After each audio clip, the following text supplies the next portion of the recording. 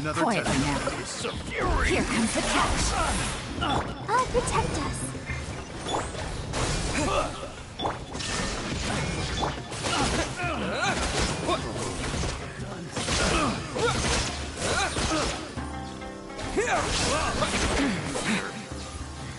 Pretty good.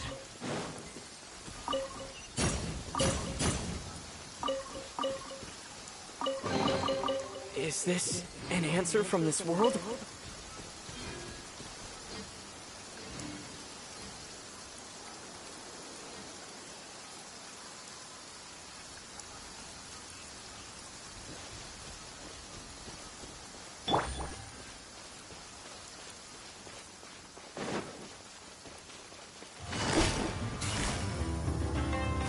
Busted.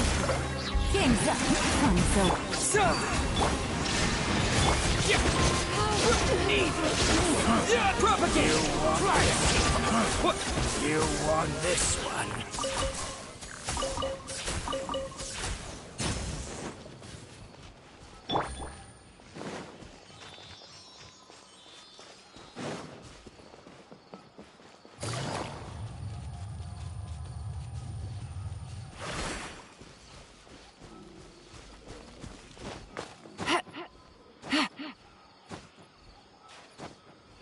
Yeah.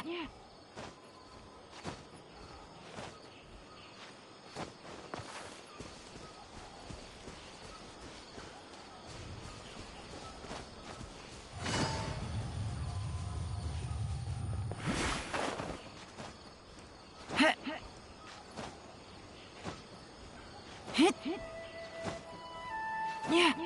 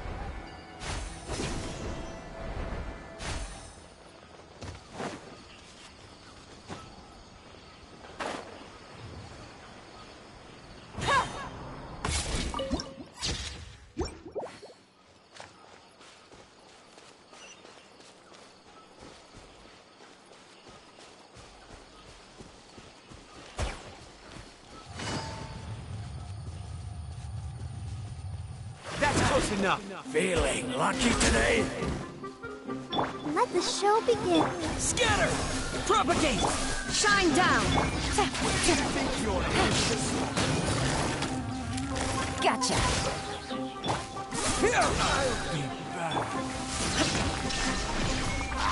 Come on, coward!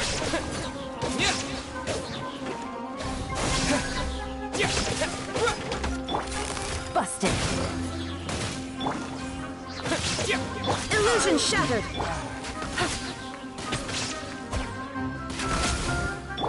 I'll protect us. Scatter!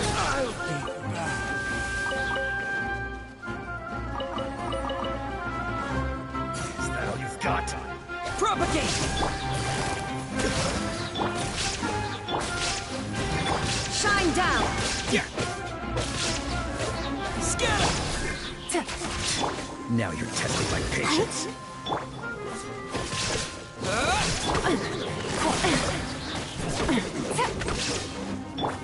escape. Bloodstains. Will meet Propagate! again. Is this an answer from this world?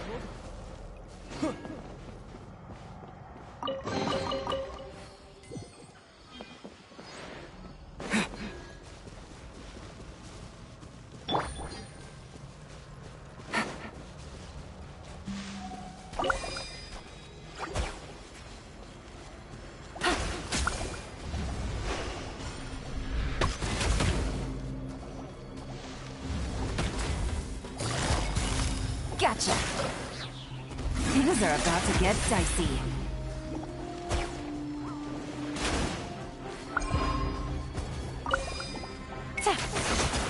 Busted.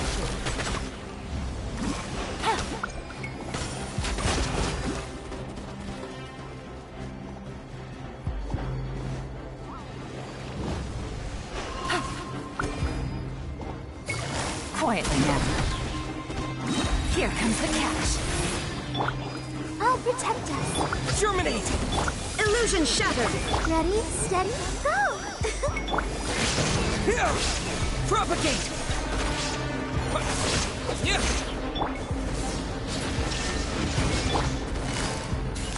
Busted. Scatter!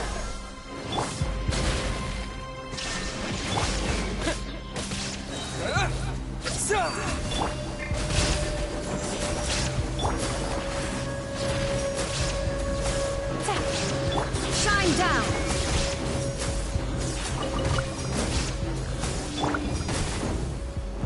Quietly now.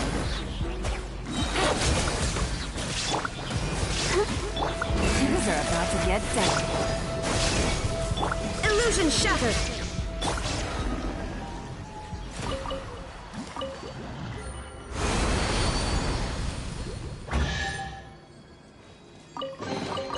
A chest full of value.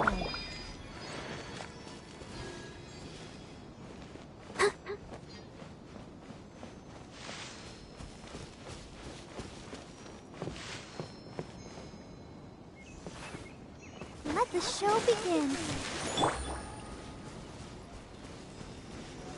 Take it easy.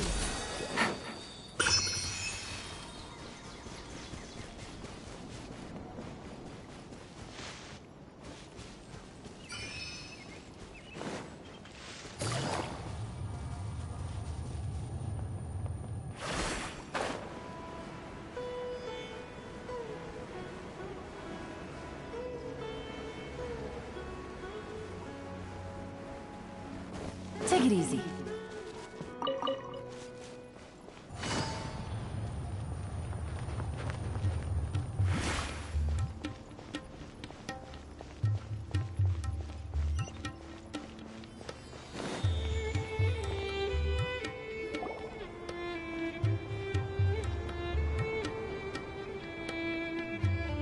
We finally made it to Caravan Rebot. It's pretty lively here.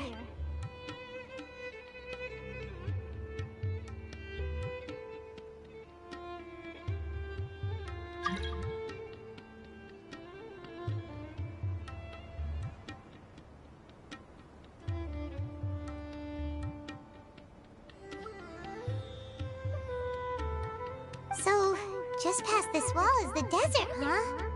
Oh, wow. Paimon remembers hearing people call this the Wall of Samiel.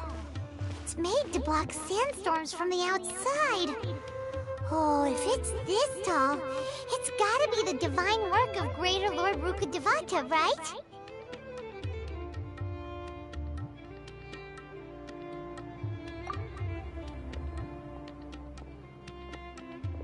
Enough gawking. Come on, follow me. Huh?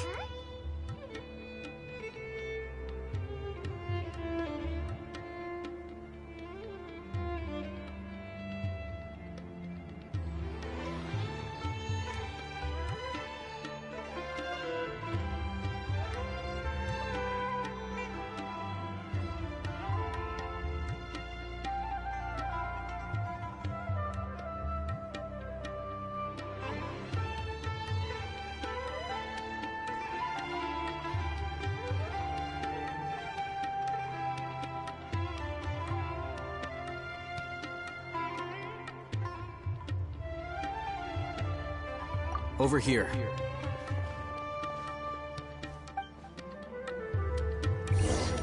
Oh, Hatham went that way! Let's hurry up and follow him. Wonder what he's up to.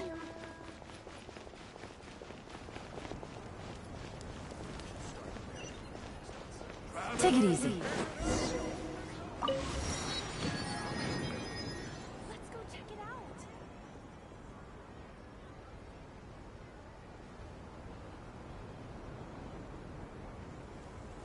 What the? Where did he go?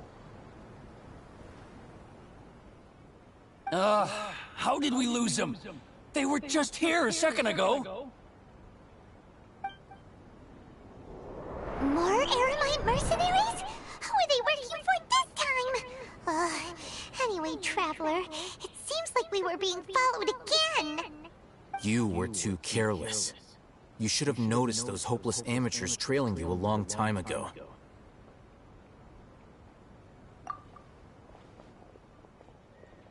There's no need to thank me. I've never cared to keep track of personal favors. All I did was correct a mistake I happened to come across. It's a habit I developed at the academia. You really gave Paimon a scare, Al Hatham. We never thought we'd run into you here. Last time we met at Port Ormos, didn't you say you were going back to the academia? Wait, don't tell Paimon that you're here to take us back on their orders. Oh, so you've already landed yourselves on the academia's hit list. I can't say that I didn't expect it. However, had I wished to turn you over to the academia, don't you think you'd already be the Eremites' honored guests by now? Oh, right. You do have a point. I have no interest in running errands for that project. As a scholar, I've always belonged to the camp that promotes researcher autonomy. And these days, you're more fascinating than anything the sages can offer. Not quite. To tell you the truth, I'm still investigating the Divine Knowledge Capsule. Unfortunately, I've run into some difficulties. Everyone says the capsule originated in the desert and was eventually moved to Port Ormos. If I am to get to the bottom of this, I must understand how the capsule first came to be. Which brings me back to you, and why you're so interesting. The leader of Ain al-Ahmar used the Divine Knowledge Capsule right in front of you. And upon seeing him, your expression became perplexed, and you were lost in thought for quite some time. To have that kind of reaction, I think you must have realized something. Are you interested at all in sharing what you've been hiding from me?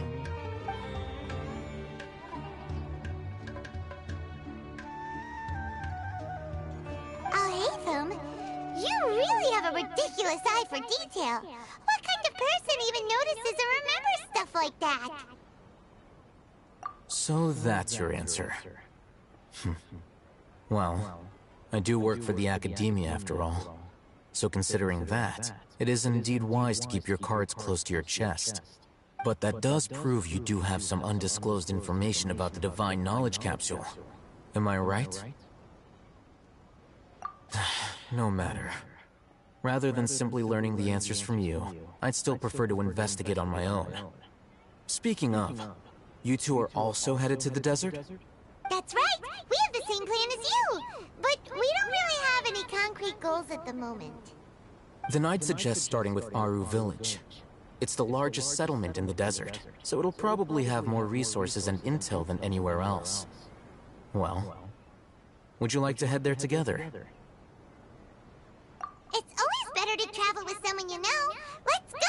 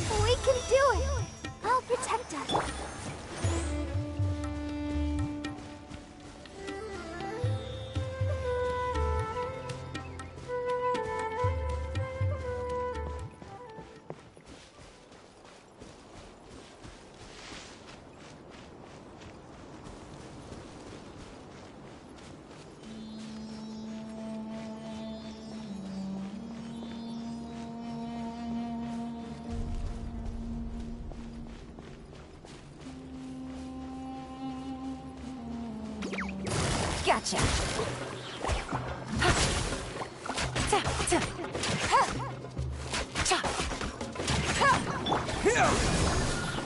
There is no escape. Quietly now.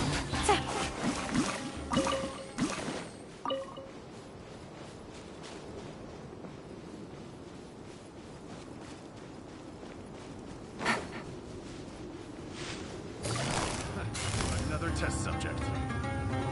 Busted.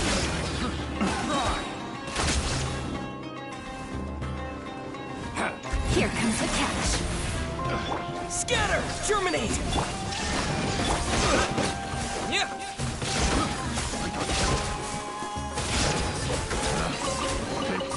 I'll keep this close. Subject.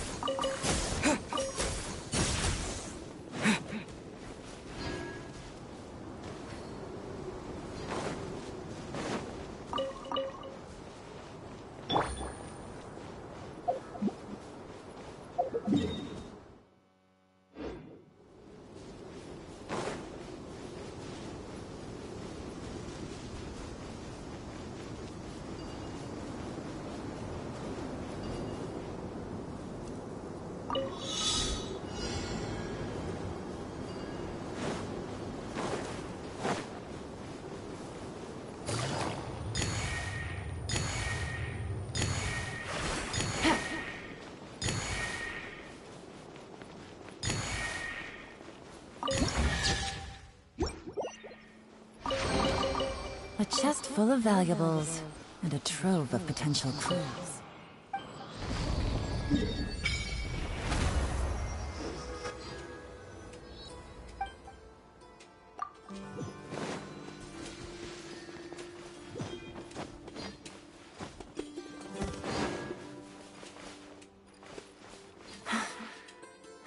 Take it easy.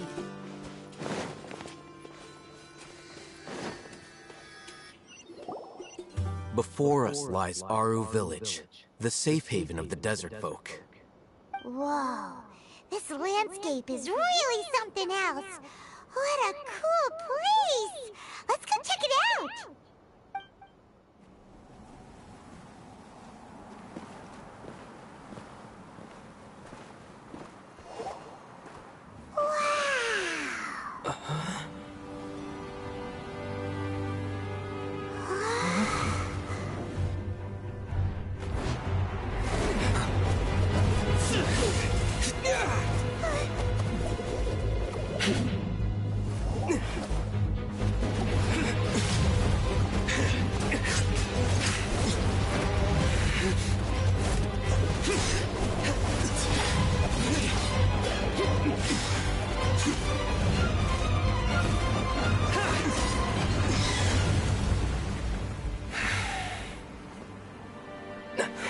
Sino.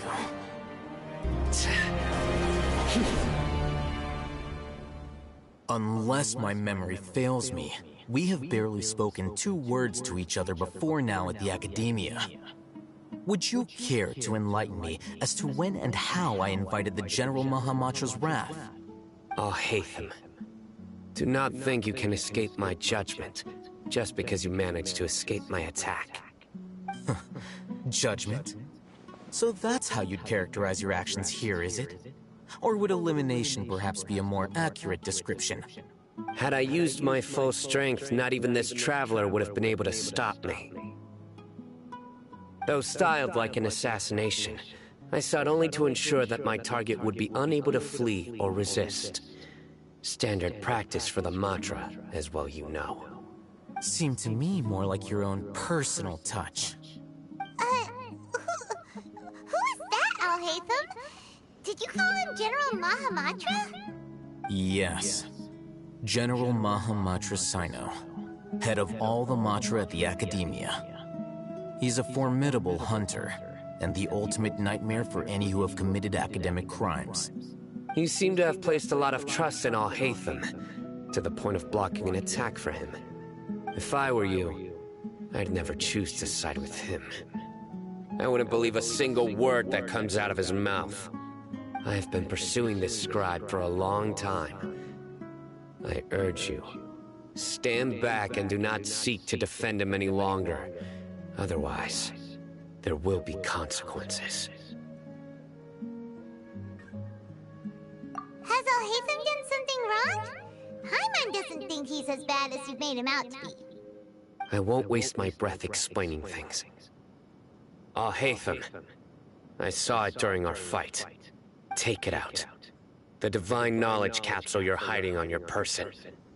Unless you want me to retrieve it for myself. Very perceptive of you. Nothing escapes Amatra's senses. Wait, the divine knowledge capsule? Didn't it fall into the Mantra's hands in Port Ormos? No wonder you speak with such confidence, Sino. But I must admit, I'm very curious. What does this capsule mean to you? And why, as General Mahamatra of the Academia, are you all alone in the desert? As far as I'm aware, the other Matra have been speculating about your disappearance. Have you been given a mission that's, let's say, morally dubious? If I was the real target of your mission, what was stopping you from simply using your authority and resources to judge me within the walls of the Academia?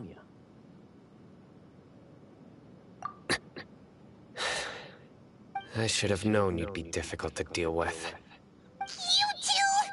Ugh. What you would do, Traveler? Paimon feels like we can't trust either of them. Ahem. Well, look at you two, acting all tough and self-righteous over there. Wait, Dia?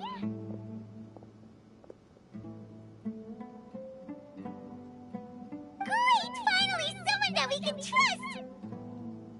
You gotta help us out here, otherwise these two are gonna start fighting again! Yeah, sure looks that way. Two giants from the Academia duking it out once and for all. Not something you get to see every day, that's for sure. Listen, I know you academic types love to fill up your big brains with self-righteous morality and lord your empty rules and virtues over each other. But how dare you bring your petty disputes into the safe haven of Aru Village? It seems like someone's gonna have to beat some sense into your thick skulls until you finally learn to respect these grounds.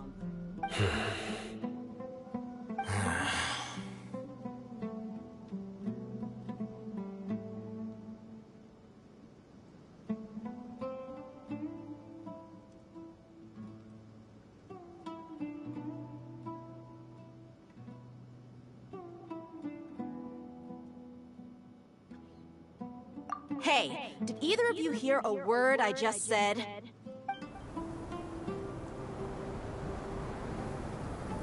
Whoa, what's going on? The wind's so... It's gonna get blown away! Another sandstorm? What's up with these recently? Hey! All of you, over here, quickly! We have to take cover! Someone's calling for us! Oh, this wind is too strong! Let's get over there! That sounded like Candace. Come on, you two. Jeez, are all of you Academia folks such hard work? Move it! All right, stop yelling.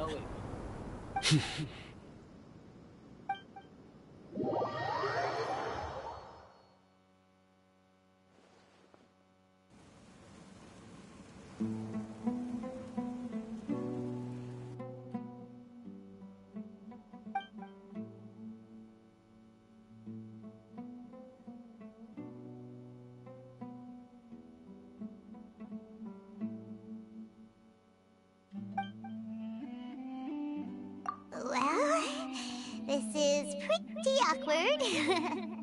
Hey, wanna play sardines with three people who wanna tear each other limb from limb? Sure, why not? Sounds fun. The air is so thick and heavy. Paimon can hardly keep floating anymore. My sincere apologies, everyone. This is the home of our village chief. I will have to ask you to make do with this small room until the sandstorm dies down. Please, let me introduce myself. I am Candace, protector of Aru Village. Our savior has come at last! Nice to meet you, Candace. The name's Paimon. Thank you so much for helping us. There's no need to thank me. It's only right to help each other when the weather gets rough. Wow, she's so gentle and caring, like a nice older sister. Unlike those guys over there. All right. Now that we're all better acquainted, we should return to the topic at hand. As a guardian charged with the responsibility to protect my fellow villagers from harm, I was observing your conflict from afar, even before the sandstorm started. And now that you have set foot within our village itself, it is all the more my responsibility to make absolutely sure that you pose no threat whatsoever to us. So please, have an honest and sincere conversation with one another, and put your hostile feelings to rest. If anyone dares to start anything again while they are under this roof, I will not hesitate to send them out for some quality time with the creatures of the sandstorm. On second thought, Paimon may have misjudged Candace's character. And that goes for you too, Miss Dia. Do I make myself clear? All right, we got it, Candace. That's what I like to hear. So, which of you will begin? I was supposed to be a mediator, but I might have gotten a little too involved just now. Anyway, one of those two should probably start talking.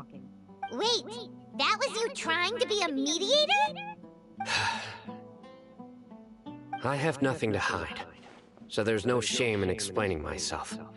While Al-Haytham wasn't wrong about the other Matra not knowing my whereabouts, it's not because I've been assigned a morally dubious mission. Rather, I've chosen to exile myself. Huh? Exile yourself? A little while ago, I discovered that there was data missing in the Academia's project planning and development files. What little they did report clearly did not match the project's actual progress. As General Mahamatra, I had the responsibility and authority to request an audit. However, to my surprise, the person responsible for the erroneous data was none other than Grand Sage Azar himself. I tried to investigate the issue myself before submitting a formal audit request, but I soon found that all leads and potential pieces of incriminating evidence were carefully concealed from me. I began to realize that they were cautious of me from the very beginning. Unsurprisingly, the Grand Sage rejected my audit request as soon as the submission reached his desk. He even said to me, "The power of the General Mahamatra is granted by the sages. You have no right to judge us." So they really are up to no good. I realized then that to the Grand Sage, the Matra are nothing more than tools for the sages to assert and maintain their control over knowledge. The vows that we took, the principles that we strive to uphold, they are meaningless to the academia of today. I believed it would be wise to flee the academia before the sages had a chance to take action against me. This way, they can no longer see nor predict my actions. I will never give up on this investigation. There's no need for someone else to give me power or authority. Once I find the truth, I will administer judgment by my own name. Sino seems to have the same goal as us. We're all investigating the sages. Plus, now that he's no longer the General Mahamatra, he somehow feels a lot less scary. Well, Sino, if that's your story, then why did you see Al-Haytham as a target? When I was investigating the matter in the academia, I overheard a conversation between Al-Haytham and a sage. The sages asked you to investigate a blonde-haired traveler. Do you dispute this, Al-Haytham? What? Like many parts of the project, this assignment was undocumented. Now throw in your suspicious behavior with the Divine Knowledge Capsule, and I think we deserve an explanation. Yes. I was indeed tasked with investigating the Traveler. Al-Haytham?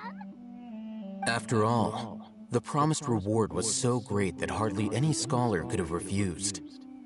The sage told me, once you've completed this assignment, I can give you a glimpse of divine knowledge. A most enticing offer. Unfortunately, those academics don't know me at all. Their words contained one key piece of information, namely that divine knowledge indeed exists. That gave me all I needed to know. From my perspective, the sages are far from trustworthy. Think about it. Isn't it a little strange they're so willing to share divine knowledge with anyone, even as a reward?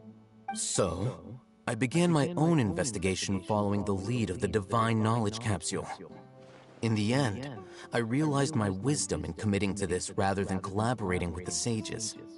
Had I been less guarded, I probably would have ended up like that Ain al-Ahmar mercenary, incapable of remaining sane for long enough to hold a conversation. You mean that the sages originally planned to dispose of you, using one of those capsules that drive people insane?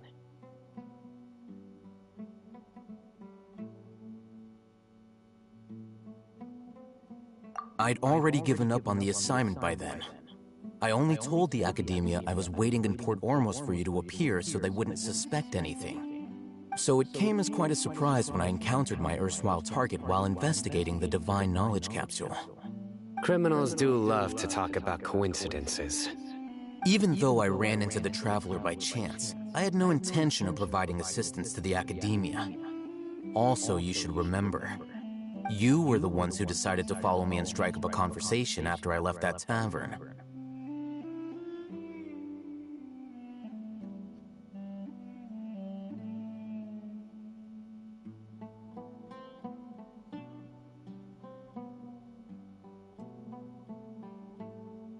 That's true.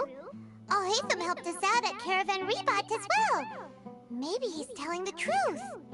I'm willing to apologize, if that's worth anything to you. I took the Divine Knowledge Capsule behind your back because I judged its existence to be a significant risk.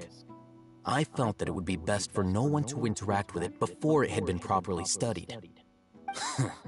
After all, curiosity often proves to be the most dangerous thing in this land. You should be well aware, Scribe Al-Haytham, that curiosity can also lead you to danger and suspicion. Answer me this. Did the sages share any information about their project with you? Have I not made myself clear? You and I are both distrusted by the Academia. Do you really think they would tell me anything? Fine. Although you haven't completely proven your innocence, I won't regard you as an enemy, for now. As you wish. Good. I'm glad to see you two clearing up your misunderstandings. And now you, Dia. I believe it's your turn. Oh, sorry. Whatever the boys were talking about must have been so boring that I spaced out. My situation is pretty straightforward. My employer, Dunyarzad of the Homayani family, is friends with the Traveler and is currently recovering from her illness at home. I had nothing going on, so I decided to return to Aru village for a visit. I was actually looking forward to a pretty exciting time getting back together with everyone here. But then I saw these two random guys in the middle of a pointless argument. It ticked me off, and things went downhill from there. Is that all? Well, I will admit that definitely sounds like your style. In that case, welcome back, Dia. That's more like it. I missed you all so much, Candace.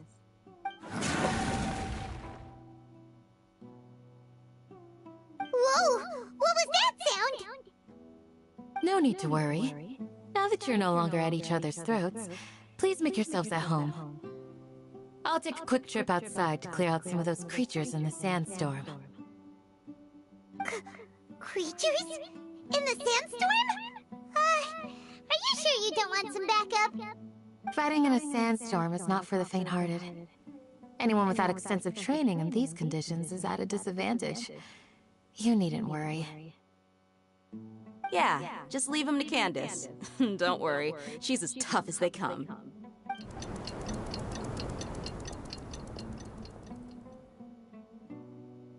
the winds died down. That means the sandstorm's over, right? Candace still isn't back yet, though. Is she alright? Maybe we should go out and check on her. When you put it that way, even I'm starting to feel a little worried. All right, let's go. We've been here long enough, and the boys are as chatty as the floor.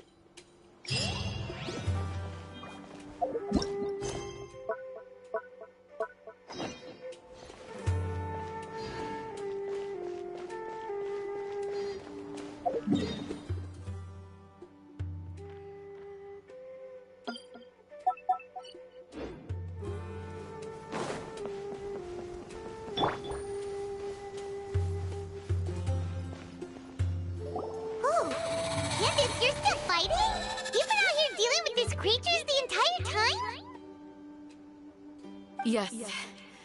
They just keep coming in waves. I've lost count of how many I've defeated. Before I realized it, even the sandstorm had stopped. Ah! Here comes another wave! Leave this round to us. I got interrupted earlier, but now I have something to take my anger out on. It's been quite a while since I've seen the Flame Main in action. I'll leave these to you then. I'll be sure to put on a good show. Let's go!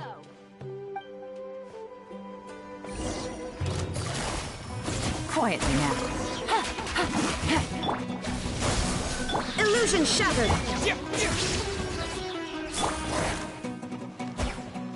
Take it easy. Propagate! Let the show begin. Spring forth! Things are about to get dicey. Here comes another raid! When are they ever gonna let up?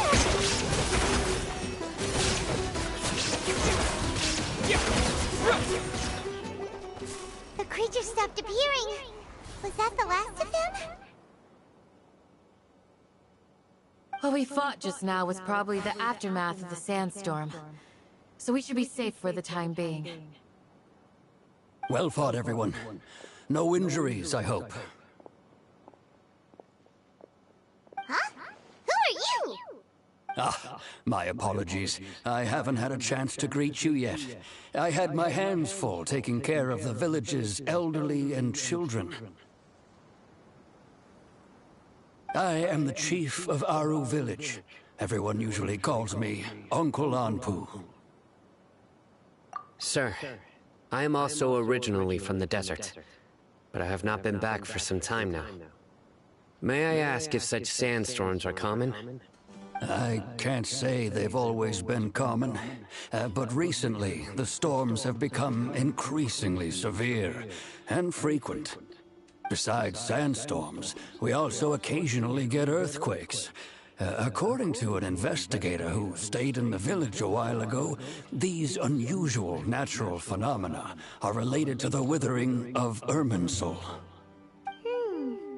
Another effect of Irminsul's withering.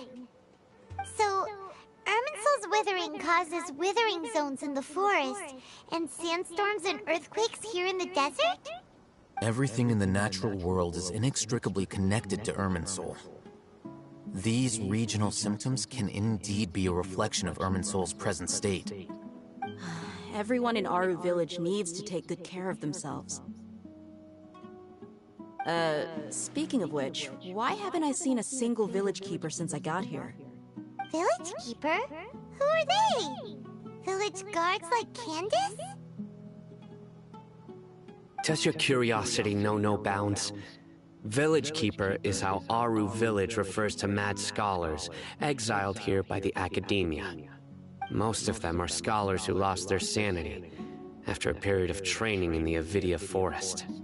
The academia believes that their crazed mutterings may have a negative effect on the psyches of other scholars.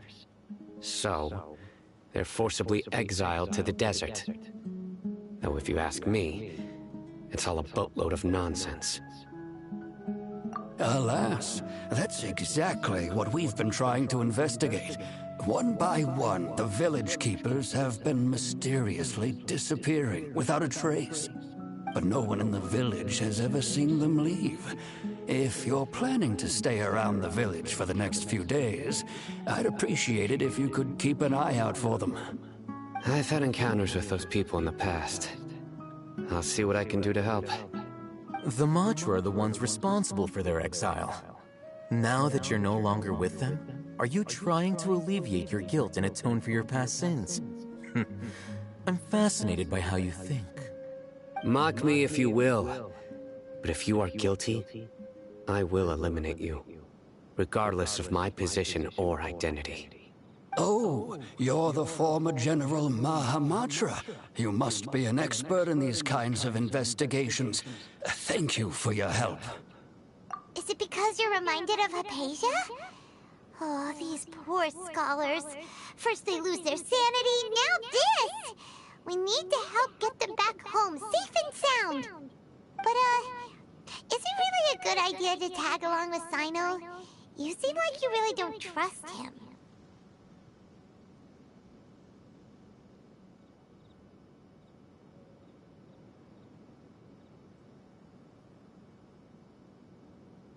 I'll be grateful for the assistance. No doubt you will do a better job than some of my former subordinates. Let's start by finding a spot to share what we know so far.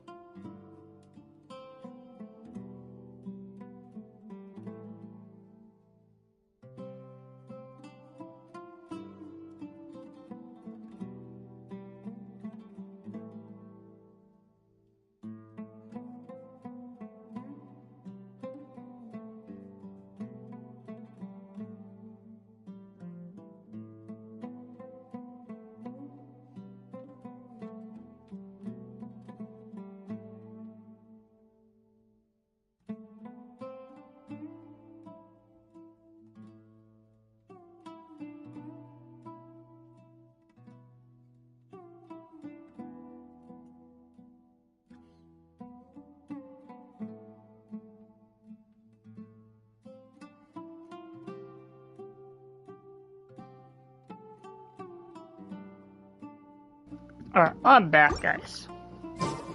To get this going.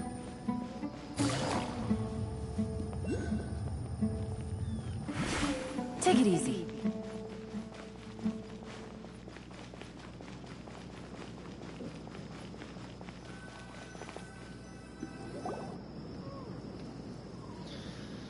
Alright. Although I've sent myself into exile, I'm still doing essentially the same things as before. Do you still have any questions for me before we start our investigation? One of my former subordinates told me that this title has its origins in a strange incident. The Academia has long exiled mad scholars to Aru Village. A mysterious phenomenon exists here.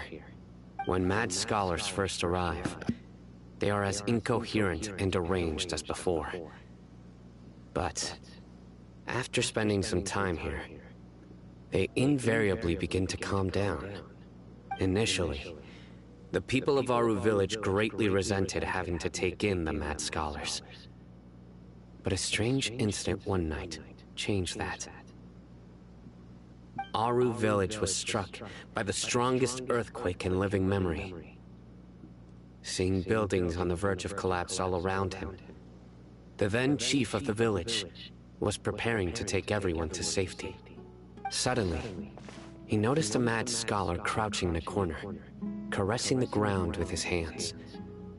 A soft, green light radiated from him, like a divine glow against the backdrop of night. Despite the powerful tremors that ripped through the ground that night, all the houses remained upright, almost as if they had grown roots reaching deep into the ground. In the end, not a single building collapsed, and no one was hurt. After that, the people of Aru Village treated the mad scholars with greater kindness, and began to refer to them as the village keepers. A soft green light? A mad scholar protecting Aru Village? What do you make of it, Traveler?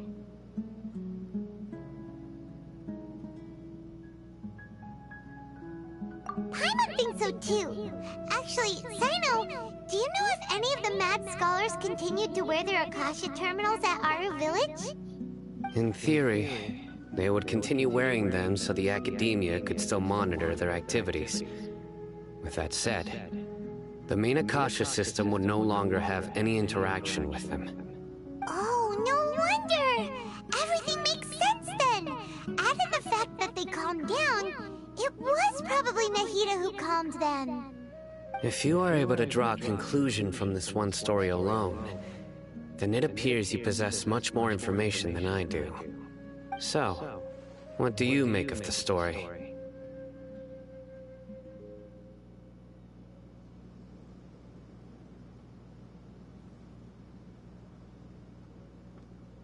Really? Lesser Lord Kusanali. What? You don't believe us? Lesser Lord Kusanali was definitely using the Akasha to give her power to the mad scholars! No, it's not so much that I don't believe you. I'm just struck by your reasoning. Lesser Lord Kusanali, the current Dendro Archon. Is she really active in Sumeru?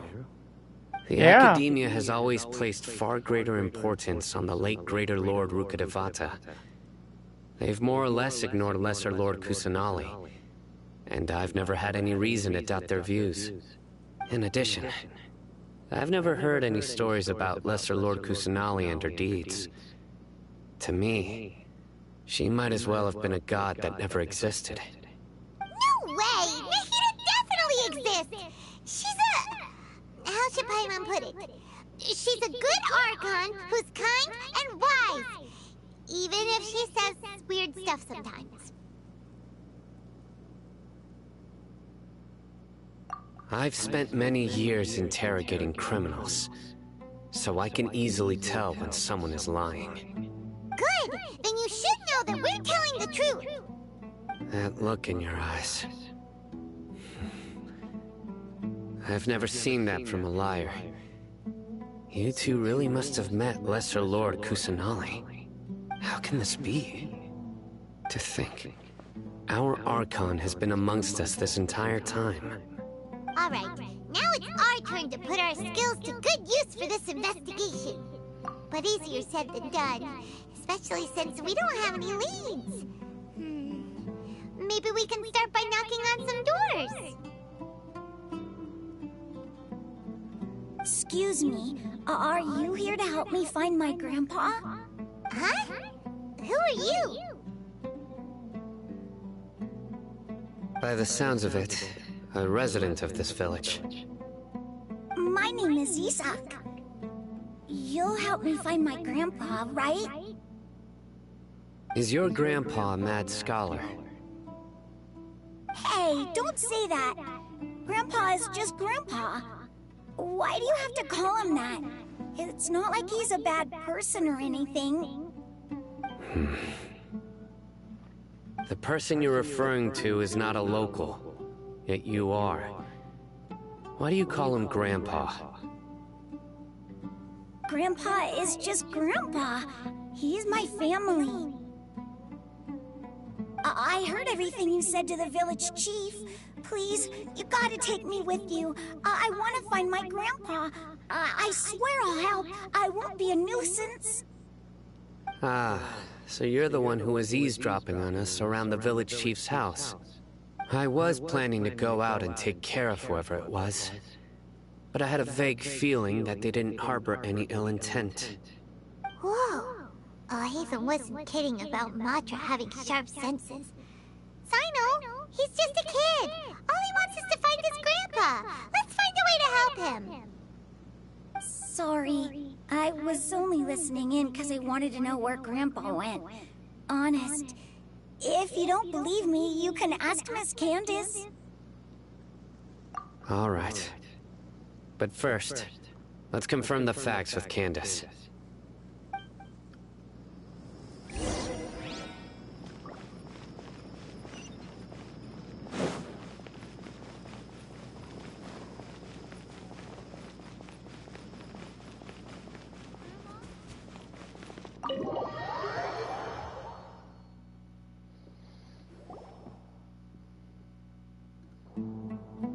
Sino is super vigilant. Is this what all the Matra are like? Ah, you're back already. We just wanted to confirm something with you. Do you know a boy by the name of Isak? I had a feeling he'd go looking for you. Huh? You knew this would happen? Yes. Although he tried his best to stay hidden, I still noticed him eavesdropping outside the window. He really wants to get his grandfather back. Isak's parents were both Eremite mercenaries who rarely returned to the village after finding employment in the city. He was raised by his grandfather. Unfortunately, it was only a few years before his grandpa passed away. Isak was still very young at the time, so various families in the village took turns caring for him so he could survive. Later, an elderly mad scholar arrived at the village. Isak thought the scholar bore a striking resemblance to his grandfather, and thus often spied on the man. However, the scholar was unkempt in appearance and incoherent in speech. Although Isak referred to the man as his grandpa, he was afraid and didn't dare to approach him. One summer night, the oft mumbling and bumbling grandpa suddenly calmed down and seemed to become more lucid. He even noticed Isak hiding in the distance. So Grandpa walked up to Isak and patted him on the head. He even took Isak to the entrance of the village, where he patiently taught the boy the names of the stars, and accompanied Isak until he fell asleep. The next morning, Isak woke up and wanted to go find his grandpa again, only to realize his grandpa no longer recognized him. However, even so, Grandpa retained his calm expression.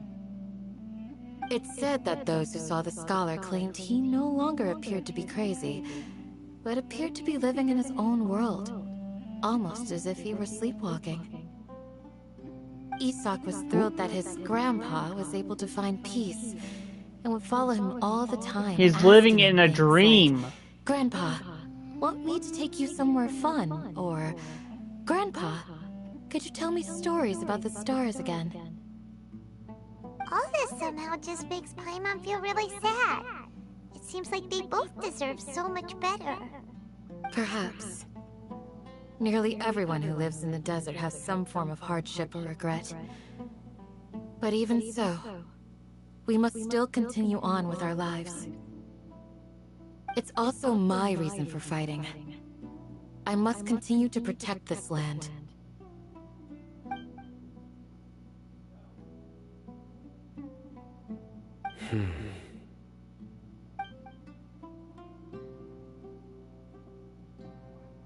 Maybe the people have always had a considerate god watching over them. Huh? What did you say, Sino? No, nothing. As long as Isak keeps his word and doesn't get in our way, we can take him along. Perhaps you are more compassionate than I gave you credit for. Please accept my thanks on Isak's behalf, Sino.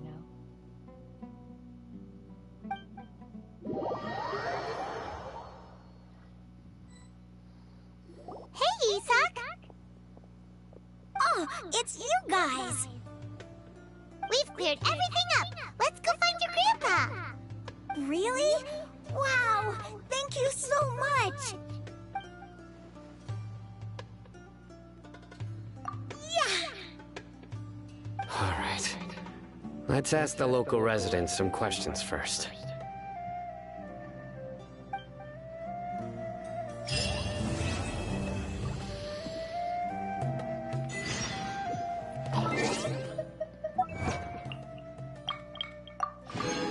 I'm very tempted to do a summon on...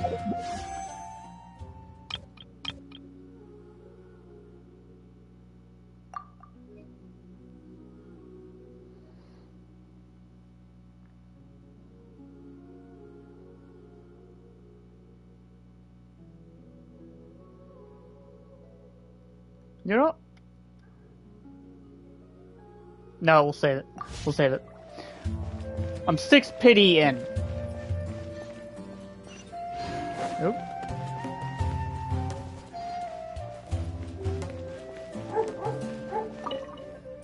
Excuse me, did you happen to see where the missing scholars went?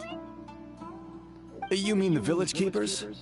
Oh, let me think. When I was eating dinner the other day, I saw one of them by the side of the road, muttering away and eating mushrooms and tree roots.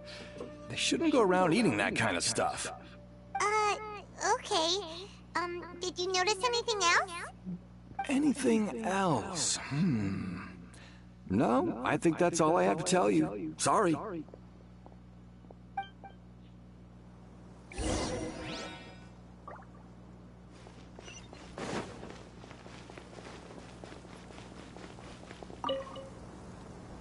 The scholars that have gone missing. Have you seen them? Those eyes. Those fierce eyes. You look like a real fighter. Don't change the subject. Right. You were asking about the mad scholars. I think it's been a few days since I last saw them. I usually go to bed pretty early, so I'm not too familiar with what goes on at night. But honestly, I feel quite sympathetic towards them. Even though they act a little strange, they've helped me in the past. If it weren't for them, my house would have collapsed long ago. Do you also think Grandpa and the others are good people? Grandpa? Oh, hello there. It's little Isak. You mean that nice man who looks like your grandpa's long-lost twin, right? He was actually the one who protected my house. I saw it with my own eyes. He happened to be staying near my house that day and was doing something with his hands on the ground. It still feels pretty surreal now that I think back on it. Did someone teach them how to do that? Well, whatever the case, I'll always be thankful to him and whoever taught him to look out for others. I'm pretty sure that if I ever went mad, I wouldn't be able to do anything like that. Gotcha. Thank you.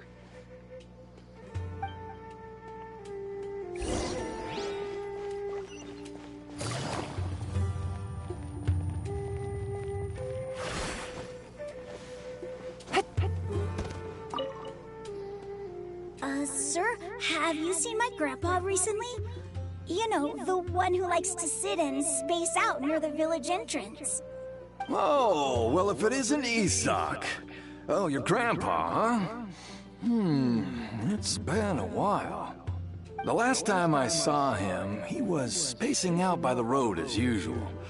I went and asked him if he'd like any of the food I had prepared, despite my wife's protests.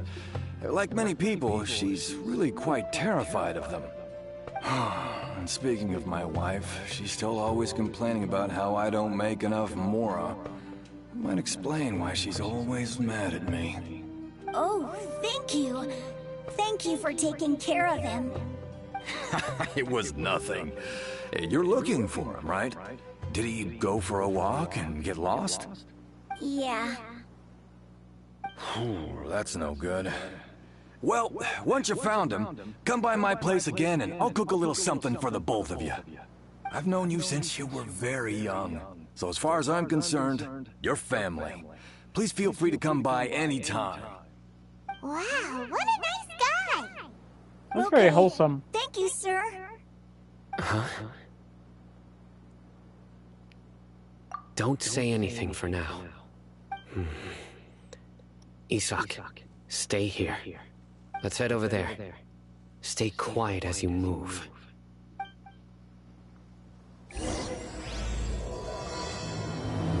Okay, interesting.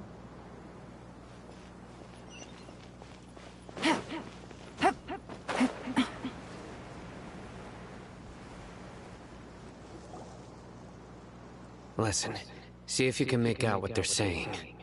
Have you heard? The mighty King Deshret, the sovereign of our faith, will soon return to this world. Yes, of course I have. King Deshret is the one and only true ruler of this land. I've never believed in any other gods. Still, you say he's coming back, but it sure doesn't feel like life's about to change around here anytime soon. What's your proof? Haven't you noticed? The village has been getting more deranged scholars than ever. Delavar was saying that many people also went insane just before the fall of King Deshret's civilization in ancient times. We don't quite know why, but it seems like there's some sort of connection between insanity and King Deshret. Isn't it a sign of King Deshret's power that all the mad scholars have disappeared? If you ask me, they must have been chosen as the final sacrifice for King Deshret's resurrection. Huh. Now that you say it, that does make some sense. Does this mean our lives are finally going to take a turn for the better? Exactly. Those city folks will get what's coming to them. Now, repeat everything you've just said from the very beginning. Huh? Who are you? Where did you come from? My patience is running thin. You heard what I asked. He's like Anubis. Yeah. Bro, this guy's something else. Just look at his eyes. One wrong move, and he's gonna flay us alive. Let's not get on his bad side, okay? I am no match for this guy. Oh, okay, good sir. What is it you would like to know? Tell me about King Deshret's resurrection. Well, I only know a few things from hearsay. I went for a drink the other day and heard others talking about a rumor that the madmen will disappear and that King Deshret will return to this land. I'm not making this up, I swear! Hey, go on, keep talking. It's true. It's all true, sir. We desert folk have had more than enough of those people at the academia. They keep sending us all their mad scholars and won't let us have a good life. Would you want to live like this if you were in our place? The radicals were even more thrilled than me when they heard the news. We're all praying for King Deshret's speedy return. Delavar also said that once King Deshret returns to our side, it's only a matter of time before we conquer the land on the other side of the wall. They're all willing to serve under King Deshret and fight for a share of the glory. Is that so? Seems like he still wants to know more. Keep talking. Got it. At first, I told myself it was just the drink talking, but then all the mad scholars vanished without a trace, just as the rumor said. Please, don't beat me up just for mentioning these rumors. If I'm guilty, then everyone else around here is also guilty. I'm just saying what the others said. The people here really like King Deshret, but dislike the Dendro Archon. Where is this radical person you talked about? I haven't run into him over the past few days, so he probably hasn't been around the village. What about you, man? Have you seen him at all? No, not at all. We wouldn't dare lie to you. He's really not here right now. Sounds like you're not too close with the radicals. No, of course not. All we know are their names. I have many ways to stop you from talking, and many others to stop you from sending warning messages. So you'd best just stay home and hope I don't hear of you trying to contact anybody. Don't do anything until I've gotten to the bottom of this. Try something foolish, and even Candace won't be able to protect you.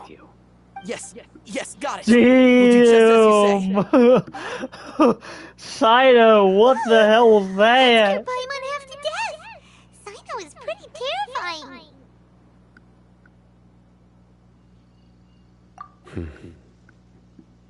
He didn't try to reassure us at all.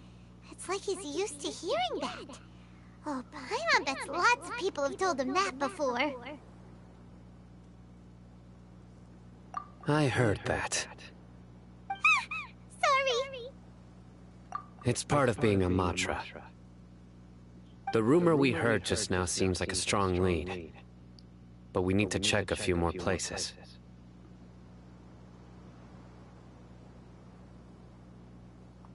Very well. Isaac! I'm here! Where's your grandpa's house? Well, I can take you there. Just follow me. Just follow me.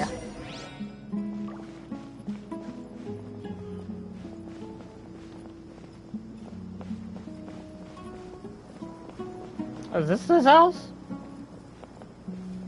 Grandpa? Oh, he likes to be alone.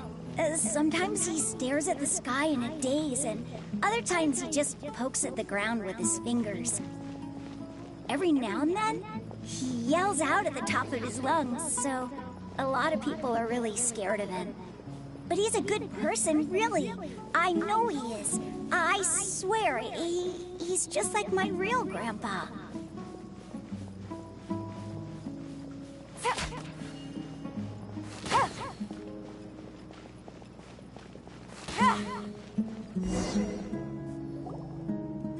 This is where Grandpa usually stays. There sure isn't much here.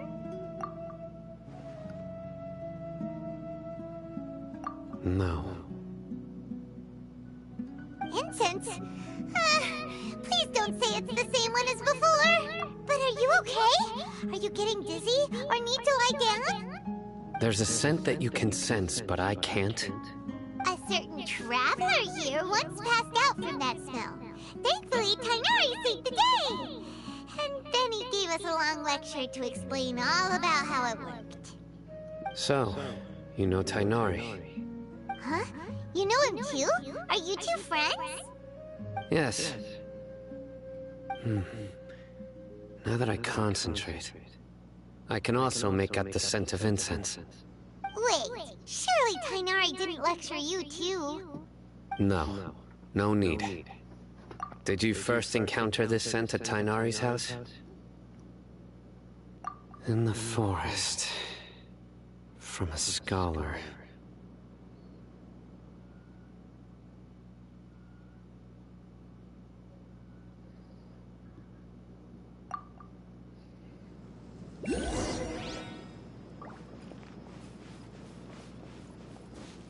Oh.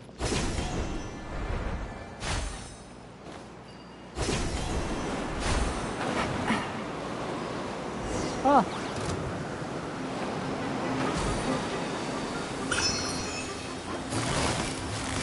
Busted. Here! Scatter! Illusion shattered. Yeah!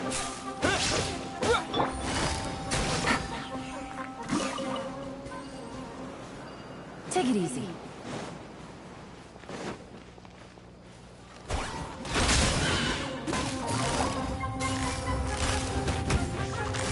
Gotcha. Here comes the catch. Propagate!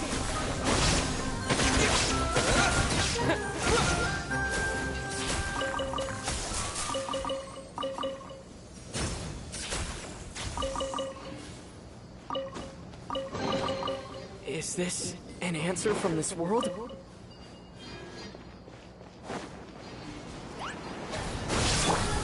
Quietly now. There is no escape!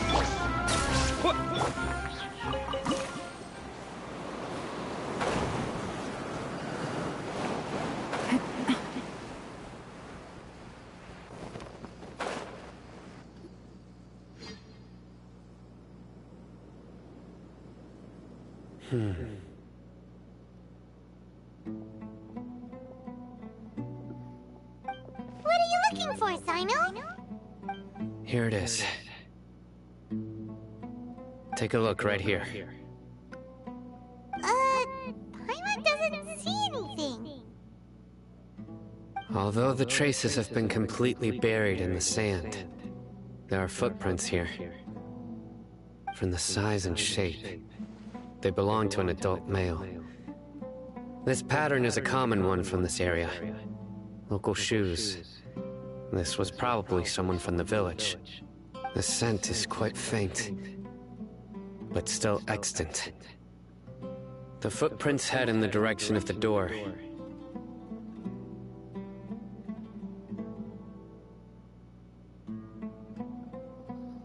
But who would come looking for Grandpa? He doesn't have any friends. We'd have to ask whoever lured him away with the incense.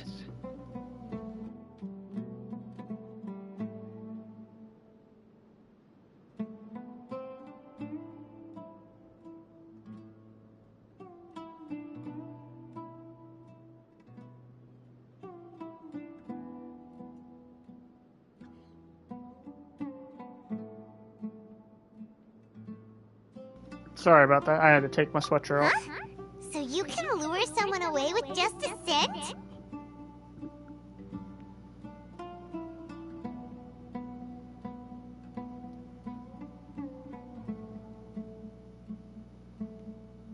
Hey! What's wrong with liking good food? Everyone's got something they love in life. Exactly. Most scholars are fond of incense, since the smell supposedly helps them clear their minds and discover new knowledge. Even deep within the clutches of madness, they still yearn for their knowledge-seeking days, and will follow the scent whenever it presents itself. No, Grandpa. So, someone's taking advantage of their weakness? Huh. Still, why would anyone want to abduct all the scholars? Are the rumors really true? I don't think it's true. I think it's a made-up thing. It's to rob them, I'm pretty sure. Could the disappearance of all the mad scholars have something to do with the radicals? It's highly likely. Please, you have to save my Grandpa. Grandpa's never done anything wrong. Please help him. Sounds like we'd better help get him back. Don't you worry, Isak. We won't let whoever took him get away with it. Let's head to Aru Village and inform Candace and the others about what we learned here. After that, we'll set off to find the scholars.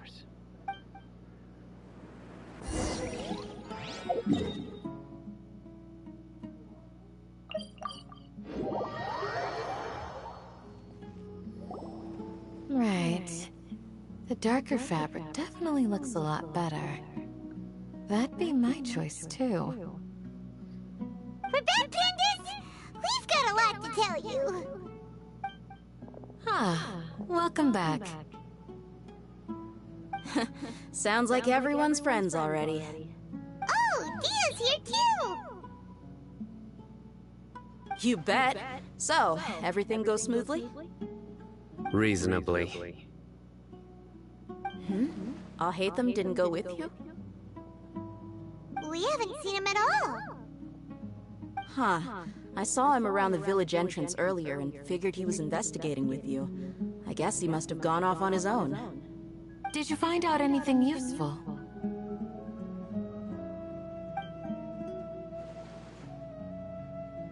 I see. So someone used a kind of incense to lead the exiled scholars away from the village.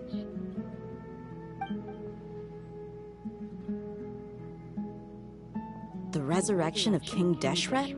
First I've heard of it.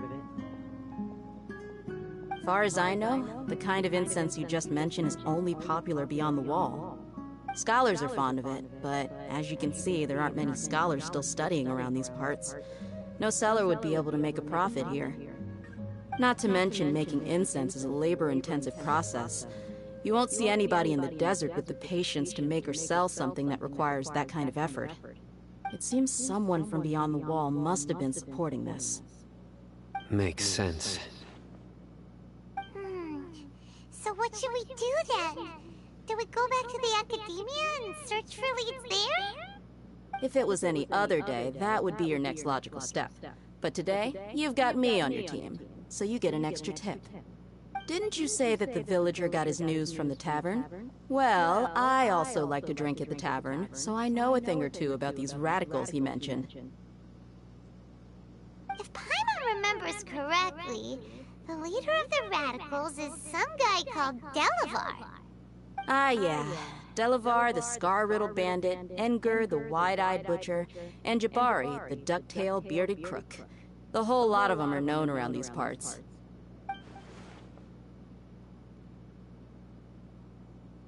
These guys have one thing in common, and that's being broke. The rougher life gets, the more they want to believe in King Deshret. Way they see it, King Deshret's resurrection is their only chance at overthrowing the academia.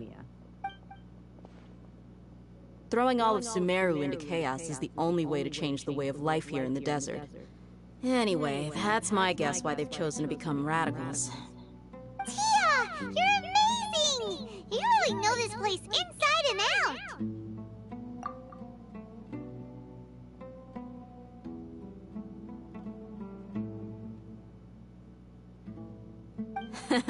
No merc can afford to slack off on gathering intelligence. Every mora I've spent in the tavern has been a valuable investment. Let's head out. Now hold on, you're staying right here, Sino. Why? Aru Village is not a big place. Outsiders stand out here like a sore thumb. I'd bet word about you has already gotten out. The desert is unforgiving, so the way of life here is also a lot tougher than on the outside of the wall. You survive on making connections out here. Compared to you, mercs like me are just third-rate amateurs. I've got no actual fighting skills to speak of, but that also makes it a whole lot easier for me to gain the locals' trust.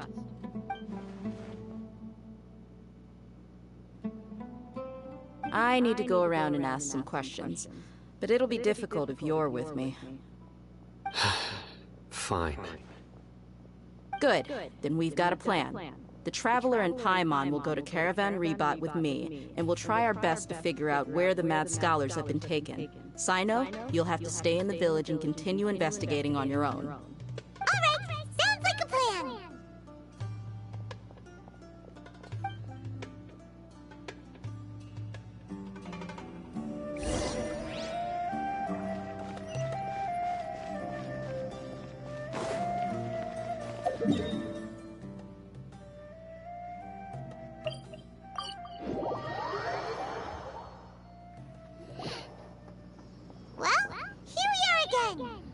Sounds like you're starting to get familiar with the area. Paimon's amazed every time we see the wall of Samiel. How can a wall this tall even exist? It's almost unreal. I know what you mean. I had the same question every time I walked this way when I was a kid. Also, why is this high wall here? And can a wall really block sandstorms? It was only after I grew up that I realized the Wall of Samiel isn't just there to keep out the sandstorms. It serves a more important purpose, keeping out people like us. Sumeru is run by wise and mighty sages. To them, us desert dwellers are nothing but tools that can be used and discarded at their whim. We're cheap labor, like livestock, but easier to control. Nothing more. Even if a child from the desert got the chance to obtain an Akasha terminal, almost all their requests for knowledge would be denied. The academia believes we're underserving. Geniuses like Sataria are 1 in a million. The other children never get a single chance to try and rewrite their fate, even though the academia knows very well that we're humans, just as they are. That's terrible! I would tear down this wall with my own hands if I could.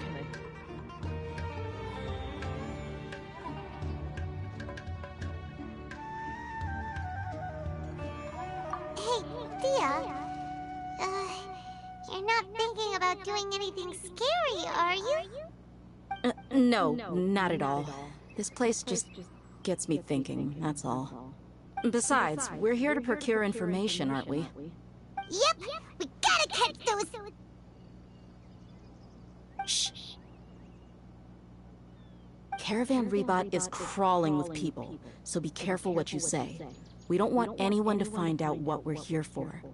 Our mission started the moment we arrived here. Let's go check out the tavern. Maybe we'll find someone I know. Yeah.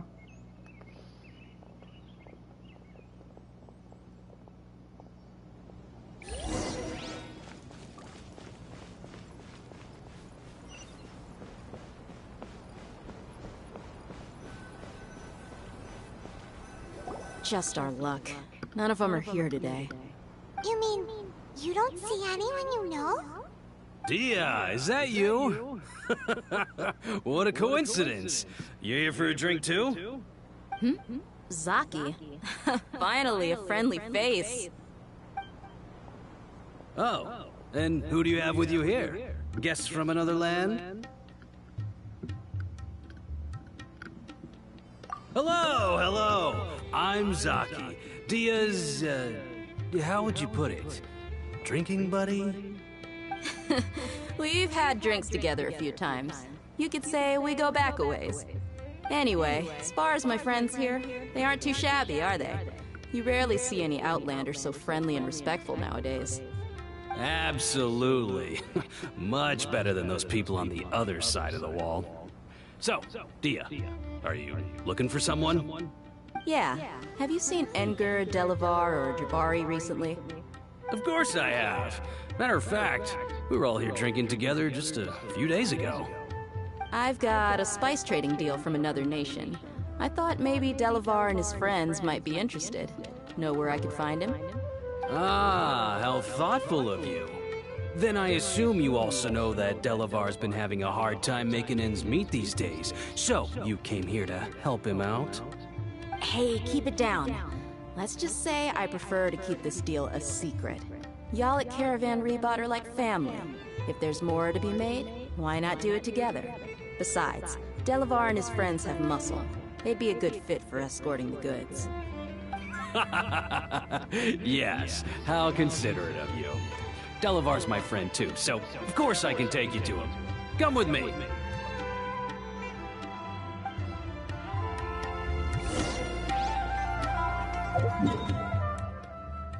Oh, jeez. Okay.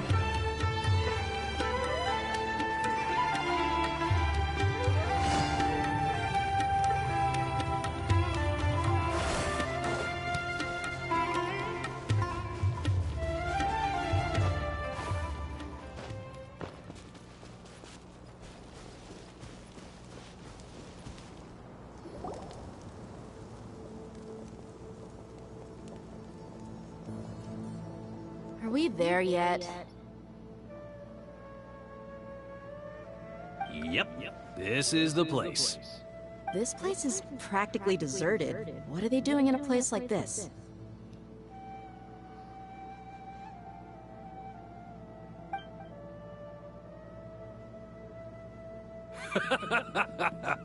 Why don't you take a guess?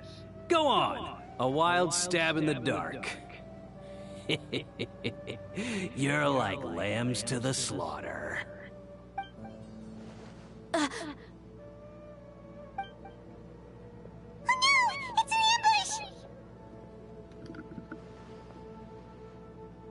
ambush! What's this all about, Zaki? Come on, Dia. You really think we didn't hear about what you said back in Aru Village? The boys have kept a close eye on you from the moment you set foot there. Not only do I know that you're looking for Delavar, I also know that you've teamed up with people from the Academia to look for the missing scholars. So, you've been watching us from the very beginning? Uh-oh. I knew leaving Sino behind was a mistake! And you left the strongest one in the village, didn't you? Who do you think you are? You really thought we'd fall for your little business deal nonsense? So you and Delavar have been partners all along. Dia, I guess it's only natural for a traveling mercenary like you to be out of the loop. Those of us who hang around the tavern have stronger bonds than you think. But you got one thing right. We're all looking forward to an uprising in Sumeru. There's nothing more we'd like to see than the desert folk overthrowing the Academia. If that's the case, then I'm sure Delavar wouldn't miss a second of it. I'll be honest with you, if it weren't for what you said in the village, your little monologue about the Wall of Samiel would have convinced me that you're one of us. Delavar. And Enger, you're here too, huh? Long time no see, Miss Mercenary. You should have known the traitors are what us followers of King Deshret despise the most. Dia, I thought that you, a fellow desert dweller, would understand why King Deshret is greater than the Dendro Archon. Little did I know, you don't deserve to join us. Yeah, gee, what a missed opportunity. Adopting radical views and kidnapping innocent scholars, all because of some baseless rumors. Anything else I'm missing out on? See? There you have it. Mercenaries are just a bunch of faithless scum with only one thing on their minds. Mora. Pathetic. You're all like a pack of street rats. You're not wrong. Mercenaries are driven by Mora, and my faith lies with whoever's paying me. As long as there's a profit to be made, anyone can become my friend. Enough talking! Get him! Now you're making a big mistake. Just as I expected. Let's teach him a lesson, traveler. See, Sino might be strong, but I'm stronger than Sio. Germinate! Here! Shine down!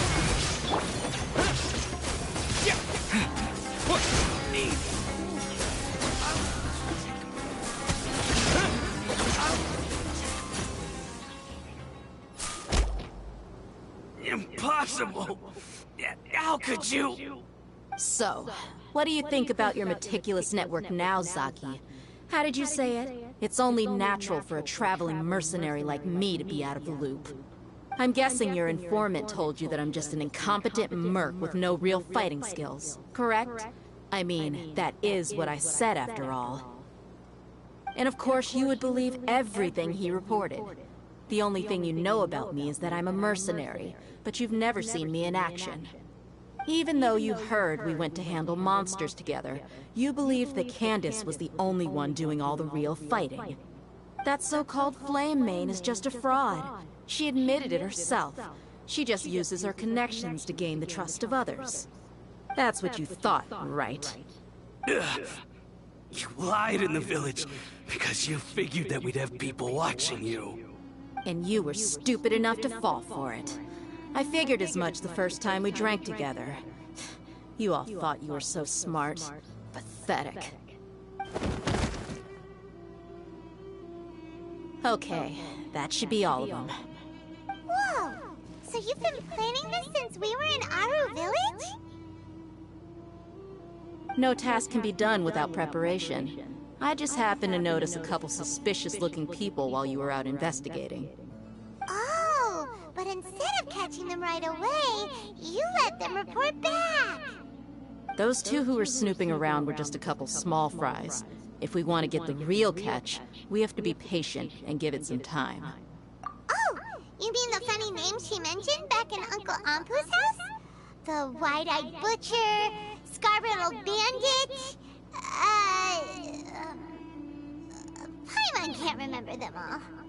That's just a bunch of drunk talk. Edgar and Delavar like to talk themselves up when they're drinking. Edgar, the wide-eyed butcher, and Delavar, the scar-riddled bandit, are the nicknames they came up with for themselves. Alcohol has a way of making people share what they really think. So Edgar and Delavar are always rambling in the tavern about how King Deshret is a superior deity. What about Zaki? He's just a numbskull who fell right into our trap. Zaki was probably the best hidden of them all. My initial plan was to find Delavar first, and then try to track him down. That's what you wanted to ask when we were at Uncle Anpu's house, right? Jabari is one of the villagers you talked to. You know, the one who wanted to treat Isak and his grandpa to some food. Wait, so he's a radical too? No, he isn't.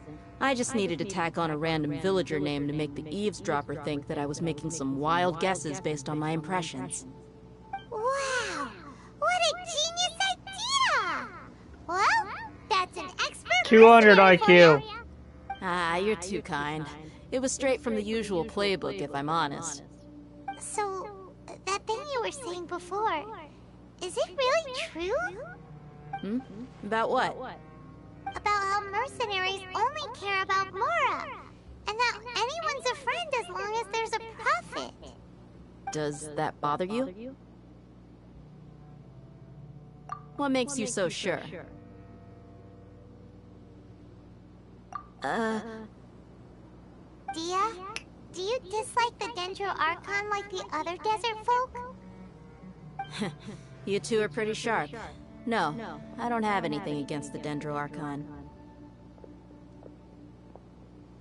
I've heard a lot of nice things about the Lesser Lord from Dunyarzad. I can understand her devotion and gratitude. Dunyarzad's just an ordinary person. There's no way a god would be so involved in the lives of everyday people, unless they were truly compassionate. I've begun to realize that the sages are behind everything that's happened recently. The radicals' blind belief in King Deshret, making the Dendro Archon out to be an enemy. It's all the Academia's trickery. But I see through it all. And unlike them, I can never be hostile towards anyone who's never done anything wrong. Dia. Anyway, looks like we're done with business here. Traveler, lend me a hand. Let's tie him up and bring him to the village.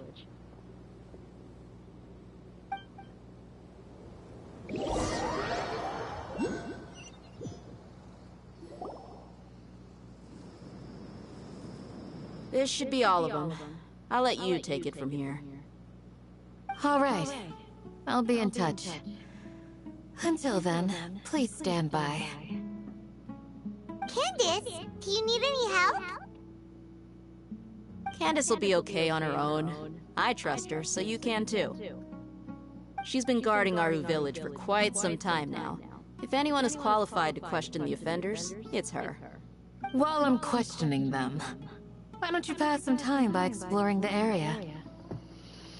I'll meet you back here tomorrow morning, Traveler. As for these idiots, let's just hope they live to see another day.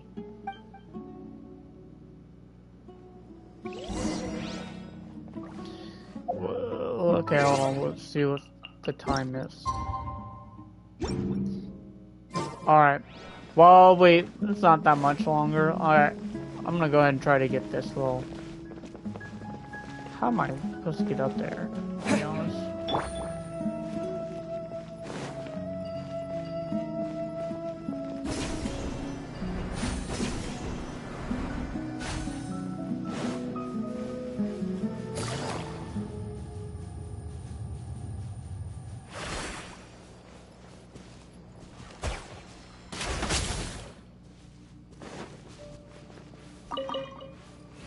What?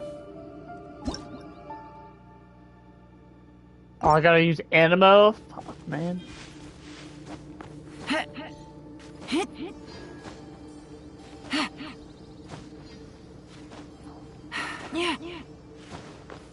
Okay.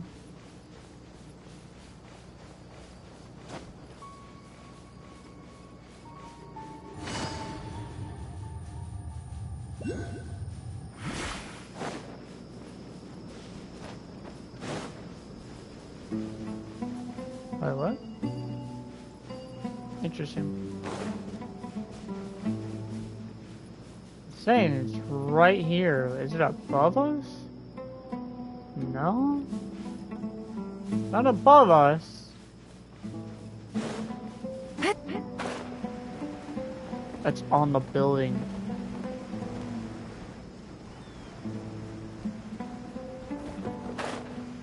That's okay.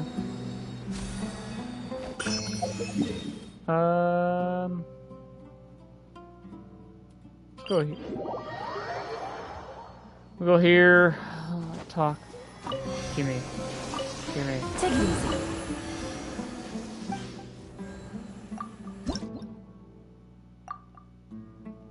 6 more. 6 more, guys. Alright. Let's go and get this waypoint. Probably should also... Oh, it's already time. Never mind. You see, that's... I'm not gonna start... I'm not gonna... Wait, what? Babe, no. I guess that... I thought that was... What time is it? Yeah. I don't know why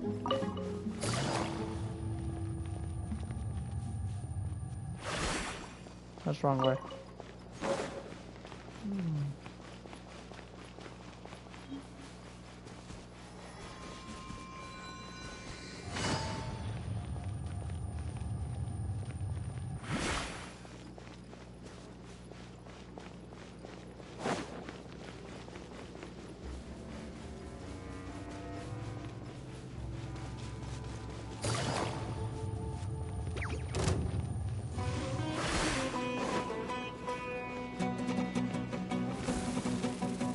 Oh, scorpions!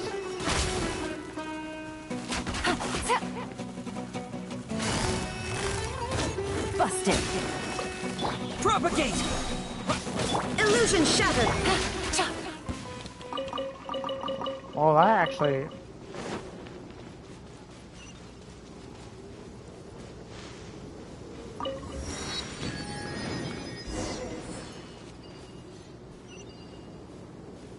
What?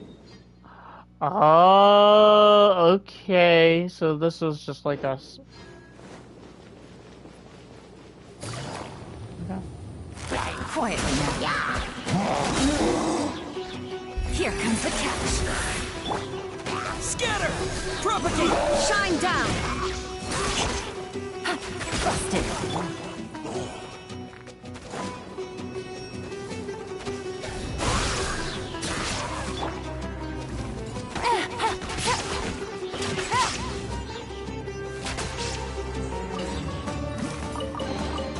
A chest full of valuables and a trove of potential clues.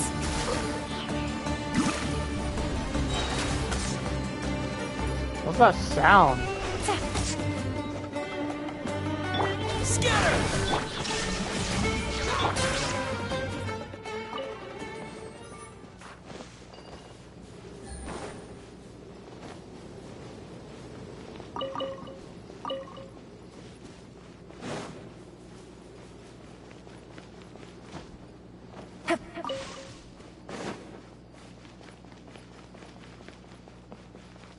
Wait, is this?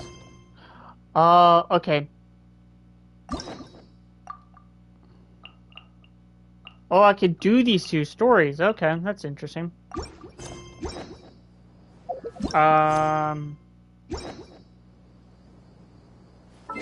You know what? Hold on. Let's go ahead and unlock those 2 stories.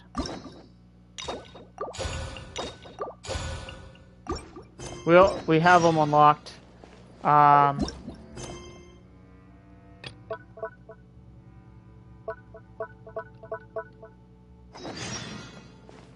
Oh, wait, what? Oh, we're already done. Oh, no, we're not.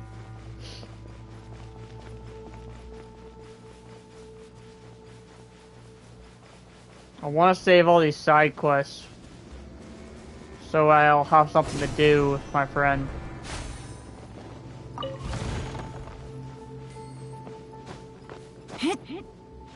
You know what? While we're waiting, we'll go to Leeway. Let's go to Leeway so I can collect these shells real quick. Get the rest of these shells. I need 30 of these, so... We also can fight this. There you are. Blink. Alright, fine. Illusion shattered. Gotcha. Use myself a little. Look at me. Just once more.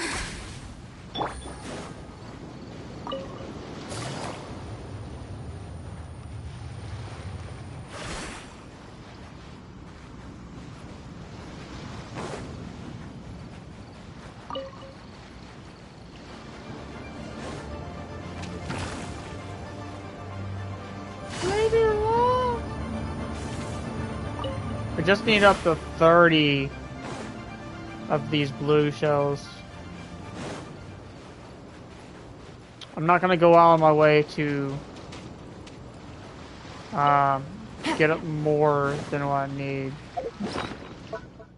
So let's go ahead and get. We need 60, so we need just 60 of them. We're at 38 right now. So technically 22 more will be good.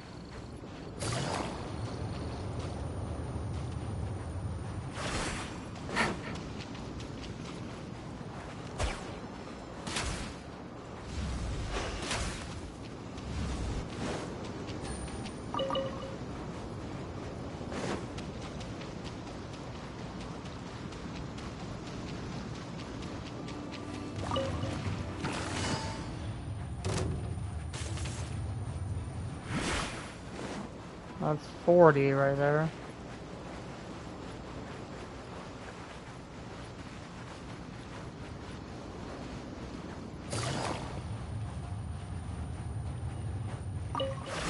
$50. No, 41, sorry.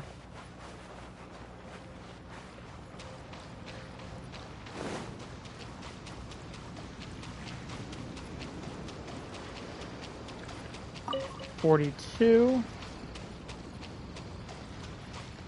Take it easy. 43. 44. Things are about to get dead. Propagate! Terminate!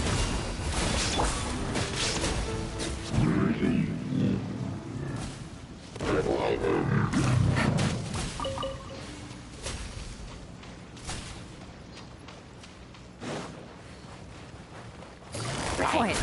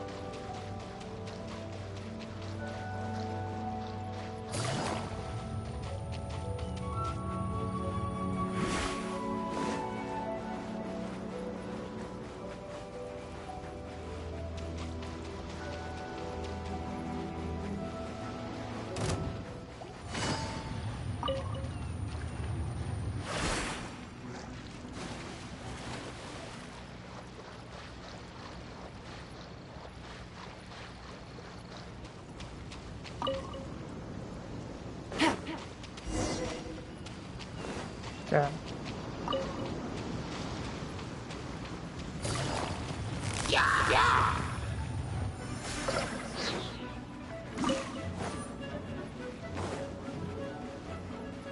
We'll go and continue it in a sec.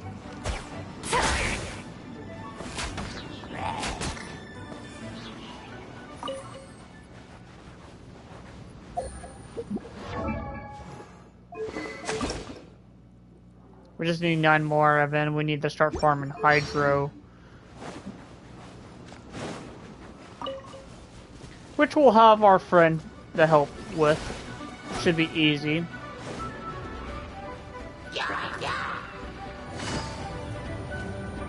This also allows them to get some more hydro.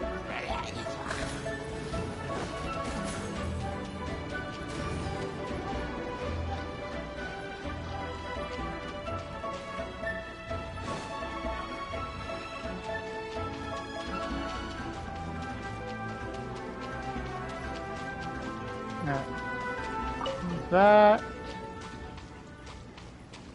And then we can actually show here. I just need 8 more, I believe. 7 more. That's not too bad. I'm actually gonna look up all the characters that look up.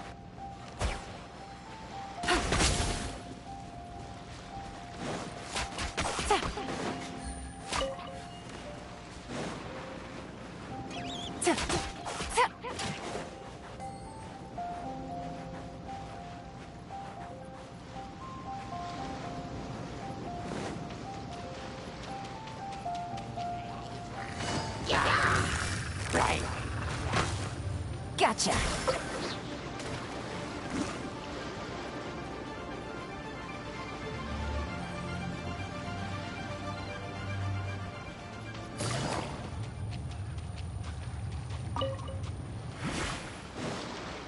Okay, I need 6 more.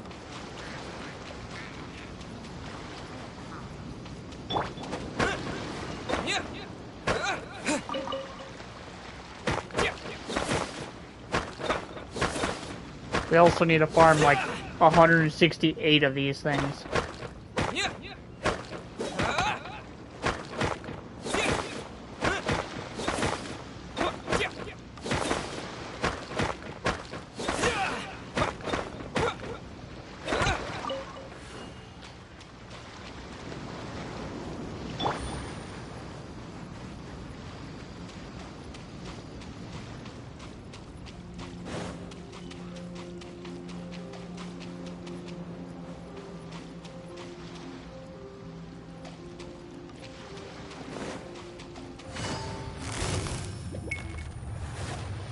Busted.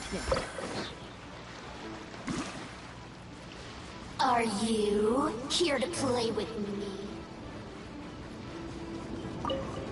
Need 5 more if I'm correct. 4 more.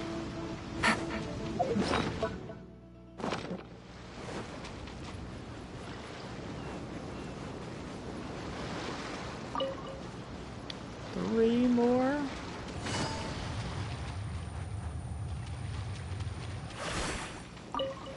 Two. Oh, there's a chest over there.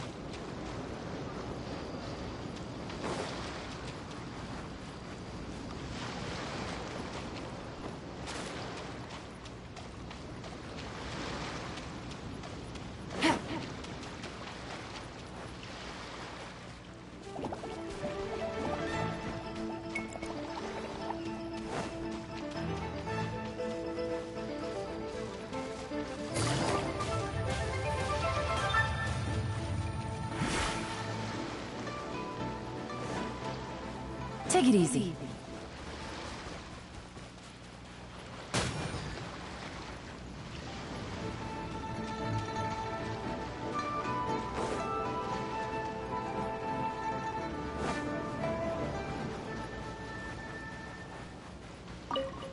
One more.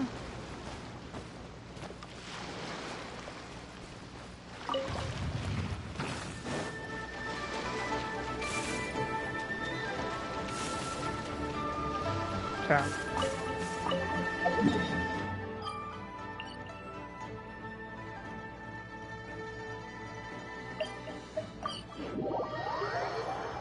Oh yeah, we can unmark this thing now.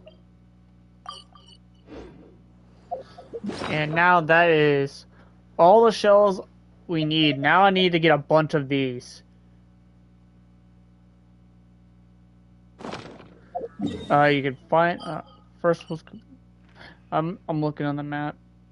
Mount Hulu? Is this Mount Hulu? See, the thing is about this. Oh, hold on.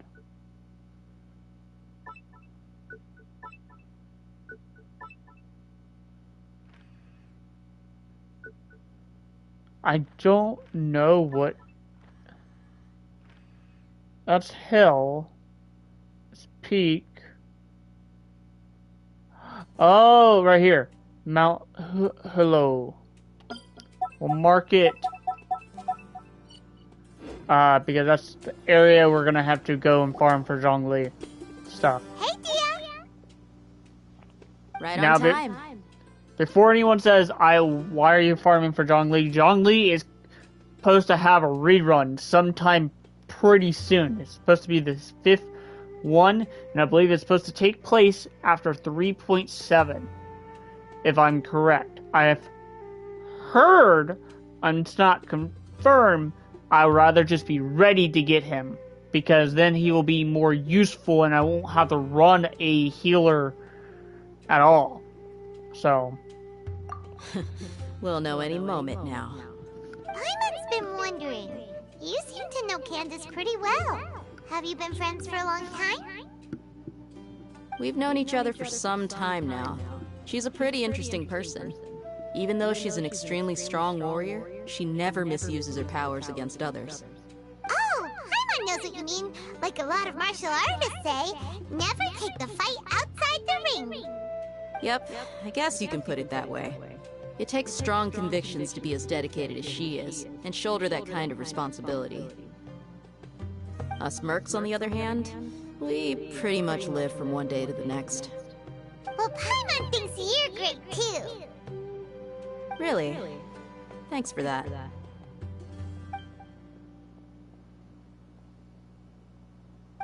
Oh, Cyno's here, and he's pretty early too. Yes, I was here yesterday to help out a little. To help out? By doing what? Sharing some interrogation techniques. Oh! You mean you taught Candace some more persuasive methods? Right. Come on in, everyone. Come on, let's go inside. Where's all Hatham? That's. We haven't seen him. He just like up and left. Candace, where? Whoa! You look furious. Do I? What gave it away? Oh, there's no mask that can hide true bloodlust. Cover up your eyes, and it'll still show itself at the corners of your mouth. Perhaps I need to work on my composure. Still, it's perfectly understandable why I'm angry. I'm sure everyone present would agree. Yes, ma'am. Please, don't beat us anymore. We're gonna die. Well, looks like Cyno taught her well. You fear death yourselves, yet you do not hesitate to place the lives of others at risk. The absurdity is mind-boggling. The ones you call mad scholars are known to us as the Village Keepers. They are vital members of our community, and some even count them as family. You come here, to my village, and you treat my people as nothing more than stepping stones towards your goal. Tell me, what would you do to you in my position? Mercy! Please have mercy! You've made your bed. We may both be desert dwellers, but there's one thing that I understand better than you. The resurrection of King Deshret will only result in war. and war serves no one. The people of Aru Village care little about which god is in power. Life may be tough and tiring, but we wish to preserve our way of life. A war would only cause us to lose all that we have. And that is not a responsibility that you can afford to shoulder. We understand. We're sorry. I'll tell you everything I know. Please, just let us go. I'm listening. You might not believe this, but it wasn't us who came up with this idea. Someone was spreading rumors in the tavern. That's how we ended up hearing about King Deshret's resurrection. Some mystery man told us that mad scholars will make the perfect sacrifice to usher in King Deshret's resurrection. They give their lives, and we can get anything we wish for. They're called village keepers. Slip up again, and you'll regret it. Yes, sorry. It was all that mystery man's doing. He told us to spread the word about King Deshret's resurrection, and talked us into helping him. In return, he said he'll help facilitate the resurrection process. I'm not sure. That's one. Huh? One what? Strike. You get a total of 3. Then, you die by my hand. Wait, I'm telling the truth.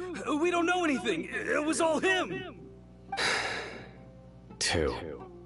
He got us to lure them out of their houses in the night with some kind of incense. We take them to a junction outside the village. Then the mystery guy takes them from there. You gotta believe me, please. I'm telling the truth, I swear. Just ask them if you don't believe me. That was indeed the truth. Traveler, go on.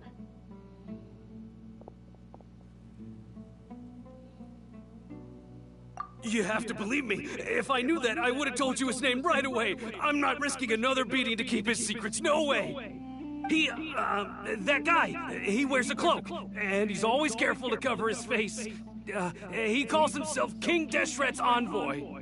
I believe I may know what's going on. Uncle Anpu? What do you mean?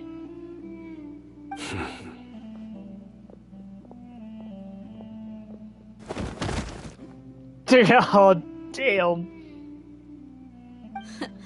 Smooth. Okay, speak. If my suspicions are correct, this mystery man they speak of could be from the Academia. Some time ago, people from the Academia attempted to take the village keepers away. I refused, insisting that they are part of our community. It strikes me now that this secretive character shares the same goal they had. Which means it's highly likely that the Academia was purposely spreading a false rumor to trick the radicals into delivering the village keepers right into their hands. They were the ones who brought them here to begin with. Now they're trying to take them back? We aren't gonna let that happen. Not the Academia again.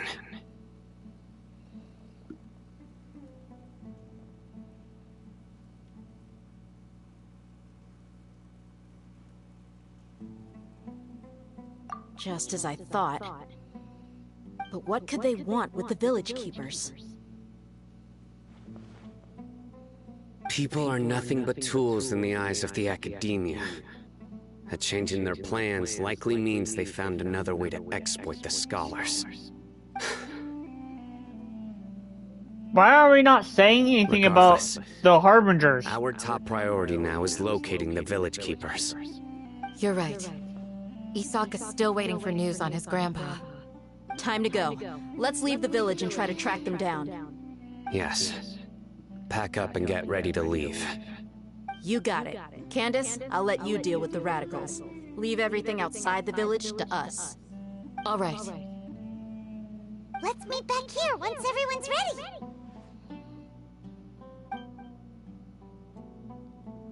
Is Candace a shielder? If you guys actually know, do leave a comment below or type in chat Is Candace a actual shielding unit? If that's the case, I might be interested in getting her. Oh, there's Al-Haitham. Let's get some food in us and then we'll... Whoa!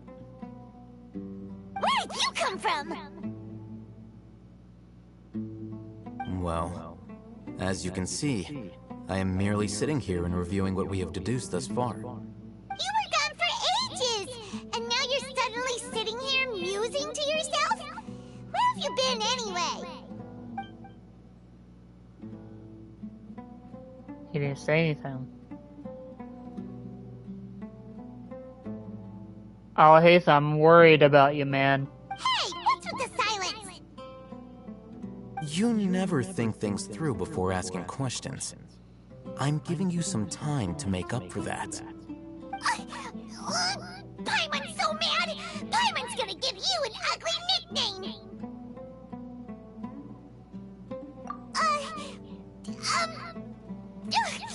Never mind! Paimon's got nothing. There's just nothing super obvious to pick with this guy. It makes it so hard. Well, you've heard nothing to suggest I left this whole time. So clearly, I stayed in the village to investigate.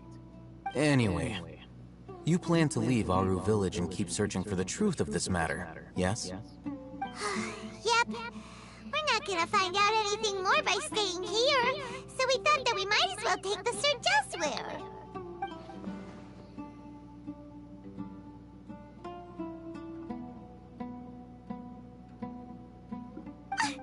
Enough with the silent treatment! No. I'm just surprised that you decided to team up with him. Al-Haitham, you haven't helped us out at all ever since we arrived at Aru village.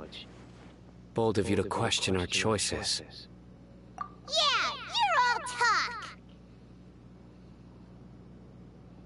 While you were investigating, I had my own work to do, which I've now finished. Really? Paimon doesn't believe you. To be honest, we aren't really a team, so I have no obligation to inform you of my whereabouts. Not to mention that going separate ways allowed me to find some important information that you all had missed. Huh? Right here in the village? Correct. What did you learn? I'm going to take you to someone. But before that, you need to understand where she's coming from. What does that mean? How do you think the residents of Aru village feel about what we're doing?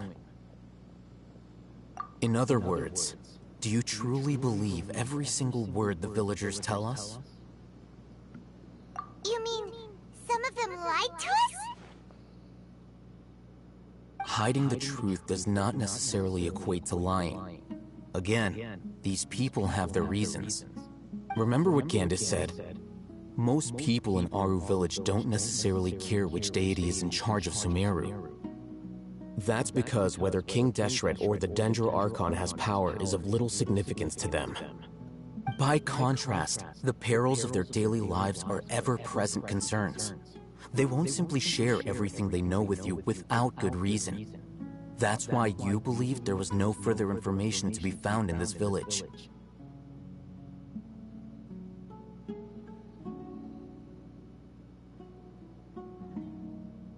Glad you're following along. Among those you have talked to, there's someone who was consciously keeping you out of the loop.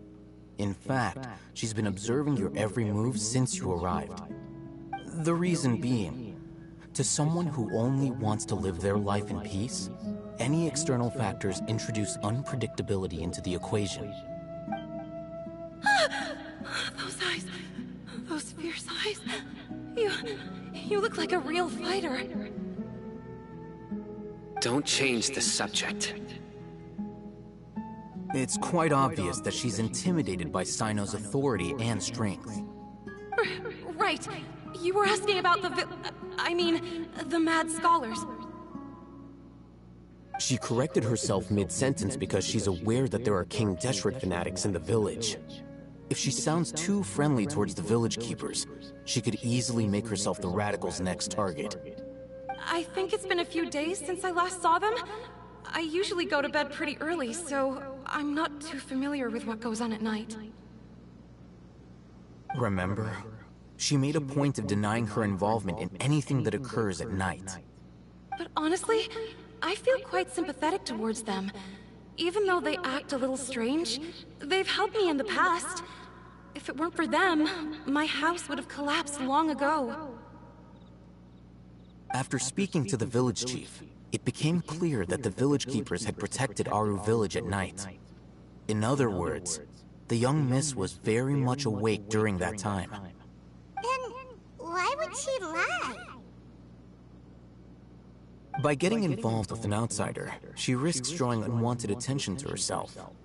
As for why she might be so wary about all this, maybe you should ask her. I'll pass on this one. You said that she is afraid of me. If so, it's best if I stay out of this. We're on it!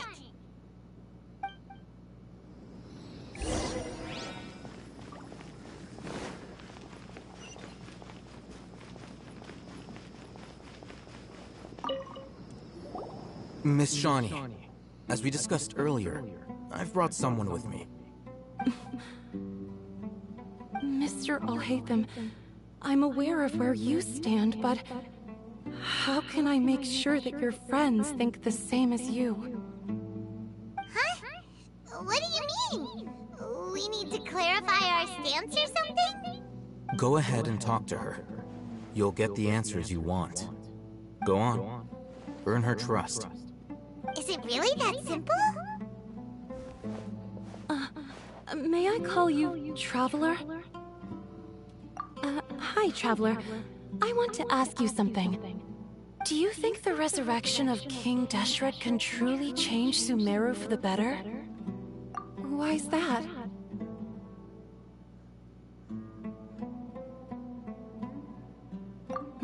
That's very similar to what Miss Candace says. I know you two are friends. That's why I'm willing to talk to you, even though I do have some reservations.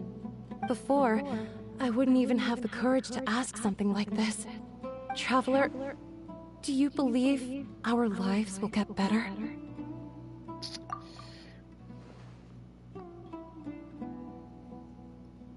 Yeah! We came here from another nation, so it isn't wrong of you to be weary. And we aren't really residents of any one nation. But even so, we've met lots of people from different places, and we've always fought for what we believed in.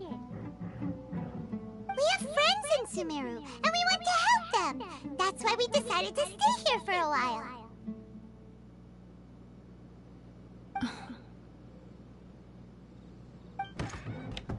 I want to trust you.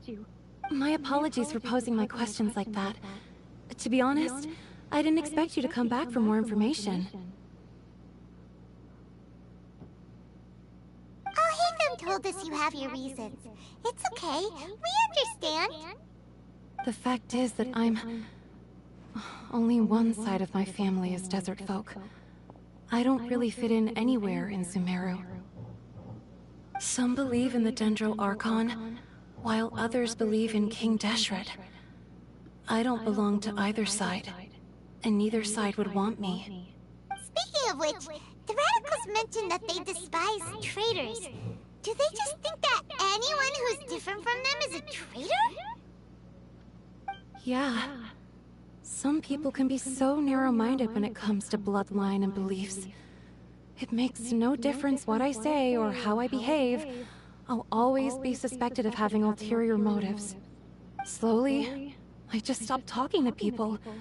I pretended not to hear or see anything. All I want is to live my life in peace. And then it happened. The village keepers who had helped me disappeared with no explanation, and I didn't dare breathe a word about it to anyone. Until now. You can tell them. I'm sure he'll keep your secret. All right. I'll tell you what I told Alhaitham. I actually have a sharper sense of hearing than most. Sometimes, I hear strange crying sounds in the night. There are ghosts? perhaps.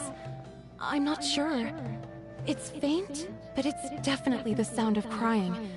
It comes from far away in the distance, and always carries very raw emotion. It used to be louder and more frequent, but ever since you arrived in the village, it doesn't seem to happen as often, and when it does, it's much quieter. I have to focus really hard to make it out. I confirmed this with the guards on night duty. They also have someone with a good ear, and he's heard similar sounds at night. But, because we're in the middle of a desert, he would rather believe that they are the cries of beasts than ghosts.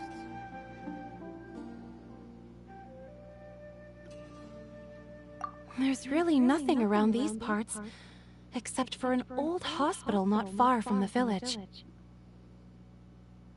I think they used to use it for treating Elazar, but it's been abandoned for years. Yeah, let's go!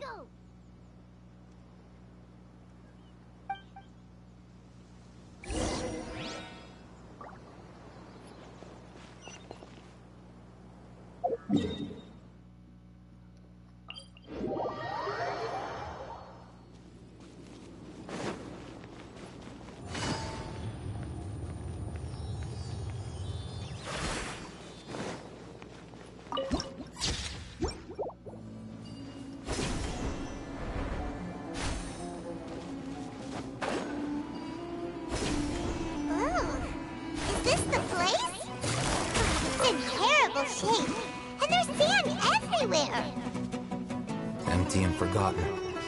An ideal place to hide people. Monsters! Watch out!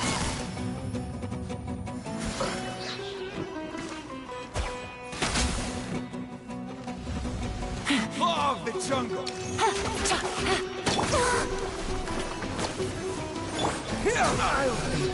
Scatter! Game's up. There is no escape.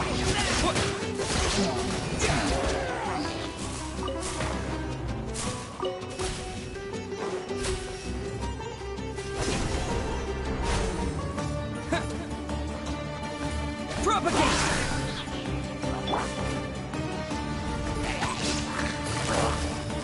Busted. Illusion shattered. Scatter!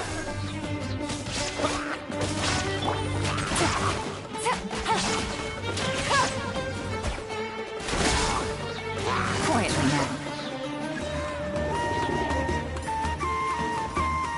Oh. Here comes the catch. Terminate! Propagate! Shine down!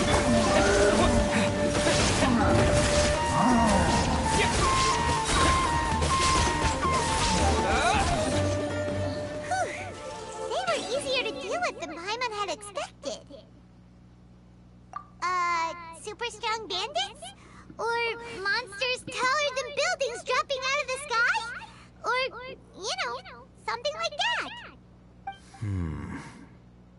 He looks super serious.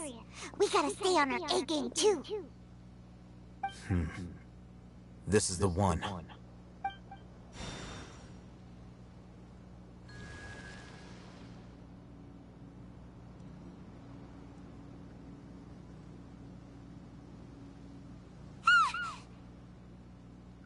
Let's go in and take a look.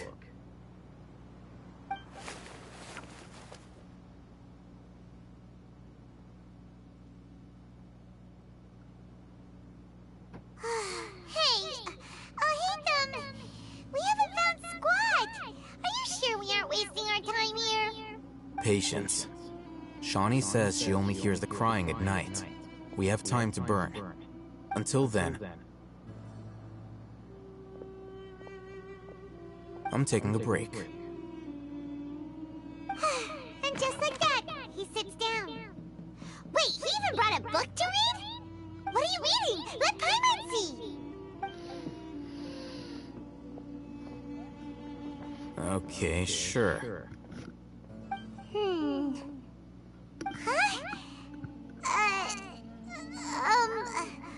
The natural position, which is the positional propensity of an entity in natural motion In contrast with an object in forced motion?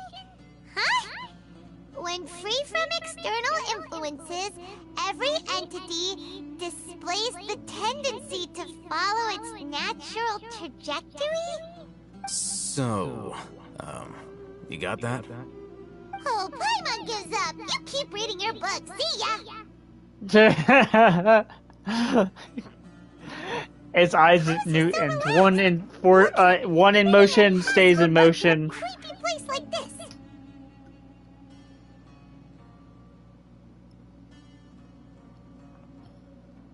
Hey, Paimon's your Tibet travel guide. Paimon knows plenty of useful stuff already. And anyway, Do you? it's not Paimon's fault that the books people read in Sumeru are so complicated.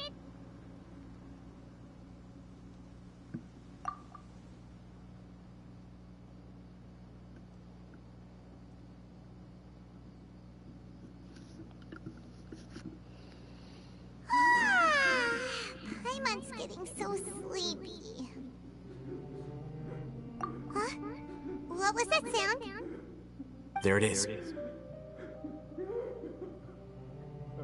That is kind of creepy. Is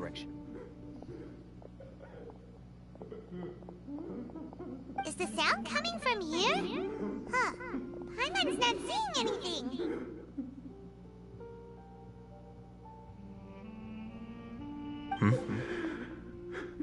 It's from below. But there's no way we can get down there. Paimon, you can break that. Something is off about the interior here.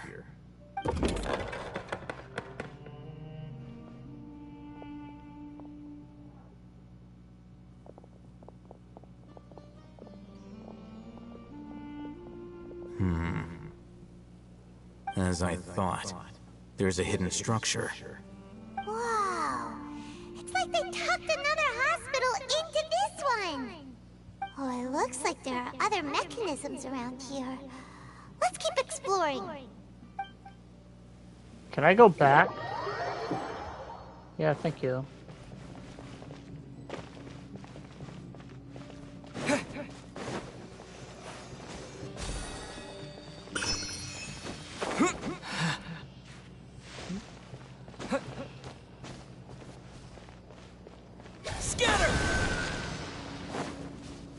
There was like a chest.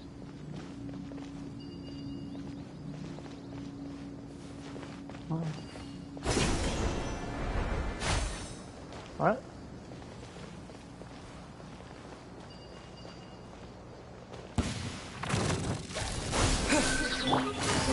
Gotcha. Propagate. What? Oh, I had to come back out here anyways.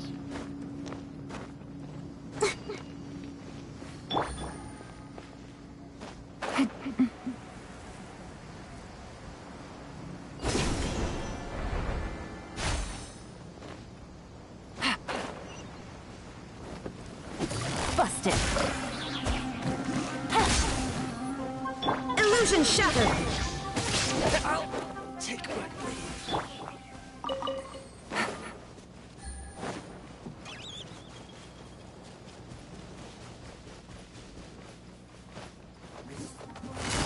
Gotcha. There is no escape.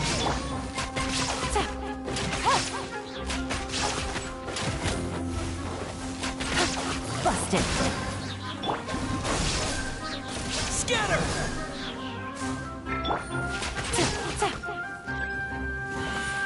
Things are about to get done. Spring forth!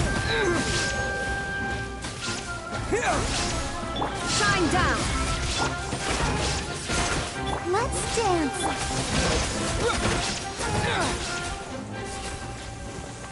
Scatter!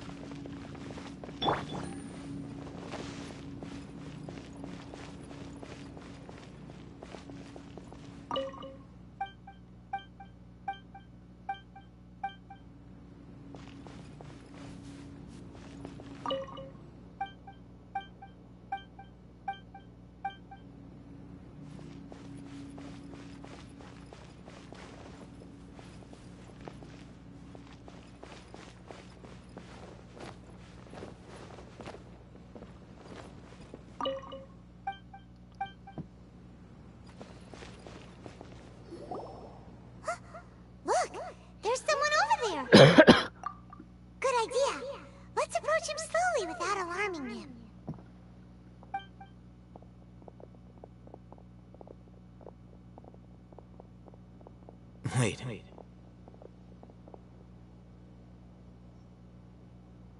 You're...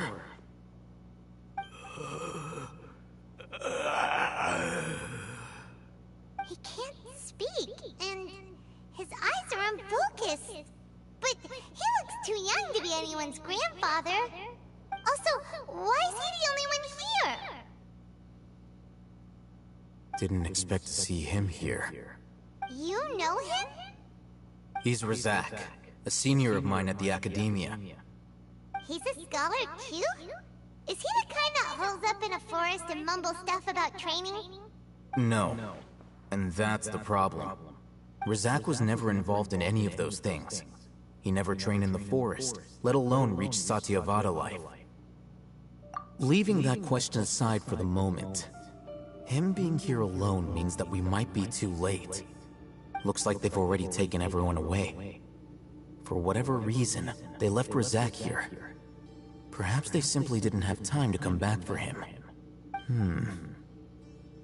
There are drag marks on the ground.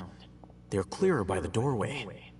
Someone was forcefully drawing a cart that was loaded with something heavy. Loaded with people? That is one possibility. It looks like they were in a hurry, as if they were afraid of being caught. In their haste, they failed to notice Razak hiding in a corner. The symptoms are identical. Looks like we found living proof. Huh? Why do you say that? Allow me to jog your memory. Recall your time at Port Ormos. Don't you think his symptoms look familiar?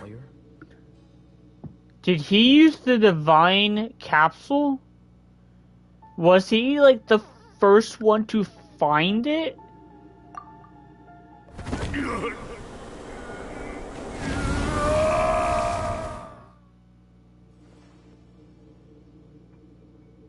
Oh, now that you mention it, they're acting the same way.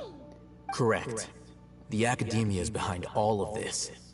It isn't difficult to deduce their rationale. First, the Academia spread a false rumor of King Deshret's resurrection, emphasizing the role of the village keepers, the mad scholars who were exiled to Aru village. These rumors were all the persuasion that the radicals needed, and those based in Aru village leapt into action. Unbeknownst to them, of course, through rounding up the scholars, they were actually helping the Academia. As well as being able to exploit the radicals for their own ends, this scheme has one further advantage to the Academia. All the risks and responsibilities are offloaded onto King Deshret's followers. Life for the desert dwellers has been brutal ever since King Deshret's death all those years ago. Beneath the surface, feelings of desperation are widespread. Many would give everything they have for the prospect of something better. Anyone looking to exploit that for their own ends simply needs to make a few empty promises. Even if complications arise, people will see that those involved are all followers of King Deshret, and look for no further explanation than differences of belief. A deep-seated mistrust of the desert and everyone in it by the rest of Sumeru will make sure of that. The notion of an Academia plot wouldn't even cross their minds. It may seem like a simple strategy, but it is able to work wonders under Sumeru's current circumstances. Oh, that makes a lot of sense. It's in line with the village chief's theory, too. But there's still one very important question. Wasn't it the Academia that brought the scholars to Aru village in the first place? Why does it want them back now? Throughout this process, one thing has changed. The scholars' identity. First, they were scholars. Then, they became lunatics. After that, they were exiles. And finally, they become missing persons. An exile is still patently a living, breathing human being. But when someone becomes a missing person, that is brought into question. If you can't find someone, you have no way of knowing what exactly happened to them. That makes missing people an ideal resource. Resource? For what exactly? One possibility is that the information in their brains could be extracted into knowledge capsules. Extracted? You mean canned knowledge comes from people's brains? With the technology of the Sumeru Academia, it's entirely possible. Perhaps the process caused them great suffering, which is why they cry out in the dead of night, when no one is watching them. So, the human brain... Nope, nah, Paimon doesn't want to think about this. So you're saying if the capsules are people's brain, memories from someone's brain, then someone took the divine Great Ruka veil, it stole her memories, her info? Meaning someone was behind it. It's in Sumeru of Chondria's downfall. I'm the Academia scribe, after all. I'm familiar with their projects. Anyway, judging by Razak's state, the contents of a divine knowledge capsule were extracted from his mind. But something went wrong in the process. Or perhaps his curiosity got the better of him, and he used such a capsule for himself. Paimon's a little confused. Can they just use anyone's brain?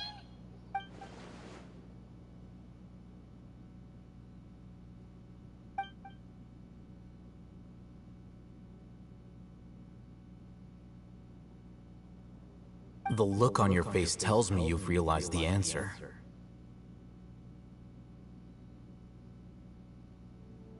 That's right. To some scholars, gaining knowledge about the gods is their entire life's pursuit. Extracting canned knowledge is just one of the extreme measures they turn to. However, I can't help but wonder, what do they seek to gain from divine knowledge? The Academia is going out of their way to look for forbidden knowledge, but what is their ultimate goal? I've spent quite some time trying to analyze the contents of the divine knowledge capsule, but to no avail. It seems like my way of thinking is too different from theirs. You mean you're not even slightly interested in getting your hands on this forbidden stuff? All scholars seek to expand the horizons of knowledge, but I'm not particularly interested in gods, so I don't share their degree of zealotry. Extracting information from people as if they were lifeless objects? If this is the direction of academic progress, then the Academia may as well shut its doors. Sounds like you're really against all this. Of course. The Academia's actions run contrary to their rules. Whether it be academics or knowledge, everything has its boundaries. If those lines are crossed, the rules and order that govern everything in the world will be destroyed. This matter needs to be corrected, just like fixing a typo in a book. Wait, didn't you step in to help because you felt sympathy for those poor people? Not to be callous, but no. My criteria are a little more restrictive than that. There is no shortage of suffering in Sumeru, and the same can be said for the rest of Teyvat as well. What do you plan to do about that? Save every last person? Probably not. Paimon's not sure. You can say that. Simply put, I don't blindly place my faith into strength or heroism. I do what I want. The divine knowledge capsule is something I want to investigate in full. That doesn't mean I'm willing to take action for the sake of a few strangers.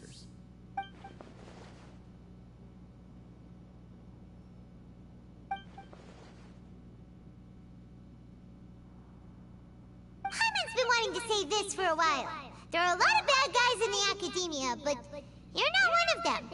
You're their weirdo. You're probably right. Though I must say, I quite enjoy this feeling of being the odd one out. Uniqueness is also an asset, is it not? Wow, that's a great way to think about it. Paimon's really impressed. If only Miss Shani had a similar mindset, her life would definitely be a lot easier. I'm just a more likable person than her in general. There's nothing more to it than that.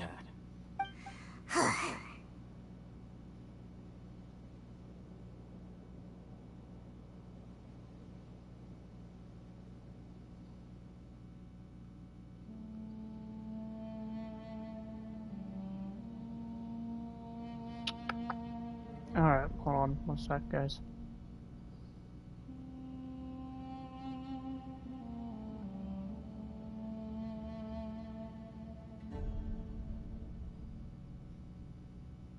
He won't last long if we leave him here. Let's take him with us. We'll work out our next step after we return to Aru Village.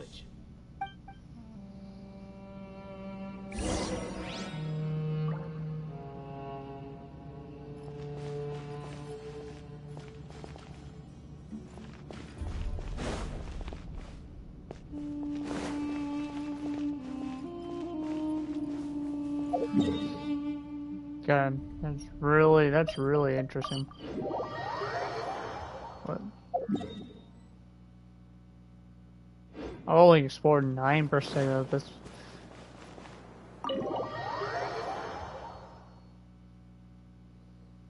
We're back! You must be tired. You should rest and take some water. What's the situation? Who's this? Unfortunately, somebody who's too young to take on the role of Isak's grandfather. Nevertheless, he's one of the people we're trying to find.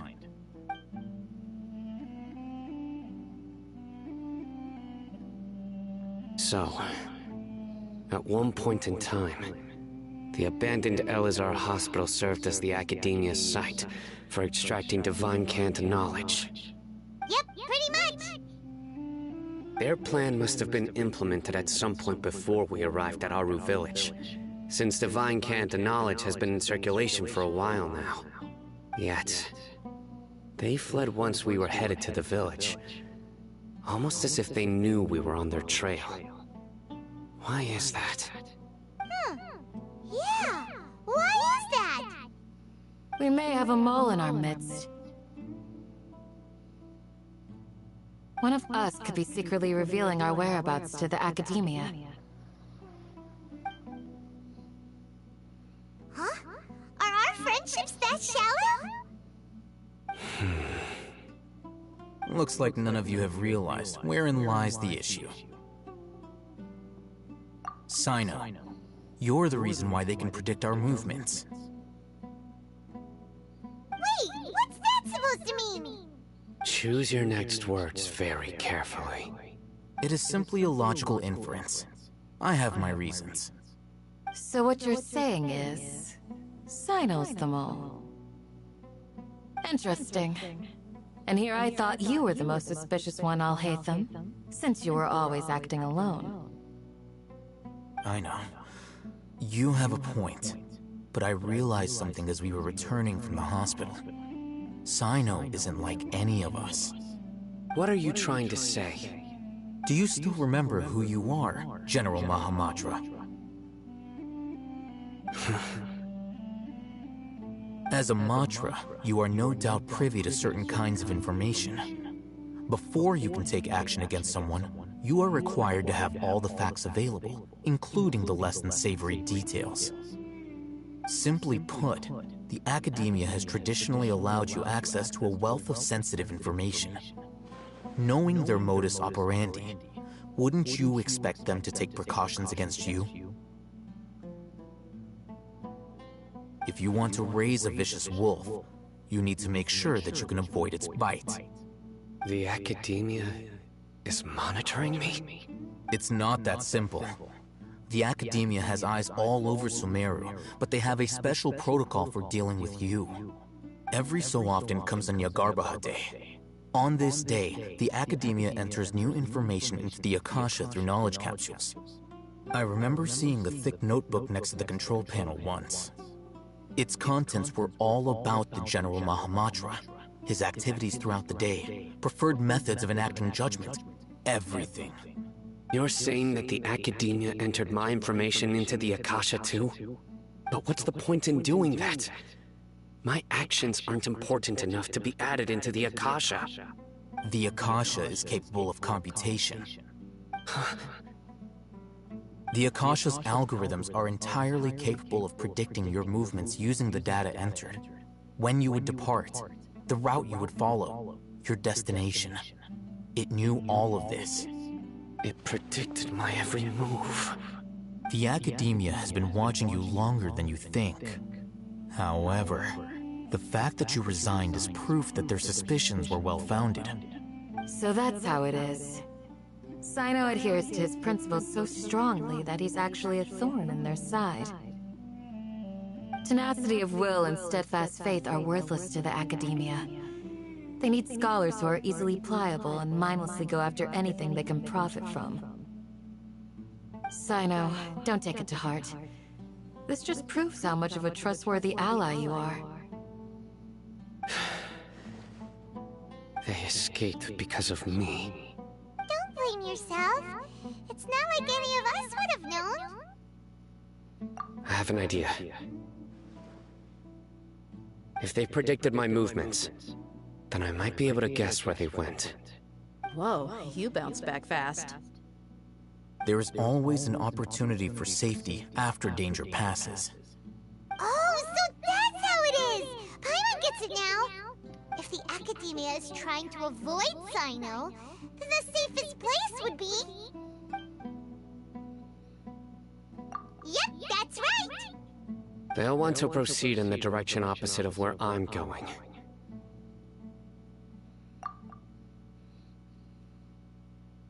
Yeah? I must go.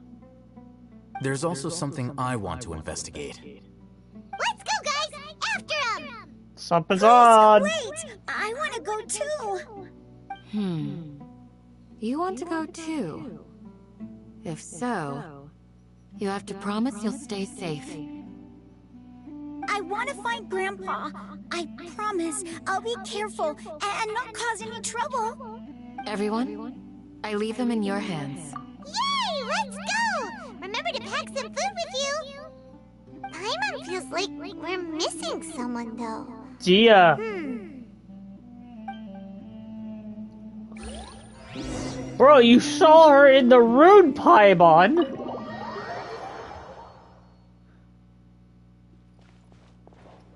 I'll protect us. Is Dia secretly giving away our information?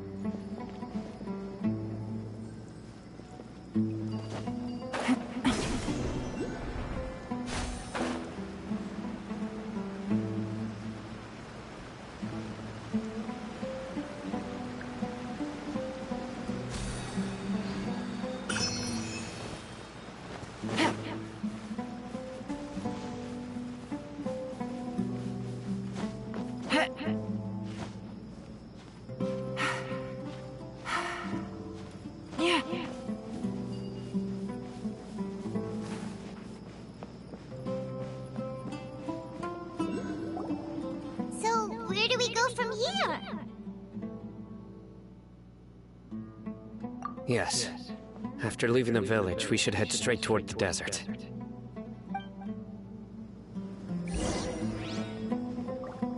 First, go up here. I know the desert like the back of my hand. Is that because you play here a lot? Yep.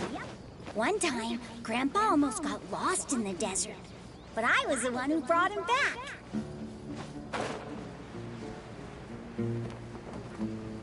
What? Is this above me? No?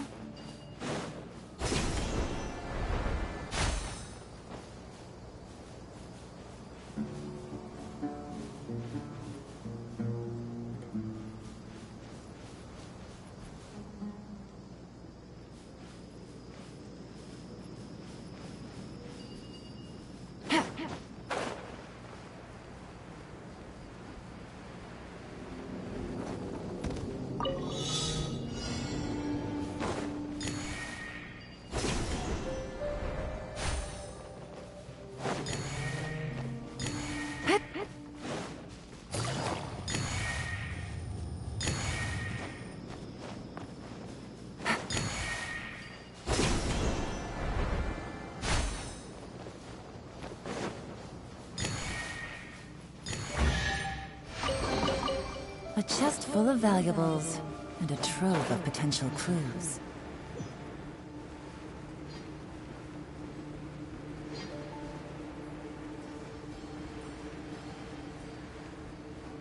Alright, hold on.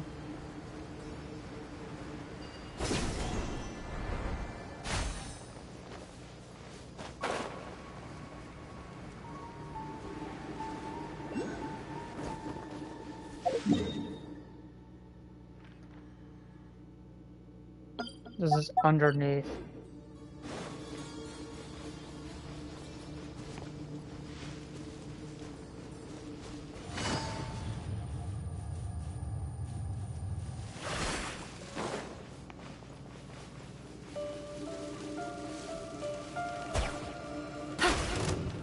Take it easy. You are not welcome here. Let's dance. Come on, we can do it. Where do you think you're going? Quietly now. Here! Scatter! Illusion shattered! Germinate!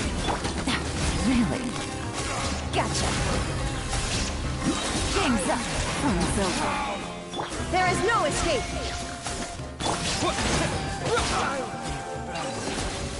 I'll keep this close.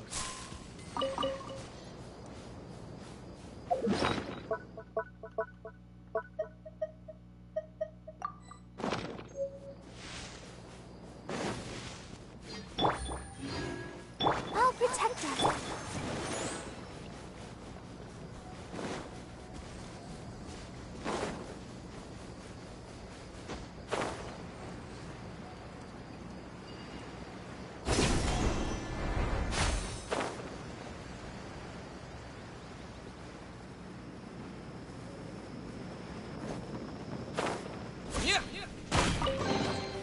Is this an answer from this world?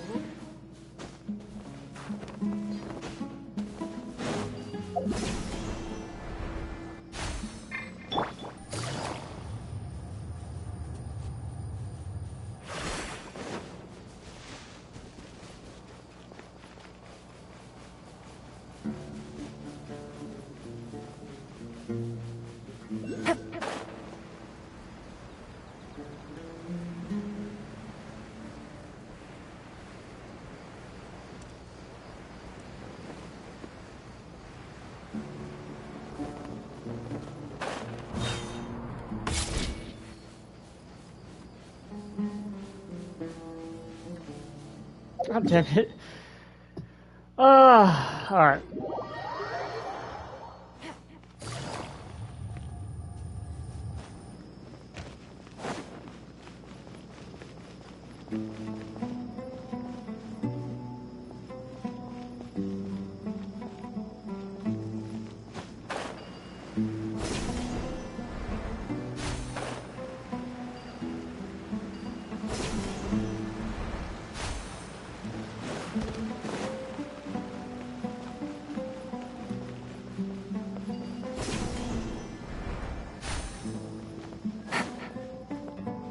Oh, I needed to just follow him, okay.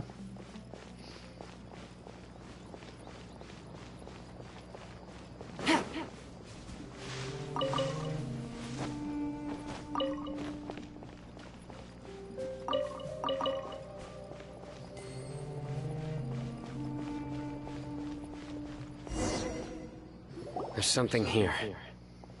What's this? It's buried in the sand. Looks like we'll need to roll up our sleeves and do some work.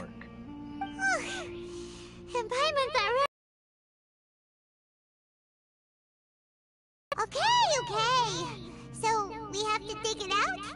Whatever's down there looks like it's buried really deep.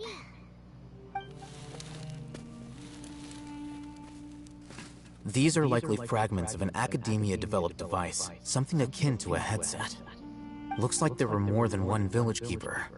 They must have been escorted this way, because there are device fragments scattered around here. Let's split up and search the area. Chances are that we'll find other things nearby.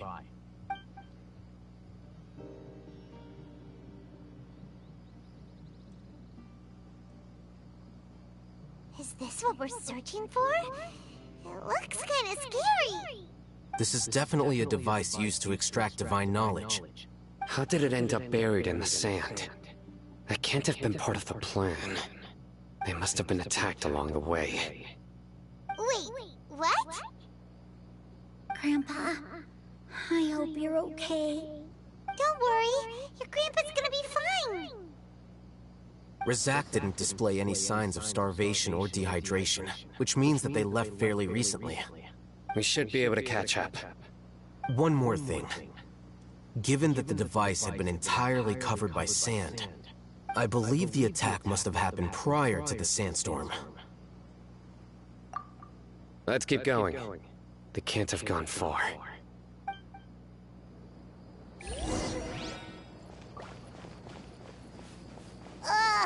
But running on sand is so tiring. You're not running, you're flying. You're flying, aren't you, Paimon? Is flying over sand tiring too? Of course it is.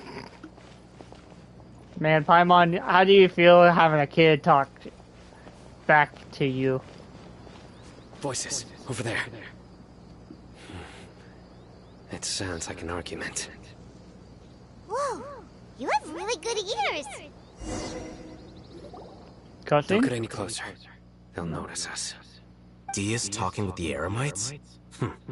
Very interesting. Let's listen in. If you had informed me sooner, there'd be plenty of room for us to... You're one of us. We would never lie. Scholars. You don't know as much as I do. Need me to... I knew it. That's our Dia. Dia? Why would you... Dia! Hey, what are you doing? Huh?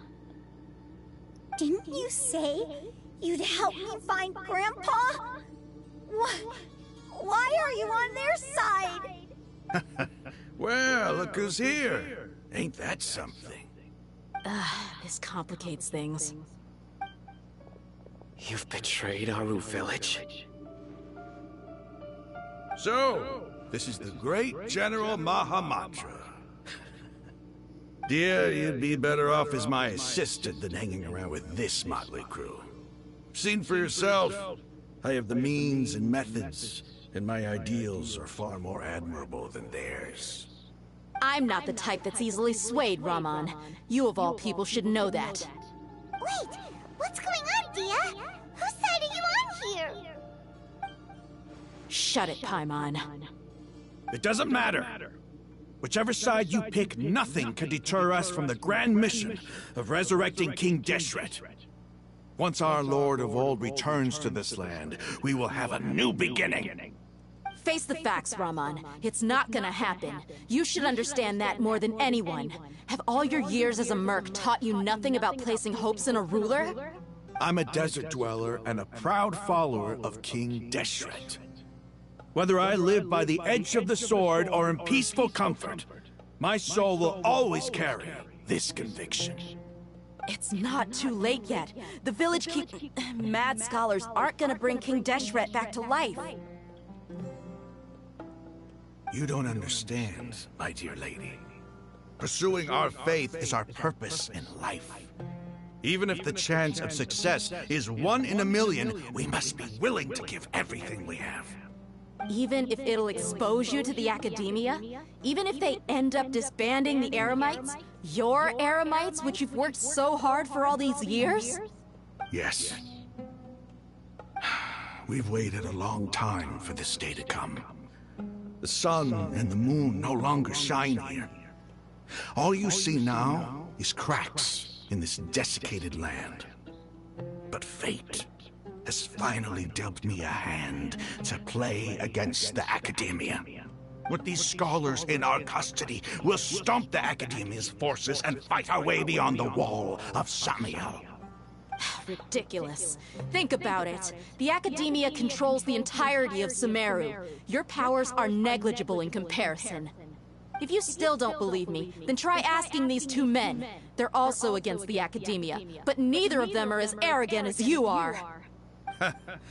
They look more like pawns of the Academia to me. Why would I listen to anything the people of Greater Lord Rukkhadevada have to say? Filthy traitors. Your god abandoned all honor and betrayed King Deshret. We desert dwellers will never trust the likes of you. It's impossible to communicate with someone so hostile. Perhaps we should.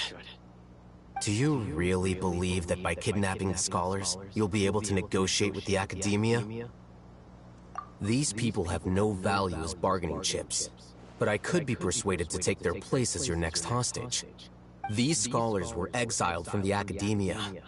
I, on the other hand, am their current scribe, and will be a much greater asset to you. Wait, you can't be serious.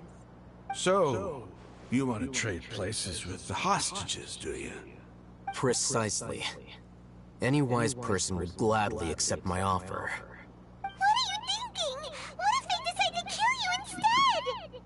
Well, that would be bad luck for me. However, I'd get the chance to observe the scholars, perhaps even find out the truth. Think you can talk me over with that confident look of yours? I'm not trying to persuade you. I'm using this as a means of joining forces against the Academia. You are the scribe.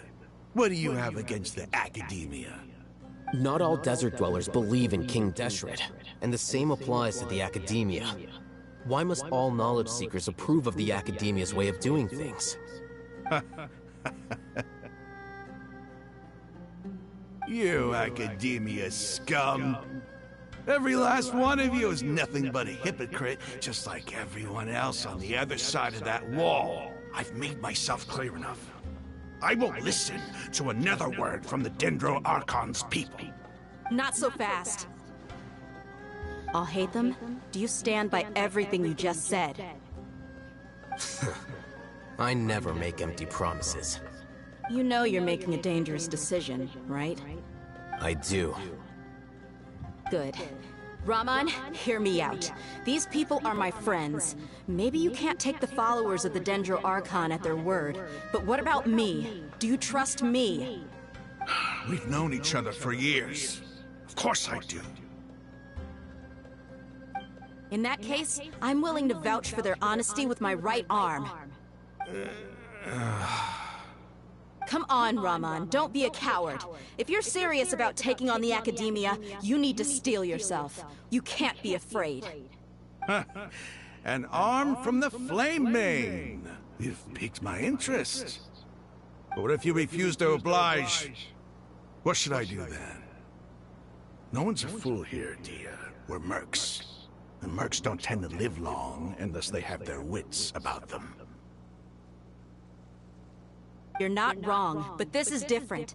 I promised my friends that we'd bring back the village keepers together. Let's do it right here then! Give me your right arm as proof of your resolve. Don't listen to him! He's not even trying to negotiate! He just wants to make things more difficult! That's fine. Are you crazy?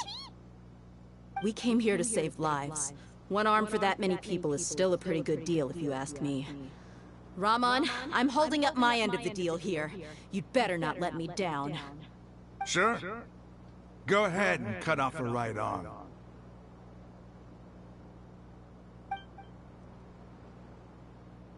No! Dia! What are you gonna do? Think of something! You don't have to go this far. That's not for you to decide. Do it!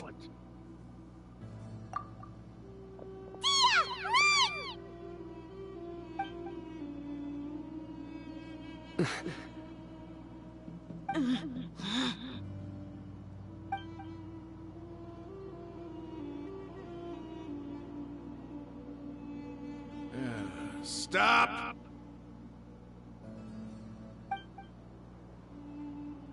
What's wrong? Can't do it? Flame Mane, you and I are both desert folk. Cutting off your arm is no different than cutting off my own fingers. Where's the sense in cutting my own kin to pieces? You've shown me that you're serious. Go on now, take your friends and leave. Meet me in the desert at noon tomorrow.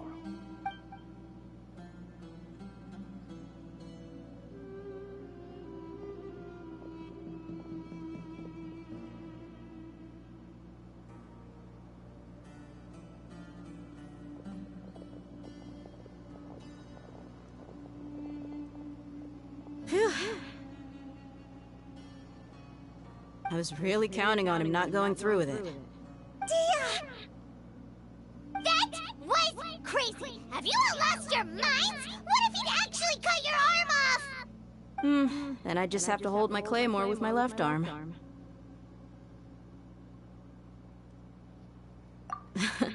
Okay, I'm sorry. But sometimes when you're out on a limb, you gotta double down to seal the deal, you know? Don't ever make a promise like that again. I can deal with the likes of them. If it came down to it, you would not lose to them either. I don't doubt it, Sino.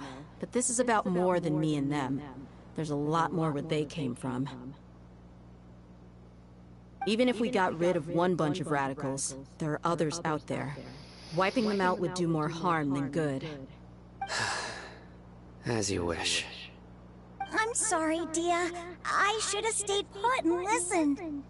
I should have trusted you. It's okay. I promised you I'd help find your grandpa, so I'll do whatever it takes. Whatever it takes? You just might be scholar material.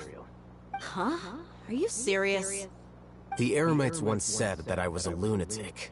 Perhaps a little madness is essential to be successful in research. Why does it feel like he's using his praise for me as an excuse to brag about himself? Okay, let's get moving. We should head back to the village and rest up. Today was just a trial run. Noon tomorrow is gonna be the hard part.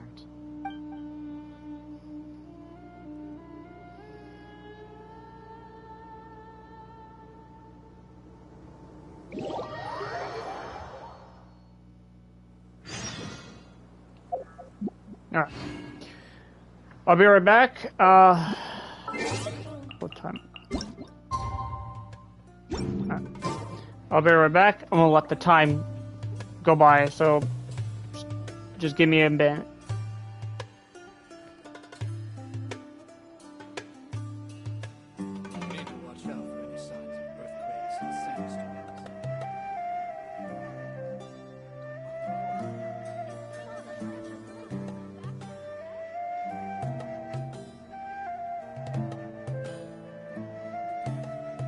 Navigating the world is a whole lot easier with a few different identities to choose from. Need me to come up with some for you? You need to watch out for any signs of earthquakes and sandstorms.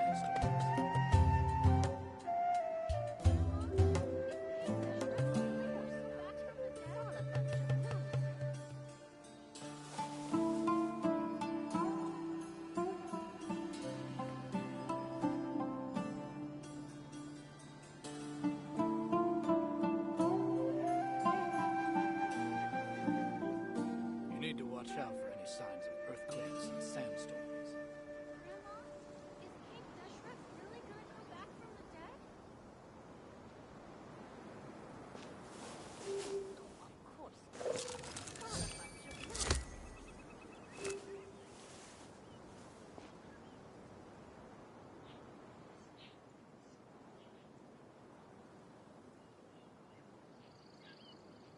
You need to watch out for any signs of earthquakes and sandstorms.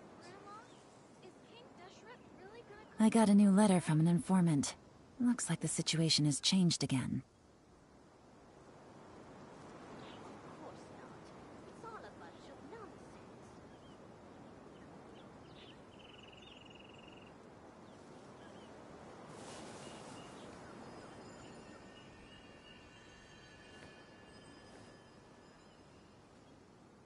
You need to watch out for any signs of earthquakes and sandstorms.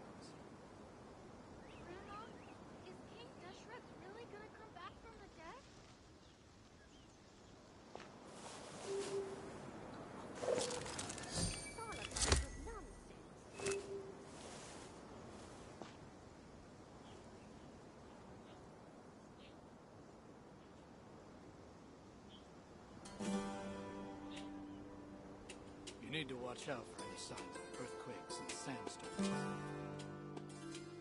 Grandma, is King Deshret really gonna come back from the dead? Of course not. It's all a bunch of nonsense.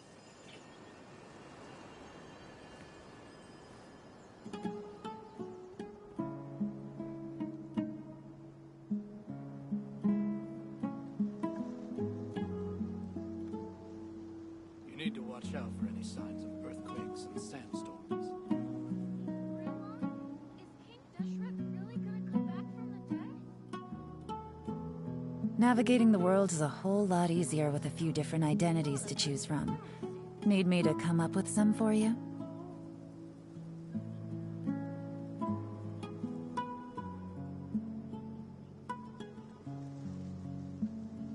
You need to watch out for any signs of earthquakes and sandstorms. Grandma, is King Deshret really gonna come back from the dead?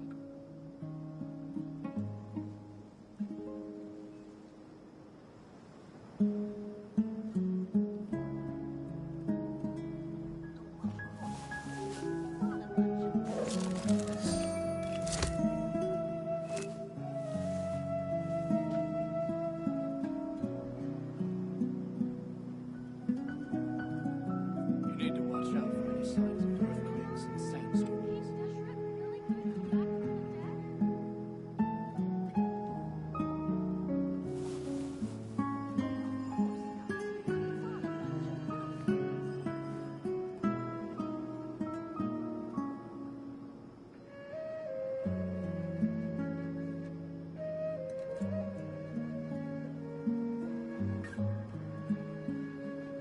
You need to watch out for any signs of earthquakes and sandstorms.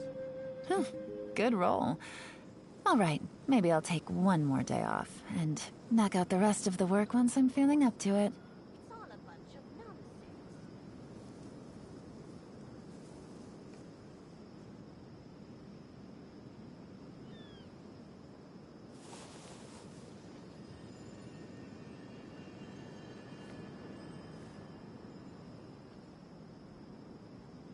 Grandma, is King Deshret really gonna come back from the dead? Of course not. It's all a bunch. Navigating the world is a whole lot easier with a few different identities to choose from. Need me to come up with some for you?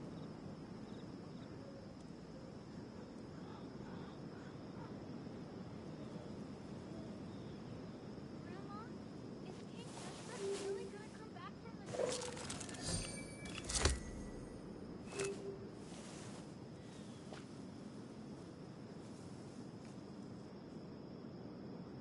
Of course not.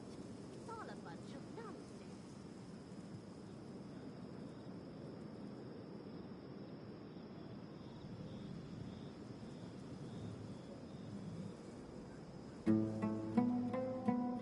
Huh, good roll.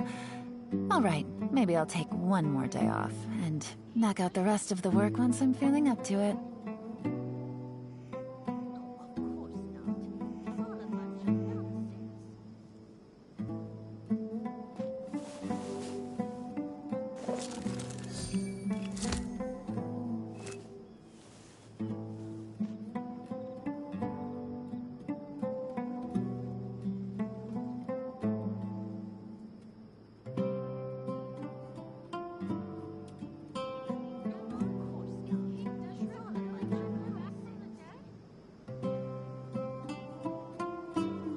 Navigating the world is a whole lot easier with a few different identities to choose from.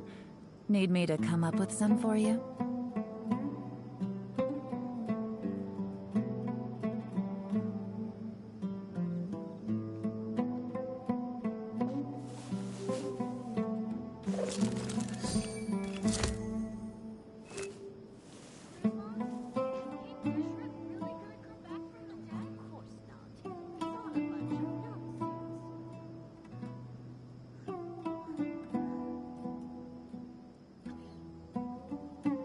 Huh, good roll. All right, maybe I'll take one more day off and knock out the rest of the work once I'm feeling up to it.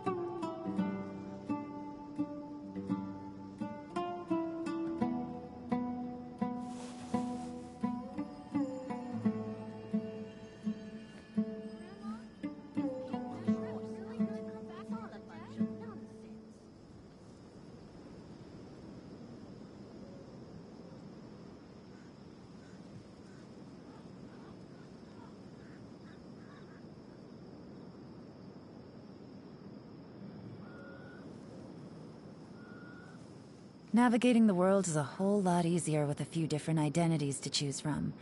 Need me to come up with some for you?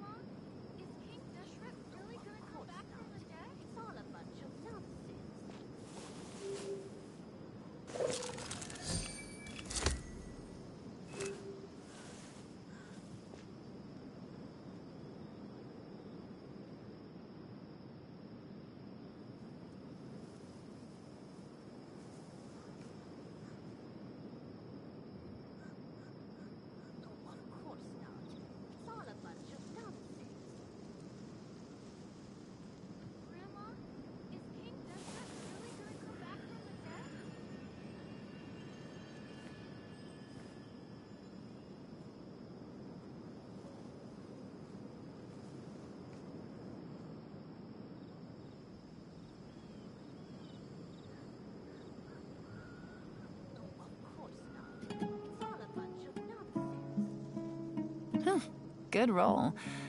Alright, maybe I'll take one more day off, and knock out the rest of the work once I'm feeling up to it.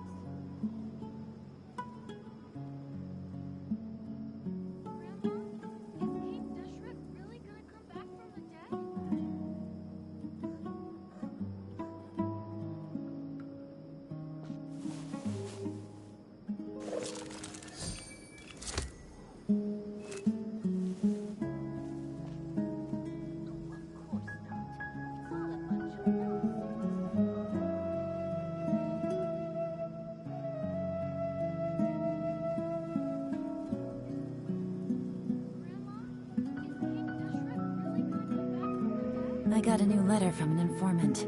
Looks like the situation has changed again. Alright, I'm back. Sorry about the wait. We're almost there. You know what? Fuck it. We'll just fast forward it.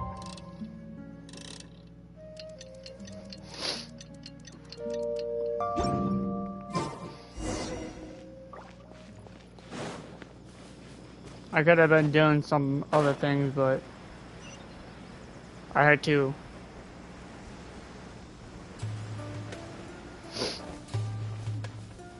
do something in real life, so. You're all here so early! Looks like we have everyone here. Isak, are you sure you want to come with us? I'll watch from a safe distance. Dia, I want to be there to bring Grandpa home. Okay, let's go then. Dia, wait. What's the matter? I heard that you were quite reckless yesterday. No more of that today, understood? Or I'll be very upset with you. Fine.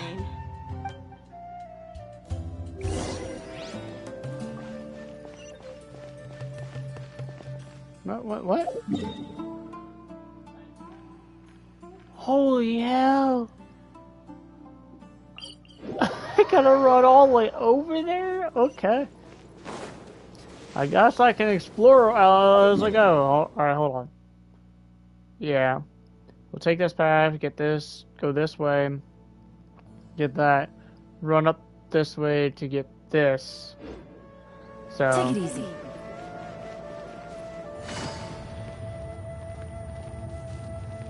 Busted.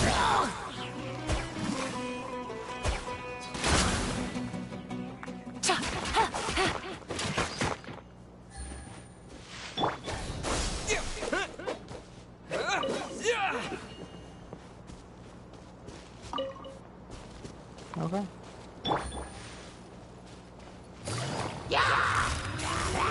Quietly now.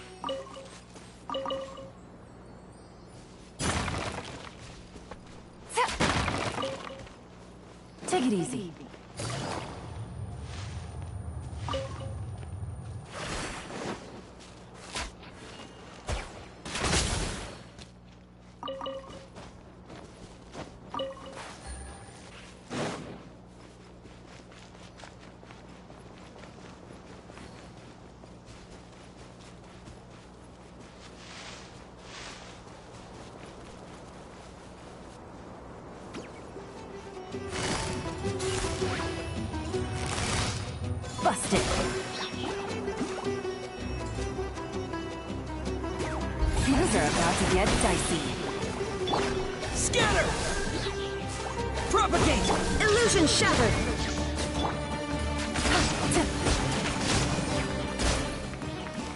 Alright, I'm gonna switch. Oops. Switch some things around.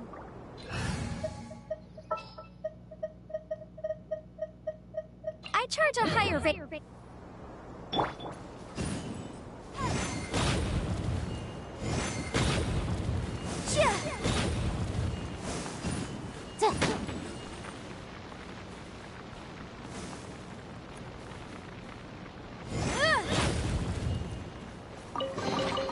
Huh. Let's appraise the value on this.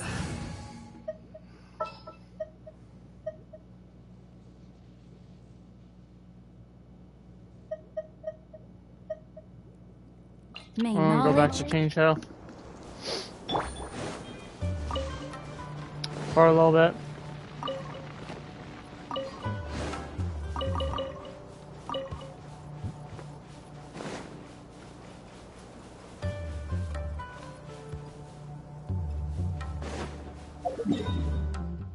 Yeah, we want to go this way.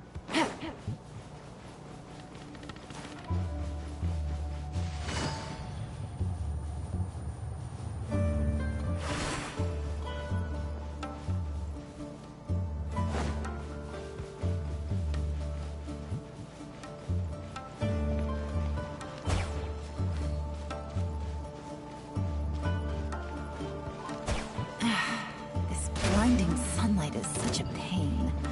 No way I can get a nap in this weather. Quiet now. Rain cutter. Scatter! Game's up. Fun's over.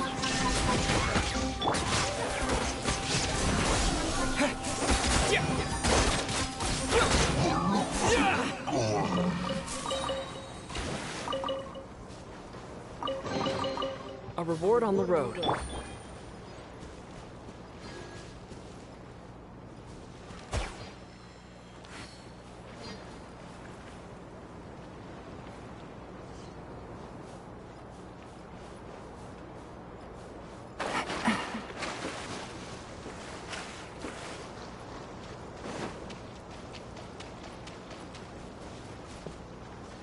What?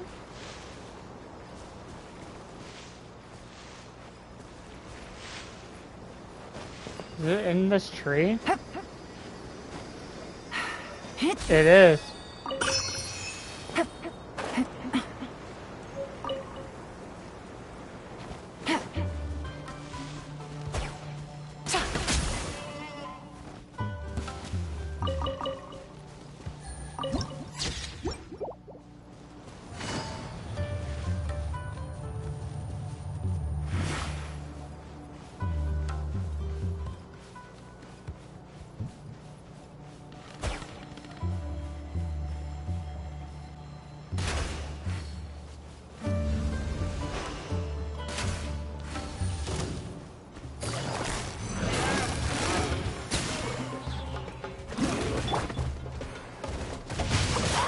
Time to...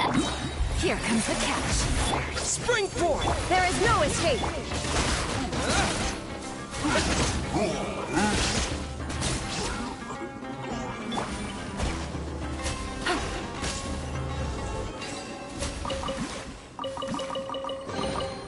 Treasure. One way to draw your target out of hiding.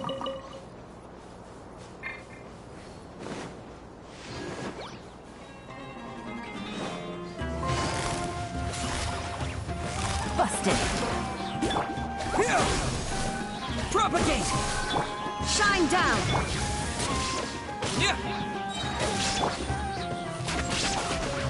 Quietly now.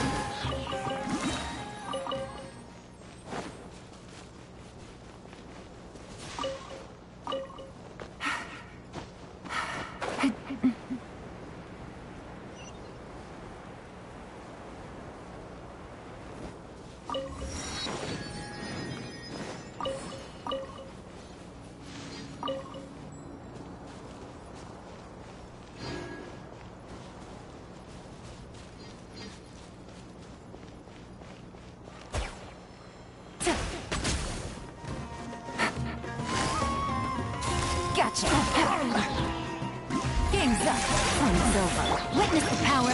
Germinate! There is no escape. Done.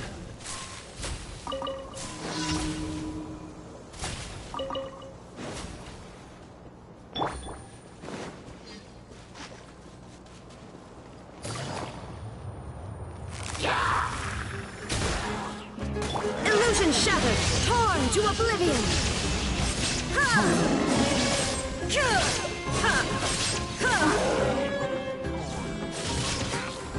Shine down.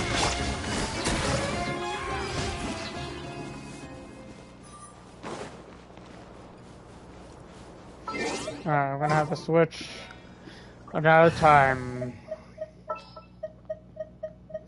We'll switch to Amber. Outrider Amp.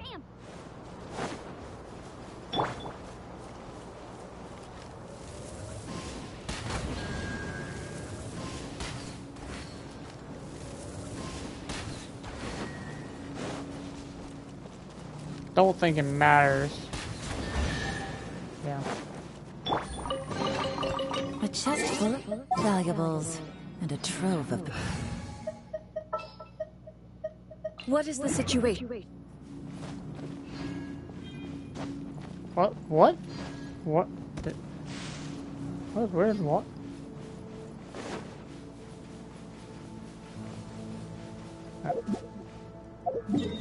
What did I want to do?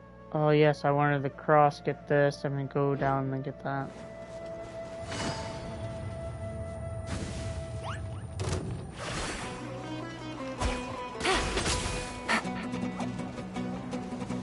Propagate!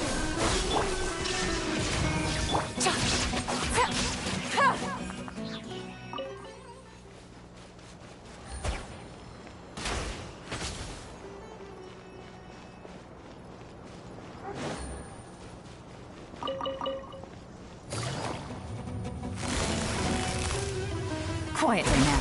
These are about to get tight. Ring cutter. Spring forth! Scatter!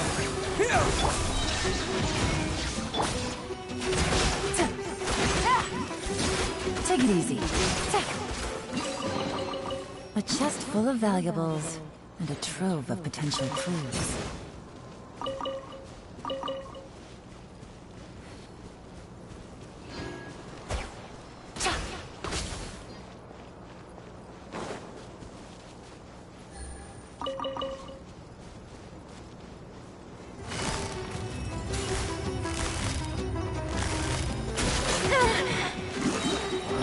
Propagate! Here comes the cash. Know my sword. Witness the power. There is no escape. Scatter!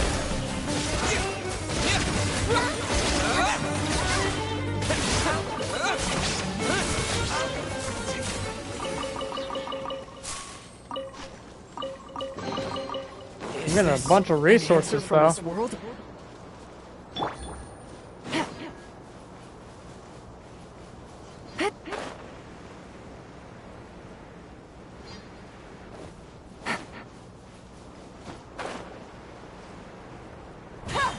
Oh no, I didn't want to do that. Oh, thank God, I didn't lose any health.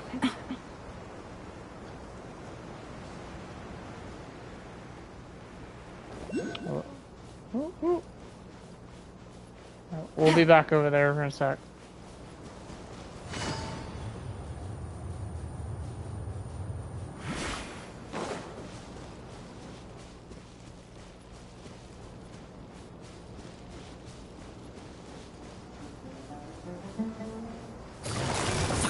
Following orders. Busted. Game's up. Fun's over. Ring cutter. Germinate! Propagate! Scatter! Shine down.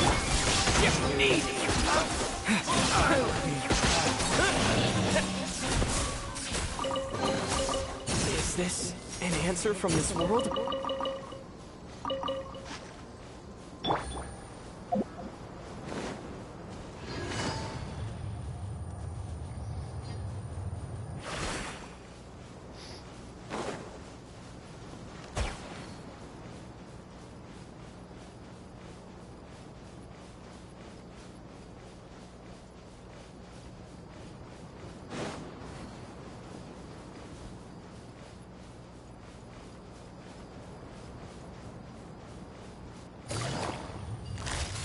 Gotcha.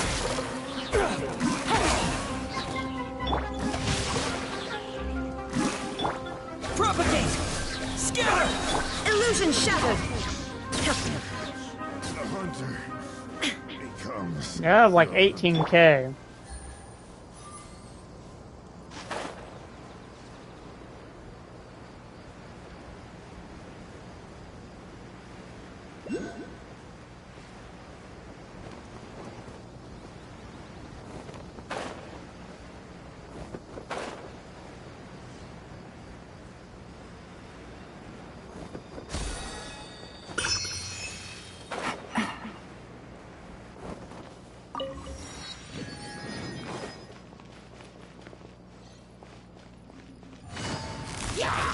Quietly now.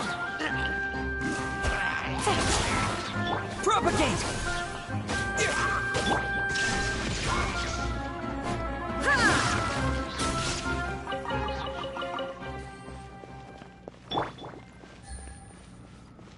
Take it easy.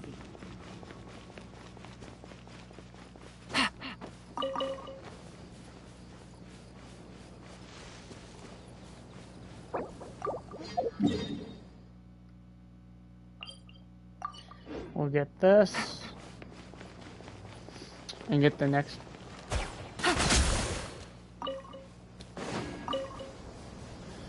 Heads right there. We'll get this. Get that chest. We might as well get that one right there. Gotcha. These are about to get tight. Let me weave you a web. Springboard! Scatter! There is no escape.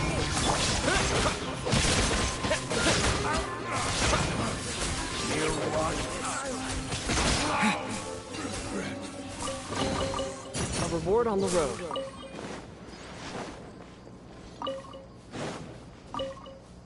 Oh, there's another chest. Okay, we'll get this chest real quick. We'll grab that. There's actually a lot more. Yes, okay. Alright, hold on.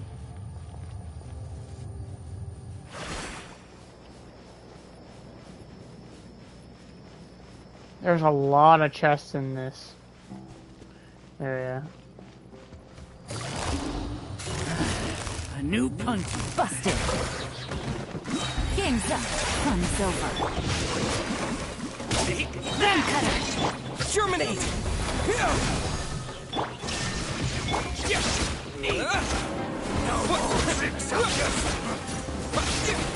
Scatter!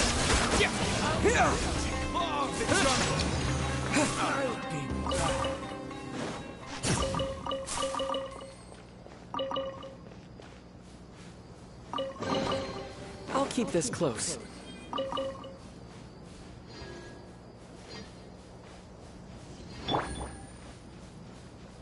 Alright.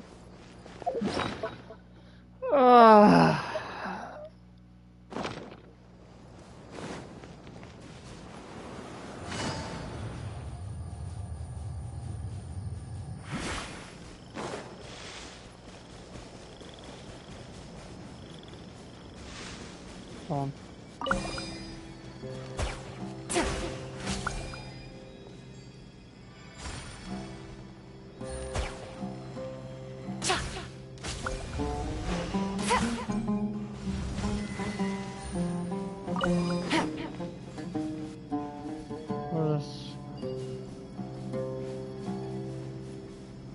No. There's one more.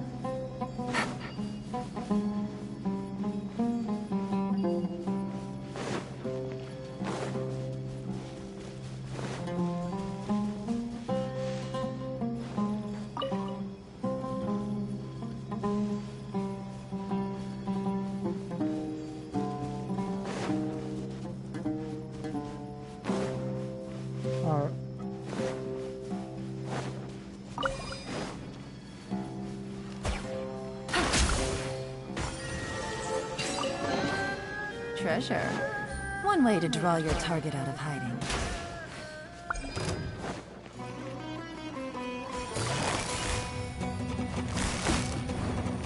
Gotcha. Here comes the catch. No, my sword. Witness the power. Scatter! No tricks up your Shine down!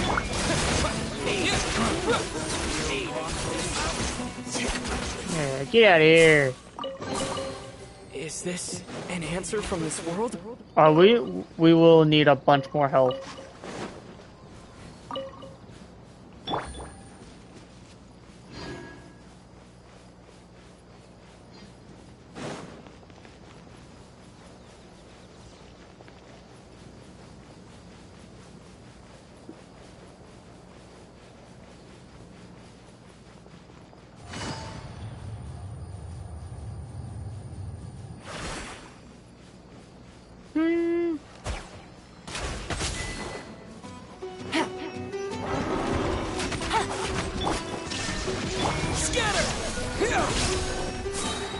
Rain outlines your fate.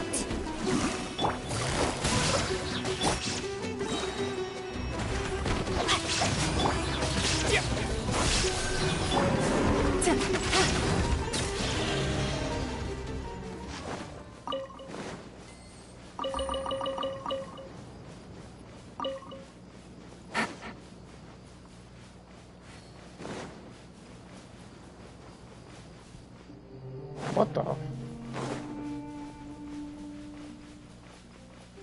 Oh. Okay.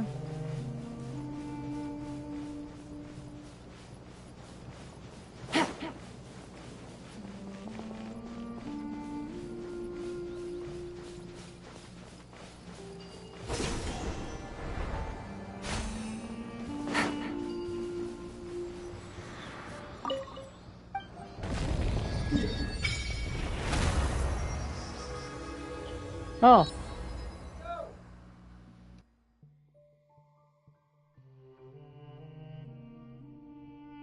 I'll be right back.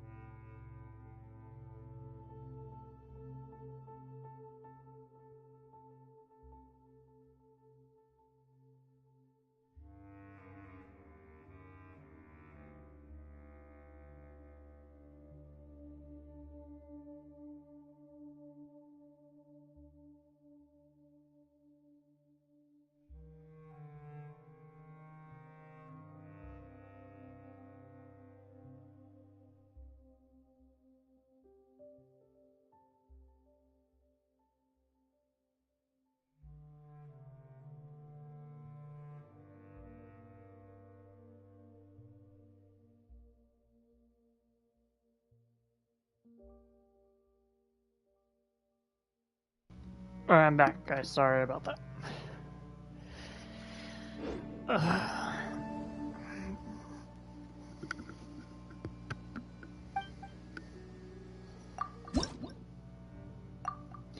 Two more, and we get this to rank 2, I believe. 3? 3. Holy hell. This is only 3. Okay. The fact that we gotta go all the way over there. Fuck, man. Alright. Let's run. There's gonna be a lot of running. Like crazy amount of running. Why can't we get a mount in this game? That would be so great to have. I'm so glad I pulled Yelan because this would have been so annoying to try to run.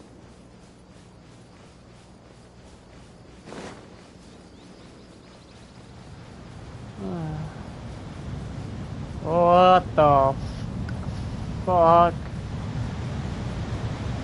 Okay. That is... This is... Take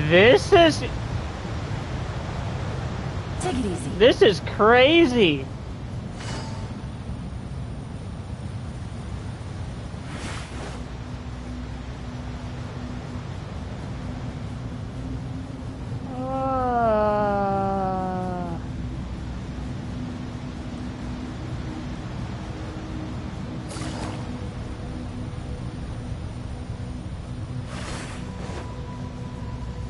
Probably should have had Sayu on here too, on this team, and I'll be able to run way farther. Hold on. Gimme.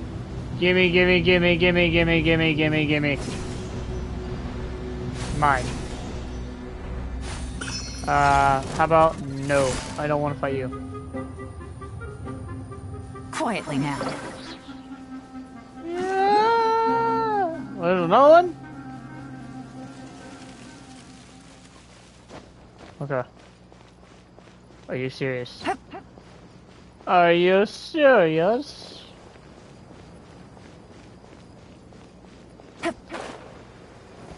No!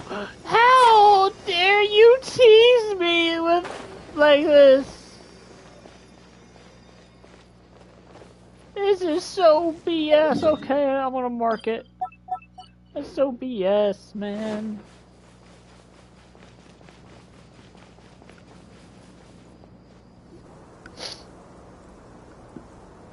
Oh, animation? They got here before us.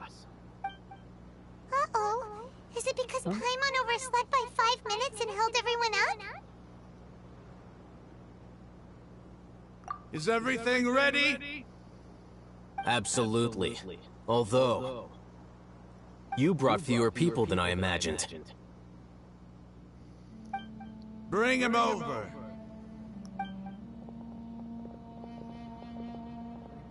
Grandpa! Why is there only one of them? Rahman, I've always thought of you as a man of his word. What's this about? It's a one-for-one exchange. Sounds fair, don't you think? And let me put it this way. Agreeing to any kind of deal with the Dendro Archon's people is already a huge compromise on my part. Don't you think you've asked enough?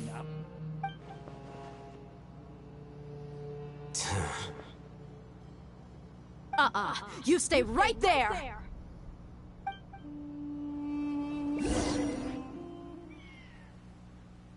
Oh, now we're getting animation.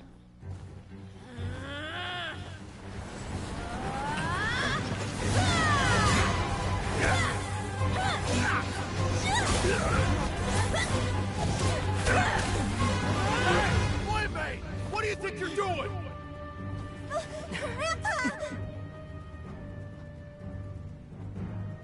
Don't you see this blade here? You coward! Why are your hands shaking? Wait a second! It's a earthquake!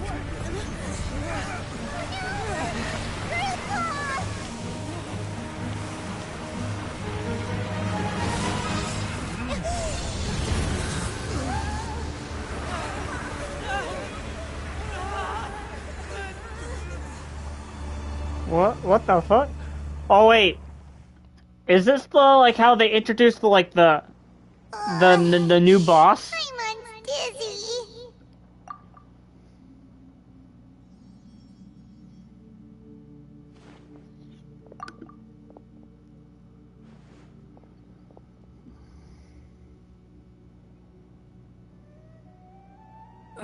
This day's going just great. What a nuisance. The sand dune collapsed. I saw an energy field.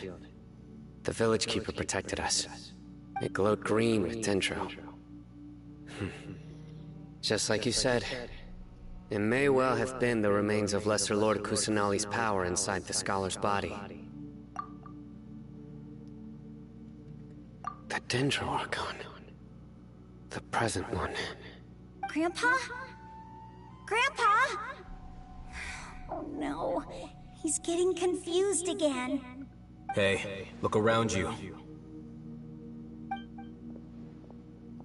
There used to be a temple here?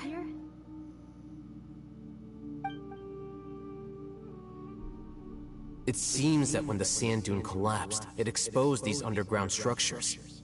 The symbols on the gate belong to King Deshret's civilization. This structure must be ancient. Over time, the sandstorms completely buried it and left it in the state we see now. It could have been an underground palace in the distant past. Oh, a miracle. Praise King Deshret! What's he doing here? And his men too? They must have fallen down here with us. Pretty lucky if you ask me. Most of them seem in really bad shape. Except for him. He got off lightly. Mind your head. No, this isn't the time for conflict. Our exalted lord has shown us the way to his sacred palace. He's not actually gonna go in there, is he? As it happens, I want to take a look inside too. What are you doing? Don't you think us from harm, and the next, remnants of King Deshret's civilization appear? I thought you weren't interested in gods. Indeed. In my view, gods are just a higher form of living being, or creature, you could say.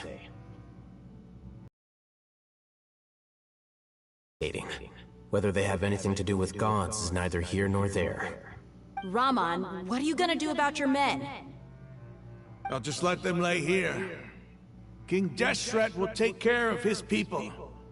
Right now, I'm going inside. You're gonna let your people die. That's nice.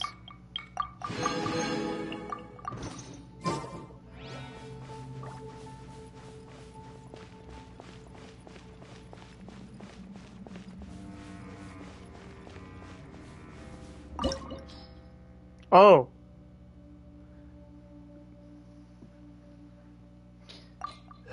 Well, I'm gonna still use the steam.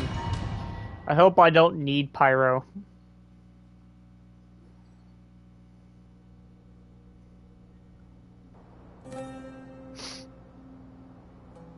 It's full of life here. This defies comprehension. It looked completely desolate from the outside. Yet, it flows with energy inside. Yeah, and there's so many plants. It's so pretty. Sir Raman. Huh? Me? Do you see another Raman here? Are you mocking me? What do you mean, sir? Interpret it however you want. But there's something I'd like to draw your attention to. While this structure is clearly left over from King Deshret's civilization, the energy that flows in here is that of the Dendro Archon. Whatever you say.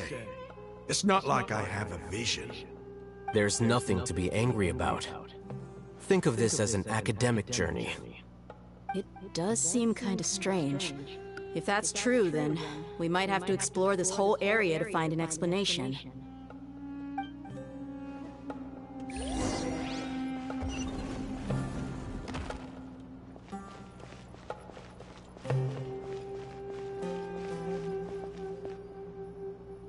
Oh, well.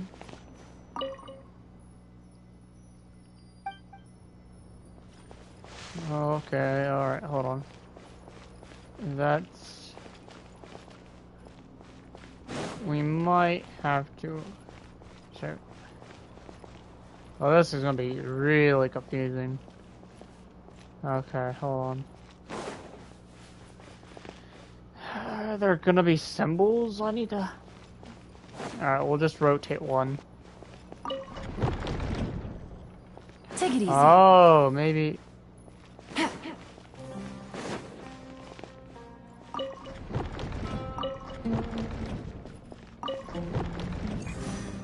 Oh, they just glow. If they're in the right spot.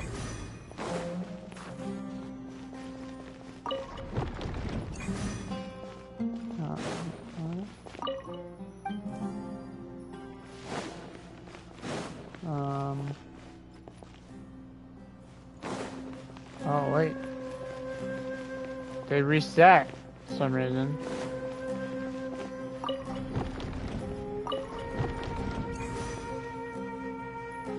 Oh, hold on. I didn't realize. Okay.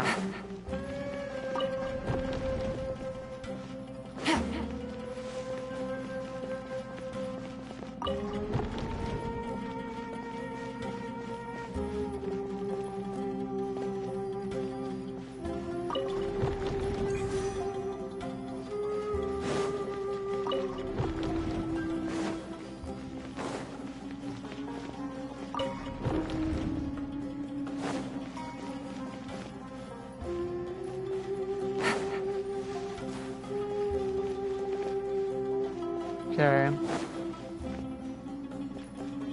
But if I turn this one, they go. Oh wait, do they all turn? No, just this one. This one just turns. All right.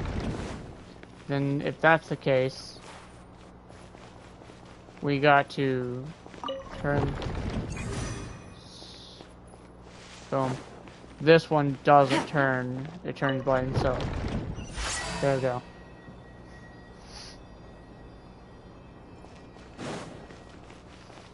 Interesting. Activate.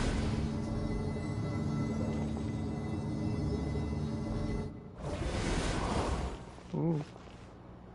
Take it easy. What's this? Activate. Ah. I did not know. Oh. Busted.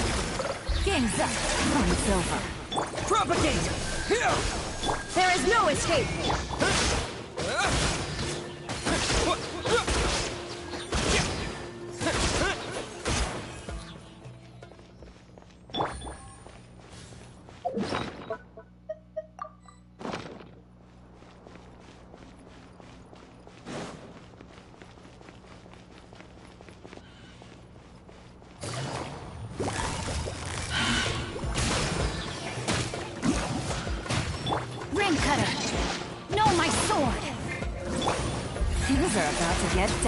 Germinate! Propagate! Illusion shattered!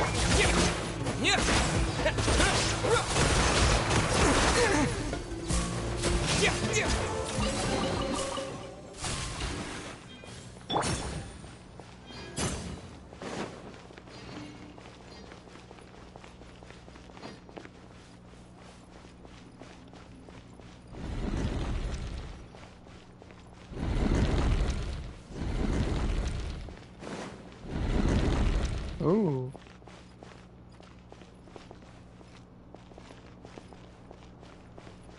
Interesting.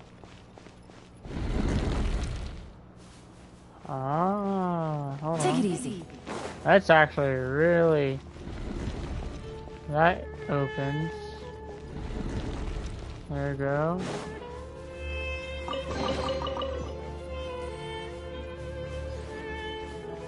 And this should be open.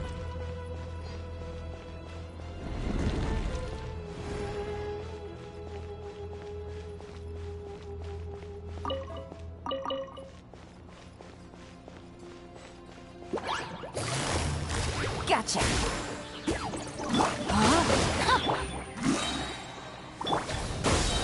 Scatter!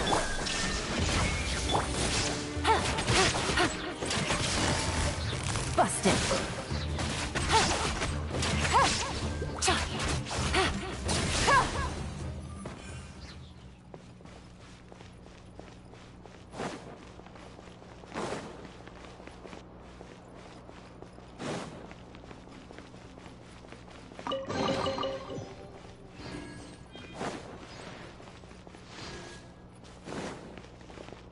Interesting. Activate this floor. I'm very interesting. This story is getting really, like, intriguing. What's up, people? Don't mind me. Game's up. It's over. Spring forth! Here! Propagate! There is no escape!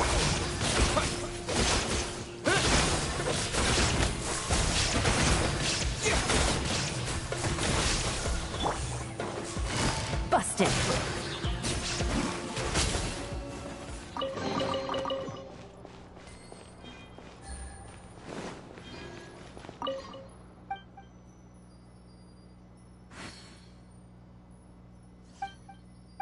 Oh, okay. Now I gotta...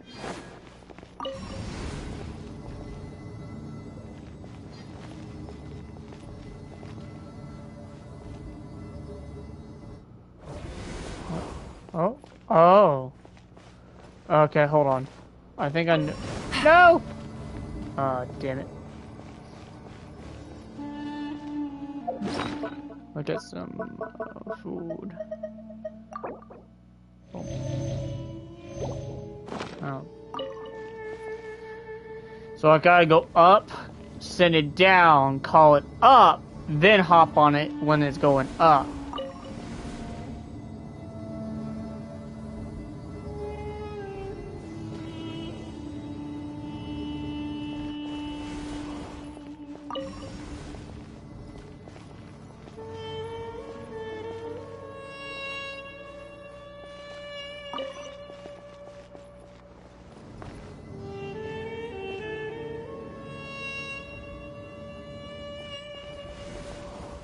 Take it easy.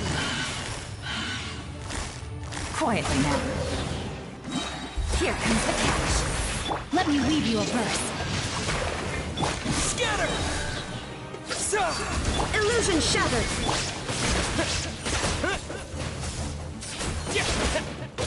Propagate!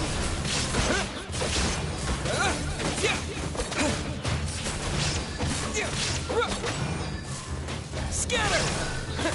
Propagate! Gotcha.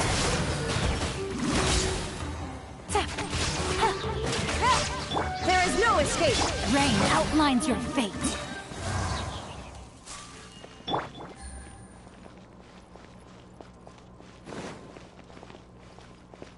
Oh, you gotta switch these. Okay, hold on. Let's...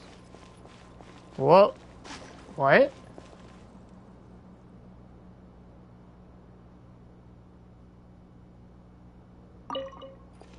Turn off. And then this just turns...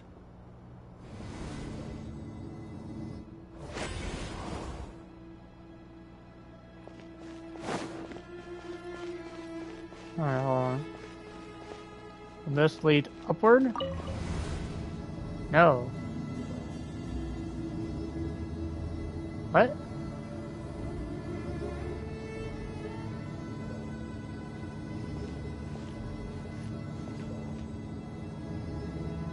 Oh, like... That's a sight to see. King Deshret's splendor surrounds us. There's so much vegetation here. It's different than what I expected. Sure are a lot of plants for a desert. That's what I call divine providence of King Deshret. I don't think it's King Deshret. I think King Deshret stole the wisdom. No, this is Urbasul.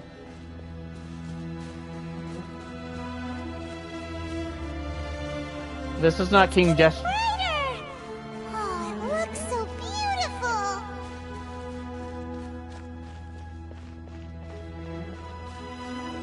Whoa, okay, this is actually really beautiful. Wait. What's that?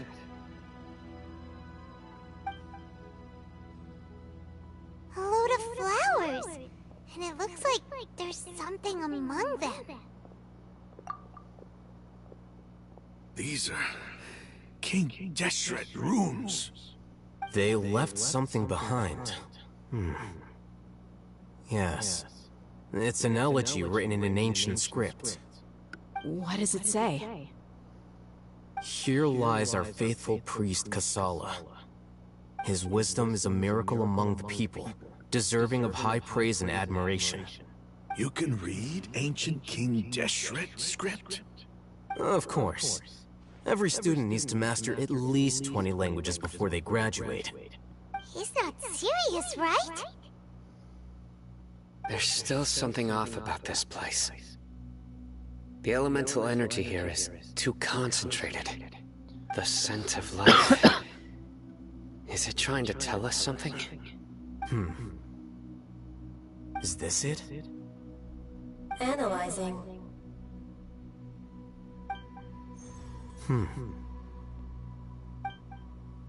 There seems to be a hidden message among these skeletal remains. Excellent.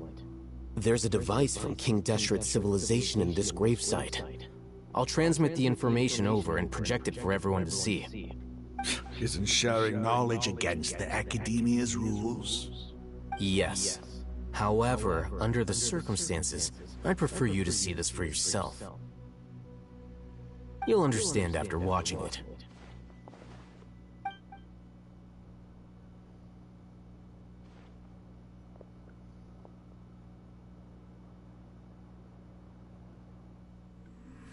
Civilization is born of knowledge, but so too can knowledge be its demise.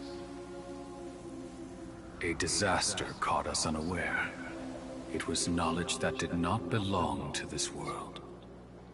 King Deshret brought this forbidden knowledge into our world, and it quickly spread like a plague.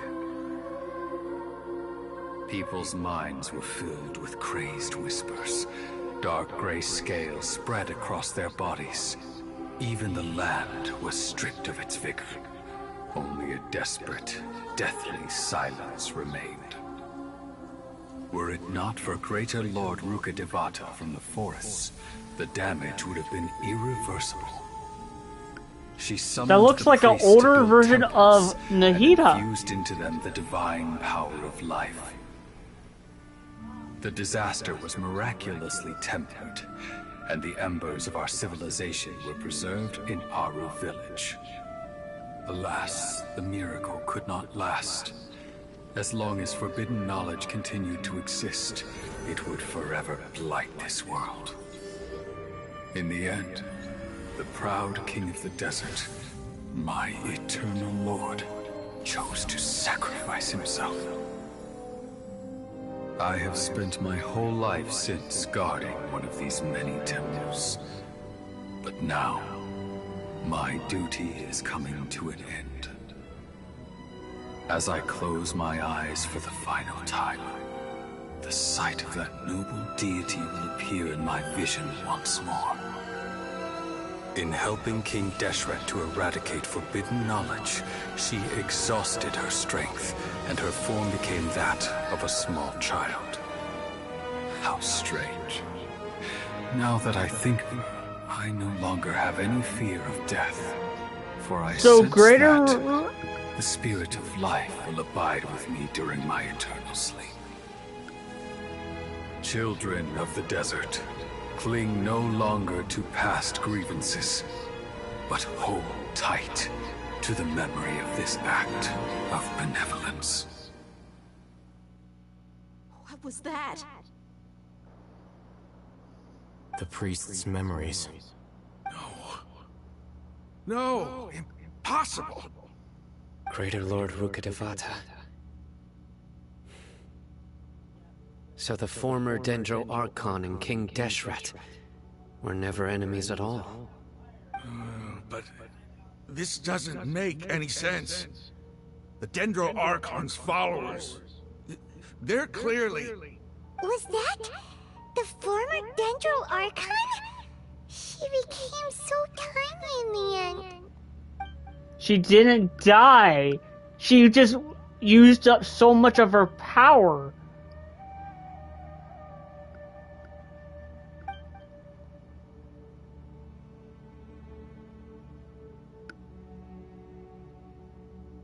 You might be distrustful of the Akasha, but there's no reason for you to doubt King Deshret's technology.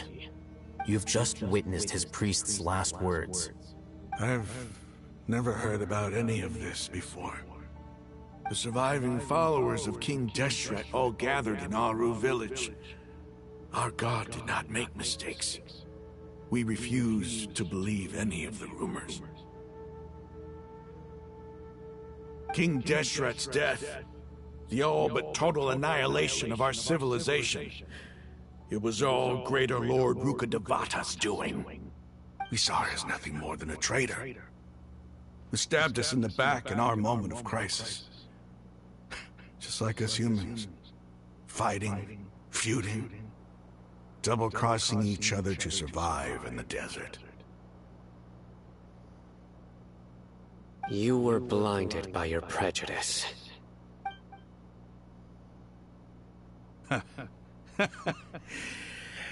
If I hadn't seen this for myself, if I hadn't witnessed his last words with my own eyes, ears, and heart,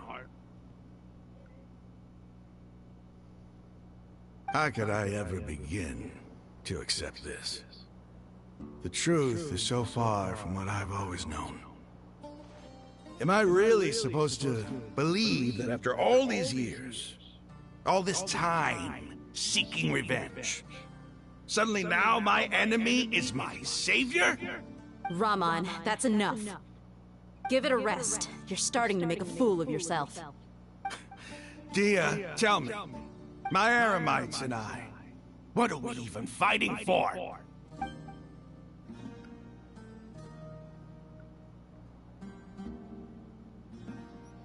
Hey, how you doing?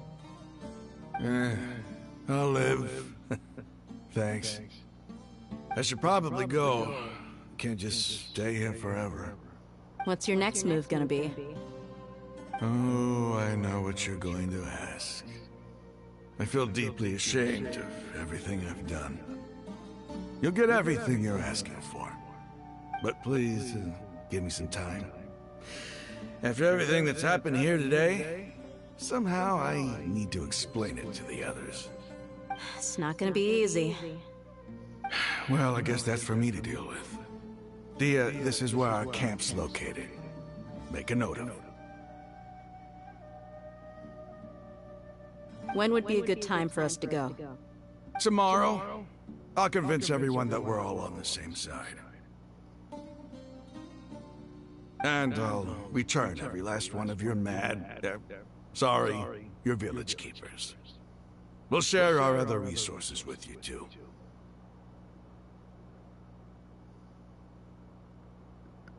You seem to finally understand that our true enemy is the sages. Yes. The gods never gave up on anyone. It's the people responsible for all this that need to face the consequences of their actions. That must have been rough, but he seems to have figured things out now. Ramon's no fool. Being the leader of your own faction in the desert is no easy feat. It's too bad he was held back by his belief in King Deshret. But now that that's changed, I guess we have a few more people on our side. The outcome, at least, is favorable. We should get going too. Let's head back, have a proper meal, and a nice... long sleep. We'll need all our energy tomorrow.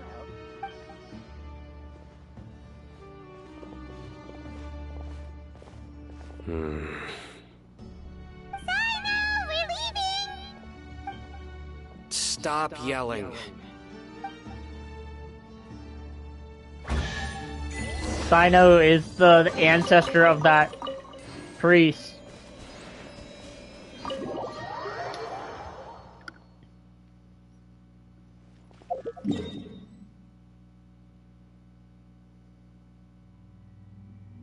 Oh, we're gonna run all the... Oh, Lord. More running, guys! More running!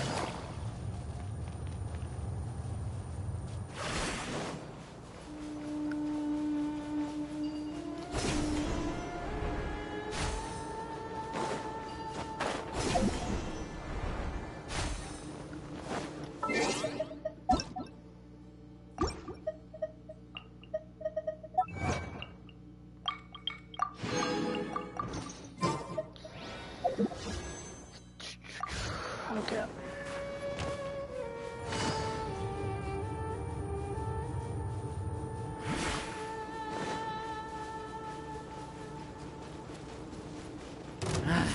A new punching bag. Things are about to get dicey. Where do you think you're going?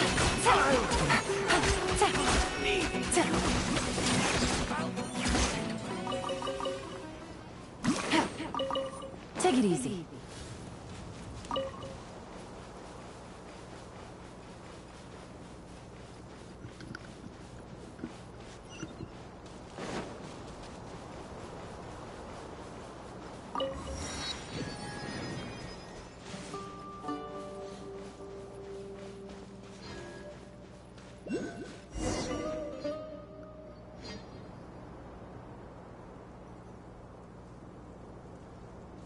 Raman, we're here. Everything's been arranged. Someone will bring the village keepers back to Haru village shortly. I guess all I can say now is thanks for agreeing to help. Don't mention it. I think we can both agree you went to hell and back for it. But we share a common cause now. From here on out, we're allies. Where are the perpetrators? I'll bring you to them. Follow me.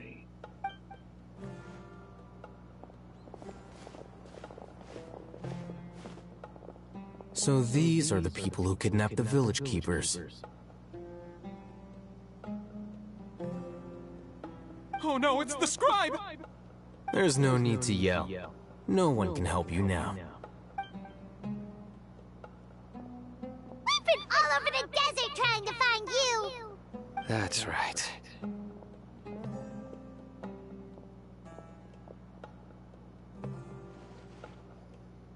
General Mahamatra? No, no! Make it quick, please! Swift and painless! Whoa. The moment they set eyes on Sino, they turned pale like they've seen a ghost! You should have known that I would be coming for you. Wait, we were just following orders! You know what I'm talking about, right? There's no way we could have done all this by ourselves! No, not Sino! He's gonna tear us limb from limb! I could do worse. Please have mercy! Start talking. Otherwise, I'll have to resort to other methods. So, your superiors have kept you quite busy recently. Why? What are they trying to accomplish? They, wanted to extract canned knowledge. Don't play dumb. You know what I'm really asking. They extract divine canned knowledge. Then what? I really don't know how to explain it. Well, you better start talking or you'll be sorry! You don't want to make things any more difficult for yourself, do ya? Be my guest.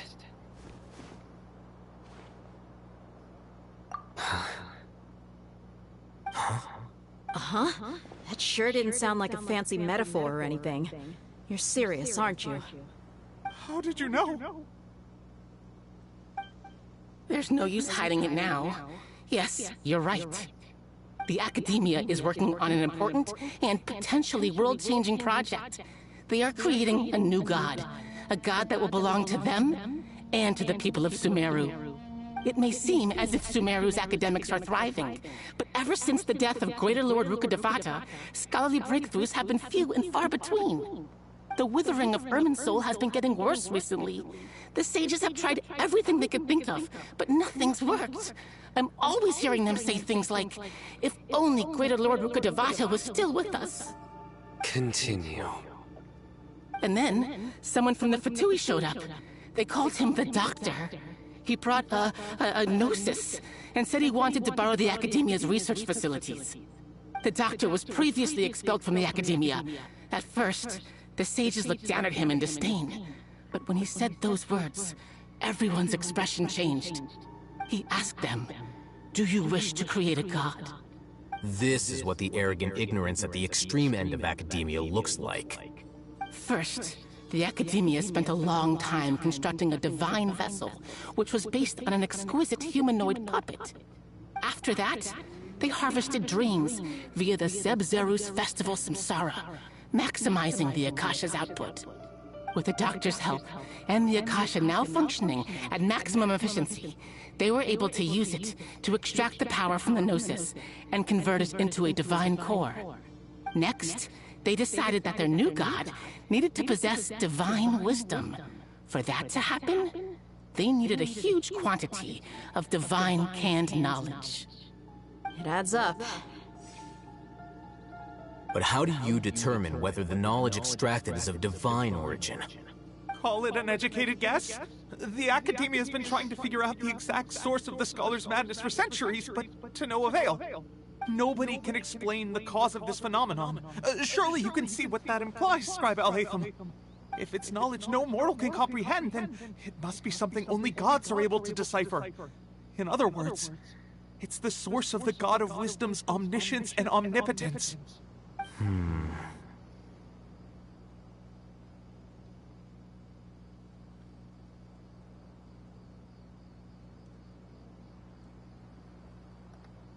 You must have noticed by now. The Academia doesn't care about who their god is. It's the ability to exercise control over knowledge and wisdom that matters. It is as if they are cursed with a desire for omniscience and omnipotence that burns in their blood.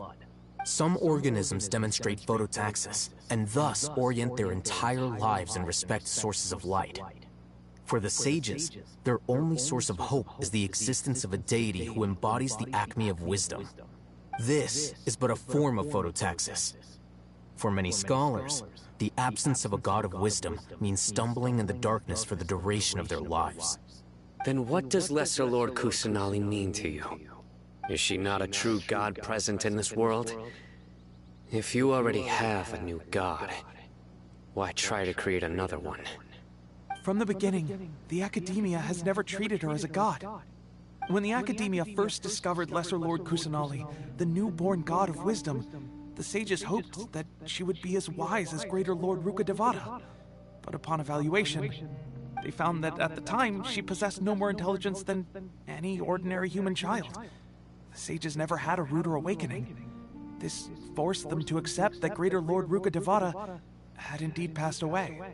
Not to mention that Lesser Lord Kusanali's gnosis had been used to power the Akasha this entire time. By herself, she has neither an Archon's raw power, nor the spectacular insight expected of a god of wisdom. Slowly but surely, people began to forget about her existence. So, this is the path the sages have chosen.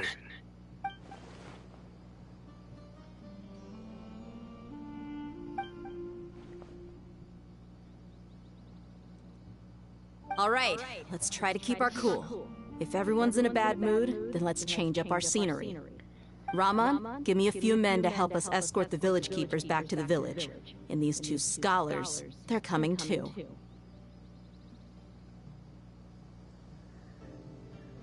Sure, as you wish.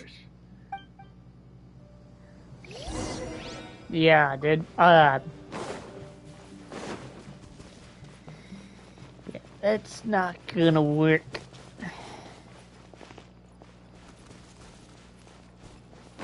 I want to get this one little... No, okay, I'm pretty sure we can go... Ooh, there's a Tui. How the fuck am I supposed to get up there?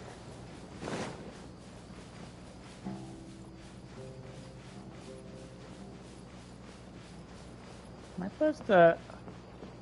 I supposed to just... hold on. Take it easy. How the hell am I supposed to get up there?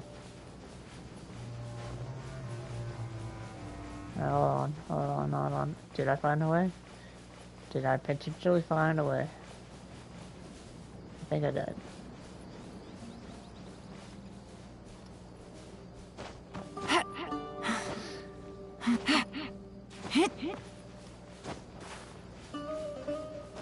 Yeah.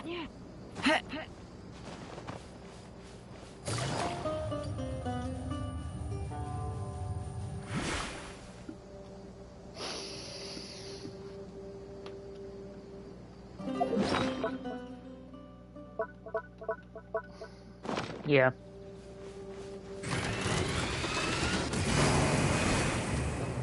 Witness the power of Gua. Huh? Game's up. So Spring forth! Scatter! illusion shattered.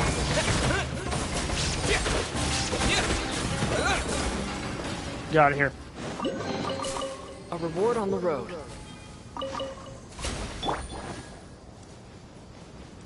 Alright.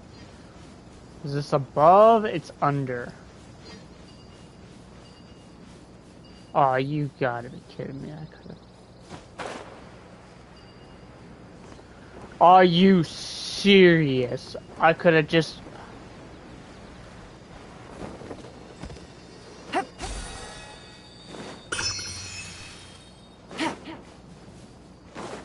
What's this?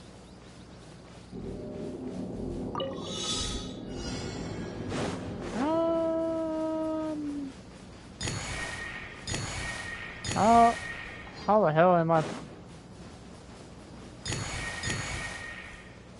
Oh. Well, I'm not worried about it. Not right now. Take it easy.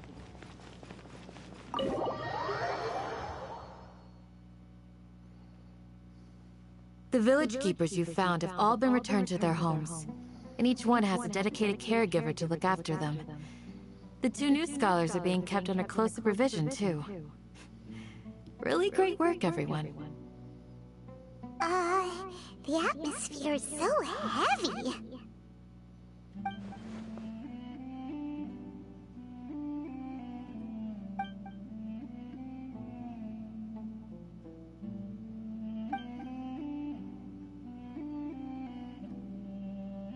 Hey! Say something! Stop spacing out! Come on, is there nothing left to talk about? In that case, let's all get some water and try to think about something else. Or I can go fetch some snacks. Oh! Paimon's so coming with you! Do you have any plans, Traveler? Yeah. That's above. You're not talking about work, are you? So you were still withholding some information? Sorry, I had my reasons.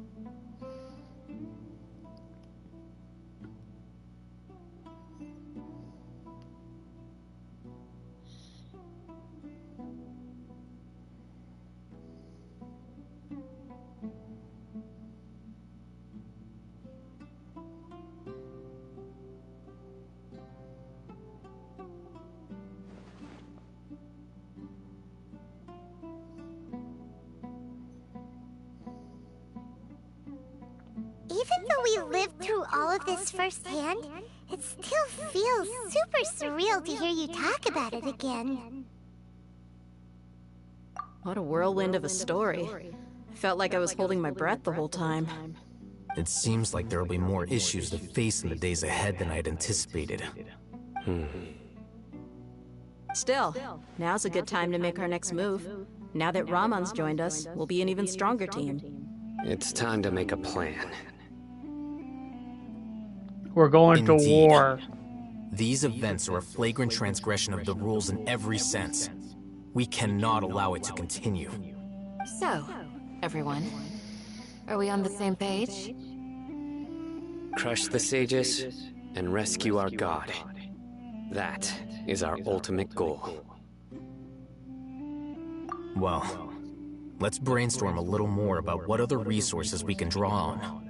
The next time we gather here, we must have a solid plan. Yep, it'll work out for sure.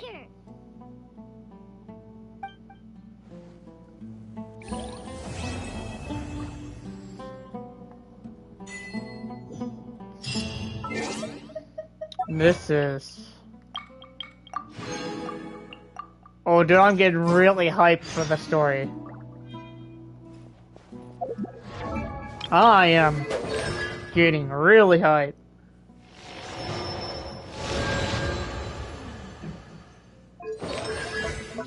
Can we actually... No, we can't.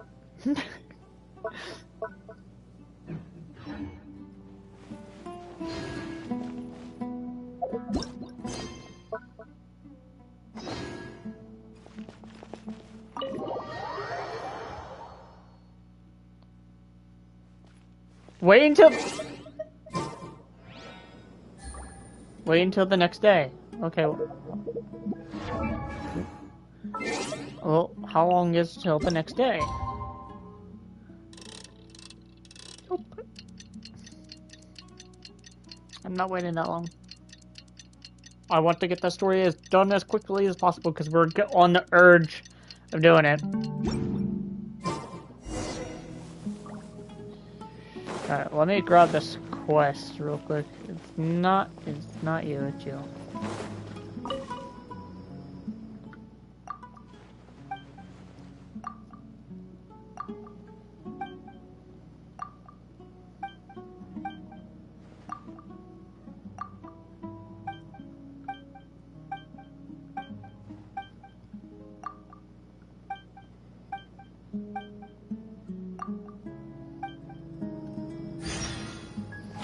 Alright, well, we're not doing that.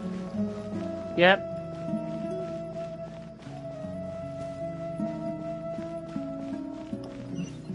Of course not. It's all a bunch of nonsense. Candace, we're here! Has everyone arrived? Everyone is already waiting inside. Well, what are we waiting for? I do like Candace's fucking Please. design. Wait a moment. Before attending the meeting, I hope you can promise me one thing. What do you need? Promise me that you won't commit to anything too reckless. What do you think? Okay.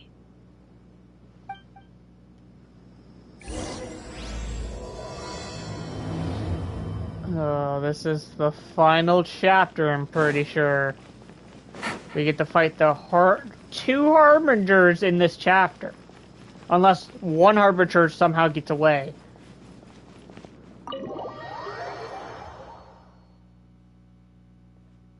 Everyone's here so early! But why isn't anybody talking? We already discussed things a bit. Hey, where have you been? I've missed you too. Are you ready? Very well. We're like a general meeting. Like... Are you sure this is gonna work? I gotta admit, it's bold. Color me impressed. It's worth a try. The point of discussion is to arrive at a solution.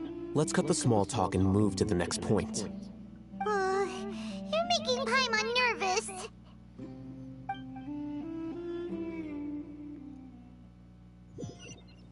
Okay.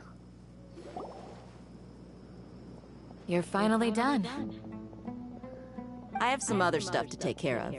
Catch you all later. Come on, don't give me that face. I know what you're going to say. I'll be careful. That's what I wanted to hear. Take care.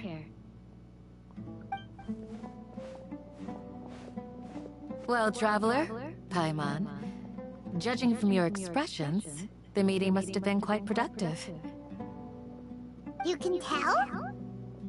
I'm not that good at scheming or strategy, but I can sense people's emotions.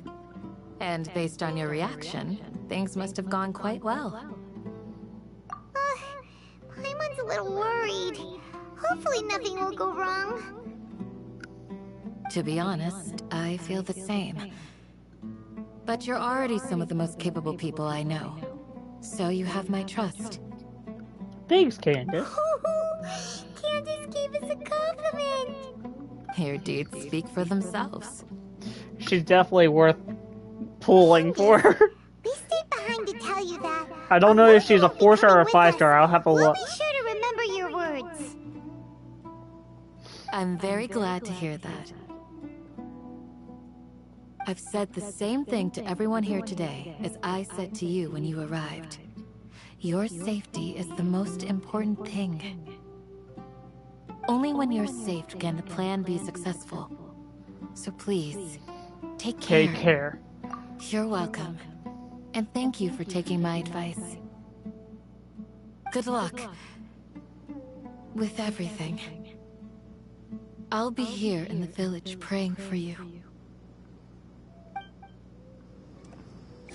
Alright, let's look at Candace's thing. I know she's in the archives. I'm pretty sure she's a 5-star. Wait. No, she's a 4-star! What? What's her talent? Wait. Okay. Oh, you can actually hold that? Wow. Wait.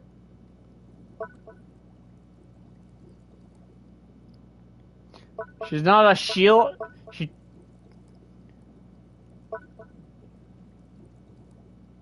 Yeah. Wow, that's actually interesting. She's not even a shield character. Wow. We have not met him yet. I know he's in. But we haven't met him. We haven't met her. That's 2 people we haven't met yet. I'm pretty sure we're gonna meet them through the stories of some of the characters. Who else did we have not met through the game?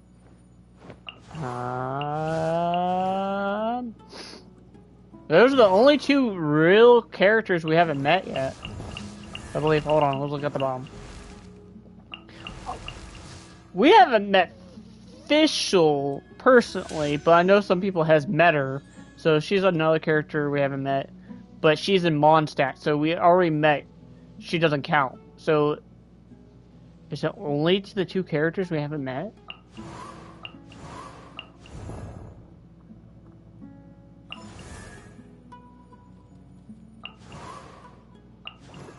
It might be the only 2 characters we haven't met in Genshin.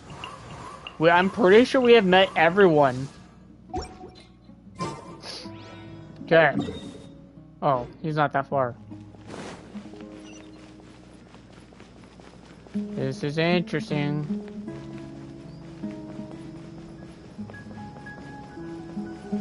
Oh.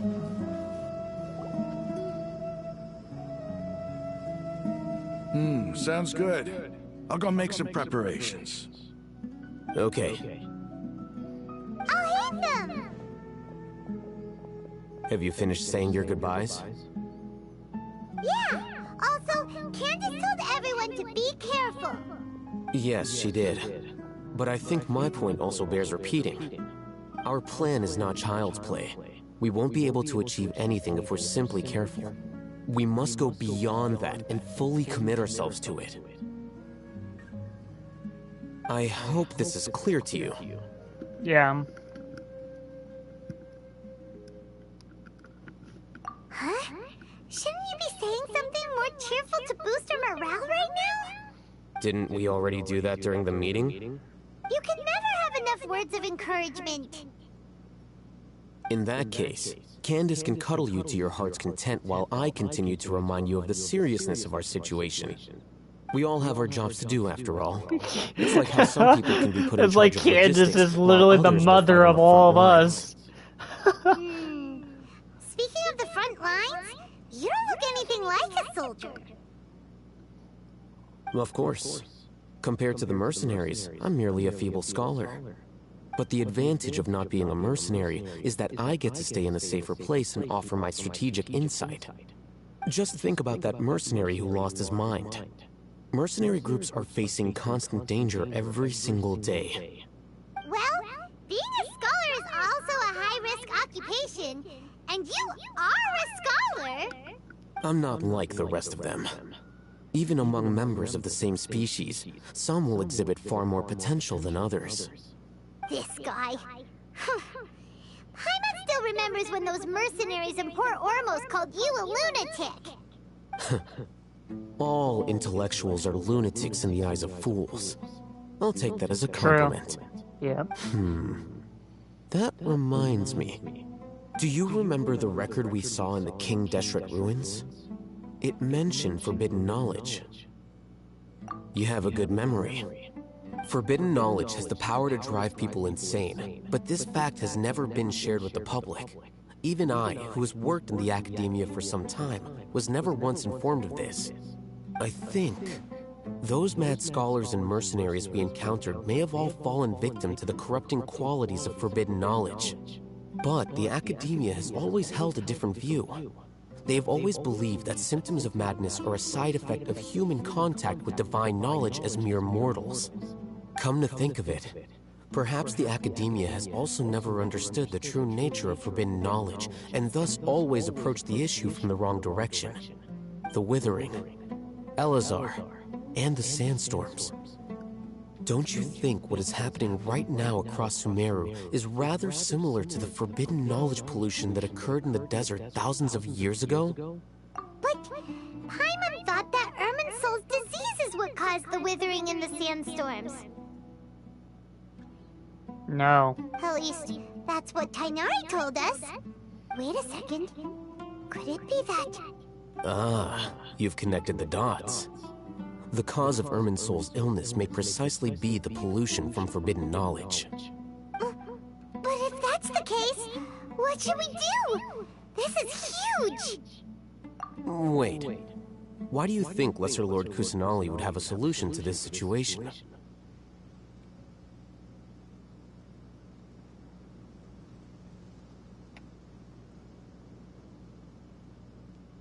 You mean, it's related to the scene you saw when you passed out in the Avidia forest? That whole, the world forget me thing? In that case, it's imperative that we rescue Lesser Lord Kusanali. Only by working with her to save Irminsul can we completely resolve the problems Sumeru currently faces. To make sure we're still on track, I would like to check on the state of some of our preparatory work. Where are we going? To an Eremite base.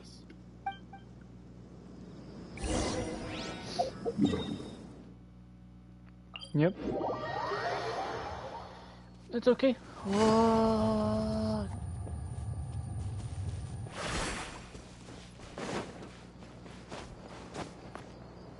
Oh, okay. They're here. Huh? What are they doing here? I gave them some technical work to do. Ah, it's the scribe.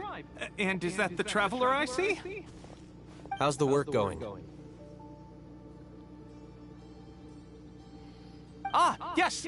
We have fixed the devices according to your instructions. One of them is already ready for use, while the others are still under repair.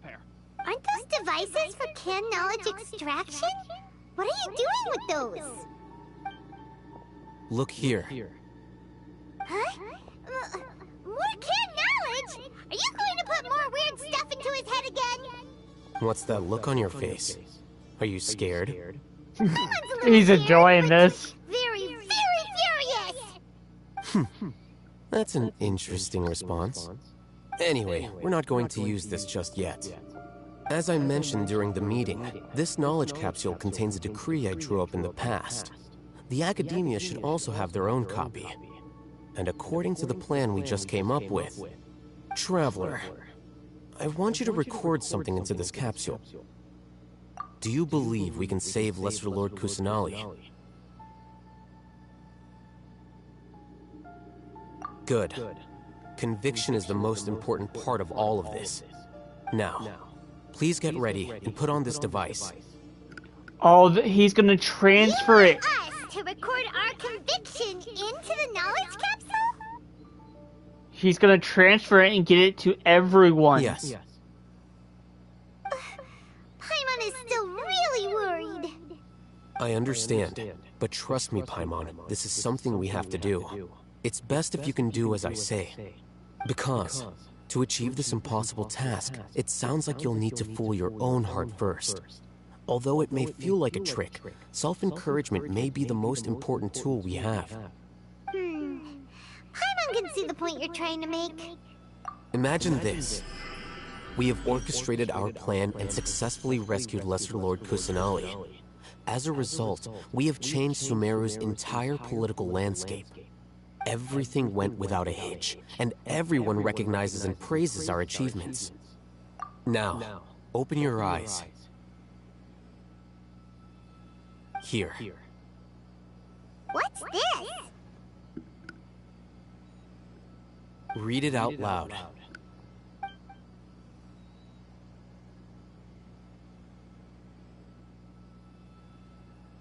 It's done. Is your head okay? Does anything hurt? It's just a recording. There should be no negative effects. But what was the point of doing this? Paimon doesn't get it. And that's perfectly fine. In any case, these capsules aren't meant to be used by you. Huh? What do you mean? He's gonna get it out on the data. Our plan needs to account for those who have long relied on the Akasha. You may find it hard to believe, but for those people, everything the Akasha transmits to them is nothing short of absolute truth. Imagine if you've been using a device like the Akasha since the day you were born, and this device has always supported you during times of need. After all that time, what do you think you'd become? A fool? A machine? A slave to orders. And that's why rules are so important. In addition, those who understand the rules can delineate boundaries and identify gray areas. But why would you need to identify the gray areas? You could say that those kinds of ambiguous zones can be very interesting. One might even say they're advantageous in the right hands. Things you're interested in are really out there. Are all Sumeru scholars like this? Anyway, that's enough chit-chat. I'm going to take those two to work on some small projects. You can head to Caravan Rebot and start preparing for the next step. Small projects? We're going to tinker with the Akasha terminal and make a few modifications.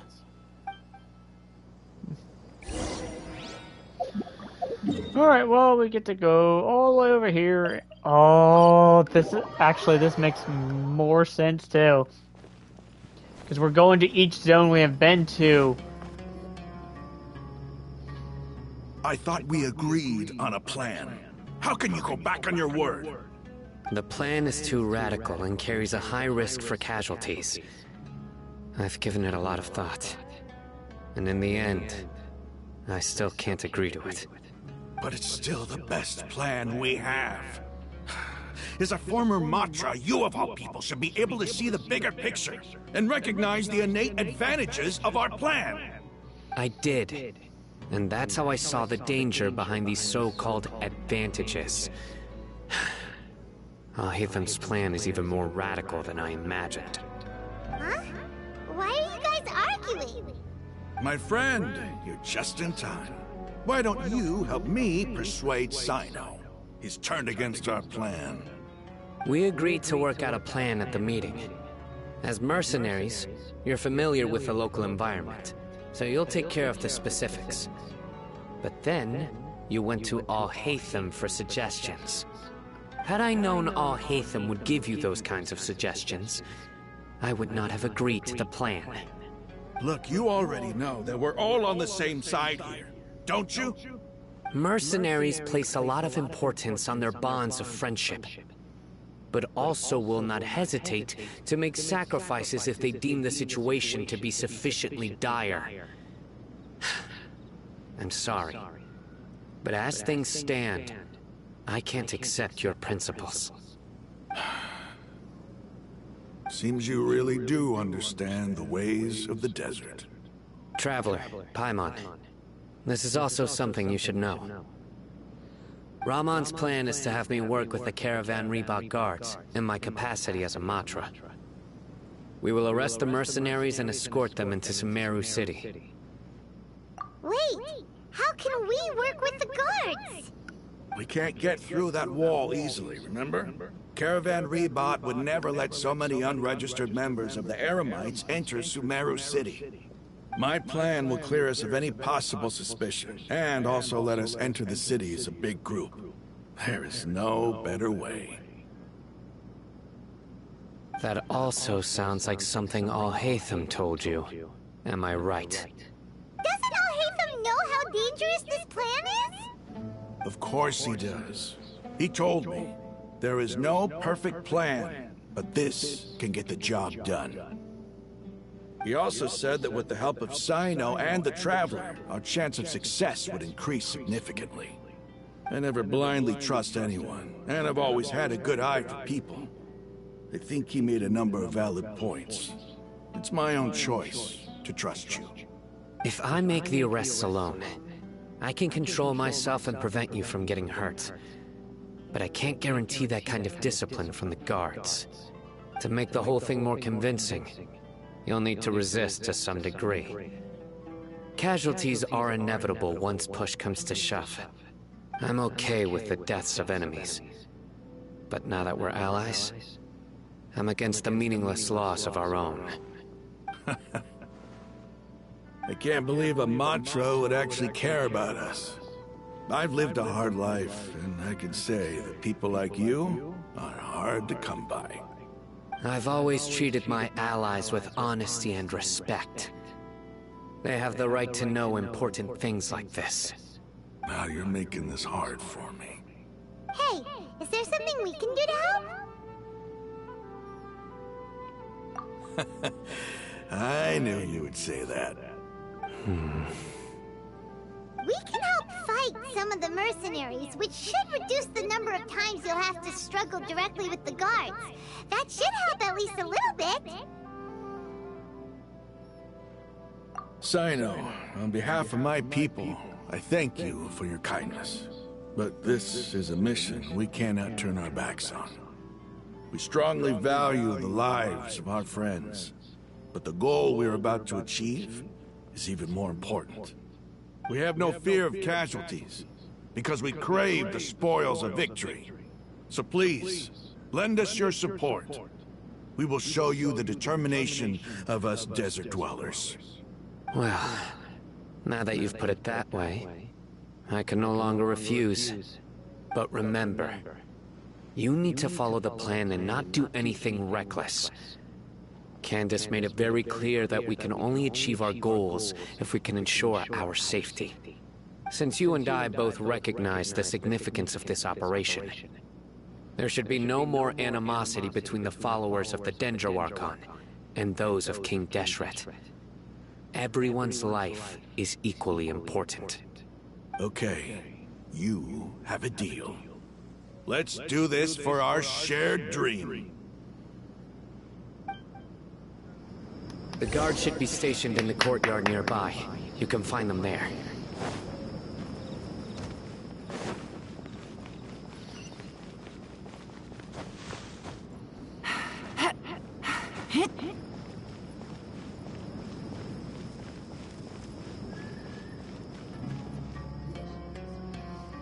Guards!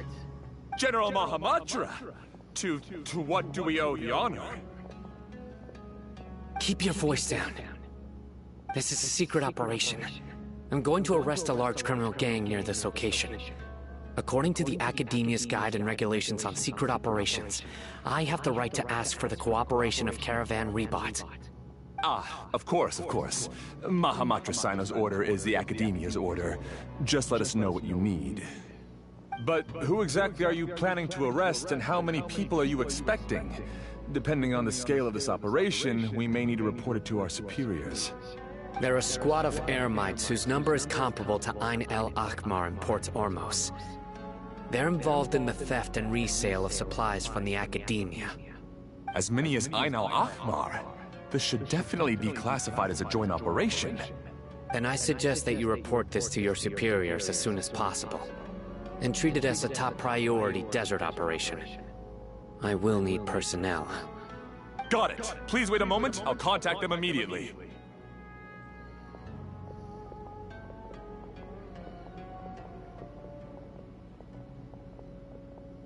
Because this is work. Because I trust you. Paimon can't believe you're still in the mood to chat. This whole thing has Paimon scared stiff! Aren't you even a little worried? What if these guards already know that you have betrayed the Academia and are no longer their General Mahamatra? Even if that guard doesn't know, their superiors might, right? We discussed this, remember? The Caravan Rebot operation is of great importance. But don't worry, the guards there shouldn't know that Sino has stepped down. How can you be so sure? First, the other Matra still don't know why Sino has left, which proves that the Academia has been covering up the matter. Second, this is a crucial moment for the Academia's God creation plan. If something were to happen to the General Mahamatra, it's bound to attract a lot of unwanted attention. No matter how you look at it, they don't seem interested in sharing the news of Sino's departure. A reasonable inference. I agree. Which brings us to our next issue. I'm sure some of you have been wondering if the prediction function of the Akasha will affect our operation. The Akasha is still in operation, so I must remain on high alert. Actually, considering the power of the Akasha, it's quite strange that it hasn't already tried to interfere with my actions. I've given that a lot of thought. For now, I don't think you'll need to worry. If you remember, when you first came to Aru Village, all your actions and routes were predicted by the Akasha. It even gave that information to those who kidnapped the village keepers. But things like that never happened again after we met up with the Traveler. That's true. But why? Look at it from a different angle. Why do you think the Akasha will predict your actions? Because my personal data has been entered into the Akasha.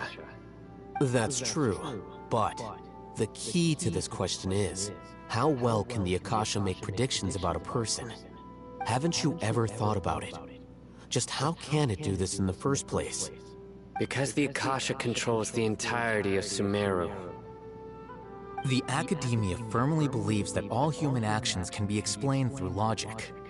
By sorting and analyzing entered data, the Akasha can derive behavioral logic and predict the actions of those who fit an existing logic model. However, at the risk of sounding like an advocate for fallacies, can everyone truly be considered logical at all times? Emotions are part of our behavioral logic, but can you guarantee that every experience of the same joy or pain would be equally intense? How can our feelings and opinions be predictable down to the letter in every single instance? Sino, in the past, you've always worked alone. In the absence of another person who could sway you or your thoughts, the Akasha could produce predictions that were similar to your real-life behavioral principles. Decisive and principled, you were used to solving problems alone. That's why the Akasha could figure you out. But now, you've joined a team. And I believe the Akasha hasn't yet figured out the full composition of it. Our thoughts and logic have intermingled and weaved themselves together to become a complicated, chaotic mess. Any one of us could potentially disagree with another. The Akasha lacks data on these interactions, and it's impossible for it to predict your actions in the future based on your decisions in the past. After all, there's probably a limit to just how much we can be modeled or controlled by data. So, in my opinion, you're probably safe for now. Huh. Makes sense to me. I agree. That's The Akasha actually is a now really alive, big and brain. I don't think we can be completely controlled by something without a mind of its own. Is that so? I guess there are things that even the Akasha cannot calculate. And people will not be forever trapped by the past.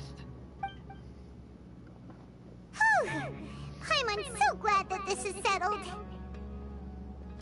Next time, pay attention during our meetings. Will do. Just remember to stay vigilant. Footsteps! General Mahamatra, we were not expecting your presence here. I'm the security officer of the Great Red Sand District. My name is Luxembargo. This is my assistant, the Traveler. He will be working with me. The construct next to him is for his work. Beep! Construct, beep! Oh my god. Great honor to meet you. Your golden hair is as bright as the sun.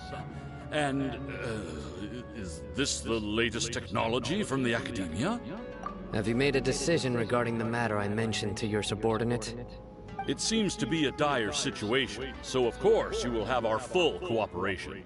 To be perfectly honest, I've always longed to go on a mission with someone as well known as yourself. There's no need for flattery. Yes, sir. Take your most elite platoon and follow me to the eastern side of the district. We will carry out the operation there. Understood. Map. Hurry, bring the map!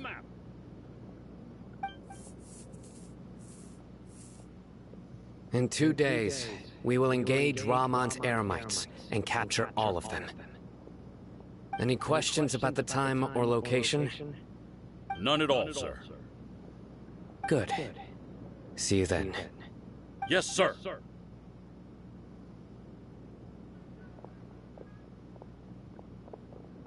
Maybe hanging around the General Mahamatra isn't so bad after all. Everyone's so respectful towards us. This is all due to the absolute authority of the Academia. And now, we're going to strike back against that massive pillar of power. Get ready. We will move out in 2 days. Well, I guess I only have to wait 2 days! Called it!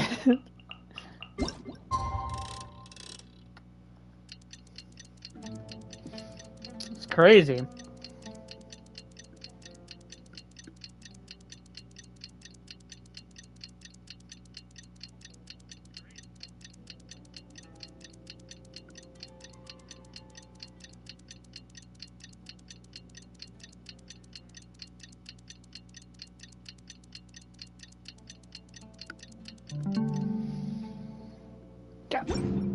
And we... It's time for the operation! Alright. Oh yeah. Because... I can actually... Boom! Level 3!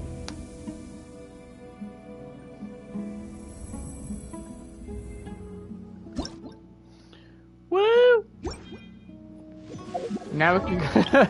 I'm so glad I'm actually ranking up the Traveler playing with us.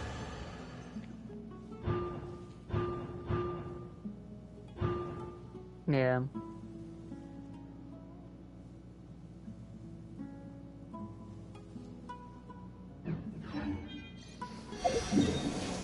Yeah. Oh, wrong way.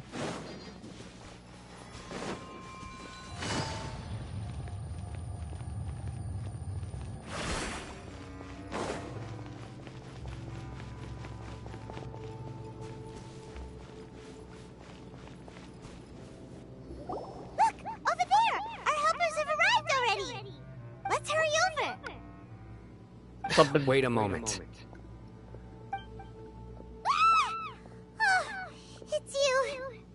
You're my assistant, remember? Being my assistant, you must stay with me. Now let's head over there. It's General Mahamatra and his assistants.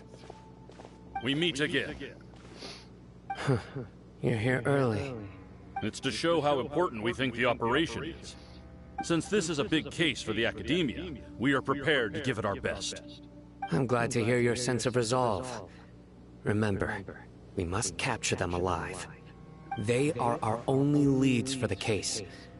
If they die, we will be unable to continue the investigation. Understood. Everyone! The Eremites are approaching from the west! Make preparations and be ready for combat.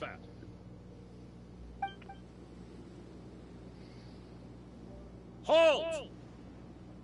Oh? What a warm welcome!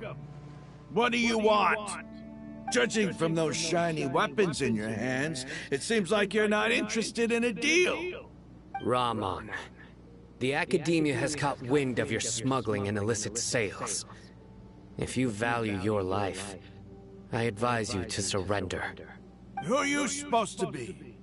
A Matra from the Academia? I can't believe you came all this way just to catch us. I'm not here to talk. Oh. Nobody's given me this much time of day since I became a mercenary. Brothers! For that slight, let's wash our blades with their blood. Let's show them we Eremites are not to be messed with.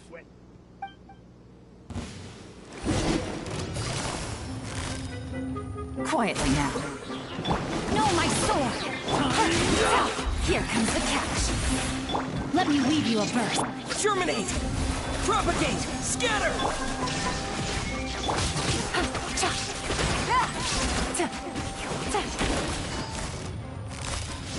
Gotcha.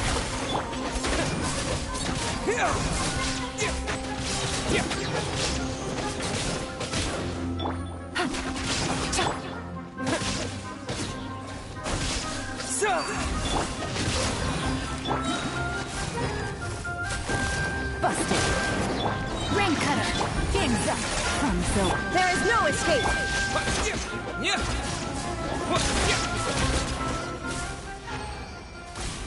It's over.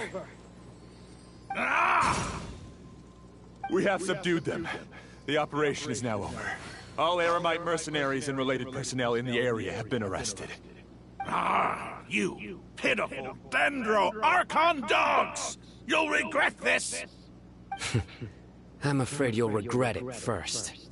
King Deshret will curse you, and you will all! Silence! Oh, Restrain them and take them back to Caravan Rebot. Count their numbers and send them to the Academia as instructed by the General Mahamatra. Yes, sir! That's phase 1 of the plan. Mahamatra Sino, I will now take my leave. If you need further assistance, please come to Caravan Rebot and ask for me. Understood. You are dismissed. There they go. Let's talk elsewhere.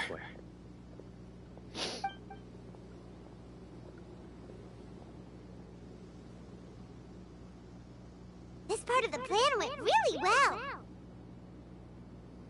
Yes, things went perfectly. That's fantastic! And that punch you gave Rahman there sure looked convincing enough. Once we're done here, I'll return to Caravan Rebot and oversee the group's transport. I promise. I'll get everyone into Sumeru City safely. Yeah, you're the reason why everything went so well. It's not the time to celebrate yet. I believe Dia should already be waiting for you. Go join up with her. She will need you to introduce her to Tainari. Speaking of which, is it really okay for us not to share the full plan with Tainari? What if he'll feel miffed about it and refuse to work with us? I have a very close relationship with Tainari. Given how well we know each other, I believe my message alone should be enough to bring him to our side. He knows I won't make jokes about things like this. If we need help, Tainari is the best option. Get ready for the next phase of the So we plan. got Sino. Don't keep them waiting. Dia. We got Al-Haytham. We got Tanari. We're gonna have Callie with us. Holy Scatter! That is actually... And then we're also gonna have Nahida once we free her. And then Candace could possibly show up. Dude, that's a lot of people! It's about time. Didn't you say our part of the plan is the most important of all? And here you come rolling in late. In the time it took you to get here, I already did 5 laps around the place, downed 7 drinks, and even did some clothes shopping. Holy shit. Sorry. We didn't mean to keep you waiting. I just wanted to fix your attitude and rub it in a little. After all, you took your sweet time getting here, and we've got important stuff to take care of. I just like seeing that serious look on your face. Alright, I'll stop. She's All teasing joking us. aside, I'm glad you're here. Let's get moving and take care of this as soon as possible. Yep. But where should we start? Our responsibility is to get a status update on the Fatui Harbinger known as the Doctor. We need to make sure he won't get in our way when we rescue Lesser Lord Kusanali. Dealing with an institution that controls all of Sumeru is already hard enough. If the Doctor were to crash the party, it would be next to impossible for us to achieve our goals. Yeah, we sure don't want him showing up. Ooh, he really gives Paimon the creeps. Right? Hearing his name just reminds me of those stuffy old geezers in the academia. I'd rather not have to deal with someone like that. According to the plan, we should first go to Pardis Di and ask for Forest Watcher Tainari. If all Haytham and Sino's sources are solid, then we can be sure that Tainari still has the Academia's trust. So, we'll find Tainari and convince him to get us the latest intel on the Doctor. Then, depending on what we learn, we'll make any necessary adjustments to our plan. The sages have placed spies everywhere on the other side of the wall. I'll follow you as a bodyguard. You should be honored. I don't offer my services to just anyone you know. Oh, we know. Paimon thought mercenaries would do anything for Mora. That's certainly true. But when multiple employers are vying for your services, you should always go with the best offer. Let's see. If I were to charge you a bill, I guess I can apply a discount. How much more do you want? Paimon's not sure we can afford it. 1. How much do I want? Hey, how about paying me with a smile? What do you say? I haven't seen you smiling much recently. Oh my god. Someone like you must look lovely when they smile. Is Dia heading on us? Give me a smile so that I can be less worried. Looking good.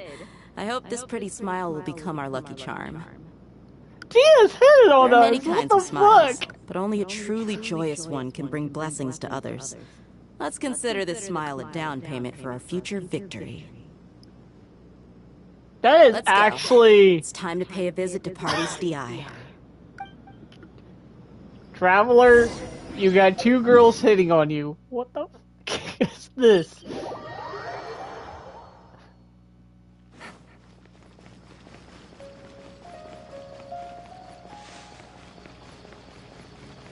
He's over there. Let's go say hi. Tainari! Ah, Traveler, Paimon. And you are? Hey there.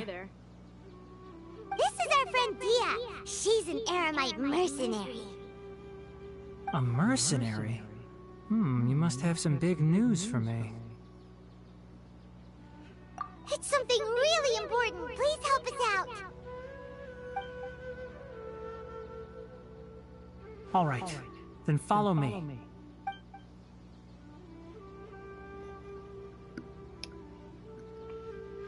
This place is better. We won't be disturbed by any passerby. Okay, what is this important thing you want to ask me?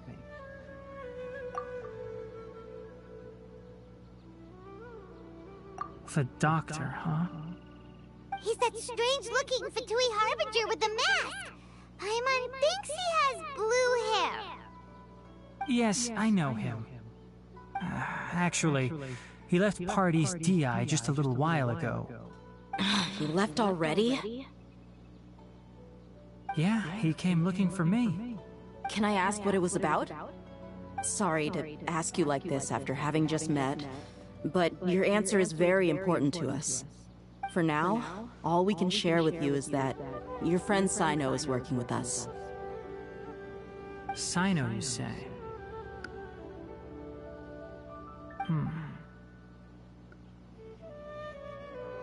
I see. So that's why he hasn't been at the Academia. Okay. I will answer your questions and will assist you any way I can. You don't have to tell me everything that's happened. Sino's name really does work wonders.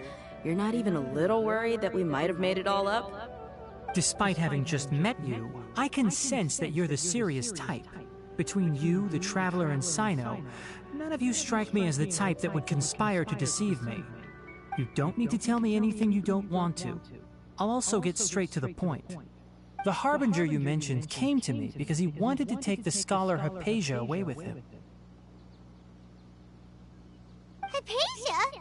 Why would he want her? And what do you mean by take away? Is he planning to leave Sumeru? Yes. He told me his return to Snezhnaya is imminent. Also, we might not fight the doctor. So you mean... you're leaving this place soon? Indeed. Otherwise, we could have perhaps talked a little more. I was just about to set out when I remembered something important. To that end, I made a final trip to Pardis Di. Let me ask, have you been taking care of a scholar by the name of Hypatia? Your sources are accurate. No doubt because you recruited many informants. But you're right. Hypatia has indeed been receiving treatment from me. Forgive me for asking, but how's the treatment coming along? Given the way you're asking, I assume you have something to say. Since you asked, I'll be frank. I would like to take Hypatia to Snezhnaya. It's incredibly difficult to transfer a patient. As a scholar yourself, shouldn't you at least be aware of this? Oh. I can't believe your utter lack of faith in me, to the point of even questioning my general level of knowledge. How unbefitting. Well, you're the only one who's ever made such a request. I have my ways of keeping her safe during the journey. In addition, I can also promise that under my care, Hypatia will receive the most advanced and effective treatment. I will personally supervise her treatment and see to her recovery. Would that be agreeable to you? Hypatia was born in Sumeru and remains a scholar of the Academia. Her situation has not become dire enough to necessitate her transfer to another nation. Transporting her to Snezhnaya is risky, and the potential benefits are unknown. As the person currently responsible for her treatment, I cannot possibly sign off on this transfer. Your suggestion is rude and reckless. I'll pass. I don't know much about the doctor, but after talking with him, I realized that, just like many other scholars, he possesses an aura of arrogance that I've come to detest. It's not so much that he's looking down on others, but more that he's so confident in himself and his abilities, to a point of near insanity. I would never refer a patient to someone like him. I prepared myself for a protracted battle of wits, and was really surprised to see him just give up on the topic. Still, his reaction really concerned me.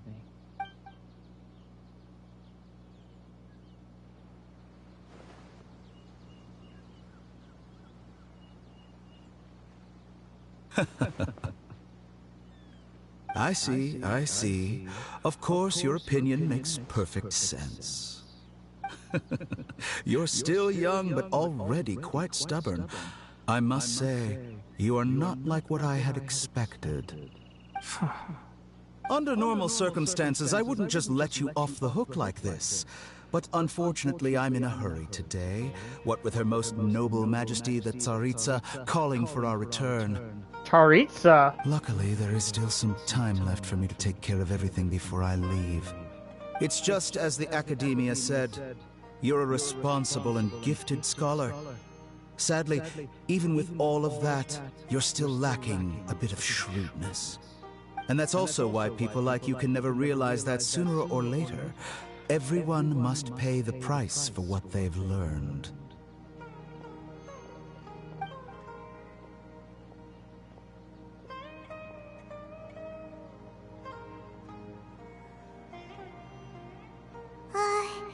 Paimon can't help but feel like he's hinting at something unpleasant.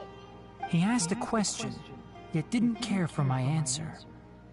Perhaps I'm nothing but a talking rock in his eyes. He never came off as malicious, but an utter lack of compassion permeated throughout our conversation. From his tone, I can sense that he's always looked down on others. I can barely believe it myself. But if that's true, the situation will be in our favor. I don't think I missed any details. Frankly speaking, I don't want you to do anything too risky. Now that you know a little more, it should be easier for you to stay safe. Sorry we can't tell you everything. We appreciate that you helped us anyway. I won't forget your kindness. It's okay. I have an obligation to do so. To be perfectly honest, all of this may have started because of me.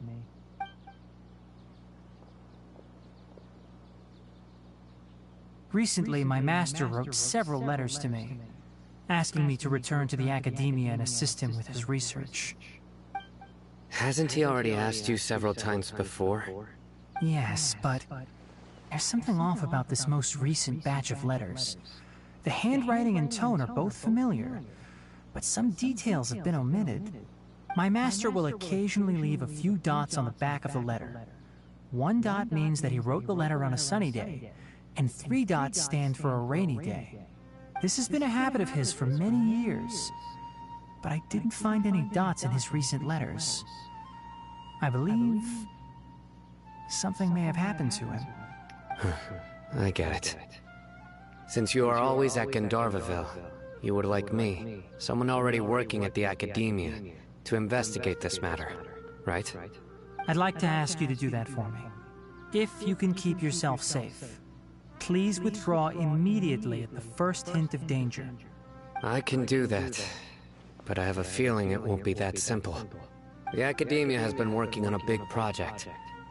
I'm not quite sure what it is, but your master might be involved with it. If the higher-ups really are hiding something, then it will be difficult to remove myself from the situation once the investigation starts. If the situation becomes critical, I'll leave the Academia. If you don't see me there for an extended period, that's your cue. All right, we've got a plan. I'll stay at Gandharvaville to support you. If that scenario comes to pass, you must be extra vigilant. And be wary of any messages or direct requests from the Academia. I must say, I didn't expect a warning like this from the General Mahamatra. Being loyal to the Academia doesn't mean blindly doing whatever the sages say. I know what I'm doing. On that note, aren't you also being quite distrustful of your alma mater? The Academia, yes, but my master is a man of integrity. Even when I was a student, I was worried he'd get in trouble for sticking to his beliefs. I suppose he's lucky to have lasted so long. But in the end, it still caught up to him.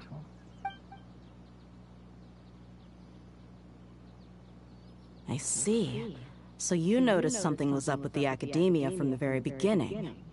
This may well be how Sino became involved in all this.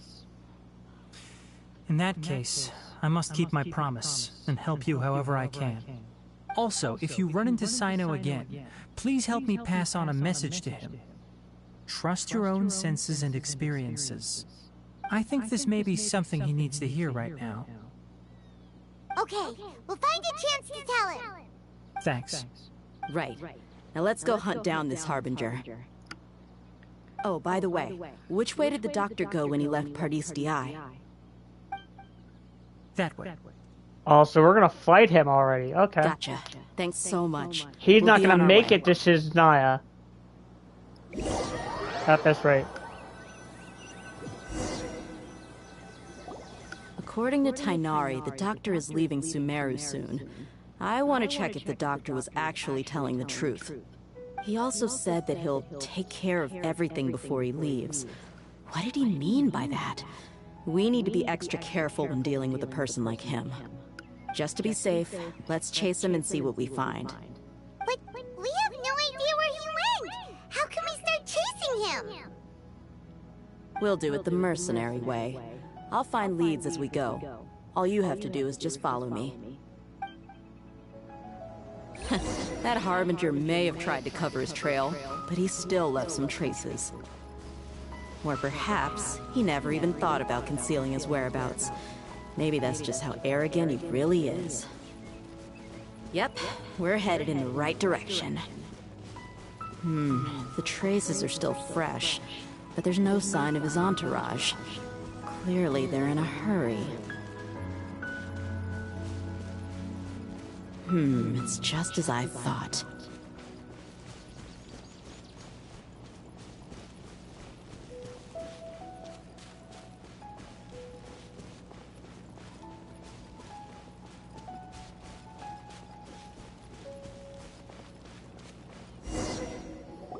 We can stop here.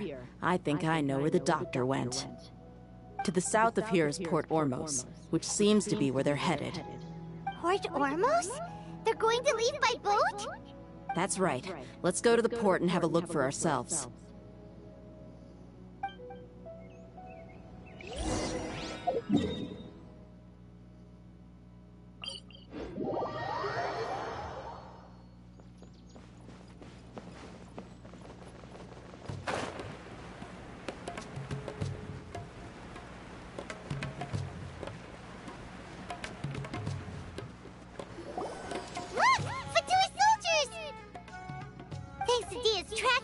Seems we found the right place!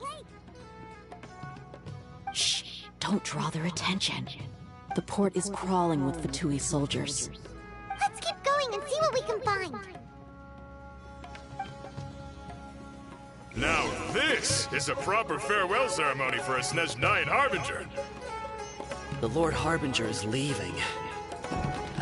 I've still only seen him once or twice. I used to hold a position in our homeland, and back then, the doctor spoke in a very different way from the way he speaks now. Maybe the way people talk in Sumeru has rubbed off on him? It's always like that when you spend too long away from home. When he gets back to Snezhnaya, perhaps it will also take him some time to get used to the life there again.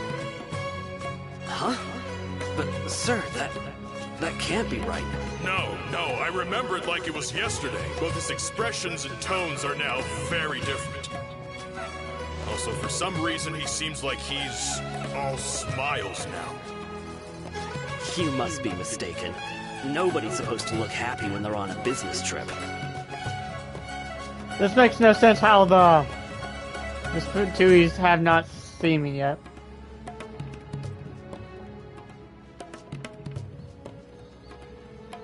Oh, I see the doctor. He's on that boat right there. The doctor is on that boat. So he told the truth after all. He is actually leaving Sumeru. Let's get close. This place will do. We can hide here while we keep an eye on the boat.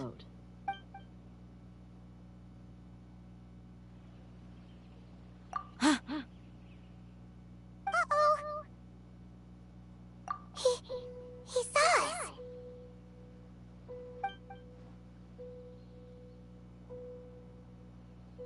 Huh? Is he waving at us? It's time to say goodbye. Wait, is he the only person on the boat? You mean there's nobody with him? And where are all the soldiers we saw in the port just now? They were all here just a few minutes ago. It's an illusion. They vanished. So this was a trap. Wait, don't tell me that... Luckily, there is still some time left for me to take care of everything before I leave. Oh no. They might be after Hypatia. Let's get back to Party's DI. Huh? What do you mean? I'm afraid that she's seen something that she wasn't supposed to see. If I were the Fatui, I would also try to take her away. And if I couldn't... Oh no! Are you saying they're going to kill her? Let's go! That is... Oh no! Hypatia, I'm on my way! Party's DI is not a place you Fatui can just show up and do as you please. I believe we've already made ourselves quite clear. Our superior gave us permission to search for and collect medicinal herbs in Party's DI for research purposes. But you've been in Sumeru for some time already. I find it coincidental that you chose to only come here today. Even the Grand Sage himself may not have the right to question our research, much less an ordinary scholar like yourself. I've done my duty to inform you. Don't make things difficult for yourself. It would seem that my words have fallen on deaf ears. You can keep trying to deny it, but coming to Party's DI now? I'm pretty sure you're not just looking for herbs. With all due respect, your baseless speculations will only lead to unnecessary trouble. Well, you only have your Harbinger to blame. He knows nothing about keeping a low profile. I may be staying at Party's DI as a scholar, but that doesn't mean I'm no longer a forest watcher. It is still my duty to protect the peace and safety of the scholars who have contributed so much to Sumeru. Then it seems our conversation has hit an impasse. No one will lay a hand on you, Hypatia. Not on my watch. Tighnari! Are you alright? I'm fine. These Fatui have really crossed the line. Time to teach them a lesson. Terminate!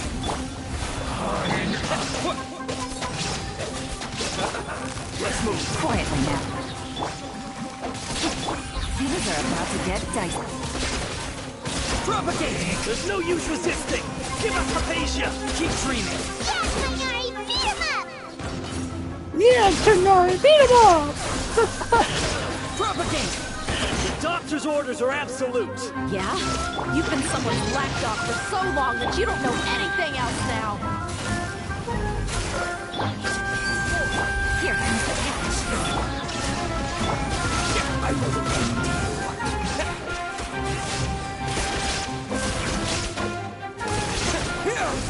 Scatter! We're not getting anywhere. Traveler, Paimon, please go to Hypatia. We need to make sure they don't try to sneak around and attack from behind. Got it!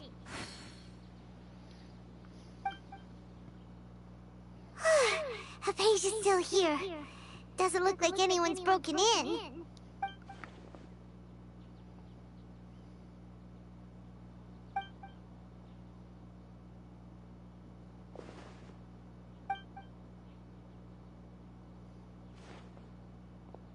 Well, how is she?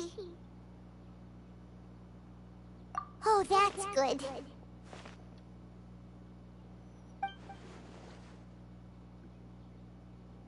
So, you think this is over?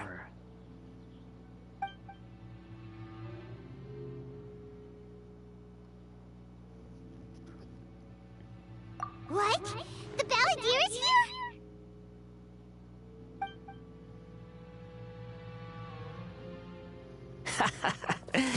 I've missed that look of abject horror. You've given me that look every time we meet. But, where is he?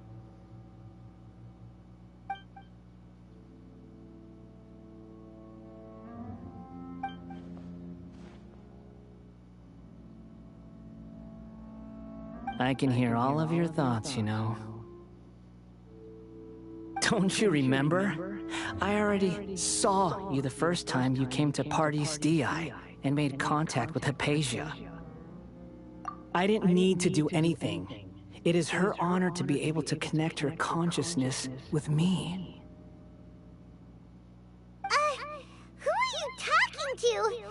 can't be the balladeer, right?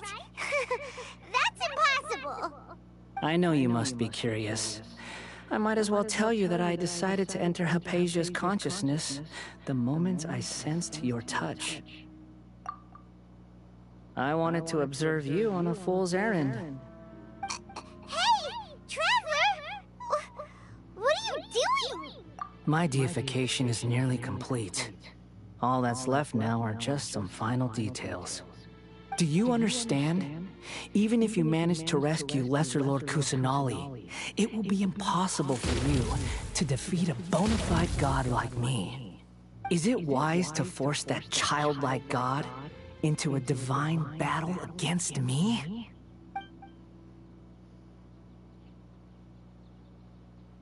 Scholars consider the God of Wisdom to be the sum total of their faith. It's how they can justify reverence for a god as they construct it. But this also shows that humanity's worship of gods is a combination of blasphemy and exaltation. It's truly laughable.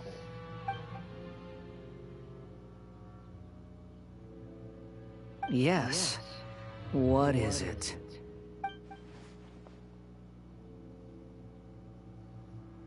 Yeah, I'm in a good mood, which is why I'm talking to you like this.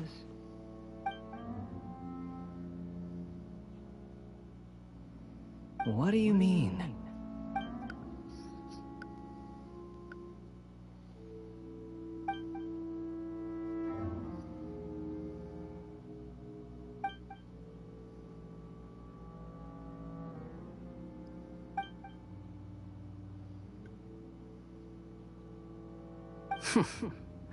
Those words almost make you sound like a friend who actually cares.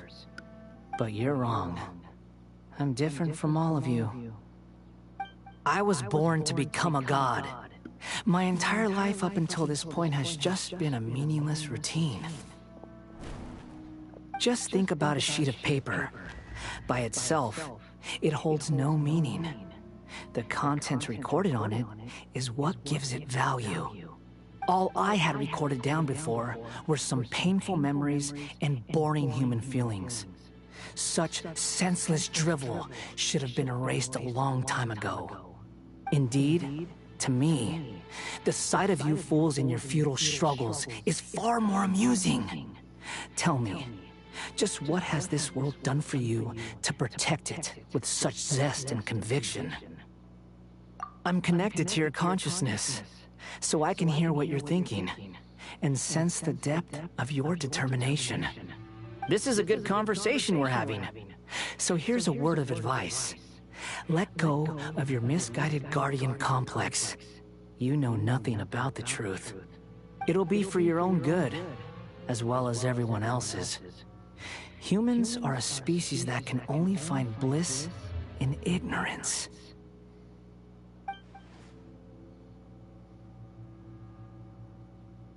Ah, you've seen my affection for her.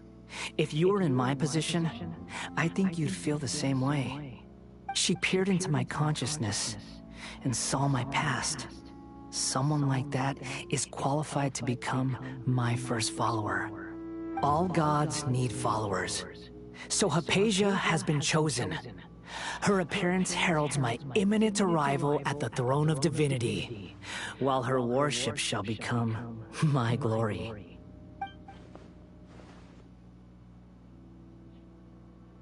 You're doubting me again? No matter. Soon, you'll know what kind of authority you're challenging.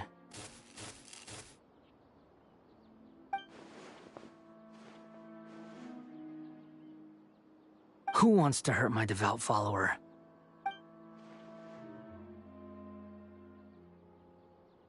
The doctor wants to hurt my first follower?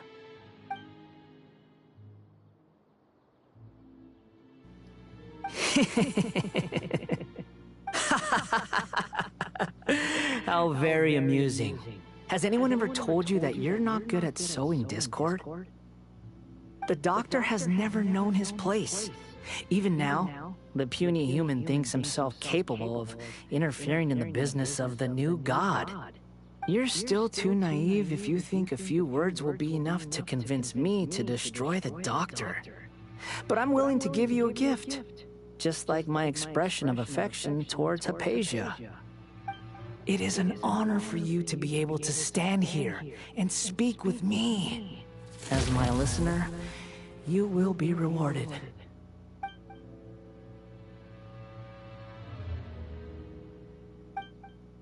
Both good things and bad things can be called gifts. After all, gods have never needed to be reasonable. Paimon hears thunder!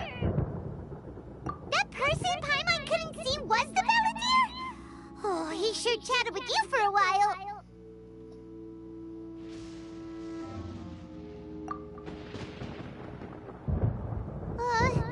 Where is the storm headed?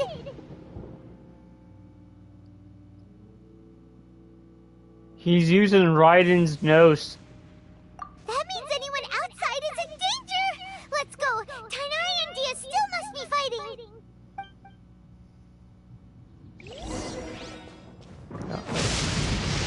God! Oh!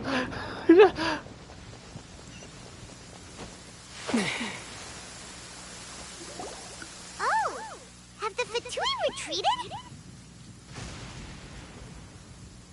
Hey! What happened to you? He's hurt. I'm fine. Don't move. I've seen Eremites get struck by lightning before. You need to rest. Struck by lightning? We were fighting, and just as things started looking grim, the weather suddenly became extremely strange. Lightning started attacking everyone, almost as if it were alive.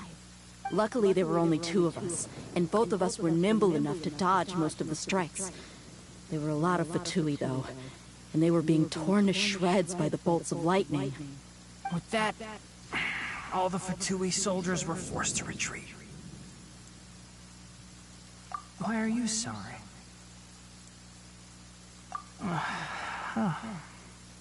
It's all right. I'm sure you also never expected this to happen. Don't blame yourself.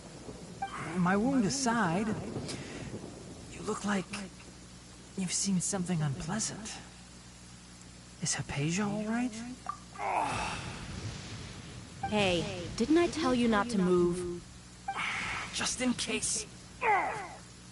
Let's go to Hypatia's place and talk about things there.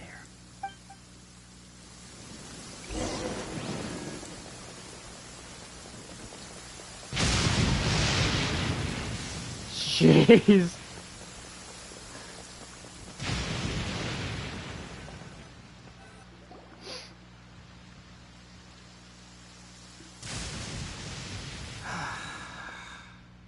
Thank goodness she's fine.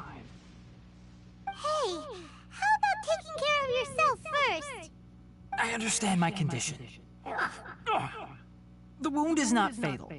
I'll be all right. Ugh. The more you understand medicine, the worse of a patient you become. I know. They always think they can push through the pain. Oh, he sat down. Let me rest for a bit. Sorry, Traveler. Now you may start.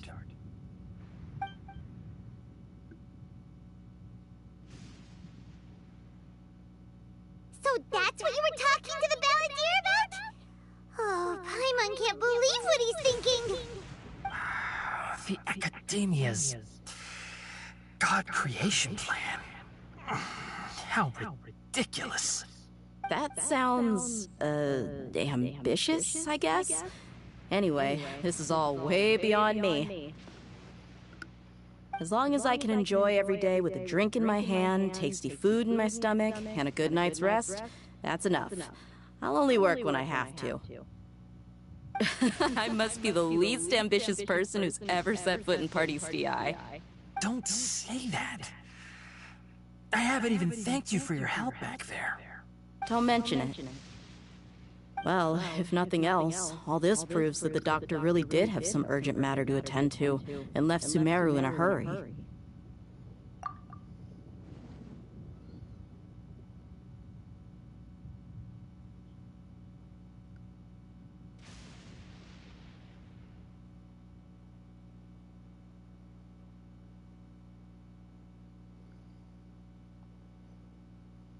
Maybe the Fatui want to cover up some secret of the Balladeer. Is that why they tried to seize Hypatia? You said the Balladeer claimed that Hypatia has seen his past. So, what could be there? Have you noticed? The Balladeer is not happy with the Doctor's actions. He thinks the Doctor has no right to consider himself as his equal. So, if the Doctor was to show up again, would the Balladeer zap him with lightning? Based on what the Traveler has said, I think he would. Having the Doctor gone benefits him as well as us. In other words, we've successfully completed this stage of the plan. The Doctor is out of the picture now. Yay! That's a big accomplishment! I'm also happy for you. Thank you for the help, Tainari. Make sure you rest up for now. Yeah. All right. Okay, that wraps things up for us here at Party's DI. Traveler, it's about time we rendezvous with the others at the Grand Bazaar. Let's continue to keep a low profile. You can head there once you're ready. The Grand Bazaar.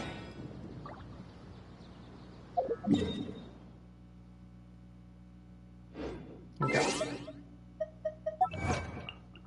That is really... Okay. We need 19.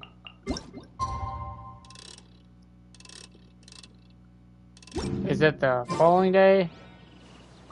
Wait until... Okay. Wait until...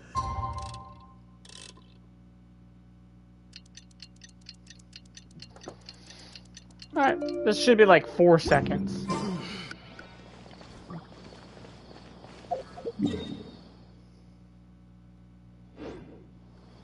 Wait, what?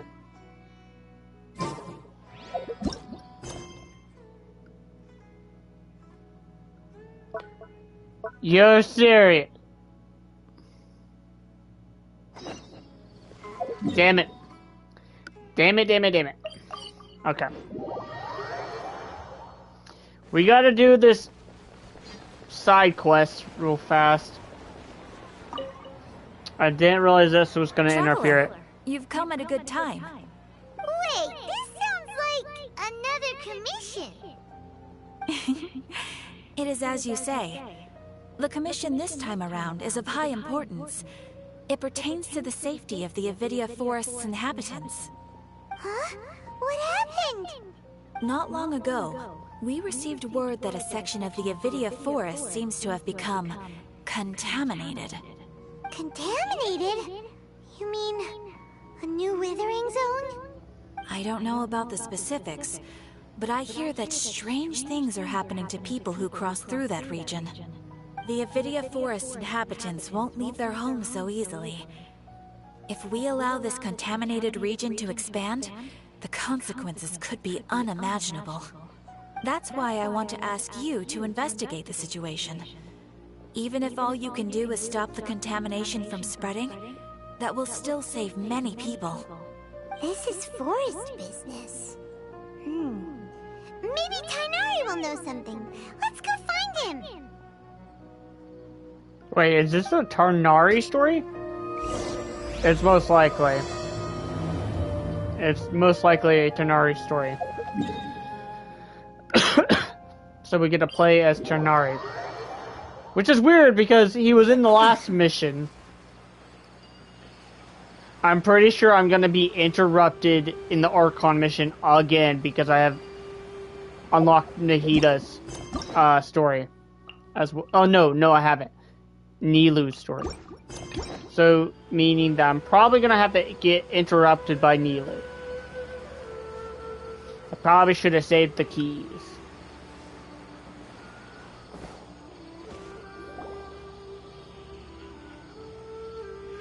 This is where you've been, Tainari? That's... Alpesia?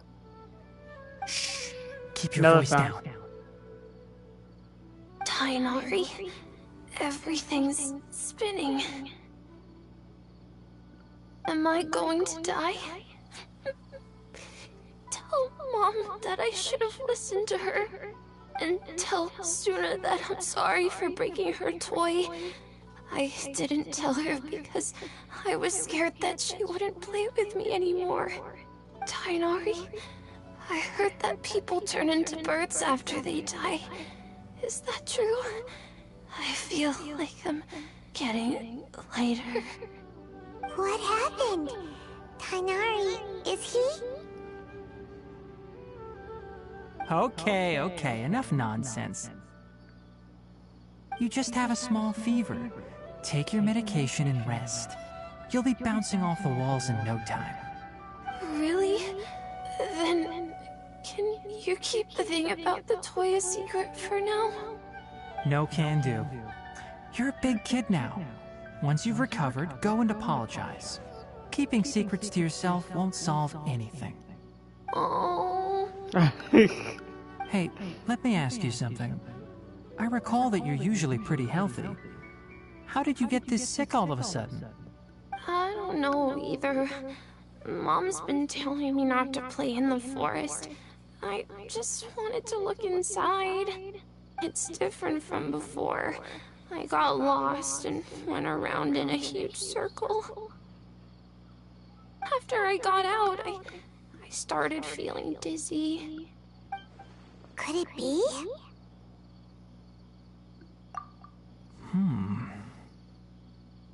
So that's how this whole mess happened.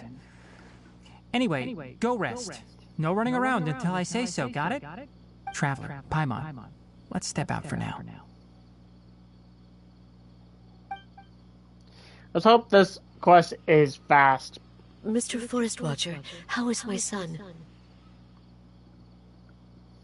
I gave him some antipyretics. Let him rest here for a while. I told him that he would feel better after some medicine and rest, but I only said that to comfort him. His symptoms resemble a fever, but something else is causing them.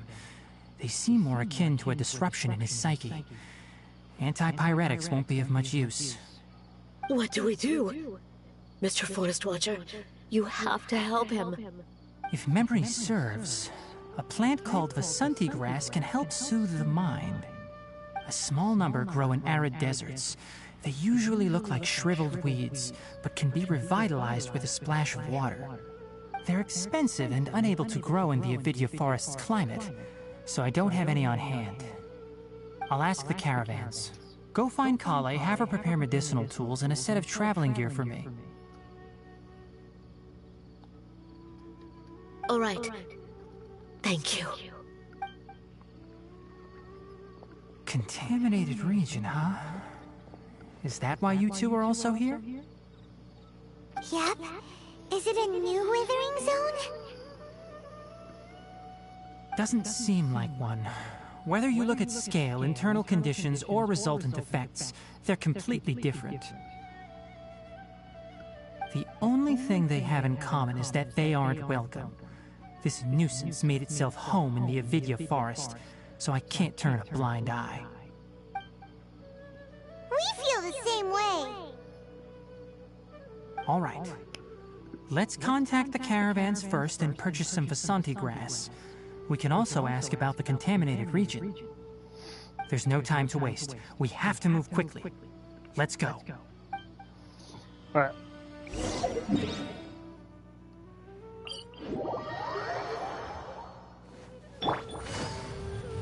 I'm gonna try to quickly get this quest done. I might skip all this dialogue. Excuse me. I'd like to purchase some Vasanti grass. Do you have any? I'm sorry, Mr. Forest Watcher, but we've been closed for the past few days. Closed?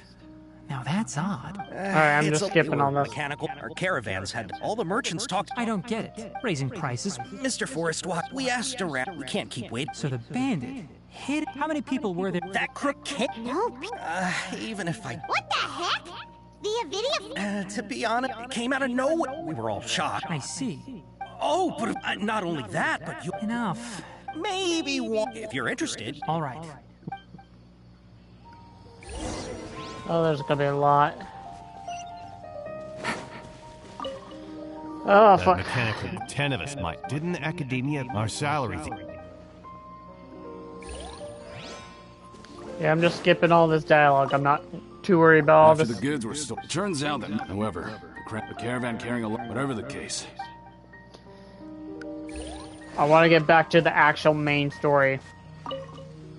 I heard from the caravan. We don't normally see it. Only shows up. You haven't tried. We have, but however, it apparently once its stash grows. Tighnari's story doesn't really matter to me, to be honest. But he is an interesting character. We learned of its beak. Assuming normal, if I were its, but it only goes. Right.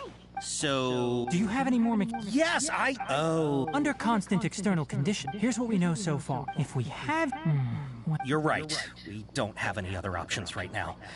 This bag of samples is all yours, Mr. Forest Watcher. If you can get our goods back, the caravans will reward you generously. We don't need anything in return. We'll also need to buy... Oh, yeah. I'll have to once it appears, capture... Don't worry. Oh, hell. Okay.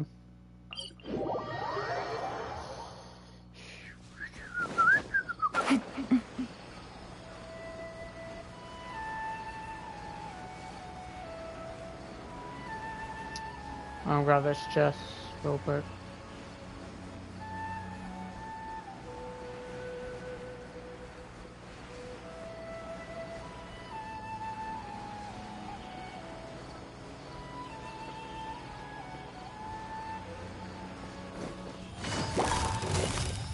Gotcha.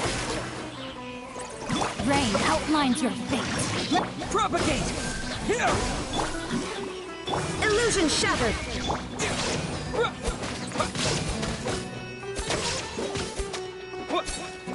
Scatter!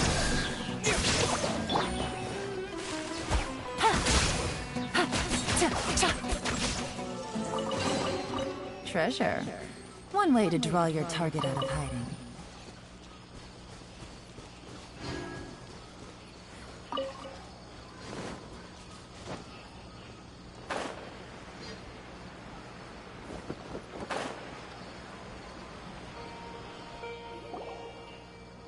Looking at the trade routes and the contaminated region's current perimeter. Then let's get to... Okay. This Sumpter beast isn't familiar with us yet. The Sumpter beast went ahead. Let's keep up with it.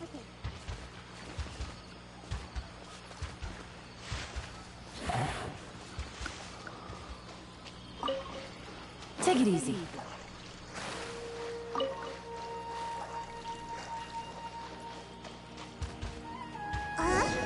Why'd it stop? Looks like it's loafing around. Or maybe it's hungry. All right, it's moving. Oh, holy. Okay. I wasn't expecting it to run.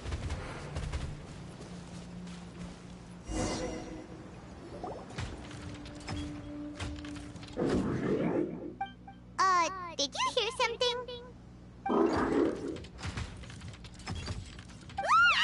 Is that the mechanical crab the caravan was talking about? It's charging straight at us! It looks strong. Be careful. It looks strong. Be careful. Tighnari are here with us. Oh, okay. You didn't want to help me. Okay. Propagate! Shine down. No, my sword. Take it easy. Busted.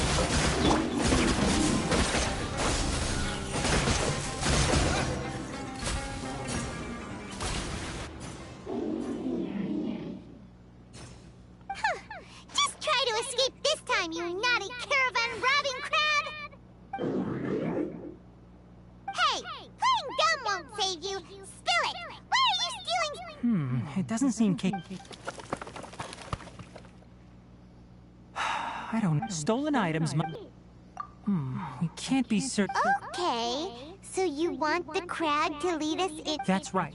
The contaminated region. If we charge straight... I've been studying... Paimon gets it... It doesn't have to. I gave it some components that it will definitely take back to the contaminated region. So long as it doesn't attack us. It seems to be... Listen to me. We'll be back soon. I'm not sure, but we should return.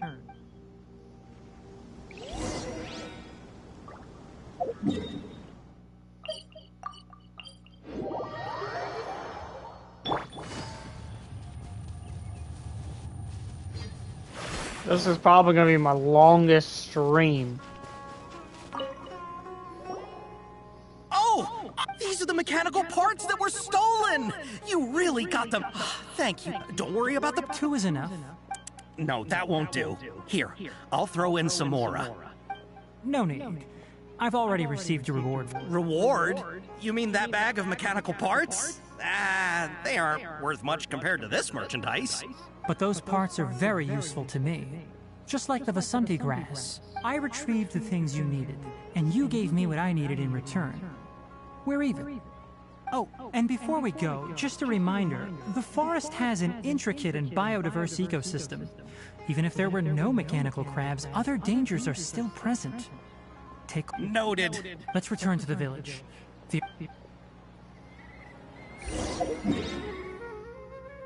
I gotta go run all the way to the village. Whee!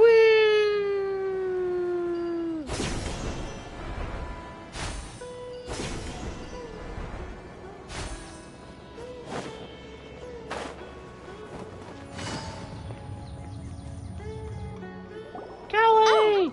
Hi there, Traveler and Paimon.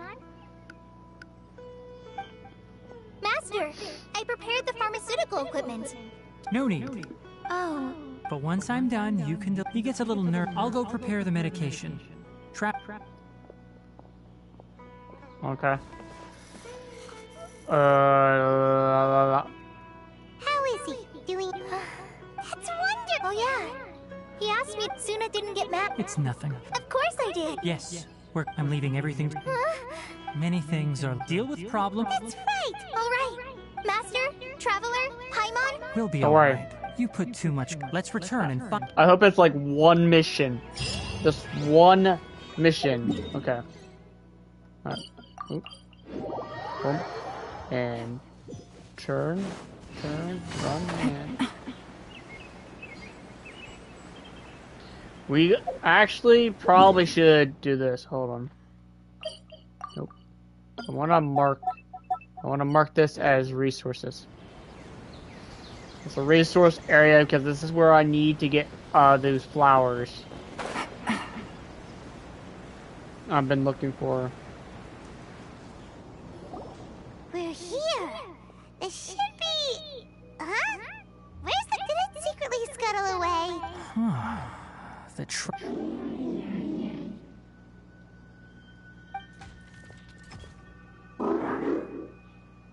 You honored our agreement and waited here until we returned. As such, I'll hold up my end and give you another mechanical part. Keep it safe. I'm not giving you another one if you lose it. Glad you're satisfied. I want to see what... Okay, interesting. Where's this contaminated area? Where's this contaminated area? Okay. So this is the contaminated region that everyone's been talking about. It's like... real... Do you feel unwell? Good. It's as I predicted. Elemental power confers a degree... How do you know that? I haven't entered the contaminated region for a proper investigation, but I've conducted quite a few... My observations during our time here have all but confirmed my hypothesis. Look at these flowers. How are they different from normal? This flower they're sensitive to ley line from the looks... You're saying the I can't Let's take another look. God damn. A strange... You know, we haven't seen any animals this entire time! The birds used to chirp really loudly, and there were This contaminated region, some animal... leaky ley line... Like how plant climate, this equilibrium... If normal fluctuations in temperature occur, then our bodies automatically adjust. However, the average person cannot adapt to changes in ley line energy. Then why are we okay? I'm not sure why you are, but he and I are fine because our elemental capabilities allow us to adapt to this kind of change.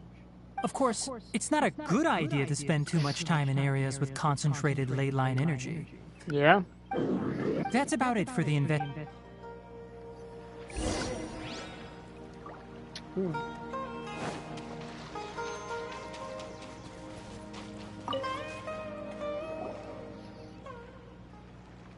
Environment, no wind. Target parameters, normal. Setup complete.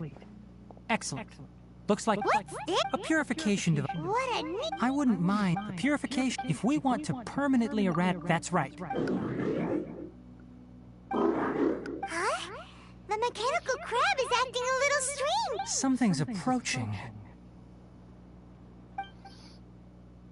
Oh, it's So crab. that's it. Now that the ley line energy has stabilized, the monsters that had left are starting to return. Get rid of them quickly.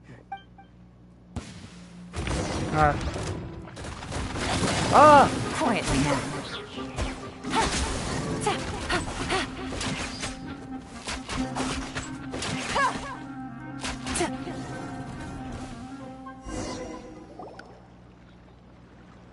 Whew. That's all of them. Hey! Where are you? Wait for us! Let's hurry and keep up.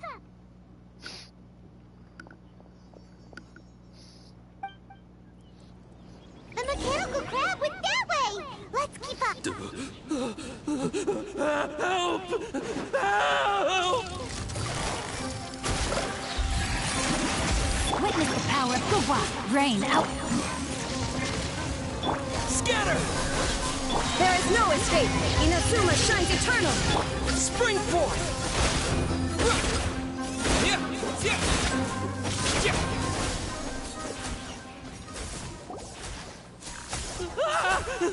Spare me! Please spare me! Hey, are you okay? These injuries are superficial. Don't move, I'll patch you up.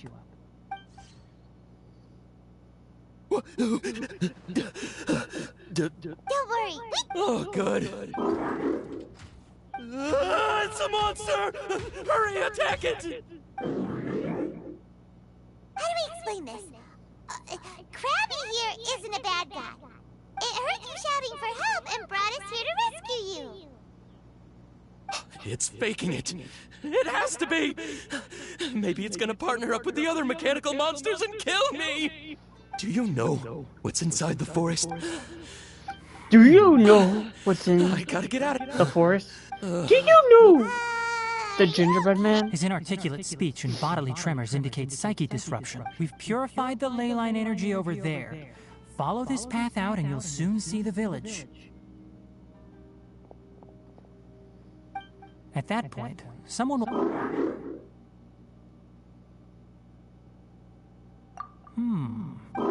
It's so hot. All right, that's why I'll give you... Guess not. Well, make sure to hang on to it. And also... Okay, it definitely doesn't understand. It seems like help others to... It's getting late.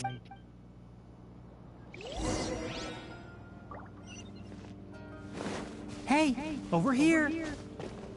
Come on, you big lummox. Raise your head and look up. I fucking see you! I have to climb! God damn, Tonari! Let's set up camp here. Alright, Paimon also thinks it's a good spot. Oh. Any particular reason? This place is perfect to put up a big tent. We can also set up a cooking pot and cook tons of delicious food.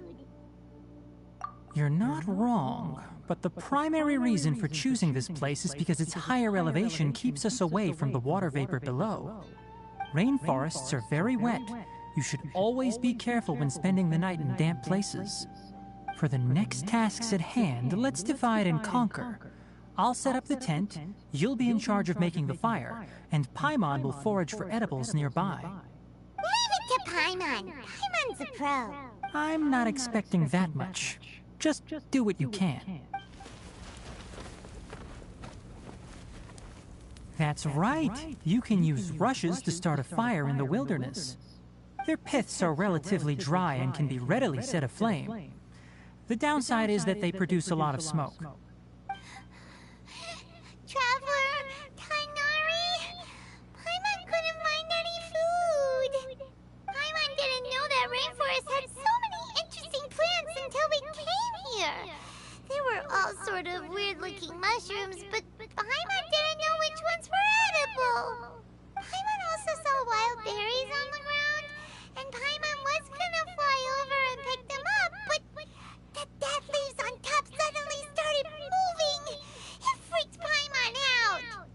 Those were probably dead leaf butterflies. They camouflage as dead leaves to evade predators. My guess is that they mistook you for a bird when you flew over, so they fled. Little did they know that you were more scared than they were. Never mind. The tent's up, so you two go rest. I'll forage for food. Oh, you found some already. It's more useful than Paimon. Paimon understands it this time. It wants mechanical parts again. Sorry, no part this time. That task wasn't important enough. If every little thing resulted in a reward, then it might start to take advantage of the system. I'll note little things like this and give a cumulative reward at a later time. That is one reason. It looks really sad. After some further thought, it might come up with some weird misunderstanding if I don't give it something. All right, here's another for you. I'm off to prepare dinner. We'll take shifts on lookout duty tonight.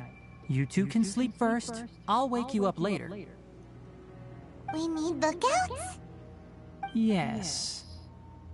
Even though most animals fled because of the ley, it's settled then. Have a good night. I was gonna skip, but that gave me a little interesting. Paimon's, it's been a while since...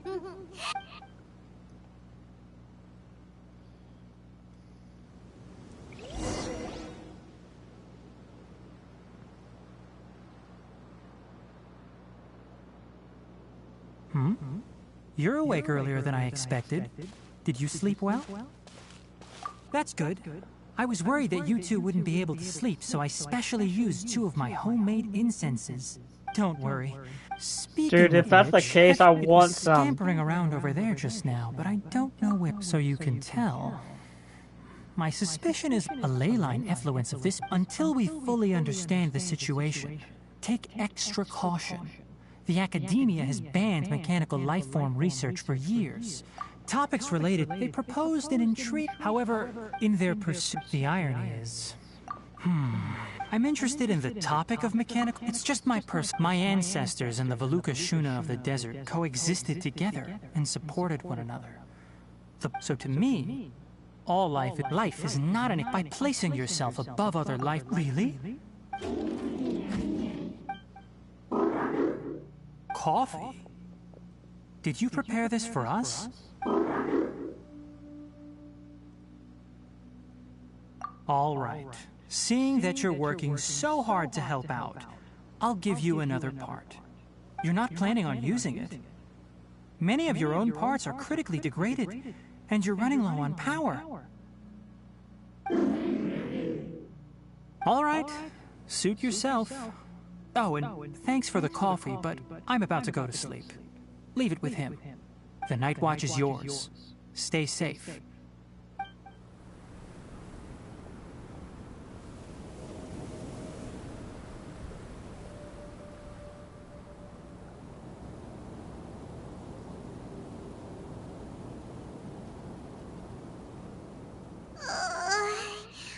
Sorry.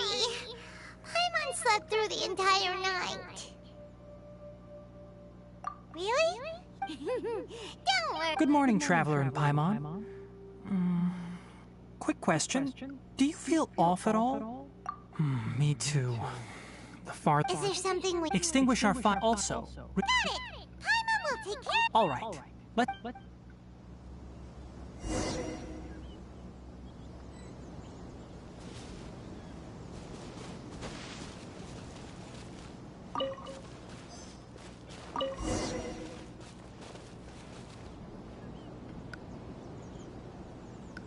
All right. The effects of the... Try to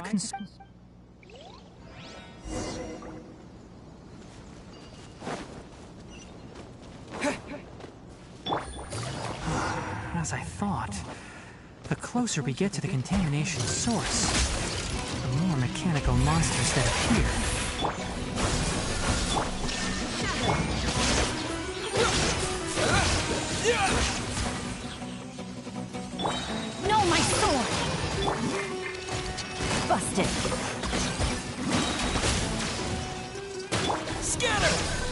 Let me weave you a bird.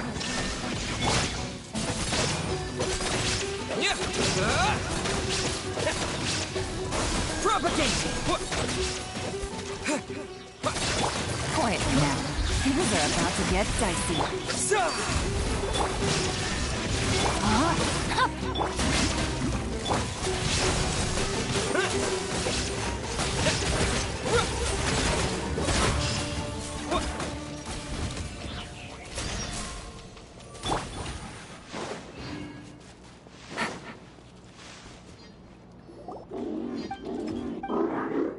It stopped here!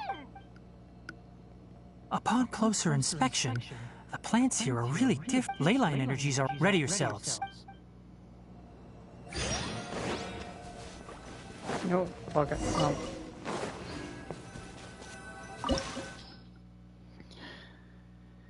I think we won't need fire, but that's okay.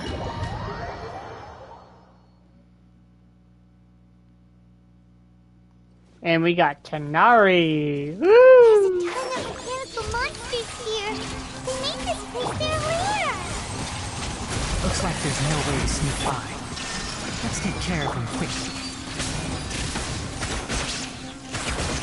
One with the forest.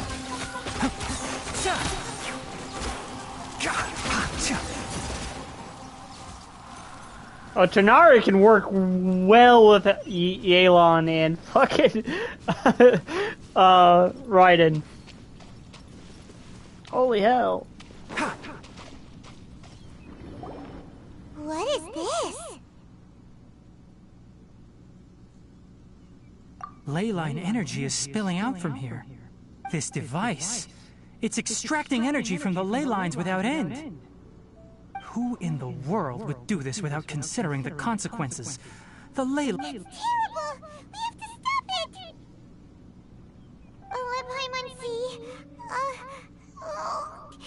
Standing here is equivalent to being directly showered in ley line energy, which may cause irreversible damage to your body. Take Paimon and get out of here. I'll see if I can find a... Wait! You're also vulnerable! We're staying! We can't... Then let's look for it together. If there is no... You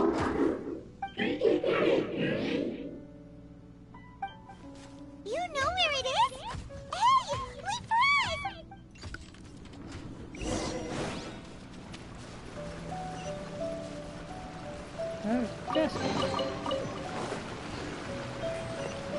What's this? It'll only show up if you step on it? Be careful, and watch your step. Look! Someone's here! Are you the one that's taking the ley line's energy? What did you say? His body is cold.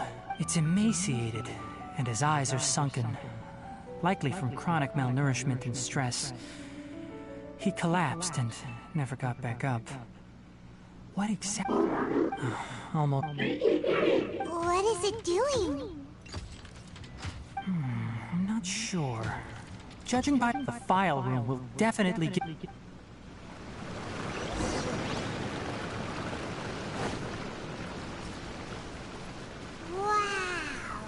It's huge in here!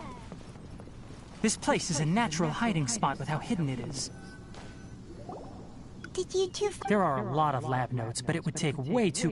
Tape? Yes, the Spontama created a device that, however...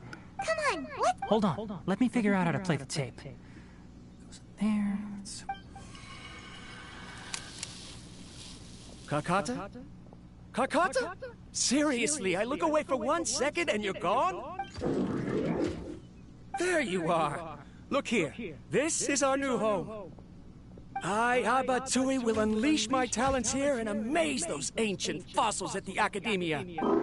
Oh? You're also quite happy. Listen up, Kakata. I'll use mechanical organs, inspiration, when you can understand. It's fine. Karkata is the and that researcher named... I remember now. Junior researcher? Yeah? Nothing. He is. Oh. Of course, age can be an issue.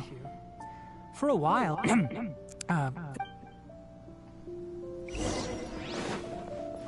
The pipes continue further. Let's head in. No. Good night. Thank you. A date is written. That's quite the time.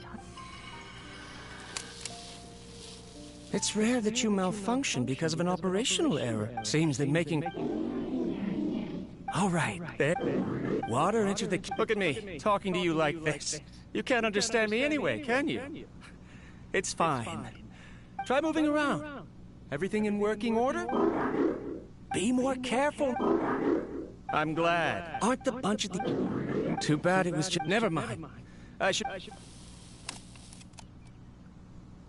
After Abatui left the act, I thought he was... Paimon doesn't feel like he's a bad...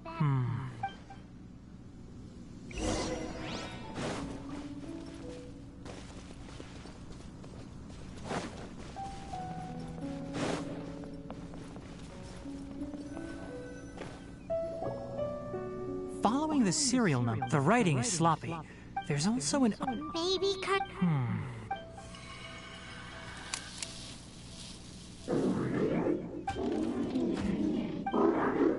Sorry, Karkata.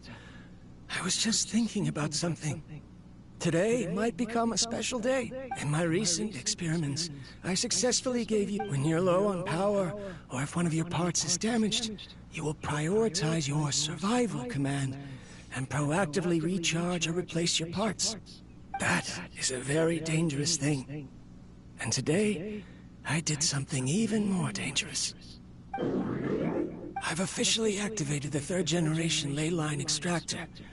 The ley lines will serve as our power source from now on. Conducting research on mechanical life forms I'm also getting tired, Karkata. They say that even if it simulates the operation of a living creature's organs, a machine is still an ice-cold tool. I want to prove them wrong. I'm not talking about modules for language, emotion, and movement. I've been working my absolute hardest to augment and refine your functionalities. But you are my finest success. But even you can't understand me. Karkata, I wish you could speak to me, even just once. Yeah, it is what... This isn't... If I place it... of course my heart decides to act up now. Strange. Oh no, I have to shut down the extractor. Shut it off. Right. I never input a command to shut down the in the end. I'm sorry, I see. After Abatui's unexpected death, the mechanical monsters were driven by their instinct. Because Karkata structures perhaps only by building such a machine. But if he had slowed, Karkata can't speak. And yet it cares about Abatui far more than it does about... What does that mean? You'll see in a bit. First, let...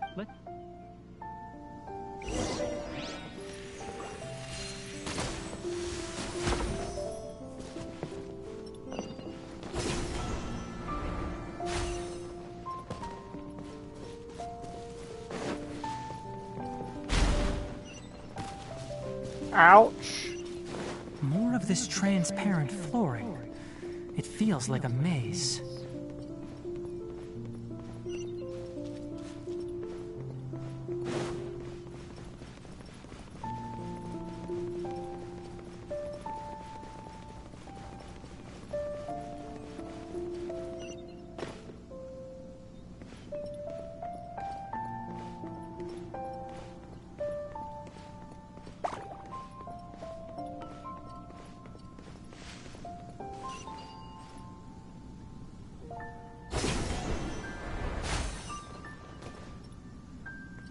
Below us is the final room.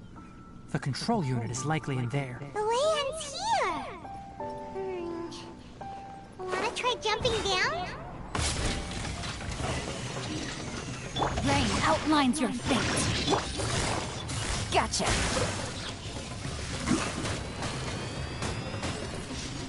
Take it easy. Spring forth! Scatter! Propagate! Shine down! Now you shall perish! Here comes the catch. Enshroud! Let's nip that in the bud.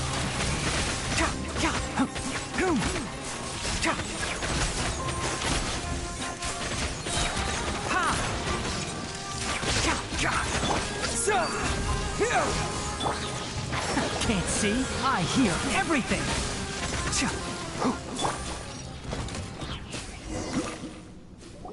This should be the control unit. Once we turn it off, the ley line extractor should...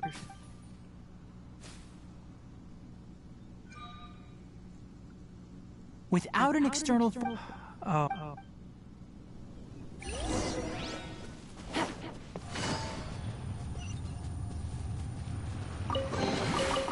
Take it easy.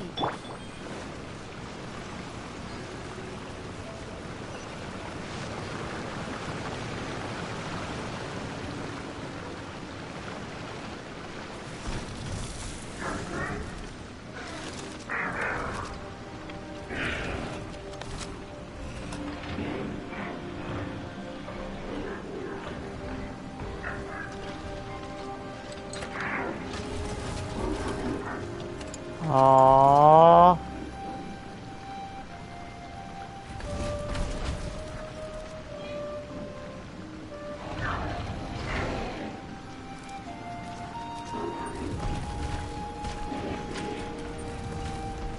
It was gathering parts for him.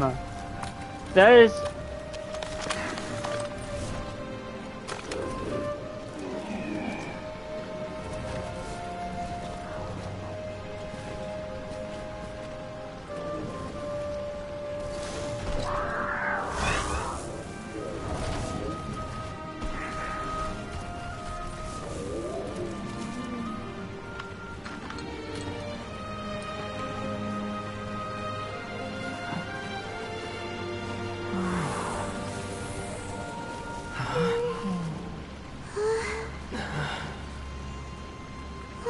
That's really sad.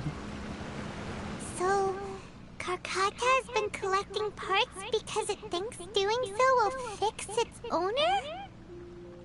Karkata is unable to understand the concept of death. However, it probably remembers when Abatui replaced its parts when it malfunctioned, and how that restored it to an operational state.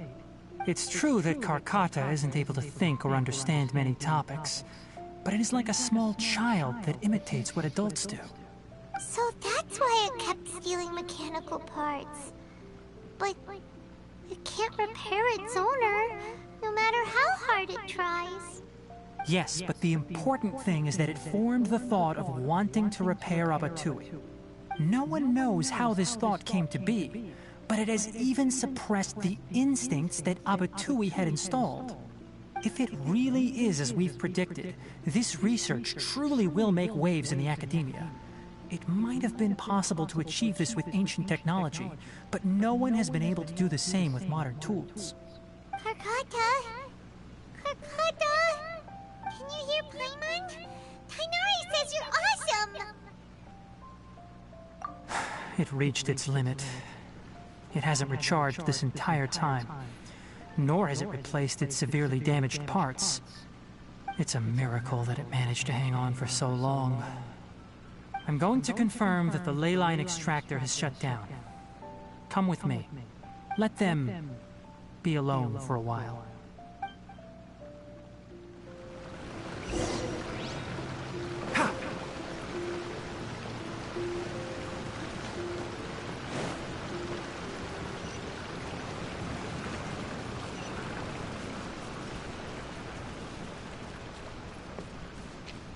Sure, okay. The ley line extractor has ceased operations. Traces of ley line energy are still in the atmosphere, but the effluence's source has been stopped. Moving on, those affected by the ley lines need, according to the research material... You two should return first. Although we've stopped the source of... Listen, the Traveler hasn't rested very... Also, it'll tell the Oh, and don't talk about Abatui. The fewer that know about mechanical life form research, the better. Alright. Then...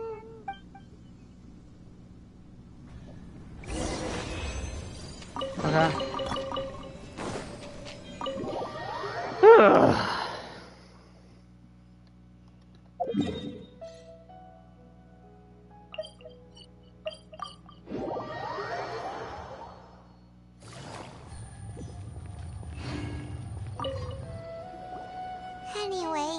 see. Once the excess... This is the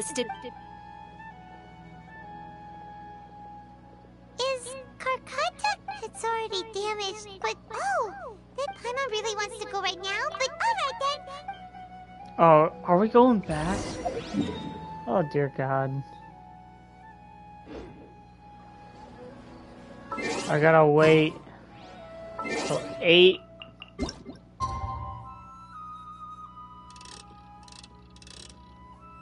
Is it today? Is it tomorrow? The next day?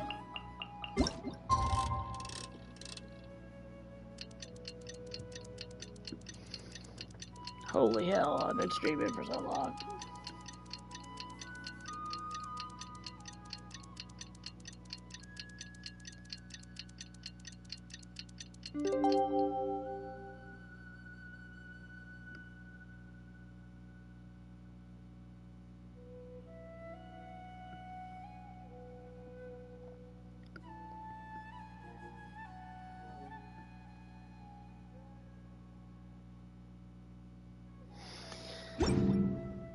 Alright. How are you feeling? Sleep well? We should go find Tainari. How do you think we should ask him?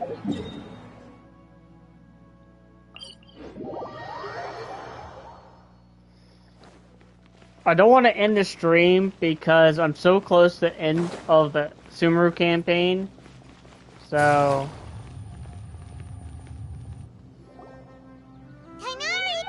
Keep your voice. The Lilac Daphne, a Daphne of extrapolating from these two datasets, it would be particularly potent against Piscine species. Hey, make sure you're getting all this down. Carcata? Oh, I thought I told you all to keep your voices low. Plants aren't afraid of noise, but your shouting is making my ears ring. You didn't disassemble Carcata? Why would I do that? But Paimon thought you said a good... So that's why you two barged in like barbarians at this hour. Fine. I suppose I wasn't clear enough about this. What I meant was, according to the Academia's policies, all products of research must be destroyed. That's why we can't let the Academia discover that place. Anyway, the first thing I did was repair Carcata. During my time at the Academia, I took an elective course at the Spontima. Who knew it would prove useful one day? We then buried Abatui together. After organizing the research materials, I kept some as a souvenir. Most of it was burned to hide the evidence. I'm not with the Academia, so what do their policies have to do with me? On the other hand, I am the Forest Watcher of the Avidya Forest. I have a duty to protect all life in the forest. All life brought forth in this world has meaning, and Carcata is no exception. If it exists, then it shouldn't be carelessly abandoned or destroyed. That's correct! Wait, you just said life form. You recognize Carcata as a true living being now? The possibility exists, is all. It's hard to explain Carcata's efforts to repair Abatui. Abatui only left behind a small portion of his research. Who knows how many commands he installed? Maybe a conflict between all those commands resulted in this sort of behavior. From a more rigorous perspective, it is impossible to conclude that Carcata is a real life form. But the possibility exists. I am willing to believe in that.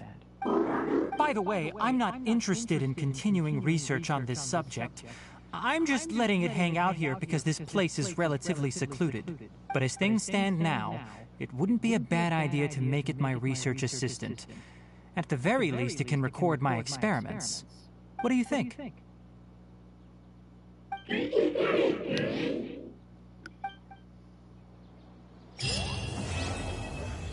Who knew Chinari was a technician?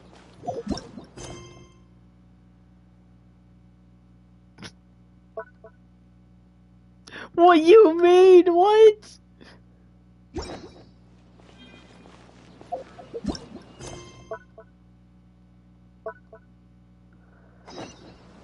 I gotta do Nilu's one. Add Astra.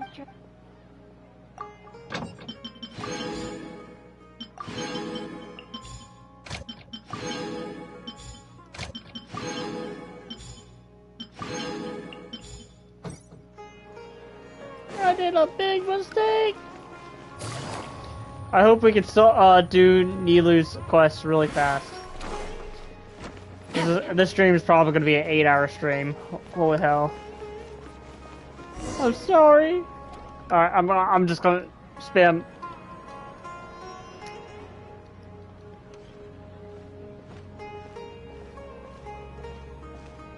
Nilu! It's Oh! Hey there, Traveler and Pine. Are you here for some... That's right. And so? The theater, do you two want to come? It'll be it's something like rehearsals are exhausting. Mr. Zubair, our manager. But we've been to a lot of festivals during our adventures. Will your celebration... Of course. Ah, so we'll need to bring a pret. No way! Treat others how you want to be, but maybe... You can come. You two being there would be the best gift of all. It'll also be a good time to introduce you to the... Is something up? Yeah. I tried to visit. All I could do was to leave. She'll be better soon. It's all thanks to you and Nilu that we managed to save Dunyarzad. You're way too compared to you. Anyway, all that aside... Paimon thinks it'll be a great time! Alright, then let's... Wait, I completely forgot about this... Whoa! Just one box. That's sweet! All I know is that whenever I was planning on making a... So this isn't even... Are you... Of course!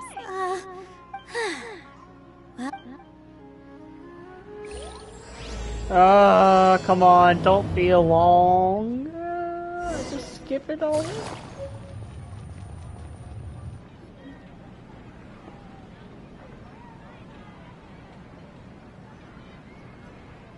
Oh! Well, if it is... Greetings, Mr. Ju... Of course I do! I've heard that... Although... Please allow me to introduce them. And this is... No, Paimon is... hold on. She got it completely right. Look, Traveler! She introduced Paimon correctly! She's also very brave. Just a little while... don't think anything... Anyway, sorry. Oh, that reminds me. You see... What a... Pachine is its aroma is just so... We're two pieces... Wait here. Pretty sure Nilu is a hydro unit. Whoa, what a dish! It's sweet and sour and full of deliciousness! No matter how many... I baked a lot just now. You made so much. It was nothing. Make it more. Don't worry about it. Make sure you got everything. Feel free to come back. I'm starting to understand it. Nilu, good time. If you took any longer... Jude said that some... Oh, Trying to pull it. So they really do eat anything, huh? Come now. The textiles you... So even if a... You've tested it? But of course... I wouldn't dare... True. Ho ho! Ooh, that's a pretty good discount. What do you... No thanks, Mr. Offsheen. Mr. Zubair gave me a huge lecture the last time I bought too many things. Come on, don't look at me like that. My philosopher Nilu here is an After a while, Anyway, since then, I've come to... It's okay. That reminds me. Some of the goods from... They're fine for Nilu, why don't you take them? Huh? Just think of it. It costs me more to... Even so... Nah, these goods... Just take them. If you really feel that bad... Oh, yeah. Wow, even... Hurry and take... There's still one more stop. About time, Nilu. Farhad here. Please, I would... Wouldn't spoiling yourself? Yeah. Weren't they at the... Yeah. And they're coming... Oh, the... Oh, yes. We even prepared... I really think we should wear some... Farhad did most of the work. That is pretty... Hey!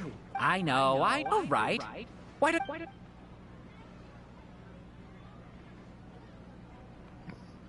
It fits perfect. You're so pretty! The one that... Unfortunately... Fascinating. Oh, I'm a porter, but... That'd be great! Please and thank you.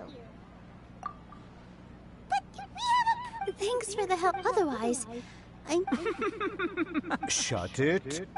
Fine, including Hushang's thing. Paimon looks like she doesn't want strength and balance are both. No, let Paimon. Paimon will help carry. Traveler's right. Paimon shouldn't freeload. Yeah, Paimon. Paimon can't fly anymore. Shut up, Paimon. Do your job. Sure was a lot of stuff. Thank you, Mr. Farhad. Thank you, Sumter Man. All right, I'll leave you all to it. Please be fast. It seems like this is gonna be a fast. See ya. Good thing we had Mr. Farhad with. Of course. We're all like Nick with this many.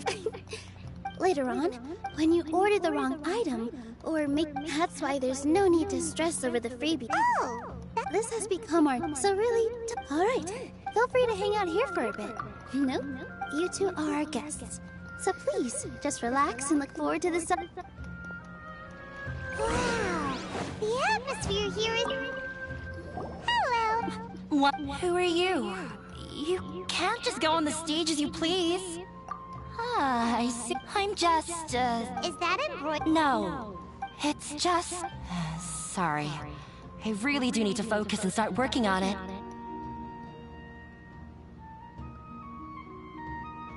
What an odd... Oh, well, it's...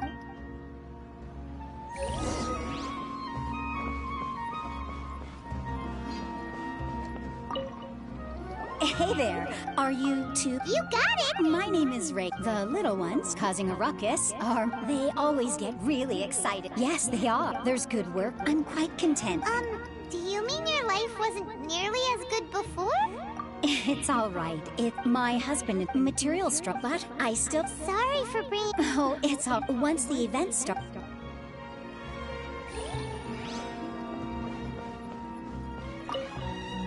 Hey there! Doesn't look... Hey! You, on the other hand... How would you describe the concept of art? Mere curiosity is all. It makes no difference whether you answer or not. So that's unremarkable. Better than an average person's thought. Is art a product? I, for one. I've been staying. I prefer to the existence of the theater, of Nilu, and of humanity itself. All of these can be considered as form. Let me ask you this. To chance art. Look! Nilu's back! Let's meet up with her. The event's probably about to start. Wait, what? Oh, I can actually start this now. No. Wait. What? Oh, I have to do this.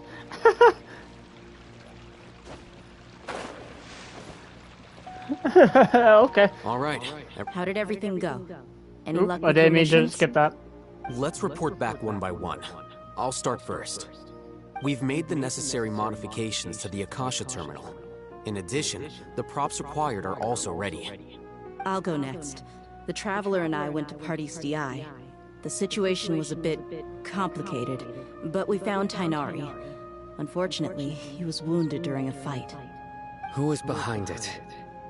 Well, that's the tough part. What should I say, Traveler? The Fatui or the Balladeer? After some back and forth, we confirmed that the doctor has left Sumeru by boat. He has something urgent to attend to back in Snezhnaya. So, we've successfully removed the doctor from the picture. Also, Tainari's already resting, so he'll be okay. Good. Oh! Tainari also asked us to tell you this message. Trust your own senses and experiences. All right. I'll remember that. Everything also went smoothly on my side. The Eremites should have arrived at their destination by now. To avoid alerting the quarry, they will stay there for now. I can't believe you actually got so many Eremites into Sumeru City. It's all thanks to Rahman and his brave team, as well as their bold strategy. It appears to have been very effective. I'm glad to hear it. Well, is that everything? Okay, this meeting is adjourned. Huh? Wait, you mean that's it? Well, what else is there to discuss? Shouldn't you end with some words of encouragement? You know, to fire us up now? Personally, I'd rather we all go home and get some rest. I'll hate them. Ugh. Oh, and if you wanted someone to say something to that effect, then I must reiterate that I'm here to strategize and not to lead. So you should find someone more suitable to do that.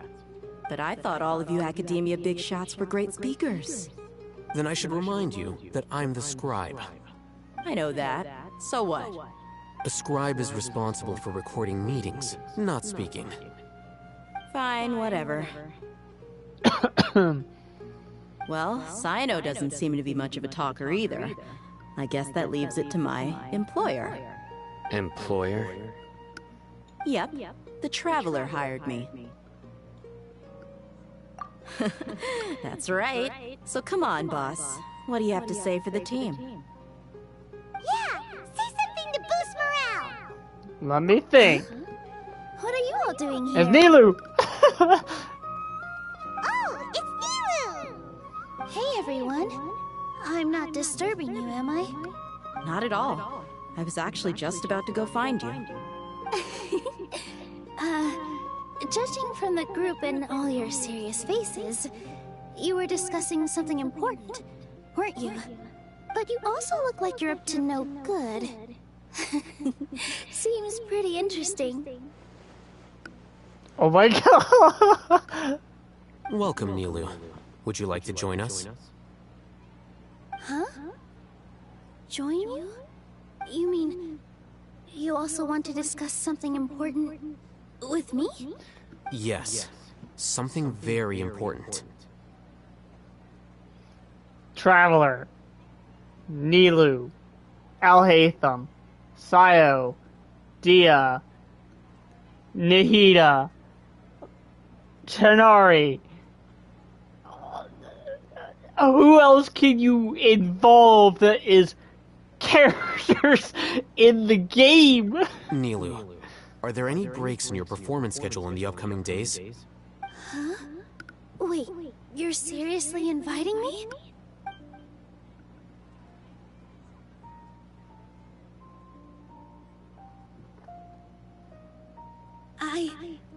I can't believe my ears. You are truly the bravest and most passionate people of Sumeru, well, that I've ever met. Oh, right. The Traveler and Paimon are not from Sumeru, but you are awesome as well. That's right! I must admit that I'm a little scared, but I'll try my best for Lesser Lord Kusanali. If I can somehow use my abilities to help you, then count me in. Remember, believe in yourself. Okay. I'll get my friends at the Grand Bazaar to help us tomorrow. Just remember not to say too much. Be discreet. Yep, you got it. All the preparations are done. Now, can we finally conclude this meeting? Yeah, tomorrow we're going to save a god. So, have you thought up what you'd like to say, boss?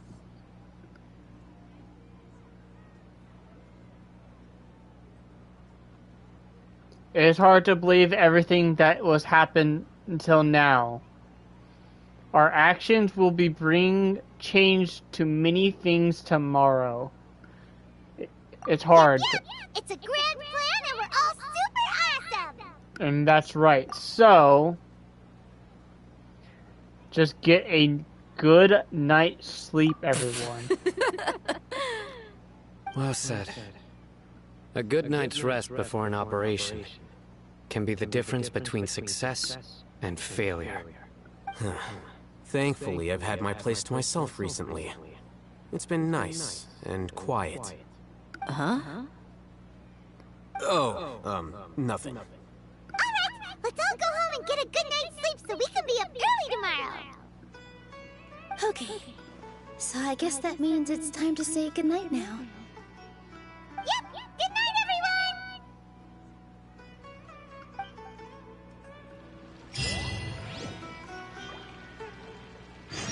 That's interesting. Oh, now I gotta wait.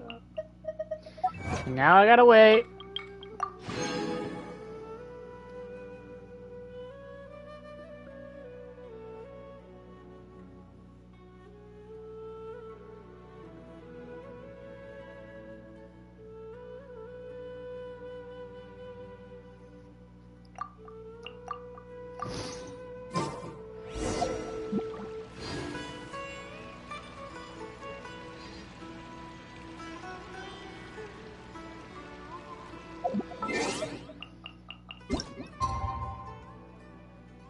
Oh, what time I need to be? 8 o'clock. Alright.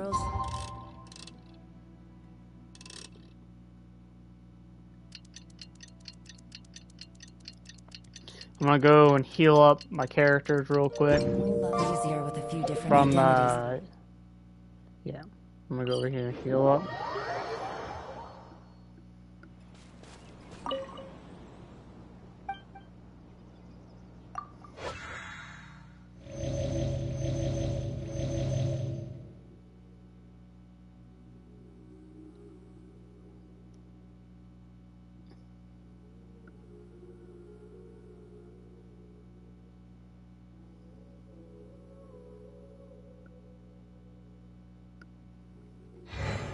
Alright. Today is the Academia's Nia Garbahad Day. Okay. So, apparently this is going to be... Oh, Hatham should be waiting for us. Let's go to the Academia and find him. I'll end up ending the stream right before... You know what? No. I'll keep this going. Take it easy. Because then my friend, because they want to see the fight, because the fight, the entire Sumeru story was already played through for them, so it's only right they get to watch it on their own terms. So I'm gonna leave a timestamp of the final fight. I'm gonna actually pick this quest up real quick.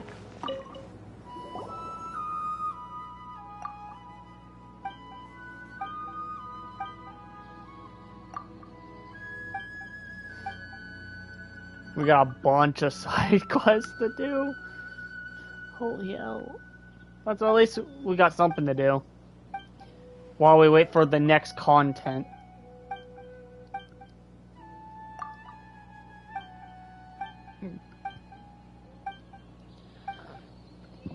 Wait. Oh!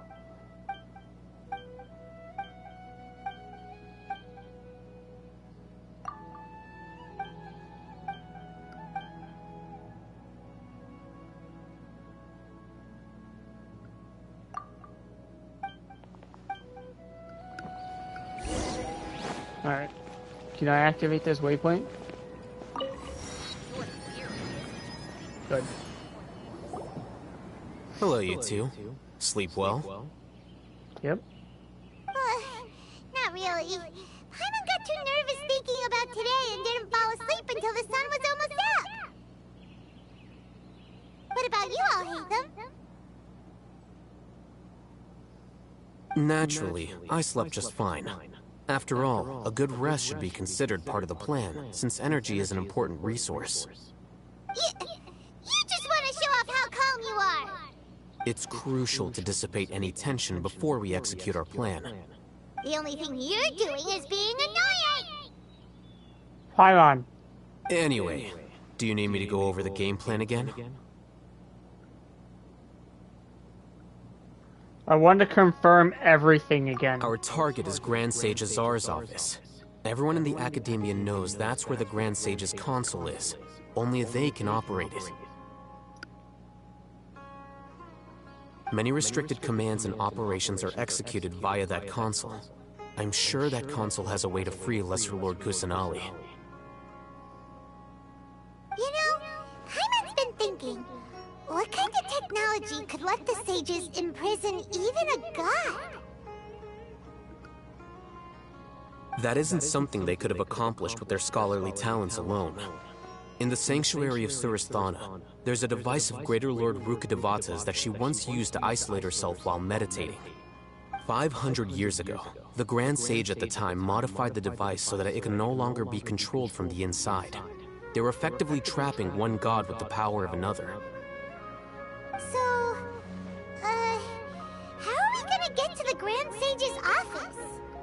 Don't forget, today is Nagarbaha Day, arguably the most important day to the Academia.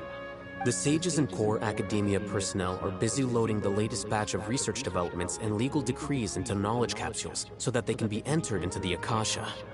All the Darshan's researchers have their noses to the grindstone, and the Academia's grounds are flowing with all sorts of people. It's the perfect time for an infiltration. When the Grand Sage leaves his office to supervise the entering process, that's our cue to access the console and free the Dendro Archon. Well, yes. That's just the visible side of our plan, after all. If precedence holds, the Academia should have already started preparing for Nagarbaha Day. Everyone should be in position. All that's left is for us to lead the charge. Let's go. Let's go. So are we just gonna walk in through the front door, or...? Yes. Yes. Were you expecting a stealthier approach? No. Paimon can't think of a good comeback. Alright, it's all on Alhaitham if things go south. We're a team. There's no I in team. It's me in team, but there's no I in team.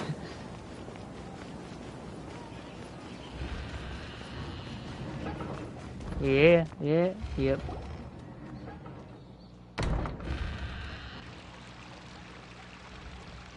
Scribe? Please, wait. Are you Scribe Alhaitham?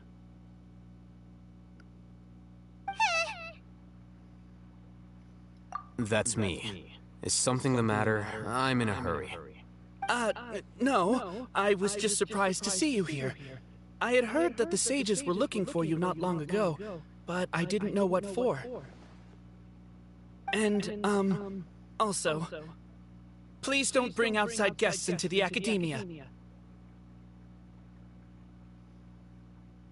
Outside guests? How did you arrive at such a conclusion? Your groundless inference shames the Haravatat Darshan.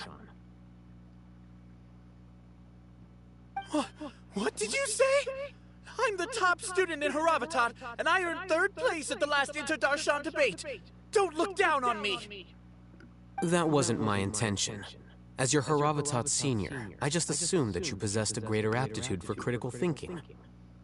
Look, based on what you already know, the purpose of my return and the reason they're here should be obvious.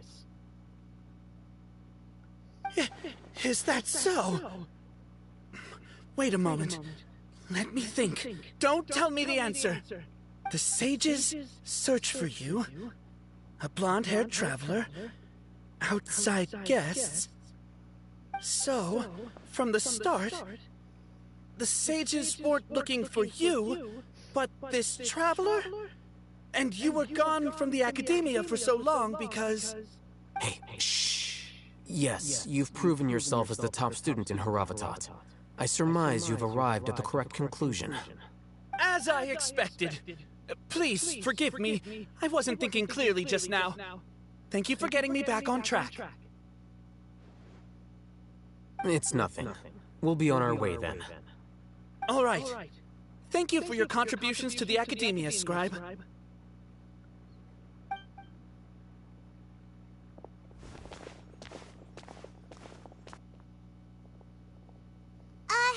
What the heck just happened now? What did he just guess? I'm afraid I don't know either. You have no idea? Mm-hmm. He convinced himself of whatever truth he came up with. That is the so-called pride of a scholar. If someone questions their academic facility, they will instantly feign understanding to keep up appearances. Nowadays, the Academia is rampant with this type of scholar. Their obvious farces of intellect only serve to highlight themselves as fools. Wow, so there are special ways to deal with smart people. We don't even need to make up our own excuses. We shouldn't waste any more time. It would be problematic if we missed our window of opportunity. Let's go. Yep. Yep.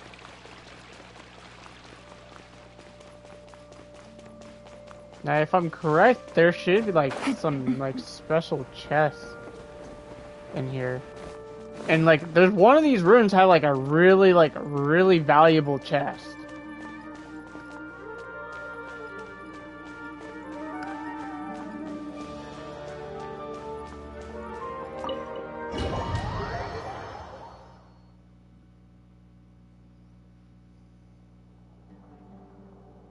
Is this the Academia's library? Indeed. Known as the House of Dana, it is quite possibly the most extensive special collections library in Teyvat. There are a lot of students going through here. Is it really okay just to waltz right in? The Academia marches to a fast beat, especially since it's Nyargarbaha Day. They're all occupied with their own matters. Just act natural. Now, hurry along.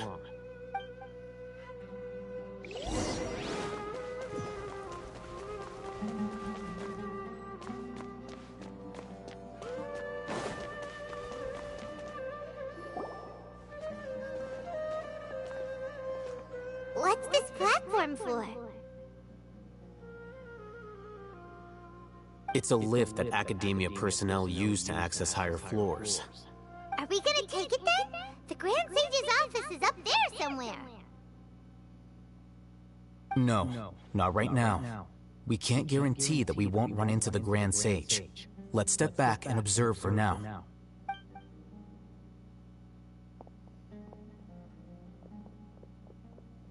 You think the Grand Sage will exit from there?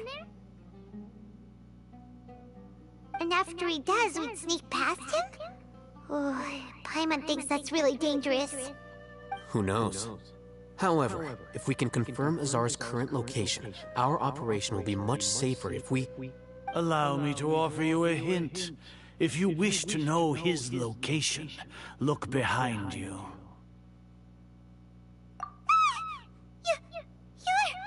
What's Grand Sage Azar doing here?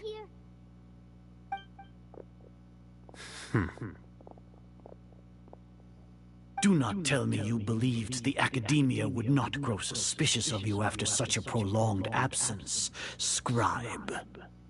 An eyewitness had informed me of your whereabouts, so I came to personally welcome you. Grand Sage, I didn't expect you to care so much about me. I'm truly flattered. I'm sure, but compared to you, I am far more interested in these two unexpected guests. You are the Traveler and Paimon, correct? It's a pity that only now have I been afforded the opportunity to formally meet two of Sumeru's most esteemed guests. I do apologize for my lack of decorum. Excellent. You immediately initiated discussion instead of attempting to prepare some perfunctory excuse. You clearly understand the situation at hand, and have no intention of making a reckless stand. The foot traffic here renders this place unsuitable for discussion. Please, follow me to my office.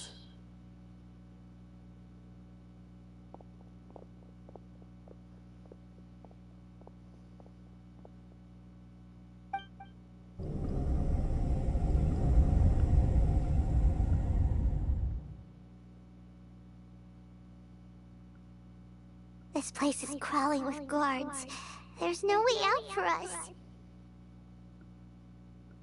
All right then, Traveler. What did you wish to discuss with me? Today is Nyargarbaha Day, so I still have many responsibilities to attend to. There is little time for idle chit-chat before I detain you all. You seem to know quite a bit about our endeavors. If that is so, then you should be praising our great work, rather than using your trivial misgivings in a futile attempt to sway me. Trivial? Then tell me, what do the Fatui want from me?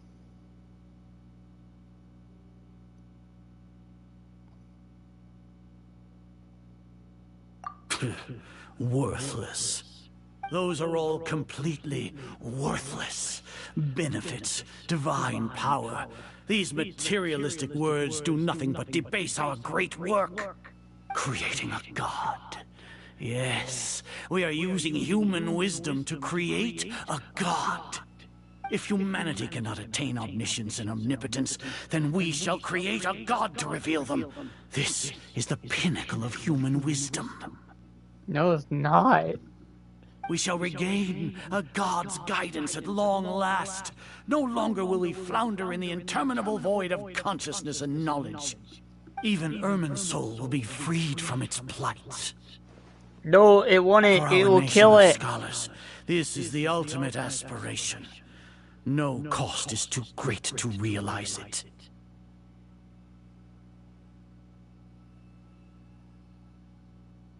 You will never understand the rapture of having a god be born within your very hands. With your degree of knowledge, you cannot even comprehend such an emotion. It's not like Sumeru didn't already have a god of its own. Gods exist on a plane that far eclipses humanity's. Lesser Lord Kusanali. What can she even do? Care for the people? Fend off sandstorms? Fabricate silly fairy tales? These are but child's play for the academia. Does that make us equal to the gods? We are a people favored by Greater Lord Rukkhadevata. Because she is Greater Our Lord forefathers all witnessed to Rukkhadevata. true wisdom. The ascension of the Lesser Lord has brought nothing but bewilderment to the scholars. They all ask, is that truly what true wisdom is supposed to look like?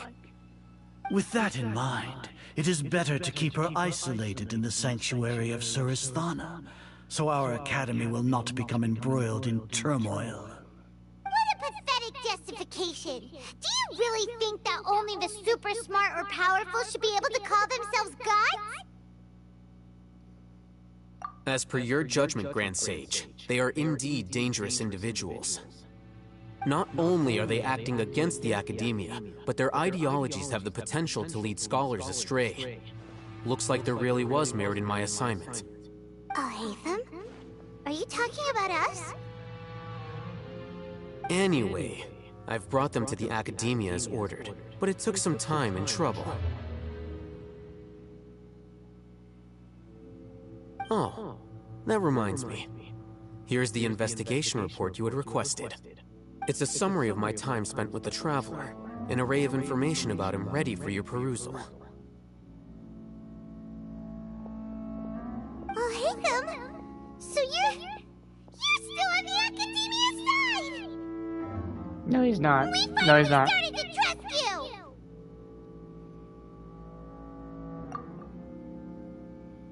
It's the memory thing.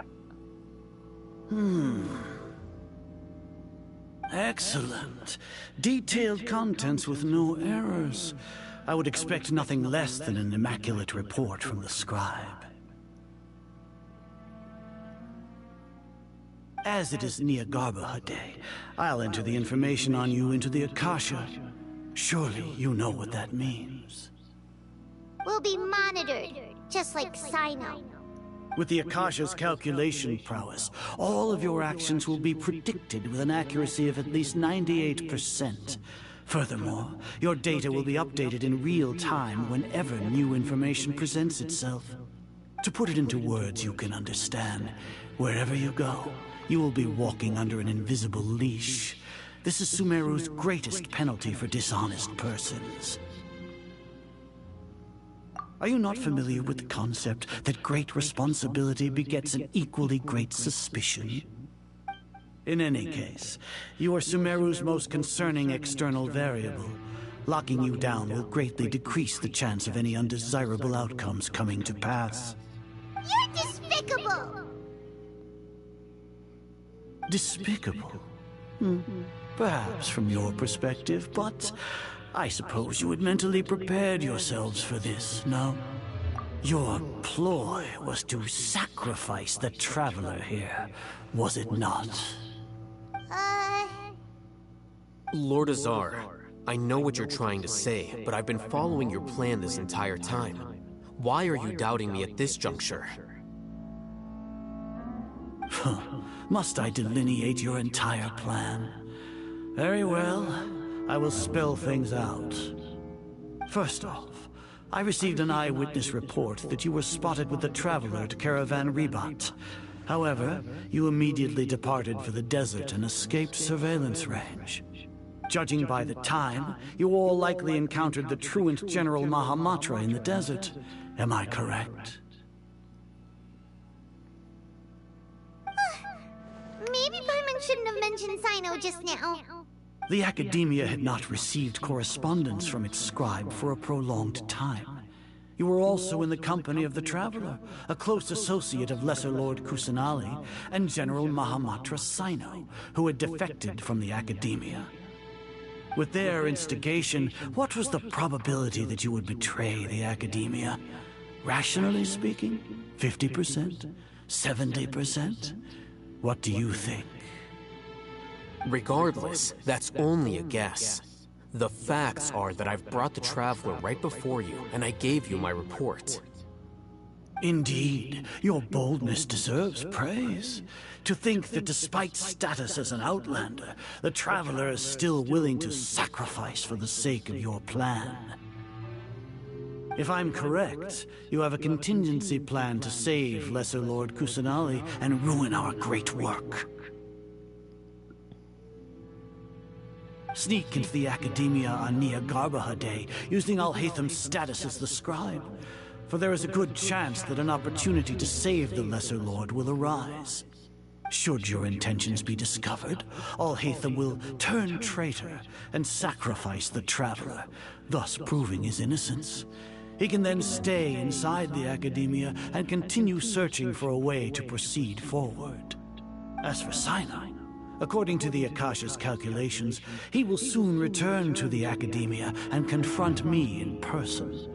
I suppose this is also a part of your plan?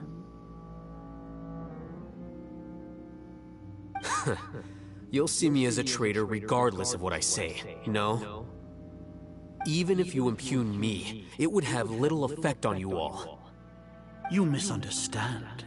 Losing our scribe would irreparably damage the Academia's regular operations and the development of Sumeru's future academic systems.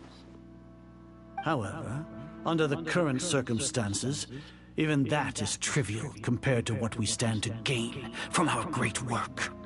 You said that I betrayed the Academia, but you, Azar, you've betrayed all of Sumeru, betrayed its Archon. So flight has turned to fight at long last. Guards!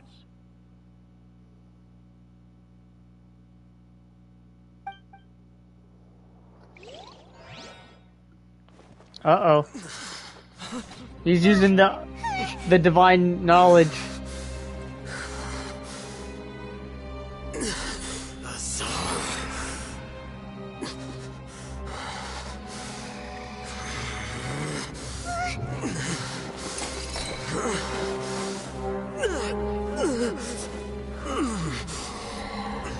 Well, what do we have here? So you stole that divine knowledge capsule. Traitor! You traitor! Even the most rational scholar will yearn for the power of a god in a moment of desperation. Aren't you doing the exact same thing as me, Alhaitham?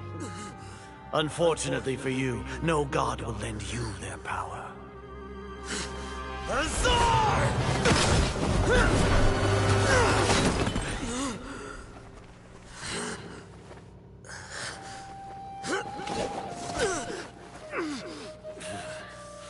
He has gone completely insane.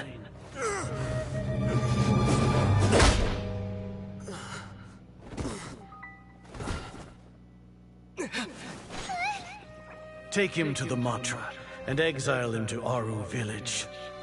Then find someone to take these two to the confinement room. I'll deal with them later. Grand Sage, we've finished all required preparations for Niagarbaha Day. We may begin to enter the capsules now. Excellent. He put our our recording.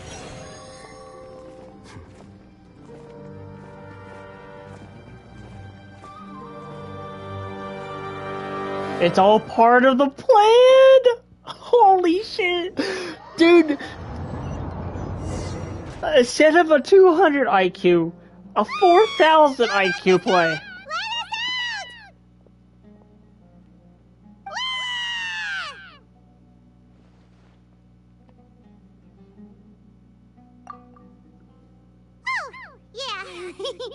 Paimon got a bit carried away there.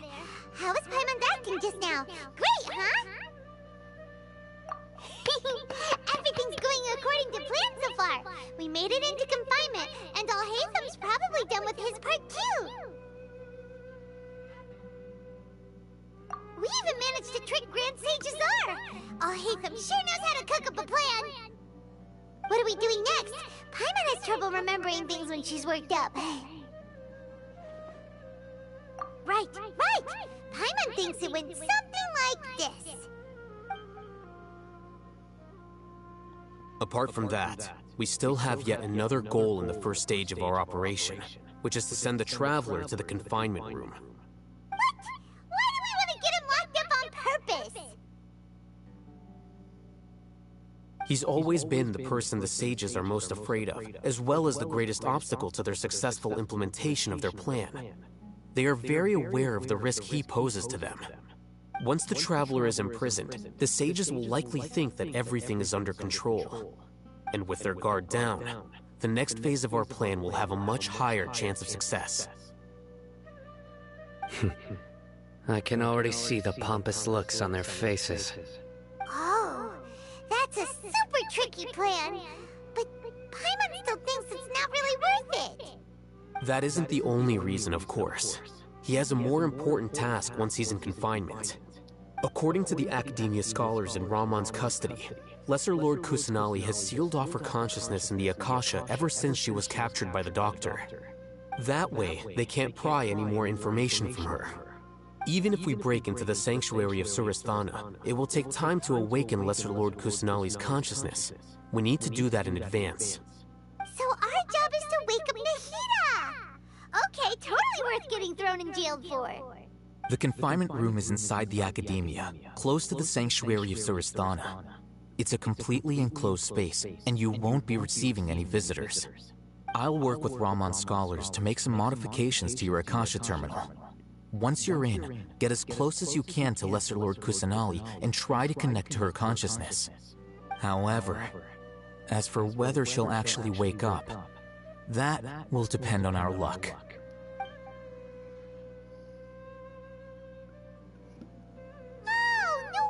You've been wearing your Akasha terminal today. It's the one that Alhaitham modified. Paimon thought they'd take our Akasha terminals when they locked us up in here. Why would they take it Were they away? being careless? No. They think the complete... Yeah, they think the Akasha is under their control. Okay, so what now? First, we need to get find a place that this signifies in this room. That's easy enough. We can finally talk with Nahida after all this time. Let's do it. Let's do it. Holy shit. There's a light flashing on your Akasha terminal. It's almost like... the faster it blinks, the better the signal. Whoa, it's Mora. Ooh, Mora. No, Paimon, we're not here to hunt for treasure. Here? No signal again. Is it getting jammed?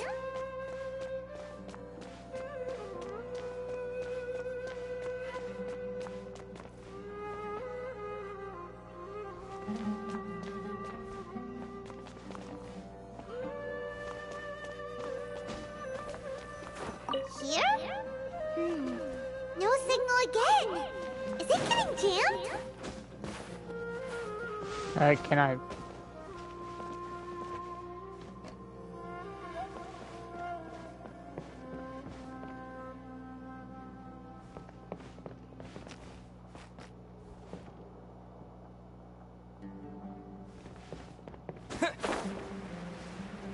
Do I need to actually keep an eye?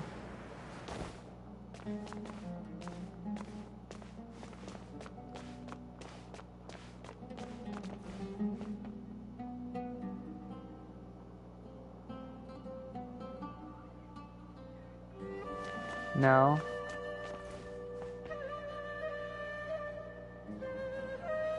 Okay, it's not over here.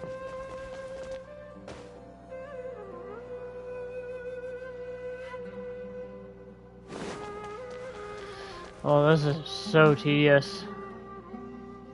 Oh, we're getting close.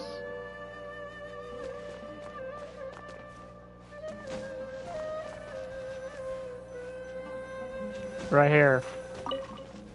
No? No?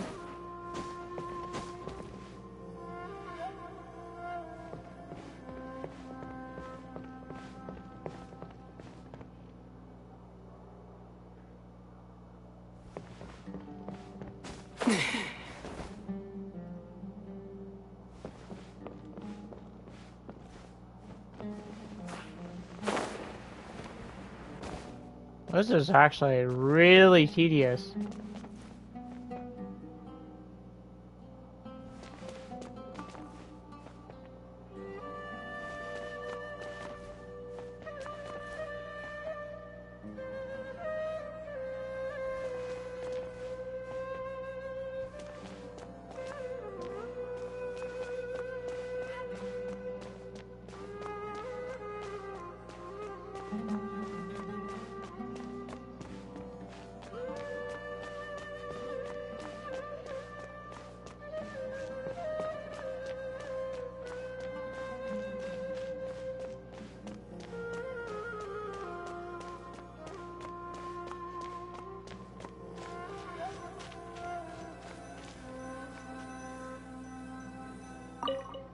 Right here.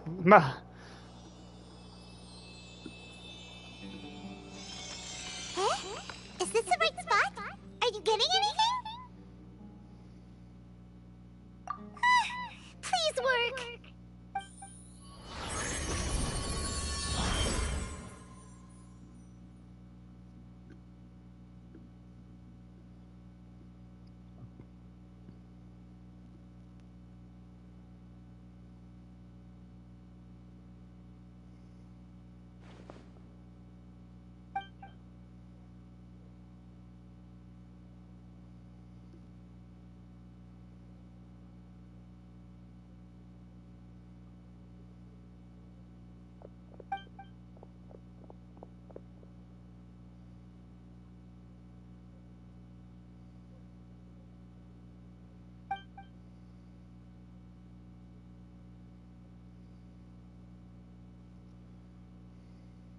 Nahida!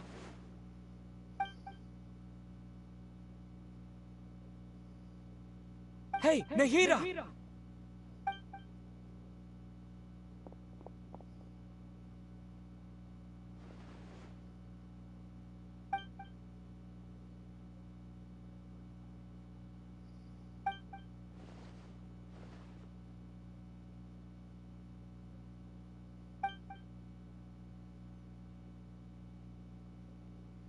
When did it first start? Oh, right. It started from the moment I was born. She's dreaming. I want to become a worthy Archon. So I've kept studying. Kept listening to my people and their hearts.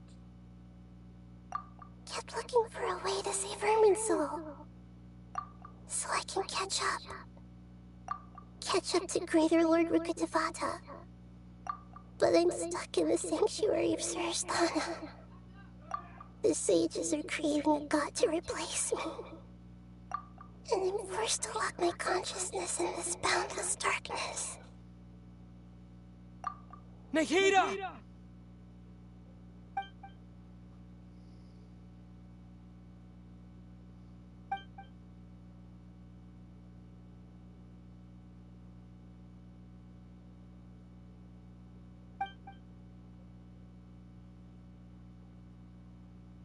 Nahida!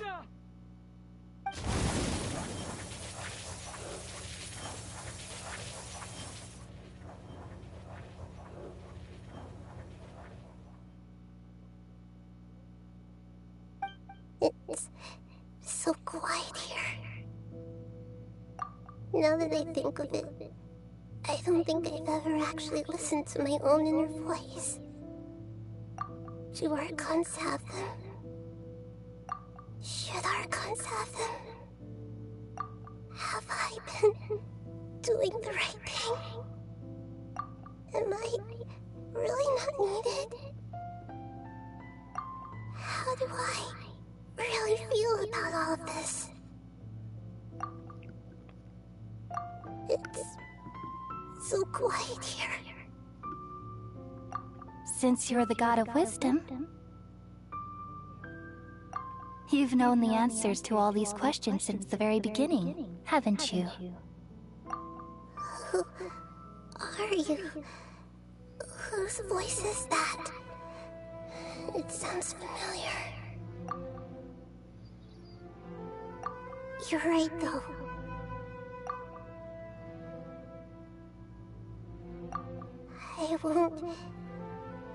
I won't ignore my own voice anymore.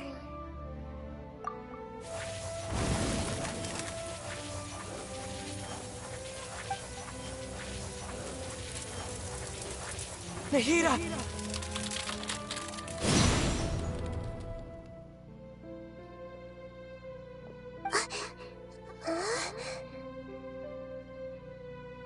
Nahida? Did you wake me up? Thank you. Why are you here? We're here to rescue you. Are you alright? I'm fine. It's just... when I think of everything that's happened to me, I feel really angry now.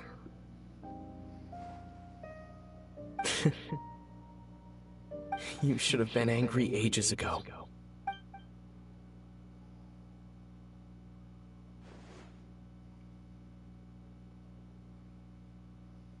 Huh? Oh, you're back! How's everything? That's wonderful news! Great! We weren't locked up for nothing! When you went to wake up Nahida, Paimon was listening for any sounds outside. You were out for a long time. There are fewer and fewer scholars going about now. You think everyone's done with their Nyagarba Day stuff? Yep, so that means our next act is Nilu's performance!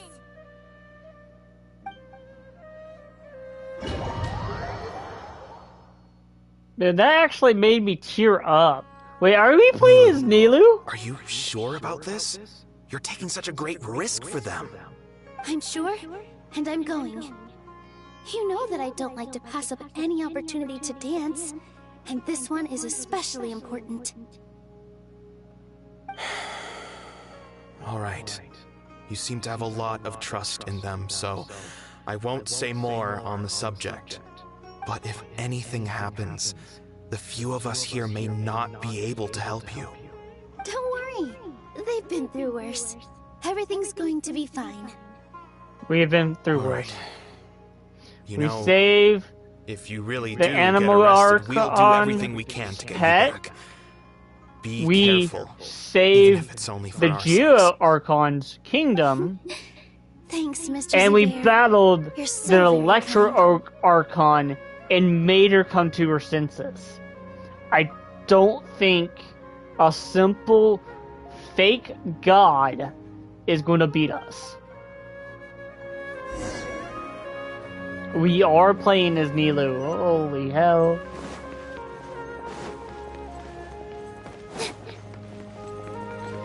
What? She has 47,000 health?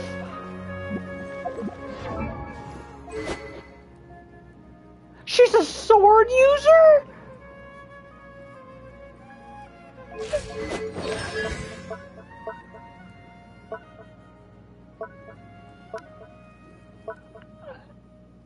She scales off of HP? That gives me more of a reason to use her with Nilu's not Nilu, how's it going? Lan's Nervous?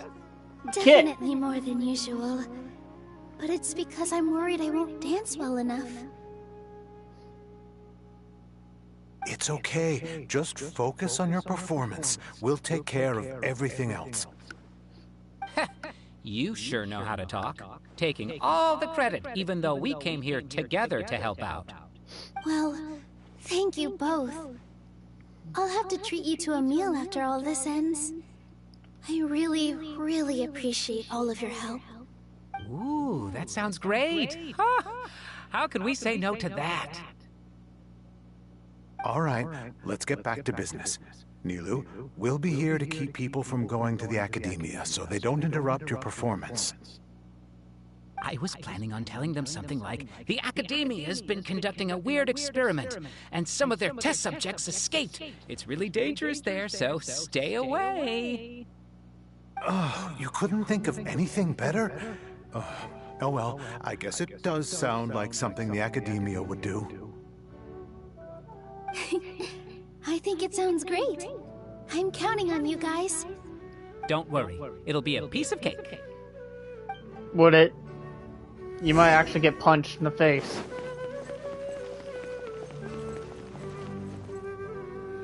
Hey, Nilu! Sorry, it's great to see you, but I'm really busy right now.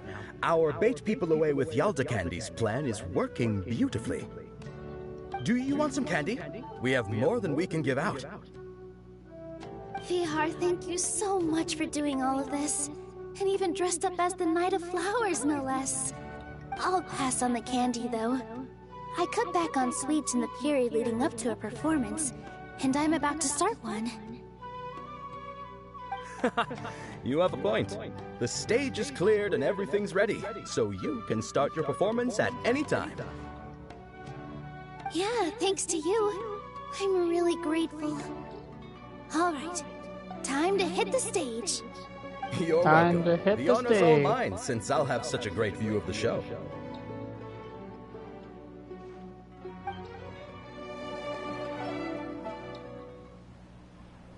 Oh, cutscene!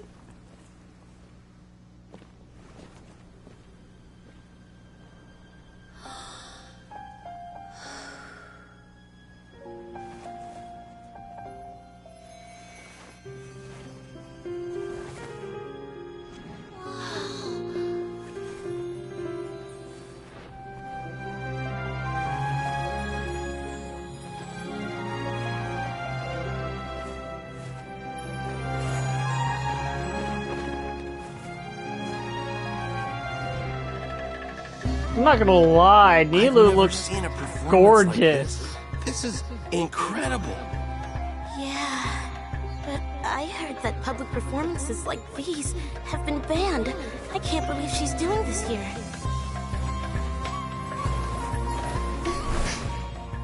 Grand Sage, there's some commotion outside. How uninteresting. Issue the new Prohibition Act from the Akasha to the guards. They'll know what to do. Do you think we should, like, stop her? Let's just watch for a little bit longer.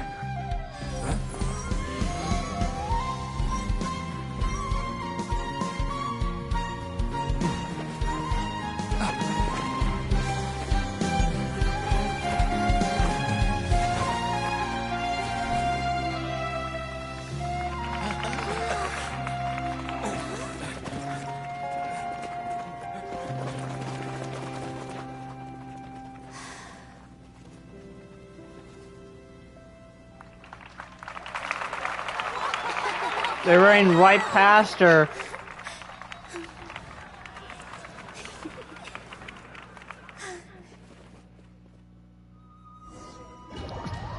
She gonna play as Nilu at all?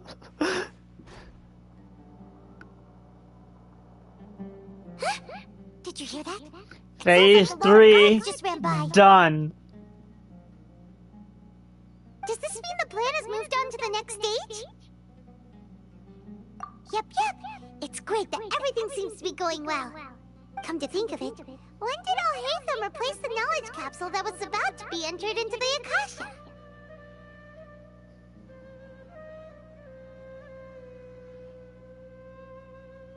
Oh, so that's when he did it! Paimon was too nervous to notice. Speaking of, didn't Alhaitham also yoink the divine knowledge capsule from that mercenary leader in Port Ormos when everyone else was distracted? It's a time-tested trick of his.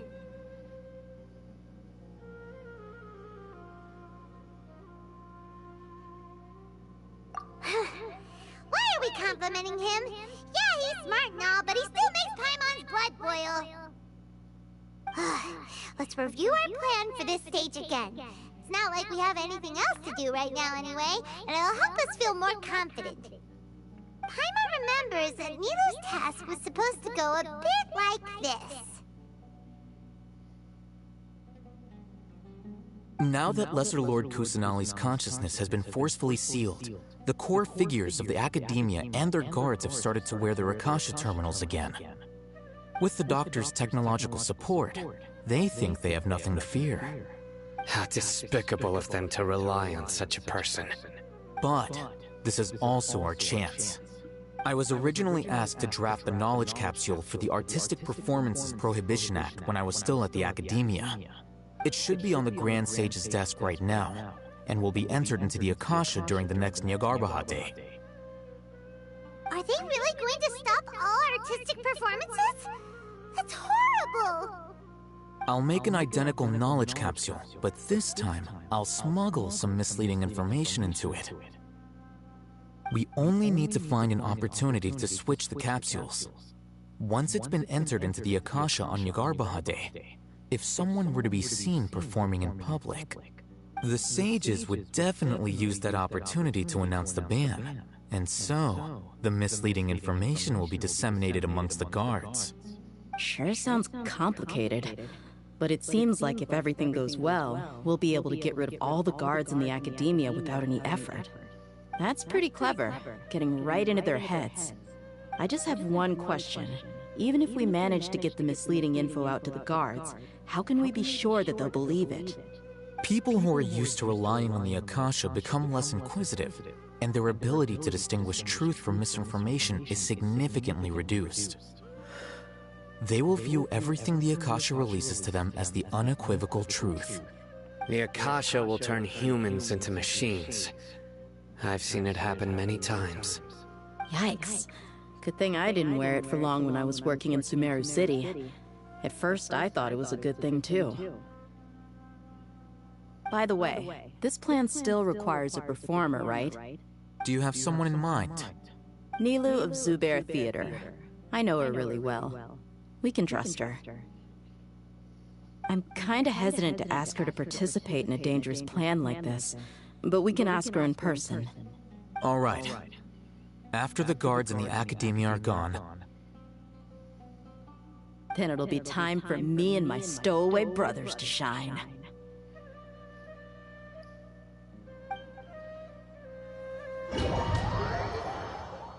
Oh, are we gonna play as, Here they come. Did you you see that, Raman? They came out from the Academia in droves.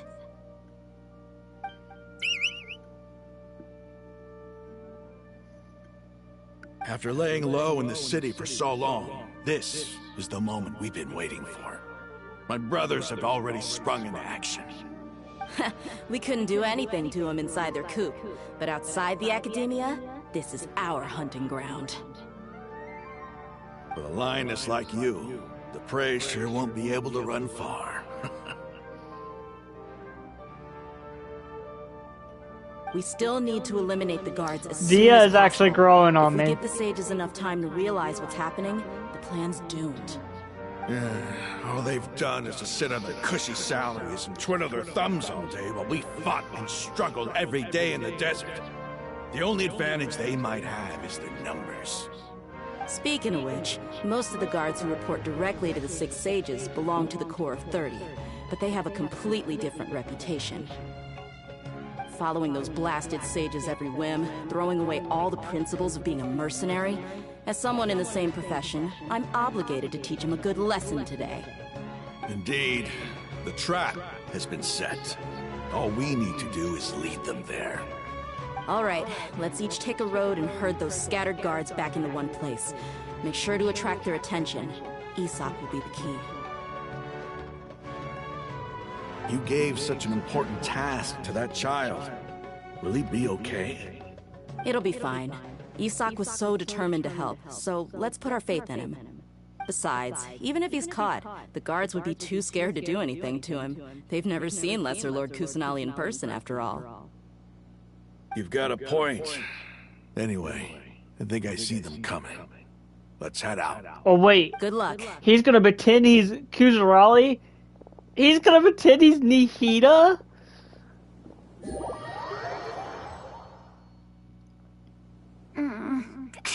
This outfit. Oh my god, they gave him an outfit too? Do you remember what you need to do, Isak? When the guards get here, you'll pretend to be Lesser Lord Kusanali and run away from them. Oh, yeah, I remember. Of course I do. I'm just a little nervous. Relax. Don't think about getting caught. Even if that happens, we won't leave you behind. You only need to think about getting the guards' attention and leading them to the Grand Bazaar. Leave the rest to us. Okay, got it. I'm here to pay back Lesser Lord Kusanali for helping Grandpa. I won't get cold feet. Hey, they're here. I can see the Academia guards.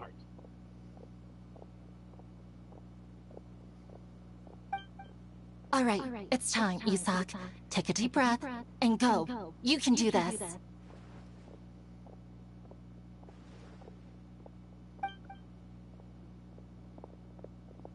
Oh, we're gonna see a third-person view.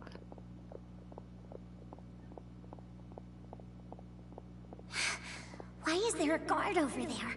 Did he already run ahead of me? This is different from... Wait, are we...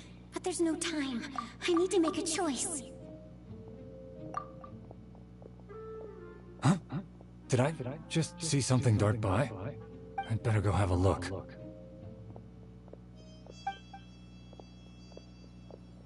Were my eyes playing tricks on me?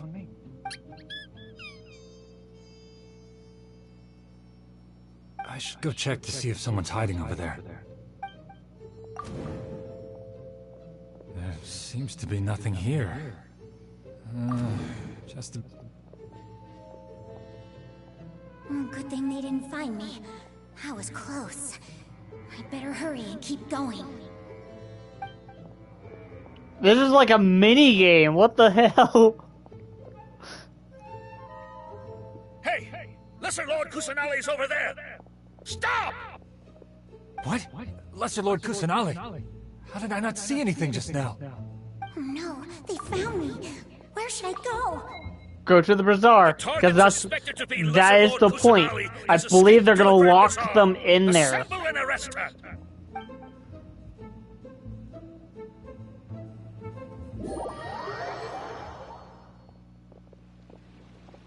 Where did she go?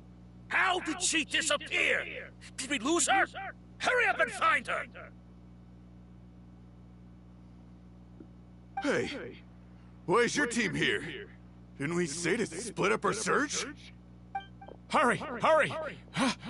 This place is... Why are you all here?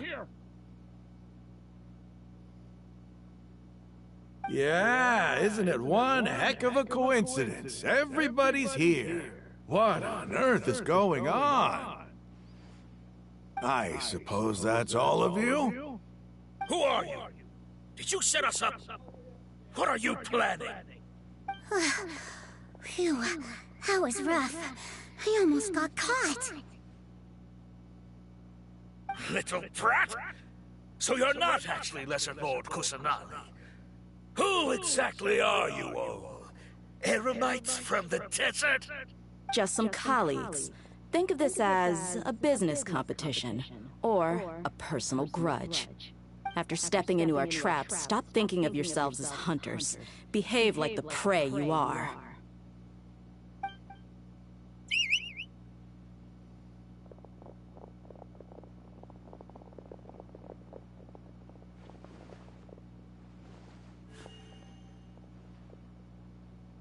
An ambush? How's that possible? This is Sumeru City, but mercenaries from the desert somehow ambushed us! You've spent all your time hiding away in the academia. This place has long since become our hunting ground. Brace yourselves!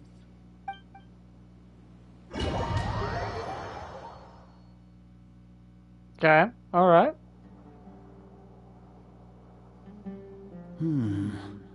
This is odd.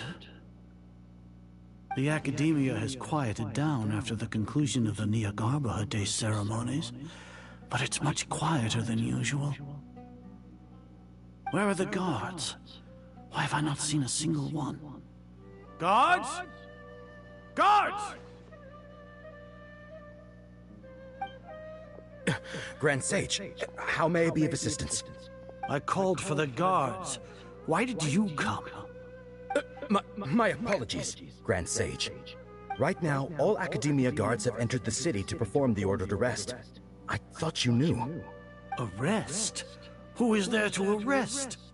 I have an ominous feeling.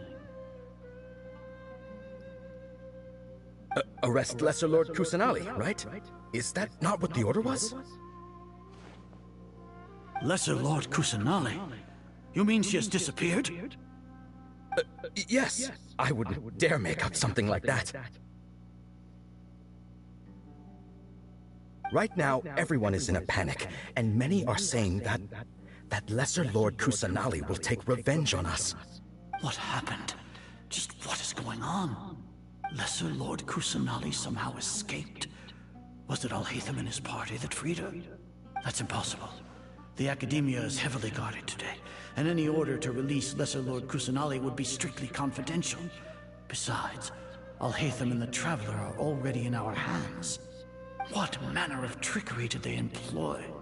How could Lesser Lord Kusanali disappear into thin air? Disappear? Wait. How was the arrest order distributed to the guards?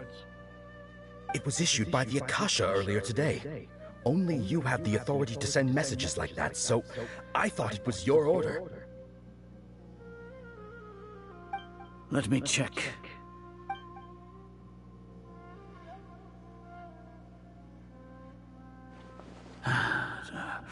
Here. Lesser Lord Kusanali has escaped from the sanctuary of Surasthana. Go to the city and arrest the escapee immediately. The Akasha indeed contains this information, and it clearly appeared in my mind. How did they bypass my permissions to issue this kind of message? Was it the report about the Traveler that Alhaitham submitted?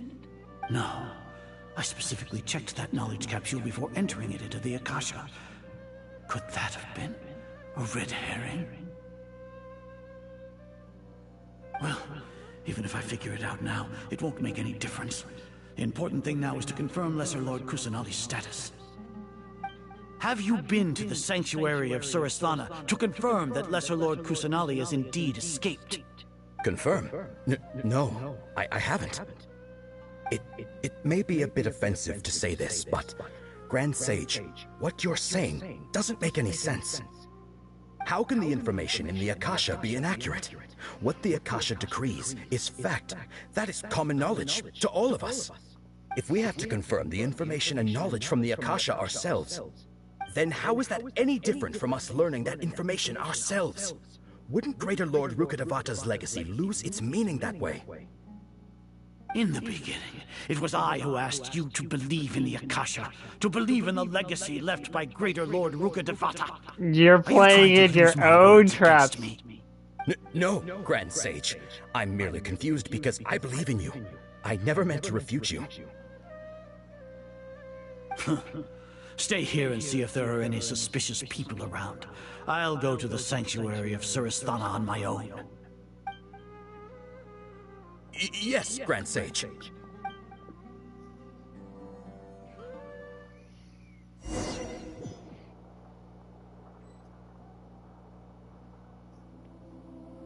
Lesser Lord Kusanali has escaped from the sanctuary of Surasthana. Go to the city and arrest the escapee immediately. How can that be? Stop thinking about it. Stop. There must be a trick of theirs. As long as I personally confirm it. Ah! Impossible. That's impossible. There must be something wrong with my eyes. She's...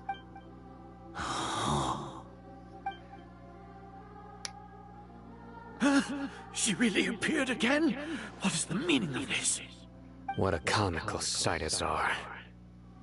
Oh, you're by yourself! Once the Akasha has put certain thoughts into your head, even the Grand Sage can no longer see what's right in front of him.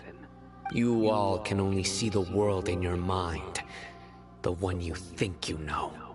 And precisely because of this, you disregarded Lesser Lord Kusanali's existence.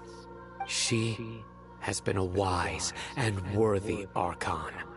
Sino, have you been waiting for a chance like this? The Akasha predicted that you would return to the Academia to confront me. But I didn't expect it to turn out like this. I was careless. No, you were blinded. Your faults stem from your reliance on the Akasha. You're still the same as always. I truly did not expect a proud person like you to cooperate with Alhaitham and the Traveler. People change, Azar. Admit it. The Akasha can't predict my actions anymore. Then tell me, what have you found during your investigation? You want to buy time? This is the sanctuary of Surasthana. Under your own regulations, even Academia staff are forbidden to come here.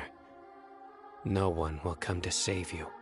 As for the investigation, I've at least confirmed that you are guilty of insurgency against the Archon. A serious crime. So what? Did you do all of this so I would plead guilty in front of you, General Mahamatra? No. I want you to plead guilty in front of the Archon herself. You once said that I had no standing to judge you.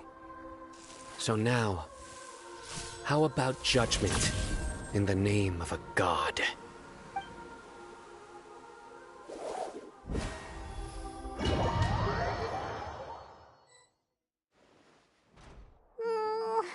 How long Damn. do we have to wait? Paimon wants to know how things are going out there. Paimon hasn't heard any sounds outside for a while. Hopefully something bad didn't happen. Yeah, but aren't you scared that we might be locked up in here for the rest of our lives? We're not. Thinking about it, at least Paimon has you. We could still chat like this. When Paimon thinks of Nahida being imprisoned alone in the sanctuary of Surasthana, Paimon can't help but feel sorry for her. Alhaitham. No. Here comes your savior. Mm-hmm. Tia!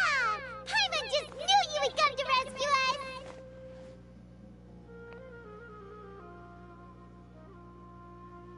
You two really owe me some big thanks. I had to search through who knows how many guards to find the key here. It felt even more tiring than whacking them. I'm exhausted. Thanks a lot. Need Paimon to rub your shoulders? No, that's, I'll pass. What are you afraid of? Oh, are you ticklish? Now isn't the time to talk about being ticklish. Things in the city and on Sino's side are both going well. The guards that stormed out of the Academia are all taken care of. The Corps of 30 is in charge of the city's defenses, but we already talked to Asfand. They've been fed up with the sages bossing them around. Oh. As long as it doesn't break their employment contracts, they'll turn a blind eye. That's probably because you've been super great friends with them for a long time. So, how's Sino doing? The Grand Sage is in his custody. Even I know how terrible it is to fall into Sino's hands, so he probably does too. Sino forced him to release Lesser Lord Kusanali. He has no choice but to obey. So, hurry to the sanctuary of Surasthana. Assuming nothing weird happened, we should have already rescued our Archon.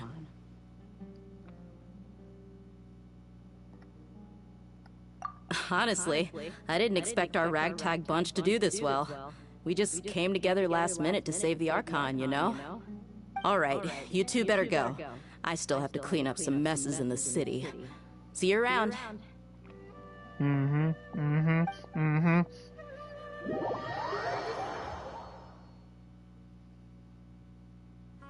Oh. Okay, how much? We're going on 8 hour, guys. 8 hours.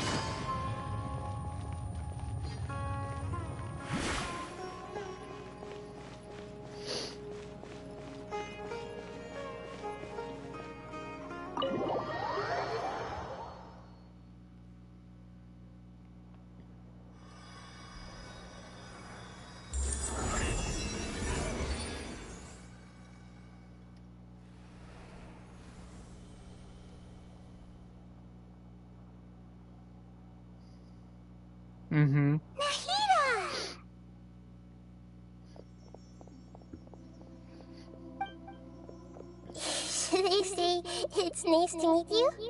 This is the first time we've met in real life. Before, we've only met in dreams, consciousness, or when I was in someone else's body. Thank you so much for coming to rescue me, but I also need to apologize. During this time, I did some self-reflection. My sense of inferiority and yielding to the academia led to all of this, and created so much trouble for you all. Exactly! We're here because you're a good Archon and one of our friends! Thanks, you too. Amazing. So this is how it feels to walk out of that cage with my own body. It's like I just had an endlessly long dream. I can't even tell if I just woke up or was only now born into this world. My concept of self has become so clear. But now doesn't seem to be the time to indulge in this feeling.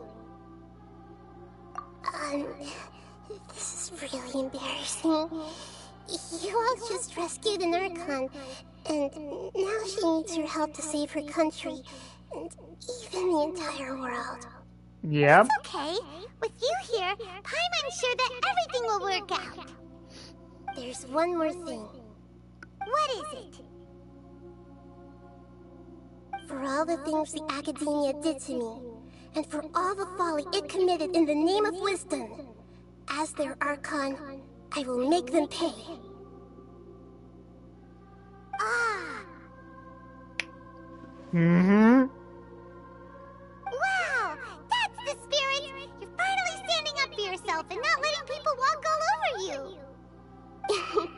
I understand now. To be a better Archon, I first need to better myself. If you haven't even figured out how to be a caterpillar, how can you be a butterfly? Yes, true. That reminds me. I wonder how far along the academia is with their god creation plan. We need to hurry and prevent the birth of that false god. Nahida is going to I need to make some preparations. bring some pain. Since I'm now free, I can establish a direct link to the Akasha and control it. First things first, I need to remove the restrictions that the doctor put on me in the Akasha. After that, I'll make some adjustments and revoke the sage's permissions. The Akasha will then be like how it originally was, only operable by the Archon. After all, the academia betrayed Greater Lord Rukkhadevata's trust. This might take some time. In the meantime, you should also work on your own preparations. If we don't stop the god creation plan in time, we'll be in for a tough fight. I swear, if this doesn't last another hour, I will end the stream and continue this tomorrow. Might as well prepare for a fight! Yeah, might as well.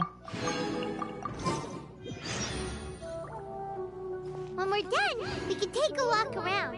After all, we missed out on a lot of stuff when we were lost.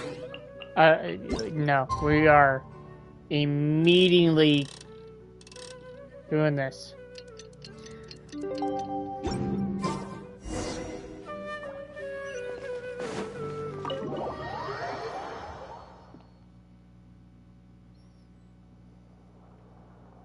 How's it going, Nahida?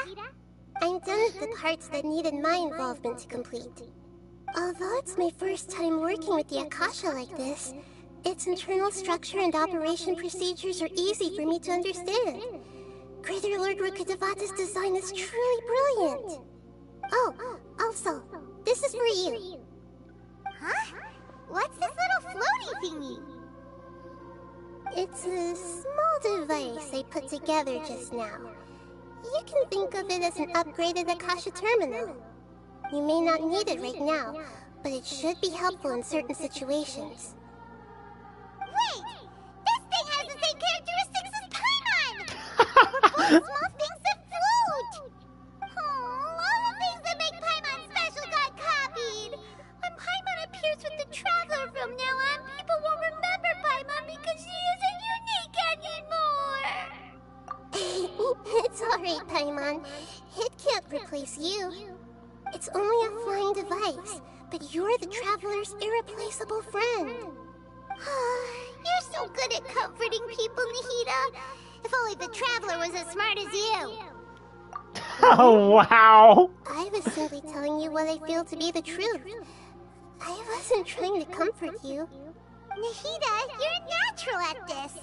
What you just said made Paimon even happier. By the way, there's something I need to confess. Even though I'm the Archon and in control of myself again, I'm not very good at fighting. You're fine. You may have heard that an Archon's power is derived from their people's faith. However, You're a support I'm Archon. not as well loved as Greater Lord Rukkhadevata.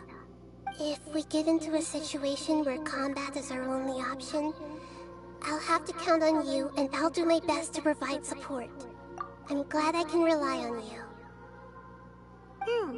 So the God of Wisdom isn't good at fighting? That actually sounds about right. Yeah? It's located where the false god is. Time is of the essence, so let's skip to it. Take it easy.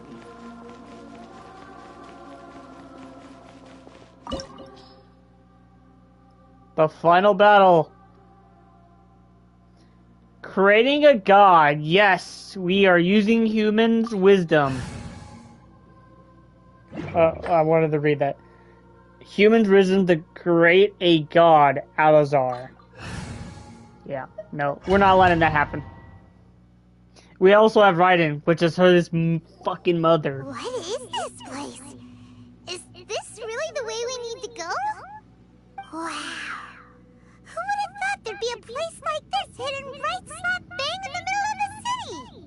The sages wanted to realize their god creation plan without being discovered. The safest and most convenient way would be to build within the academia itself. That's true. They were already hiding one god, so why not two?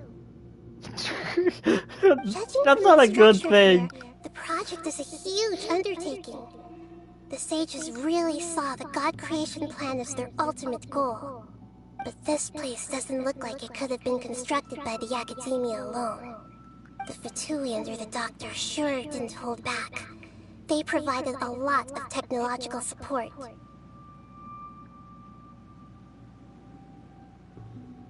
Yeah, or else they wouldn't have been that generous. Is that it, though? I've always felt that this Doctor is different from the Academia sages. He doesn't seem to share their sense of urgency. Instead of being interested in the end product, it's like he's enjoying the experimental process. The Fatui Harbingers are all such weirdos. So, the Doctor being weird is actually normal. So, this Fatui that they're trying to turn into a god is called the Balladeer? We had previously come into contact with his consciousness. He harbors particularly strong obsessions.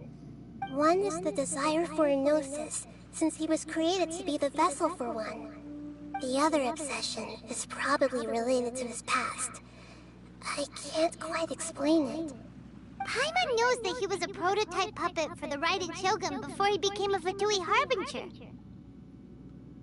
That's why he wants a gnosis so badly. There's no way he'd willingly be a test subject. Now with that temper and ego of his.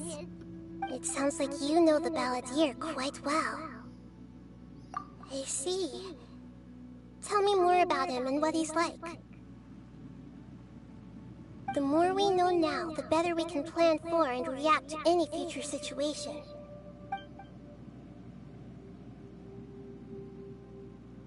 Ah, I see. How fascinating.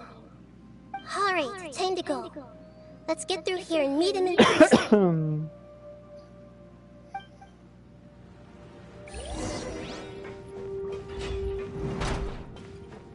Time to work. Let's begin. Work time. Things are about to get dicey. Witness the power of Gugwa. Huh? Propagate! Scatter! Illusion shattered! Inazuma shines eternal! They want to do that? Terminate!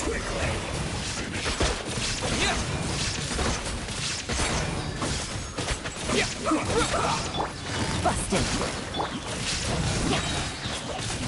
Game's up. Fun's over. Let me weave you a verse.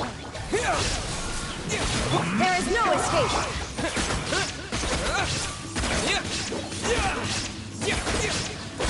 Propagate! I guess. Dear God, I'm almost dead. Oh! Shit! Hey, I got more health back, so It looks like we can climb up these pipes.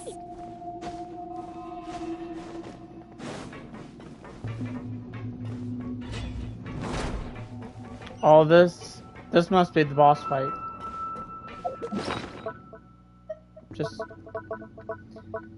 This is the big thing. The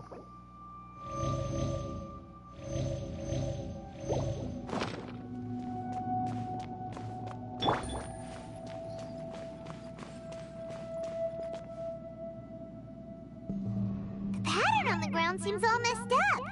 Let's go around and see if there's a way to fix it.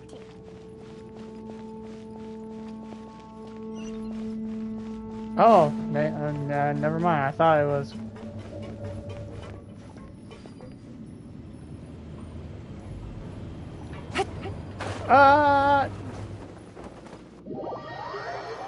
That was very bad.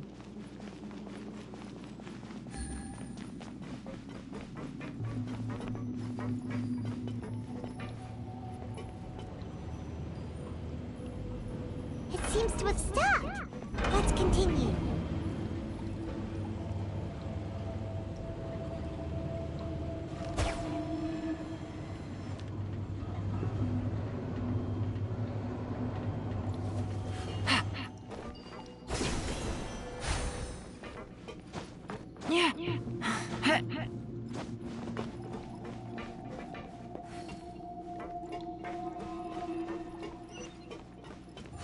Quietly now. No more words. Rain outlines Let's your... end this quickly. Here! Propagate!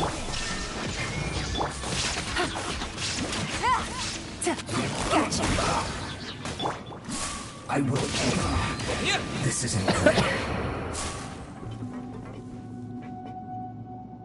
Oh, hold on. Am I supposed to try to make these symbols? Ah. Never mind. They will just highlight and stop me from swapping them around. You'll get boss fight. Frozen. Here comes the catch. Propagate! Illusion shattered. Get in the way.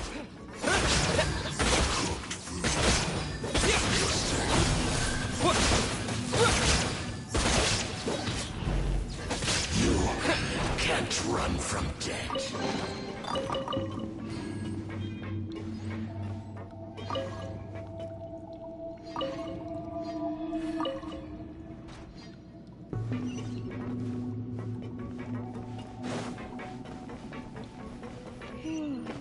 cart is stuck. Maybe there's something wrong with the tracks. Let's try adjusting the direction of the device to clear the tracks.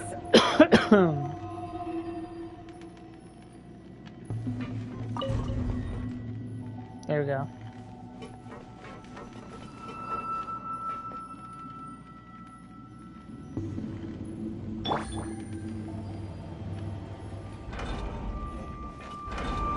Ooh, I almost walked right off.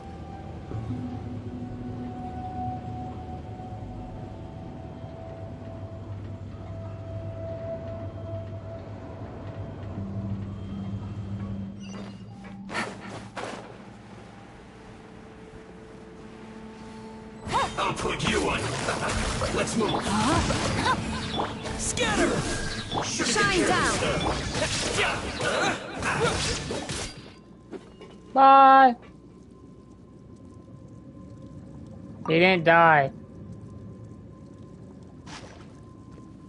Here! Propagate! Quietly now.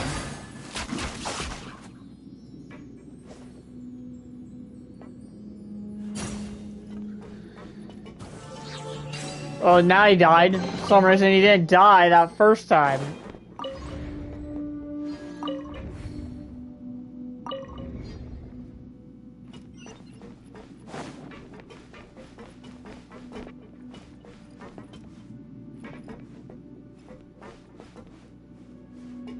Am I going down? Oh. I actually looked up.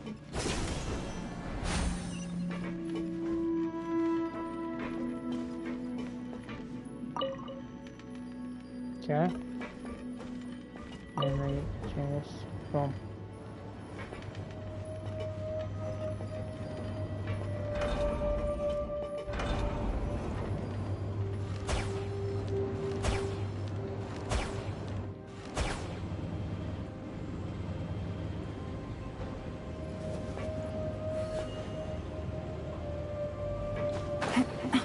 Can't wait. Gotcha. Game's up. Fun's over. Scatter! Propagate! Who's this?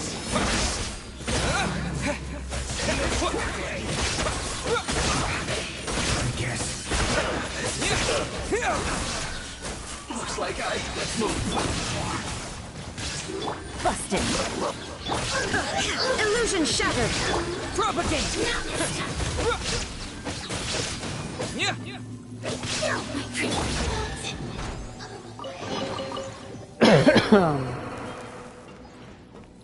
And last one.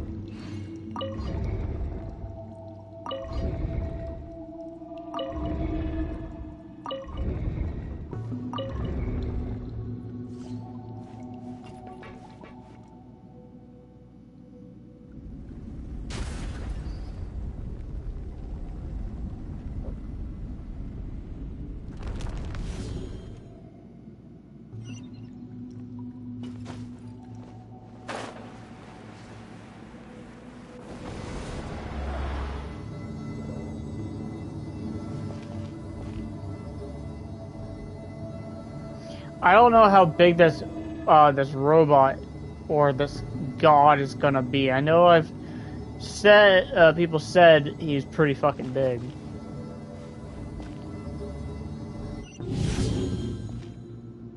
I don't know. Dvalin was pretty fucking huge. Looking at its operational status, we must prepare for the worst. The god they wanted to create is likely close to completion or already completed. Oh no! What should we do? Paimon can't imagine how hard it would be to fight against that Fatui Harbinger with a Gnosis! Are you nervous, Paimon? If you really want to know, of course Paimon's nervous! Aren't you too, Nahida? Yes, I am. This is probably the first time I faced with a calamity of this degree since my birth. I feel not just nervous, but curious as well. Curious? Curious about what? Curious about our fate. To me, everything we perceive in this world, everything we learn, and everything that happens to us is considered knowledge. And if it's a form of knowledge, then it can be understood. However, only fate is about that which has yet to occur, so it has always drawn my curiosity. So to me, fate is the ultimate knowledge. That's also why I love observing humans and all the things that happen to them. It all brings me great satisfaction. And now, at long last, I'm not just an observer anymore. I will personally experience my own fate with you by my side. Isn't this such a wonderfully exciting thing? Ah, so that's what you mean. Paimon thinks she understands what you're feeling. Agreed. Okay, let's continue on. I can sense his aura from here.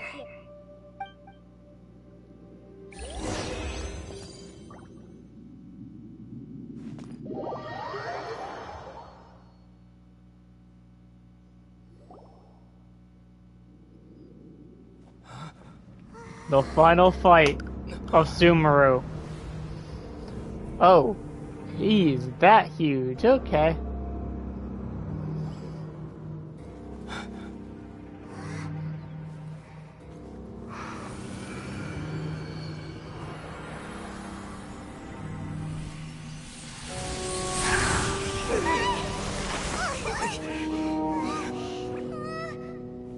Who would have thought the world would be so eager for my birth? I remember you, Booer, the god of wisdom, and standing beside you, the traveler. Is he all-knowing and powerful now like Greater Lord Rukkhadevata? No, I can't feel the same kind of divinity I felt from the Greater Lord. It seems that the sages didn't get the chance to infuse the divine knowledge capsules into him. But even still, he has undoubtedly become a true god now. So we're too late? No, not yet. Already become a god? The Balladeer. A long bygone title. When my spirit ascended to divinity, I felt as if I had existed for the same number of epochs as heaven and earth. Looking back, the existence of what once called itself Kunikazushi appears infinitely small and ugly.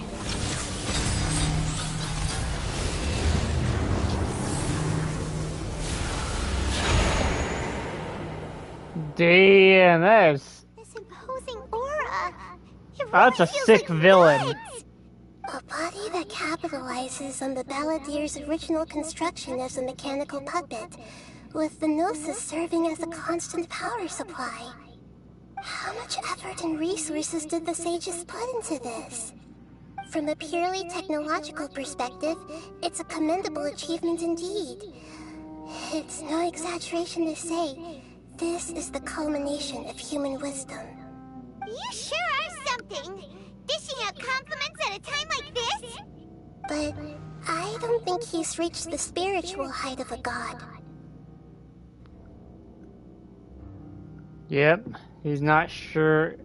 I'm not sure if that's a good or a bad thing. Well, he's still the same old Balladeer on the inside. Strife is engraved upon every god and every gnosis brought forth into this world. I like this guy's voice. Can you feel it? The exhilaration of such power, and the thrill of anticipation for our contention. He wouldn't feel the same things as you! Do you not realize that you are interrupting a conversation between gods? Lowly creature, know your place! The strife engraved upon a gnosis. You're talking about the Archon War. Tevat's current peace was not easily won. I didn't personally participate in the Archon War, but the way I see it, all those losses were meaningless, driven by the demands of the laws. There's no point in bringing it up again. Is that so? Yet I am deeply disappointed that I was never allowed the fortuity to personally participate in the Archon War. This is a first, encountering a god in this world who does not crave power. No wonder your own people have abandoned you, god of wisdom.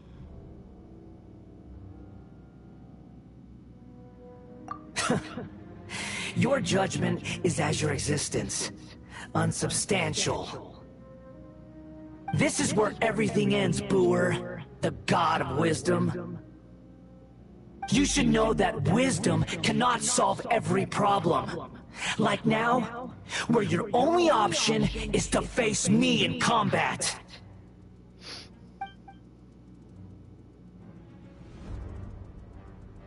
Come!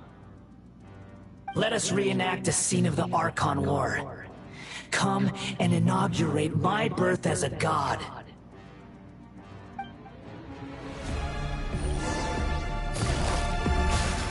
Insignificant past! No, my sword! Witness the power! Spring forth! There is no escape!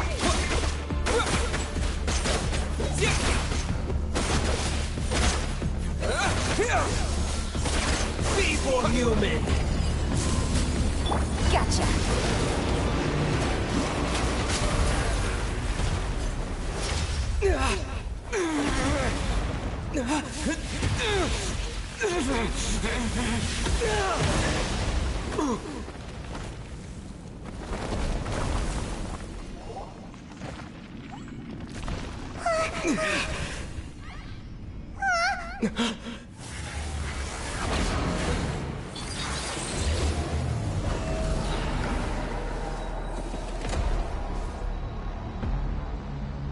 God.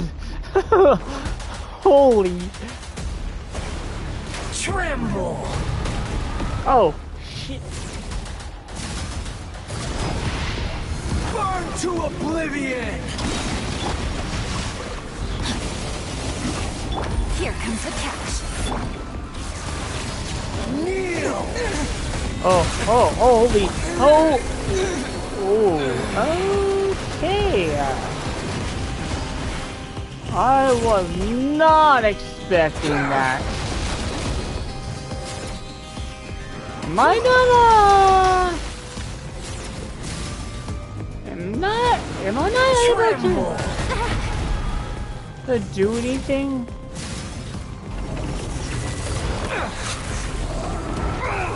Busted. Ow, oh. Am I not?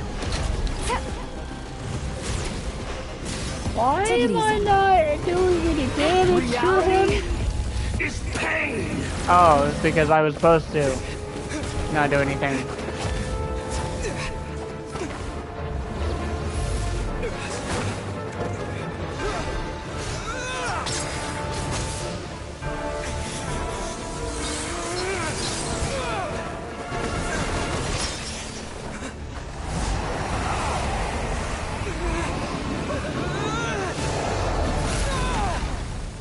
Ouch!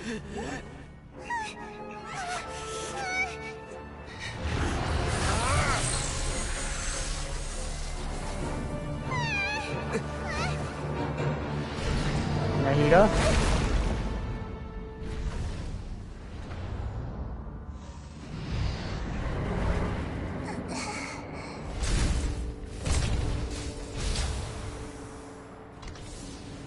This is supposed to be a battle between gods, yet you choose to hide behind a mortal. And now, you're acting like you'd sacrifice yourself for a human. Are you having fun proving a false sense of heroism to yourself, Booer?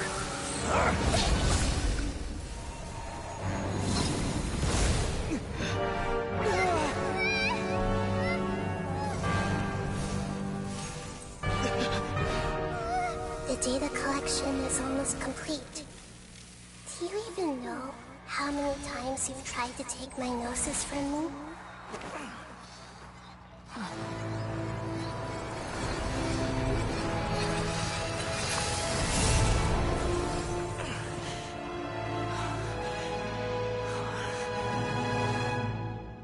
We just concluded the 168th loop. Did you know that in the effort to create you, The people of Sumeru were forced to live through the exact same number of Sabzeruz festivals and samsara cycles. The power of dreams. When did you use it on me?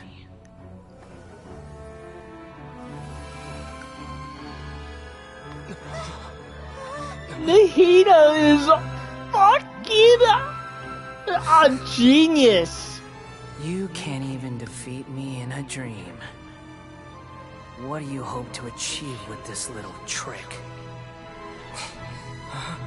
Come, Traveler. Just like before. Allow me to awaken the memories in your dreams. All that battle experience! It's more than that. Compile everyone's wisdom in the name of the Archon. That is the original function of the Akasha. I've sent everything that happened just now to the people of Sumeru in the form of knowledge. I've asked them to help you find a way to defeat the false god.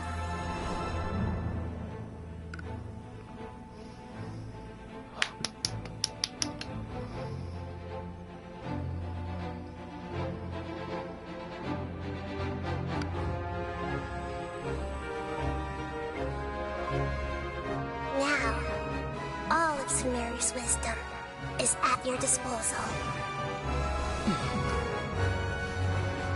Meaningless tricks won't save you. We'll find out.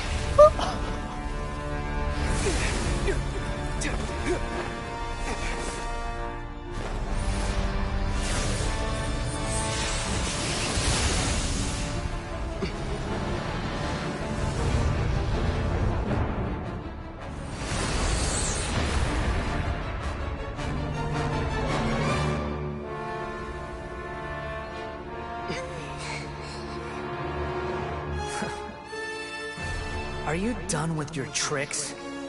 Can I finally take this as a real battle between gods? I'll leave this to you. The first sage of Boor. Wait, she's calling me a sage? I am the all-knowing God.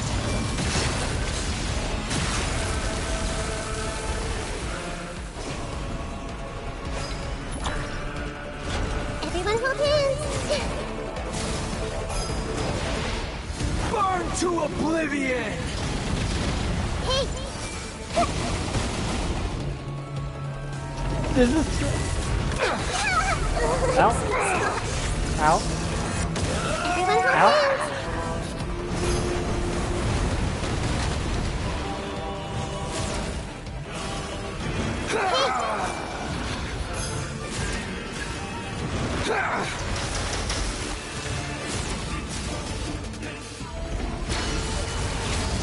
Kneel!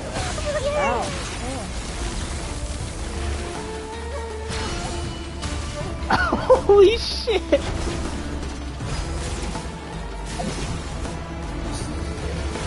I see Reality everything! is pain!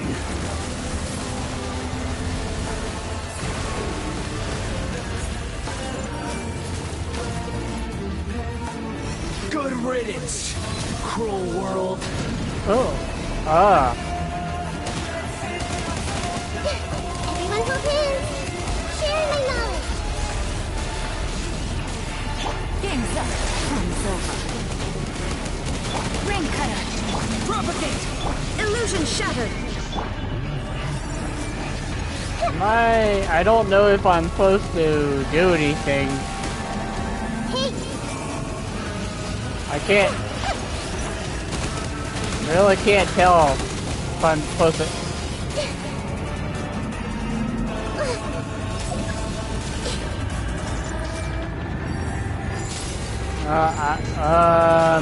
Pretty sure I'm dead. Your new god awakens! How about no? Now, We're bringing her back. Eyes have been opened.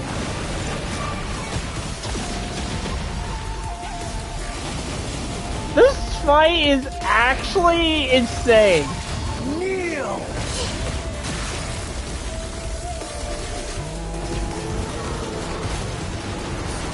everything! Tremble! Oh.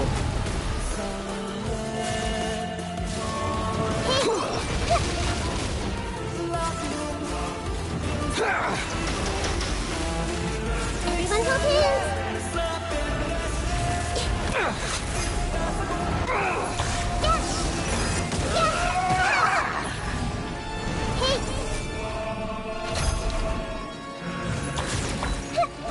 I don't know if I'm supposed to find a way to stun him. Reality is pain.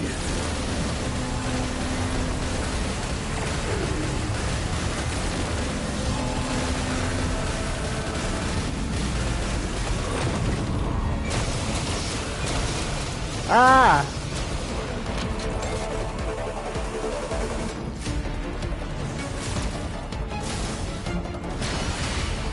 Burn to oblivion.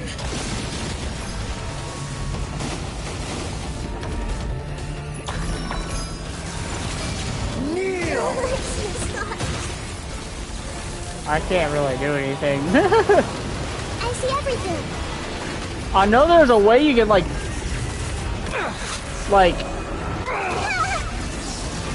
stun him.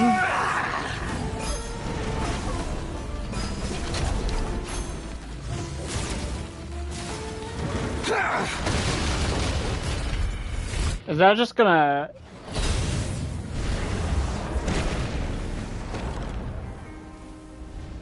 That only stunned him, I'm pretty sure. Humans. Filthy humans.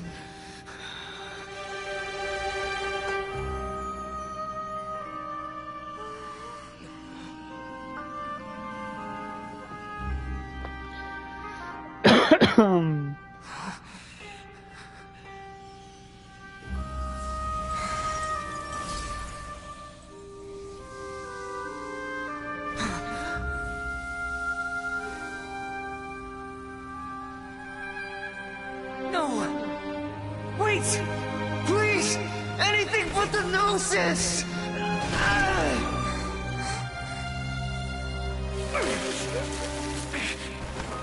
That's mine! Don't even try! I'll never go back!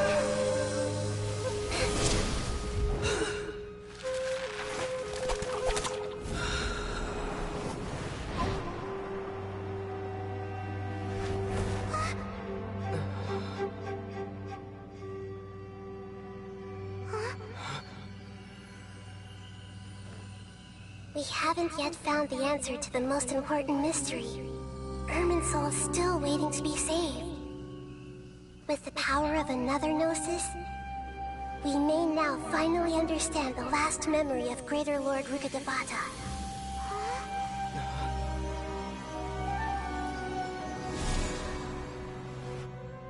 This is... That's right. This is the last memory of my predecessor. I got a new letter.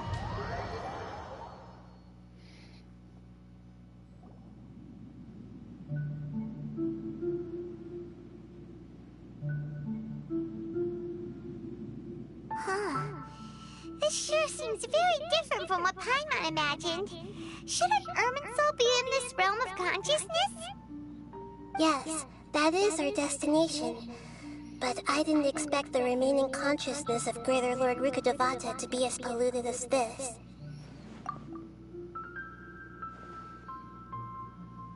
Forbidden knowledge? It seems you know about a concept that even I don't completely understand. Could you tell me what you know?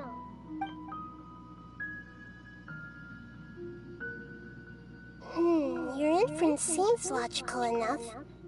Forbidden knowledge once polluted the desert thousands of years ago, but was successfully repelled thanks to King Deshret's self-sacrifice, and Greater Lord Rukkhadevata nearly exhausting her power. Then, a second instance of forbidden knowledge pollution occurred during the Conria Cataclysm 500 years ago. But I'm afraid it is much more serious this time, with Irminsul itself already in danger. So, if we're in the remaining consciousness of Greater Lord Rukkhadevata, and it's also been affected by forbidden knowledge pollution, Then, does that mean, in order to save us, Greater Lord Rukkhadevata? Yes. It's very possible that she sacrificed her life in the fight against forbidden knowledge. She didn't completely eradicate forbidden knowledge, but if it weren't for her actions, the pollution would have been far more rampant over these past 500 years. The way that everyone, including me, has forgotten everything about forbidden knowledge may very well be due to her restoration of Irminsul. Do you feel sad, Nahida? I'm just sharing her pain. The pollution of her consciousness here is severe. There is madness, chaos, and pain all around us. Did she fight to resist the forbidden knowledge pollution in such terrible conditions, all the way up to her last breath? She even used her last remnant of lucid consciousness to leave a clue for us to follow. Yes, her words were distorted by forbidden knowledge, so that's all we could hear. But now, we have a chance to find the answer to this mystery. We can cross the polluted consciousness until we found the right path to meet with her lucid consciousness. And then, we'll let Greater Lord Rukkhadevata tell us the truth in person. Each of us need to be mindful of the state of our own consciousness while we are here. Even with the Gnosis' protection, we must always keep a clear mind. Otherwise, we could go mad at any moment. That's so scary. Don't worry, it should be easy enough for you to keep that mind of yours clear, Paimon. Let's go.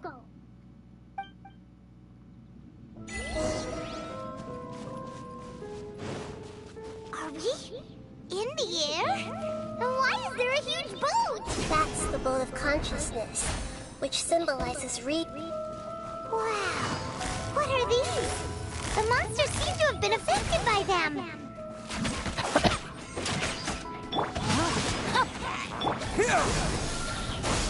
Shine down!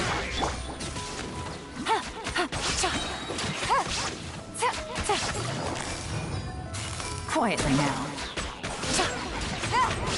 Here comes the catch. Germinate! Propagate! Illusion shattered!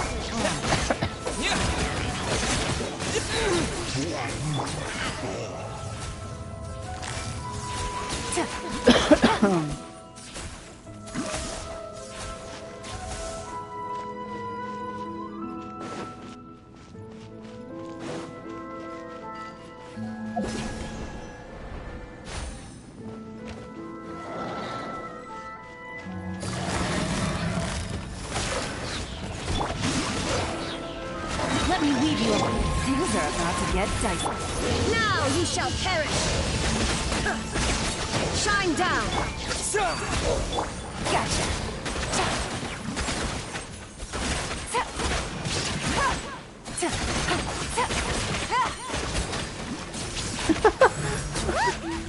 It's like a machine gun.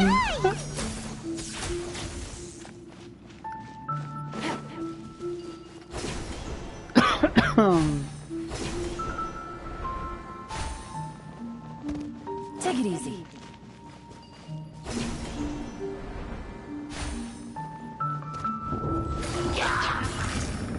Busted. Rain outlines your fate. Scatter! Gotcha.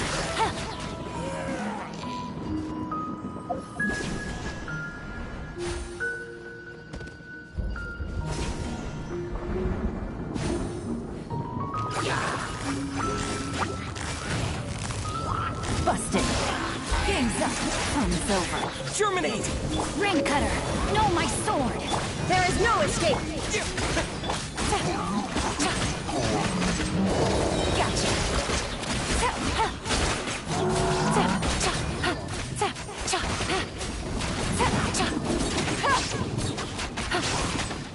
To control the boat of consciousness, we need to find the helm first.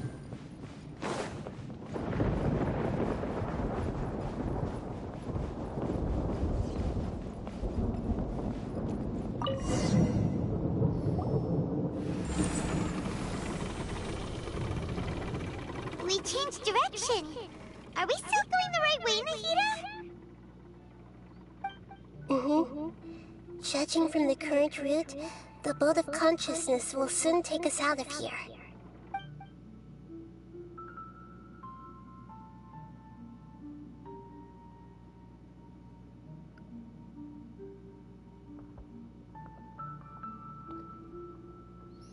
This is very interesting.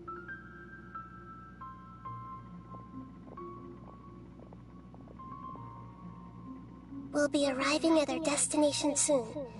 How are you feeling? Are your minds still intact? Huh? But everything's been completely normal for Paimon. Hopefully there won't be any more interruptions. This time, we should be able to meet Greater Lord Rukkhadevata. Are you saying you've never met Greater Lord Rukkhadevata before? No. It seems that my birth and her death took place at the same time. Otherwise, I think she would have given me a little more guidance, and I could have done a better job. I think you are her. Great job, Nahida. Let's get out of this creepy place. I have a feeling and suspicious Nahida is her.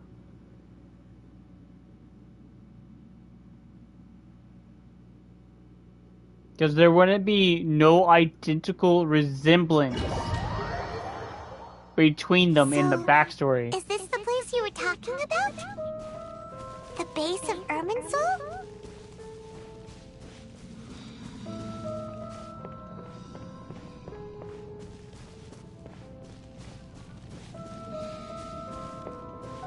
This is an interesting end of area. This is the place.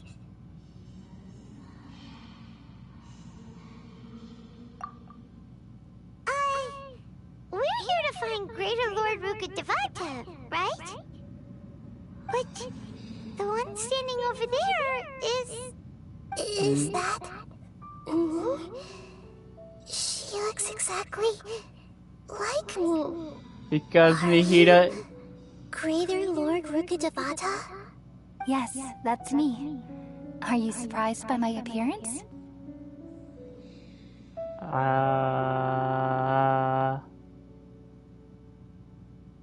Irminsul and the surrounding lands have been reproduced here as they were years ago.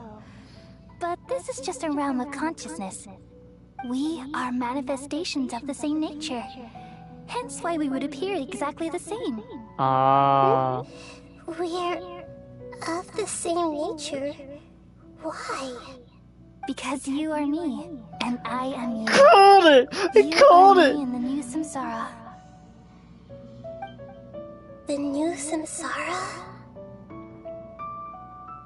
As Greater Lord Rukkhadevata, I'm the avatar of Irminsul. And you are the purest branch snapped from Irminsul. Imagine it this way. Even if a tree dies, its branches will eventually take root and grow, continuing the tree's life in another form. I'm merely the remaining consciousness of Greater Lord Rukkhadevata. The real me has presumably died a long time ago. Never mind.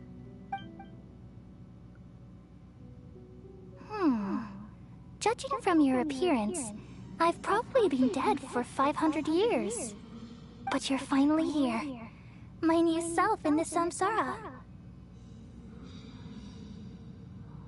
If this is true, then am I going to be a great Archon like you someday? Though we share the same nature, our fates are bound to be different. All things have their own fate. When a branch grows into a mature tree, it won't be the same as the original tree. That's why fate is the ultimate knowledge, isn't it? That's a great insight. Yes, very good. It's also precisely why you won't become like me. Really? But perhaps you may become an even greater Archon than I. I already see a determination in you that I didn't possess in my time. And the future that it leads you to will be yours alone. Along with the blessings from your past experiences.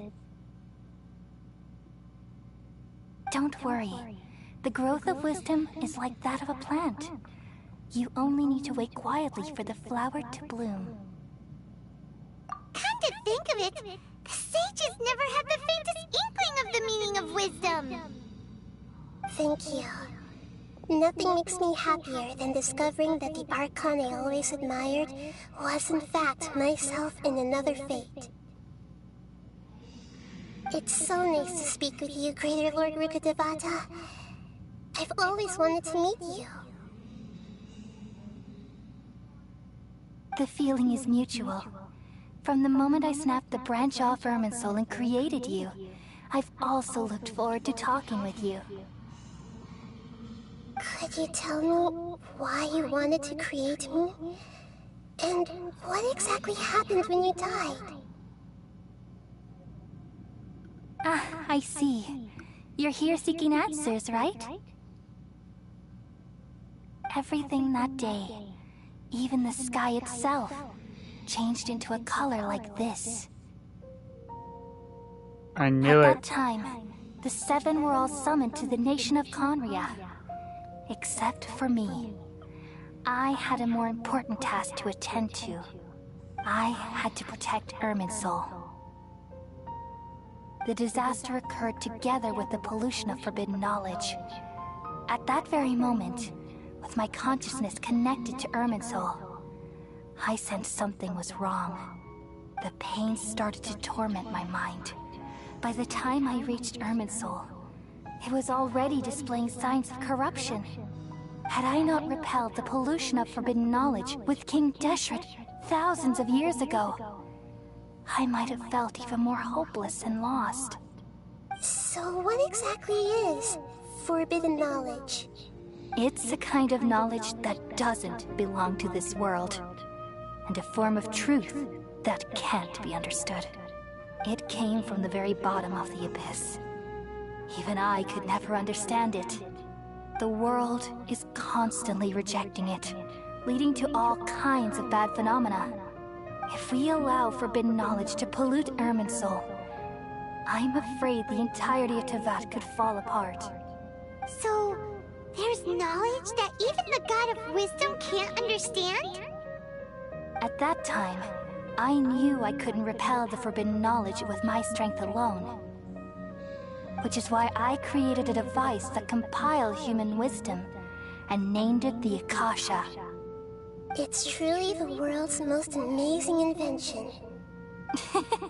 Thank you. For a long time, I thought dreams were the fruit of human wisdom. Though it was selfish to do so, I borrowed people's dreams using the Akasha. Then I compiled their wisdom and all of my own power. Well, did it work? Thanks to the wisdom of the people of Sumeru, almost all the forbidden knowledge was cleared from Irminsul. But things didn't go as smoothly as I thought. I had a terrible headache, which gave me an uneasy feeling. And then I remembered that my consciousness was also connected with Irminsul. It brought me knowledge and wisdom, but vile corruption as well. From the very beginning, my existence had been polluted by the forbidden knowledge. Oh no! How could that happen? I've experienced that pain in your consciousness. It must have been a horrible experience. Yes, but my feelings weren't important. The important thing was that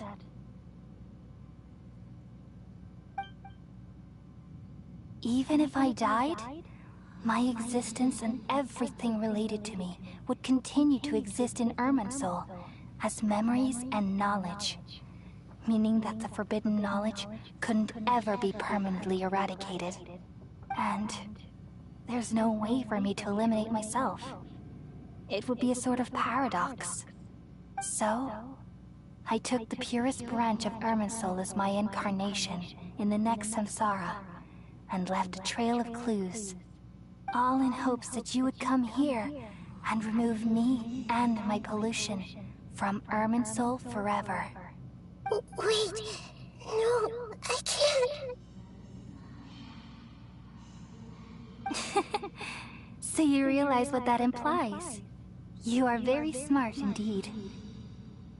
Ermin's soul has all the knowledge and memories of this world. And as you've realized just now, removing me from Ermin's soul means I essentially will never have existed in this world. But this is the only way to save Ermin's soul. People love you so much, and they've missed you so much over the past 500 years. I am exactly the same. So how can we just forget you like this? Is there really no other way? There must be something else I can do.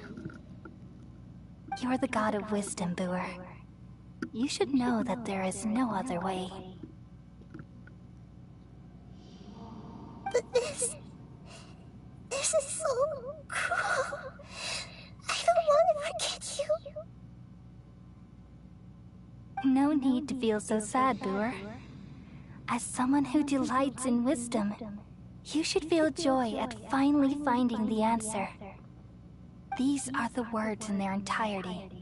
The answer you've been seeking all along. Let the world completely forget me. We all nestle under the great tree of wisdom, peering out to perceive the world.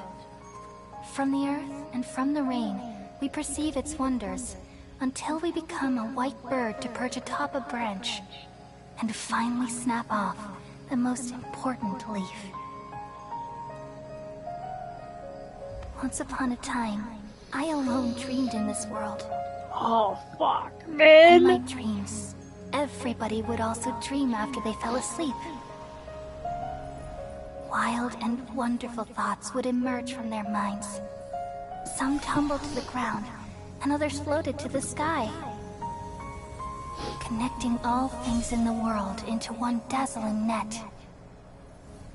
Among a plethora of worlds were numerous smaller worlds, all of fate, finding within the tapestry their brilliant glow. I gradually understood that these indescribable and constantly changing things are the most profound things in the world. Only they can completely repel the madness. Only dreams can awaken consciousness from the deepest darkness.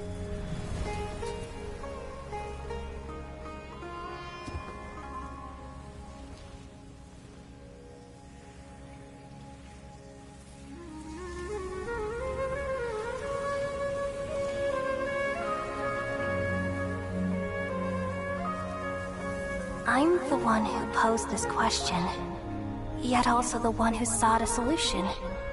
Saving the world with the dreams of the people used to be my answer. And now, you've also found your own answer, and I shall return all the dreams to the people.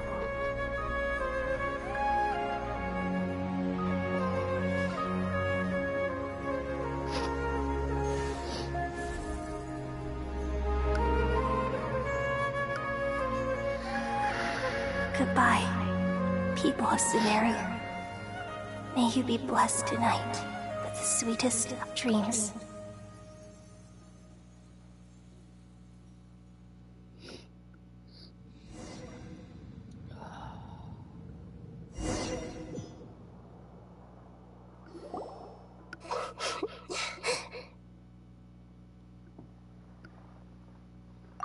I'm alright.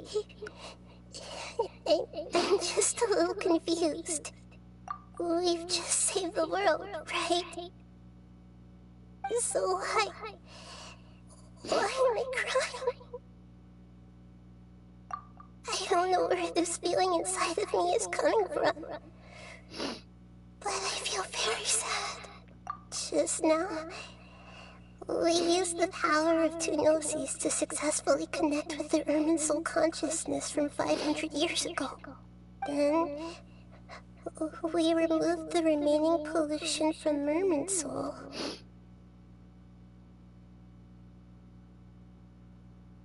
Oh. Did I manage to remember? Because I'm not from this world. Yeah, what's wrong? Weren't you there just now?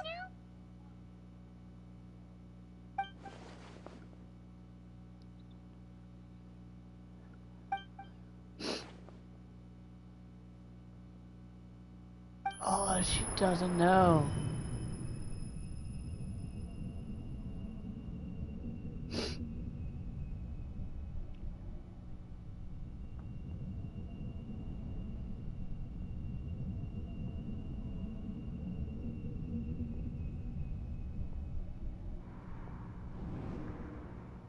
Someone was walking this way. Huh? That sound. Traveler! Paimon! I've been waiting here far Oh, too you long. fucking dick! But finally, I have the chance to be alone with you. All the precious time I wasted has finally paid off. The doctor! What have you done? Just a type of sound wave that can quickly put defenseless people into a dream. As I expected, it doesn't have any effect on gods. This is the only thing of interest I found among the sage's research. I thought I'd take it for a little spin. Don't worry. I know you would never forgive me if I actually killed them. I'm here to negotiate with you. Naturally, I won't do anything dangerous that could potentially damage our relationship. Negotiate with me? I heard you had already left Sumeru. Why are you here again now? I left Sumeru, but I also stayed in Sumeru. Even the God of Wisdom is restricted by the habits of cognition. How disappointing. You mean there are many different versions of you in this world? An astute guess. Even the same individual will have different cognitions at different ages. A long time ago, I made a major decision in hopes of preserving all my perspectives of how I observe the world. Observation is the first step of any experiment, but observing the current world doesn't satisfy me. It lacks an important dimension, that of time. So I saved segments of all my ages and made them into independent individuals. That's all there is to it. Indulge me. How does the God of Wisdom find my method of seeking knowledge? It's an insult to the very concept of life. Life inherently has many rules and restrictions, each with its own significance and reason to exist. They can't be broken on a whim. Good. Amazing, even. Indeed, it's difficult for humans to make peace with themselves, not to mention oneself from a different period. Since you're in the academia, why wait until now to show up? You could very well have stopped us and helped that fake god. Simple. Let me ask you this. Would any staff member ever help the subject in the middle of an experiment? It was my experiment. So why should I interfere with the results? The academia saw the plan to create a god as their ultimate goal, yet you only saw it as an ordinary experiment. You really are crazy. If the experiment succeeded, you would have had a new god on your hands. How would you have faced your own god then? Would you still take the same stance? Would you still hold the same view of yourself? I'm first and foremost a scholar. These results should be left to the judgment of the hypothetical me confronted with that outcome. But you're right. And that's exactly why I'm disappointed with the conclusion of this experiment. As an individual, you don't have any sense of belonging. You seem to have even fewer convictions than a typical scholar. Oh no, I certainly have my own convictions. They just don't fit your standards, that's all. All right, that's enough conversation for today. The experiment is over, and it's time to tidy up the equipment and reclaim any useful materials. For example, the Gnosis. Lesser Lord Kusanali, you're an intelligent Archon. I'm sure you understand the disparity in our combat abilities at this time. Besides, you have no way to use that electro-gnosis in battle. Didn't you say you were here to negotiate with me? Somehow, it's starting to seem like you intend to take it by force now. I'm merely stating a fact. After all, I'm also a scholar. Naturally, I hope to show proper respect and dignity to the God of Wisdom. Your hypocrisy is built on absolute confidence. I understand your scheme, but... what if I were to destroy the Gnosis now and awaken the heavenly principles? Awaken the heavenly principles? Do you think that's really possible? The heavenly principles have been silent for many years, but the Gnosis are symbols of their control over Tevat and all the laws. Will the destruction of a Gnosis attract the attention of the heavenly principles? And if so, how do the Fatui plan to deal with the consequences? Do you dare to gamble such a possibility with me? Gamble? How surprising. I thought you would show evidence or use rigorous reasoning to prove your point. The word gamble is the last thing I expected to hear from the God of Wisdom. But this is a clever move. You must have seen through me when I first captured your consciousness. As a scholar, I respect all possibilities. This has always been my principle and is an essential trait as an experimenter. Indeed, I can't ignore this possibility. So tell me then, what are your conditions? This foreign Gnosis will only lead to disaster if it stays in Sumeru. But this electro-Gnosis is the prize I obtained after defeating one of your fellow Harbingers. Now, as the one who initiated this cascade of events, shouldn't you pay the corresponding price? Price? Interesting. What price would you have me pay? How about erasing all your other segments? So this is how you wish to restrict me, the most threatening opponent of the Nation of Wisdom. What you request of me is like plucking out the eyes I have placed in the dimension of time. Segments are extraordinarily difficult to make. They require extremely rare resources and enormous amounts of time and effort, requiring me to destroy them all here and now. Bravo. A suitably wise decision on your part. Yes, how very interesting. Can I assume that you have long been wary of me? Among all the versions of me, this segment you see now is the most selfish. If it weren't me, your idea wouldn't have worked. What did you see when you were imprisoned? You were observing me, and that's how you know I've long grown tired of their doubts and endless arguments. Like you said, it's difficult to make peace with yourself. Being as smart as you are, have you managed to do that? I see.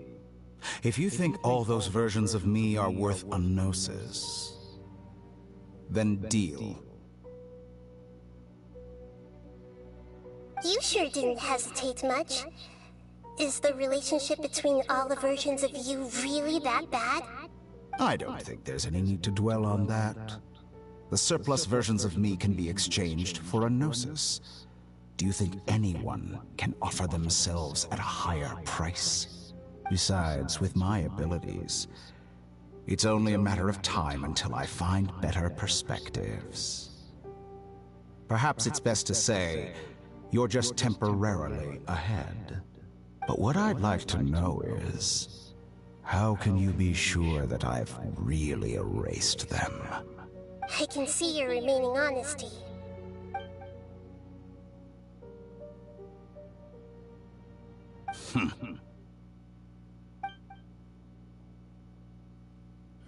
What a ridiculous decision! You can't be serious! How could I have been so short-sighted? You think this is the end? Wait, I'll have my revenge! You'll make this moment count. You will regret this! Well, have you confirmed that it's complete? Here, take it. The future of Sumeru City will be in my hands alone. I will shut down the Akasha and let curiosity and the thirst for knowledge drive the realm of academics once again. There won't be any further gaps for you to exploit. It truly pains me that my academic achievements have never been appreciated in my homeland. Of course, I have no interest in being rejected by this city for a third time. Another chess piece. And where is your dendronosis? Don't be greedy, Harbinger of Snezhnaya. No, this is a different transaction. If you intend to turn off the Akasha anyway, then there's no further use for the Gnosis of Sumeru, is there? Besides, isn't it the Archon's duty to deliver what's desired of the Seeker? Oh. Judging from your expression, you don't seem to find the idea very agreeable. Then let's think of it this way. Since you're the god of wisdom, how about I exchange some knowledge with you? People exchanging knowledge with the god of wisdom is the stuff of legends. Yet here you wish to exchange knowledge for the god of wisdom's property. Arrogant as that is, it has piqued my interest. Let me ask you, have you in all your mighty knowledge ever heard the rumor that the skies of Tevat are fake? Huh? That's the secret hidden by Irminsul concerning the truth of this world.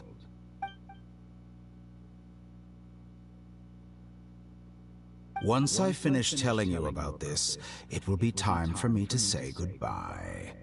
With negotiations, we've all gotten what we wanted. I'm very glad I got to meet you like this. Your arrogance may know no bounds, and convictions may mean nothing to you. But I'll still listen to what you have to say. Don't cut it there. Please don't cut it there.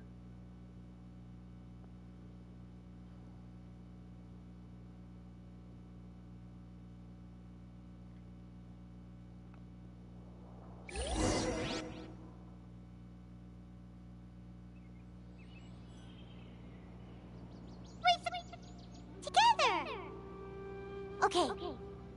Wake him up.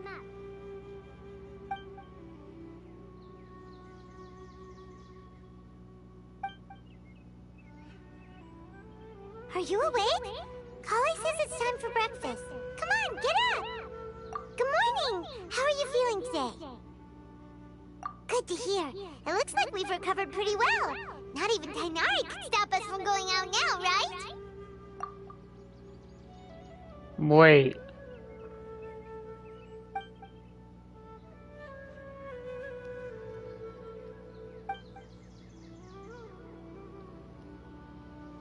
Is this the beginning of Sumeru? Was we all just in a dream?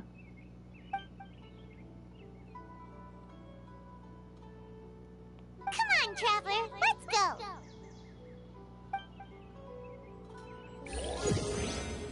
No way.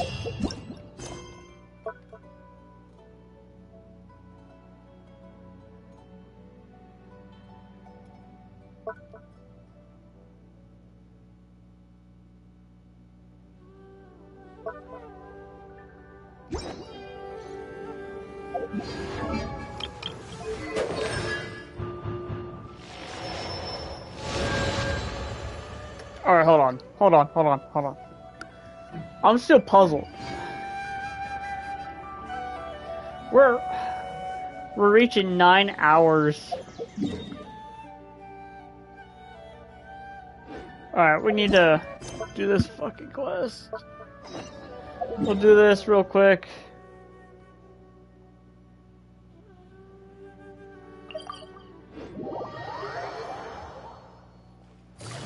I hope this doesn't take long. I'm just gonna skip all the dialogue for this. Holy hell. This is good. This is honestly my longest stream.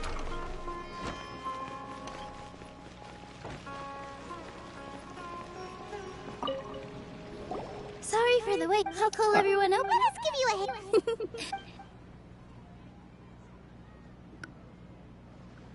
Maybe we really should have prepared a gift. Then we can, as it is, all we can do is... Maybe I didn't do that. Oh, don't think. And besides, there's nothing to... There aren't any... Right. Huh. All right. Maybe this one. Everyone, over here. Wait! I've already said that I'm not ready yet! Take it easy, and if you don't say... Using it as a... So when Inaya was talking about making a prop, she was... Yeah, but it looked... Actually, Inaya had prepared a special present for everyone. We're gonna get our first... Pipe down! The louder you all are, the more nervous she'll become. You've worked on it for so long. You've got this! Is Mr. Zubair here? Sheikh Zubair, this is an urgent notice from the Academia. What a condescending... Since Zubair Theater has as its manager, little girl. I didn't hear... We have more That issue is of no... You seem to understand... Delicious! The Academia has never liked us. This isn't the first time, but our audience... If our shows are changing our content would not only mean turning our... Yeah. But... I do not wish to But none of us... Ask whoever you will. Enough! Does your audacity know no limits, Father? Huh? Father? What's Academia? Let me tell you. You've always... This is strictly or what you... I hope you all have not been... Wrap everything up. And make preparations to shut down at once. Why is he always like that? This is quite the misfortune, but... That's it for today. I'll go talk to...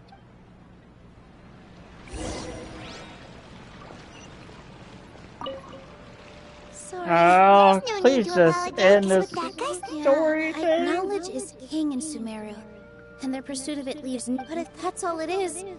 After Inaya ran, she really talks... I never expect... If you didn't... Nahida? She'd probably... No. Plus, if the... That's true. Who cares? Let's just take him in a fight. I'll try to think of something. What to do? Can you... Or we could go through a debate? Oh! If we can prove to Inaya's father that the Academia's position doesn't hold water, then they won't have a reason to demolish the theater! I see. It's a good idea. Huh? No. I can't debate. Nilu? This theater holds it, but I just don't know. Can I... Paimon will help! Thanks, you... Alright. Even though I may fail? That's our Nilu! Okay. Holy hell. Please just be a fast.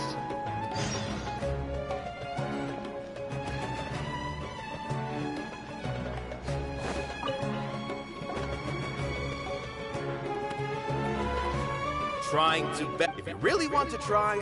I don't think it's entirely things might turn... I am in favor of such... Sure, and I'm not saying anything is better. I'm also... Thank you, everyone. Not to rain on your parade. He's erudite. You all already... When all said... That's enough! Sorry. I just can't force myself to... Yeah! It's right! You're right, Inaya. We're up against the Academia, but I still want to... And it's not just me. I think... Say what's on your mind. I understand. Then... You can still get in touch. Yes. Then... But since we've just... I by myself... Right. That's right, Miss... Beat the bat! Make me! You too. We aren't getting into a fight, but thank you for your... Well said back there, Nilu! I felt that I might have said a bit too much. Anyway, we better start preparing now. First, let's see what everyone thinks about the situation. Mr. Zubair. It won't be I have I did all of that to protect...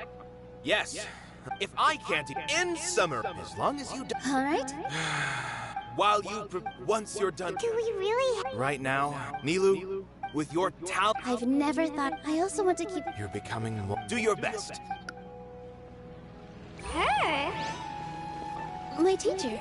She was an excellent dancer, but she's retired now.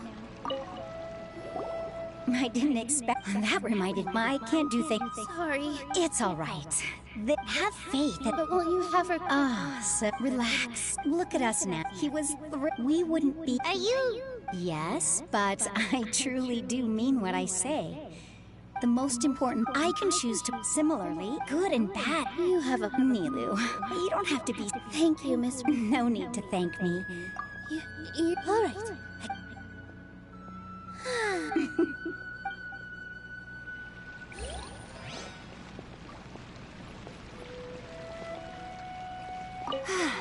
Inaya was right. It wasn't out of after all. I'd be a terrible. She knows better. When the day comes, I'll get my. If anything goes, I can't. No one's allowed. Watch out, Mr.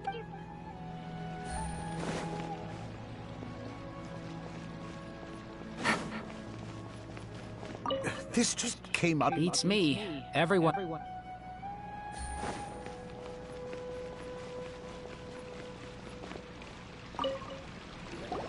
Paimon doesn't. So, you've already developed some prejudices against. Oh, Paimon. Although, I know. What do you.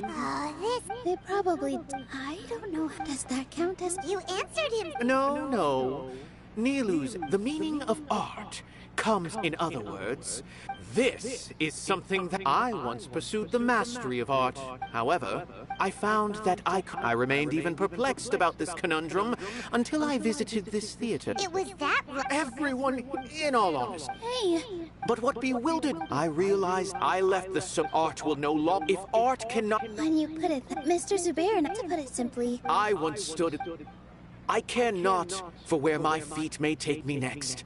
But Nilu, you cannot. I understand. Dust the cobweb. You really seem to care a lot about the theater. Once you get to know him.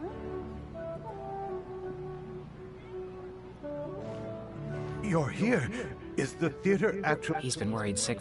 Hey. Yes. What the heck? They're messed. Don't tell me you'll. Come on. Yeah. There's no need to. If I win. Really? Mine too. Yeah. Good thing they have. Yeah, they need to touch. Exactly. Don't worry. Everyone. Right. If they don't believe that, maybe you can prepare. Please. Ignore him. No matter what. Thank you all so. There are always more. I'm not worried about this dialogue. Let's head back to the theater and organize our thoughts. Alright, hold on. Abi, have you seen Miss Inaya? No, Miss Nilu. Miss Inaya isn't back yet. Wasn't she just passing a... Traveler, Paimon. I think I missed. What if Inaya never planned to come back? What?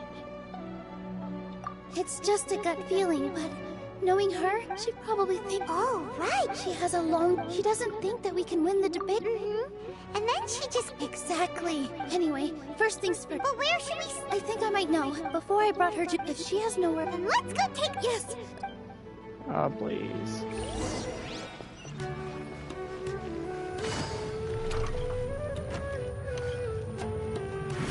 Alright, let's go fucking fast travel here.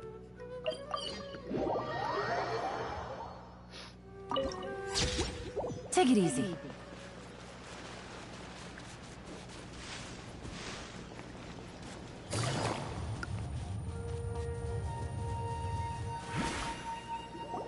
There are signs that so, but we can't confirm. Let's take a look around. Did you hear that? I heard it too. Let's investigate.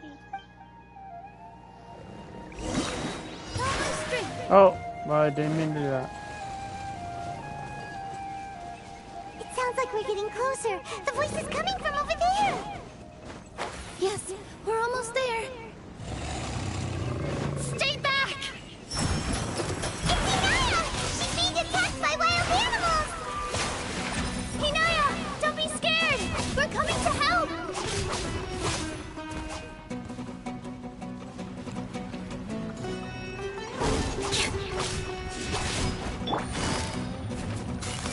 it. Things are about to get tight. Witness the power of go. With all my strength.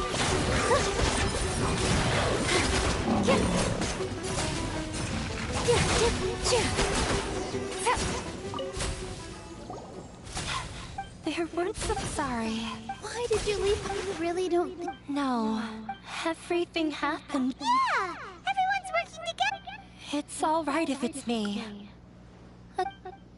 You guys are the kindest people I've ever met. Listen to me. Even if you were the reason that all of this happened, no, Mr. Zubair said that you're one of us. So that means we will protect you. No matter what happens, we'll stand as one. Nilu, you can't win a debate against the academia. Especially since your opponent will be my father. My father, he's always wanted me. I tried my best, but he's still, I'm no genius. Yeah. So that's why you ran away from home? At first, I thought the father would slowly come to terms with reality. For one exam, I thought that I thought... I see. Yeah. I was tired of him, but... You think you should... I was not... how long I'd cried for. They argued for... I was not expecting the stream to be this long, to be honest. I don't think you can beat him in a debate. He he just wants what we cherish. It sounds like your past. I understand now, but when we were prepared... The most important thing about an experience is how you choose to interpret it. The most important thing... Art! Mr. Zubair, everyone is... No.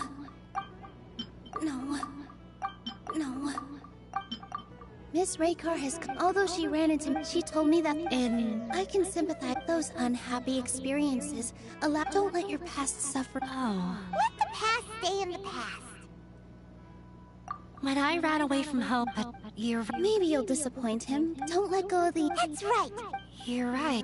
I'm not... I can't afford to lose anything more. The debate will not only protect Zubair Theater, but also allow me to settle things with Father. That's the spirit. Let's go. I know him very well. All right.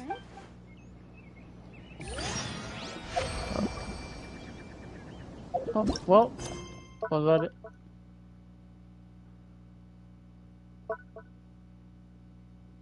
I hope this is the last quest. Because I can't skip this one.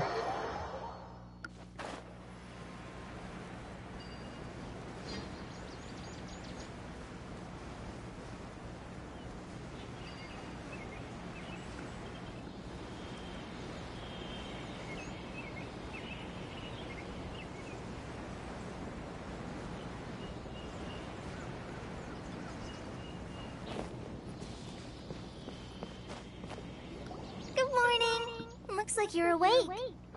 Yep. I prepared some breakfast today. Please have a taste. I hope you like it. It's nice to have you here so we can eat something yummy. Well, now that I've recovered from Alizar, I'm feeling better than ever. I can even prepare 4 or 5 meals a day now. And Paimon bets, they're all delicious. Oh, by the way, someone brought a letter for you after you went to sleep last night. Nope. Paimon wanted to read the letter with you after you woke up, so Paimon didn't open it. Alright, let's read it now. Oh, it's from Nilu! We're going to hold a feast at the Grand Bazaar and celebrate Cyano's reinstatement as the General Mahamatra. As heroes of Sumeru, please be sure to attend. I'll wait for you. The date of the banquet is written on the back. It's in 2 days. Oh, I've also heard that you've become heroes here as well. That's amazing. Sometimes I'm really envious of strong and confident people like you. Oh, you're embarrassing me. Anyway, let's go to the Grand Bazaar to have a look. Oh, before you leave, be sure to inform Master Tainari.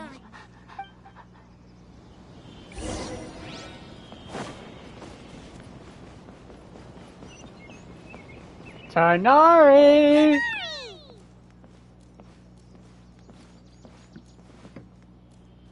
Good morning. How do you feel today? We feel much better. How about you? I'm recovering well. Thanks for asking. But from the looks of it, you seem to be already busy with work again. It's fine. I'm not that busy, really. The Elazar patients have recovered, as well as Hypatia. For now, I only need to tend to my Forest Watcher duties. It seems once Irminsul started getting better, everything else started to recover too. Yes, but there are still some residual effects. The withering is one example. Though it won't spread anymore, the existing zones won't just disappear. We forest rangers will still need to do the work. By the way, we have some good news. Sino got his position back. This news is hardly new. He had already mentioned it to me before. Huh? You mean he was already here? Why didn't he come to say hi to us? He visited once, but he was afraid of disturbing you while you were resting. He just asked me a few questions and left. Then you probably already know all about the celebration feast. Celebration feast? No, I haven't heard anything about that. Huh? But didn't Nilu say in her letter that they would celebrate Sino? He didn't tell you? Perhaps, or alternatively, he doesn't know about it either. Come to think of it, Sino doesn't seem like the type who'd enjoy a celebration feast.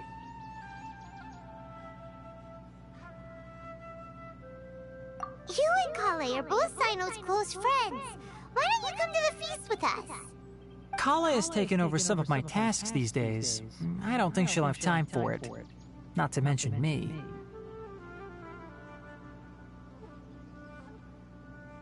You see, some VIPs have come to the forest recently. Huh? VIPs? Very important Paimons? Well, technically speaking, they are former VIPs. The sages involved in recent incidents have begun their training in the Avidya forest, and the people they had previously imprisoned have all been released. Huh? Yes, he's a little weak, but he isn't injured and his condition is stable. Lesser Lord Kusanali, in her boundless mercy, has decided to spare Azar and the other wrongdoers. Supposedly, they were ashamed of their shallow ideologies and have decided to dedicate the rest of their lives to cultivating wisdom in the Avidya forest.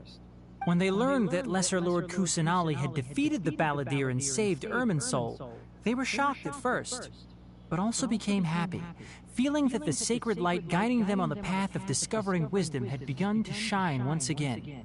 As a result, work has increased for the forest rangers. That sounds really exhausting. There's nothing we can do, really. But that's another topic. Back to the matter at hand. Are you two planning to head out? Ah, right! We're here to request permission to head out. Would that be okay? You've recovered well. You may go, but be careful.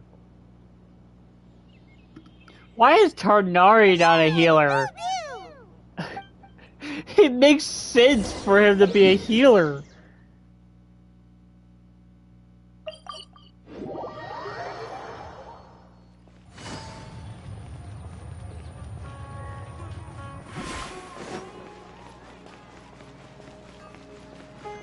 Please tell me this is the last freaking quest.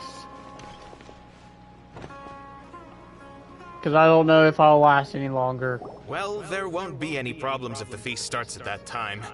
Everything has already been prepared. Mr. Zubair, I finished telling things up here. Well, except for the guests. Is a simple reply really that much to ask of our guests? It's affecting our arrangements. Oh, it'll be fine. Besides, it never hurts to get things ready in advance. I was thinking the same thing. The feast will be held sooner or later, right? Hey, Nilu! Traveler, Paimon! We got your letters, and here we are! You're the best! The other guests haven't even replied yet. Huh? Are we the only ones that have arrived? Yeah. I had someone deliver letters to all of our guests. But maybe everyone is still busy with other things. Look, I get it. Sumeru is in an extremely important period of transition right now, but even if your friends are important figures, they shouldn't just ignore your request like this. Nilou is Sumeru's #1 celebrity, after all. You have no idea how happy I am to talk to people with good taste. If you consider enjoying Nilou's dances having good taste, then almost everybody has good taste. Because Paimon thinks everybody will love her performance. That's right. We all think she's amazing too. Nilou is an absolute favorite among those of us who frequent the Grand Bazaar. For Outlanders, you have a great eye. Master Zubair, let's have a vote for the most outstanding audience members next time. I think these two may win.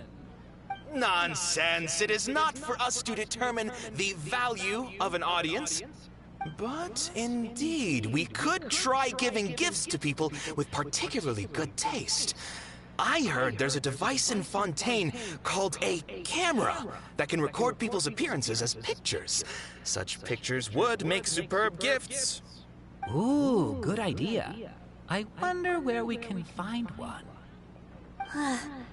I don't want you giving pictures of me to everyone.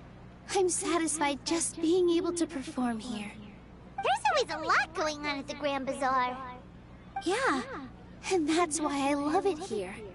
Traveler and Paimon, could you help confirm if the letters were actually delivered?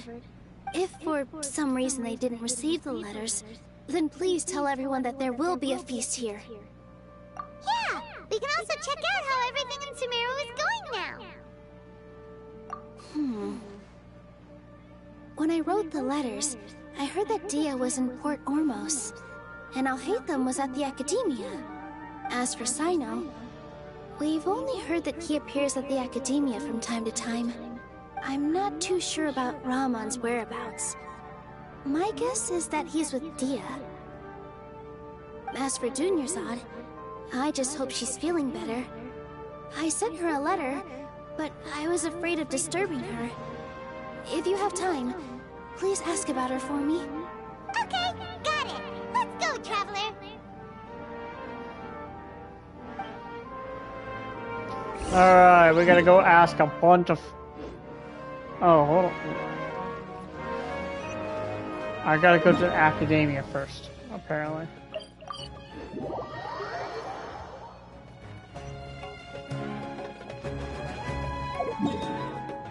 Alright, hold on. It's there.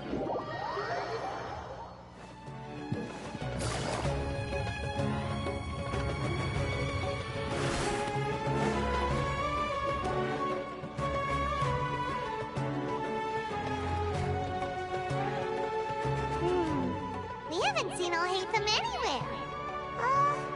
Let's ask that person over there.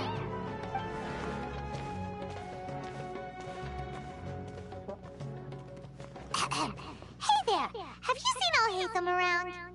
Yes, it seems Scribe Alhaitham has gone to the House of Dana. You should be able to find him there. But you're already the second group of people I've seen looking for him today. He must be quite the busy man. Oh? Who else was looking for him? Mr. Cavey was just here asking about him. You wouldn't believe how terrible their relationship is. And now you two are here. Don't tell me everyone's here looking for gossip about the sages. No way! We're strictly here on business. Ah, I see. Sorry, I thought maybe everyone's as interested in rumors about the sages as I am.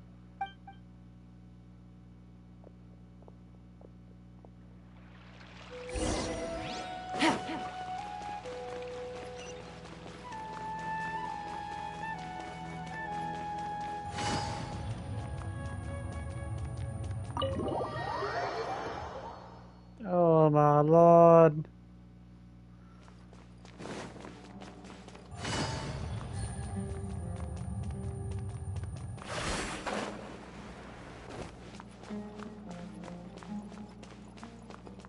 Oh, this is the guy from the trailers I've seen. Oh, he's over there! But it looks like he might not have time for us. Just put down that worthless book and tell me what happened in the academia. This is not just some worthless book. Do you have any idea how difficult it is to find a physical book like this in Sumeru? It doesn't matter. It's probably just another thing that you used your authority to get your hands on anyway. Just put it aside. Listen, I came back today only to hear that the sages have disappeared. Oh, you sound surprised. I thought you would already know the inside story. Would I be here asking you if I knew? You're the scribe, not me. So just tell me what you know already.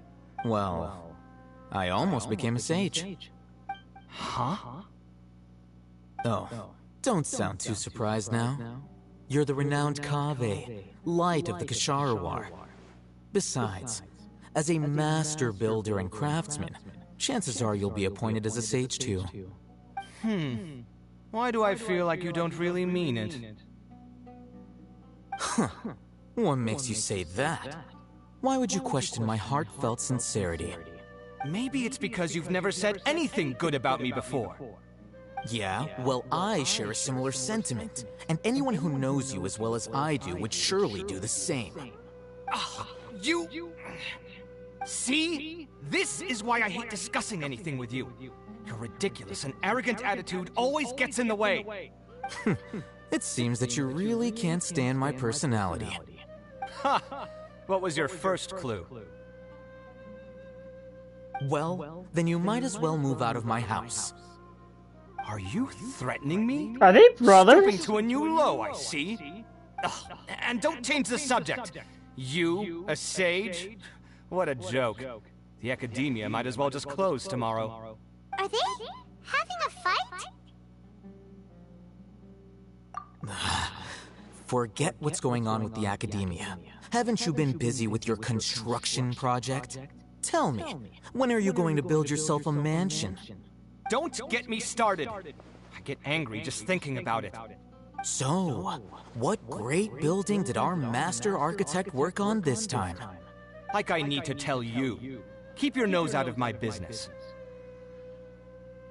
No, I think we deserve to know. Where were you when Sumeru needed you most? I was in the desert for a large project, but considering Haravatat's utter ignorance of architectural and aesthetic matters, you probably wouldn't understand. Which is truly unfortunate. I can only pity the man who doesn't understand the first thing about beauty and romance. Unlike a true... hold on, wait a second. What do you mean by when Sumeru needed me most? Well, while you were out fiddling around in the desert, many people came together to save Sumeru from a crisis. Ha! And you think I'd believe that? Look, all you really need to know is that Azar and all his accomplices have all been overthrown. Huh? What nonsense are you talking about? It's no skin off my nose if you don't believe me. It's not like my Darshan was the one trying to apply for funding from the Grand Sage. Yours, though, on the other hand... You know what? I'll ask around. I'm sure someone knows what's going on here. You're dead if I find out you're lying to me.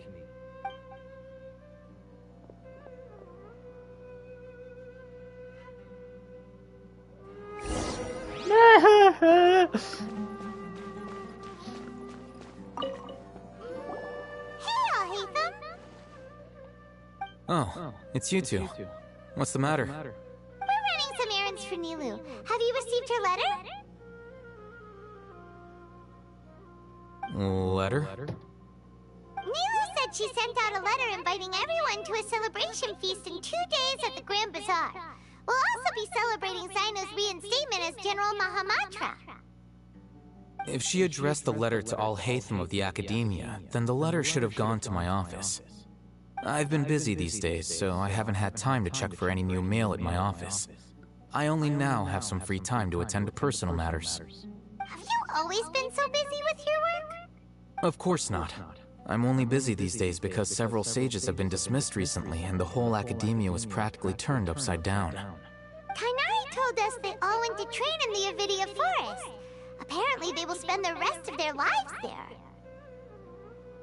That is already the best possible ending for the likes of them. 4 of the 6 great sages were possessed by their desire for power and attempted to create a new god. In order to pull it off, they even imprisoned the other 2 rational sages. To imagine such things could take place in the academia. I don't know where to begin. Yeah, you're right. Huh. Feels kind of strange to hear them called that after all this time. But then again, the 6th grade schools sounded pretty impressive too. Yes, at least that's how they're supposed to sound. It's said that when the academia was first founded, the Dendro Archon herself established the 6 great schools, each representing one of the 6 different types of wisdom. Numerous Darshans have sprung up and faded. Only the 6 Darshans, attaching themselves to the 6 great schools, have stood the test of time and obtained permanent seats in the academia. Now, the 6 Darshans are nearly synonymous with the 6 great schools, and the leaders selected for the schools are the 6 great sages. Among the 6 great sages, there is one central leader, the Grand Sage. Unfortunately, only the sages from Vahumana and Amorta remain now. They were imprisoned for opposing Azar, and were only rescued after Azar's downfall. So who's managing things in the other 4 schools now? Do they need to find someone new? Yes. Normally, new sages are selected based on a strict set of criteria. Oh, didn't you just say something about becoming a sage? If they pick you, then we'd have a huge connection in Sumeru.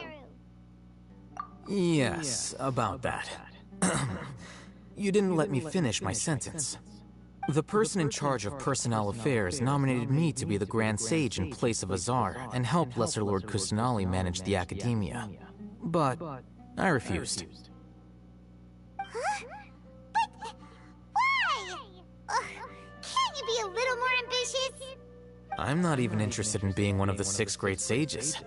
Like I said before, I don't like being a leader. Oh, all right. So are you busy these days trying to find others to take the job? That's not my job either. I'm only responsible for handling important affairs within the academia before the new sages take office.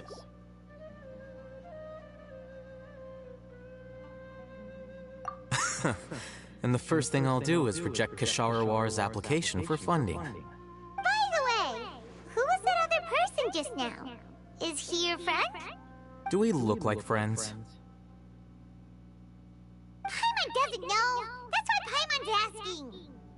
His name is Kaveh, my roommate. You could say he's the representative for Ksharawar scholars. Which is exactly why he always has so many problems. So everything that's happened recently must be a huge change for the people of Sumeru. Such is the work of the Academia Scribe. Well, anyway, no matter how busy you are, since you are our planner, remember to attend the celebration feast in 2 days. Alright, I'll see you there.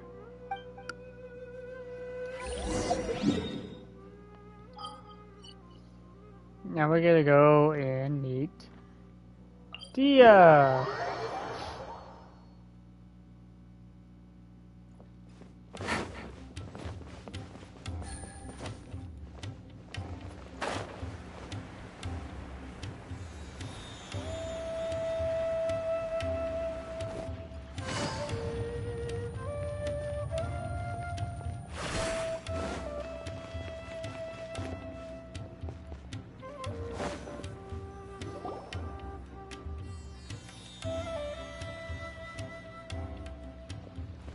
This is Port Ormos. Now where could... Is that Paimon I hear? Huh? Oh, it's been a while. How are you doing? Dinyarzad! It's been so long since we've seen you! I'm doing well. I can go as far as saying I have never been happier in my entire life. I don't know if you've heard, but Elazar has completely disappeared, and all the patients have recovered. You kidding? Knowing them and the connections they've got, I'm sure they've heard about it. That's right. My lady is feeling better now, so I'm accompanying her for a walk. Why do you still call me that, Dia? You've already informed my father of your resignation.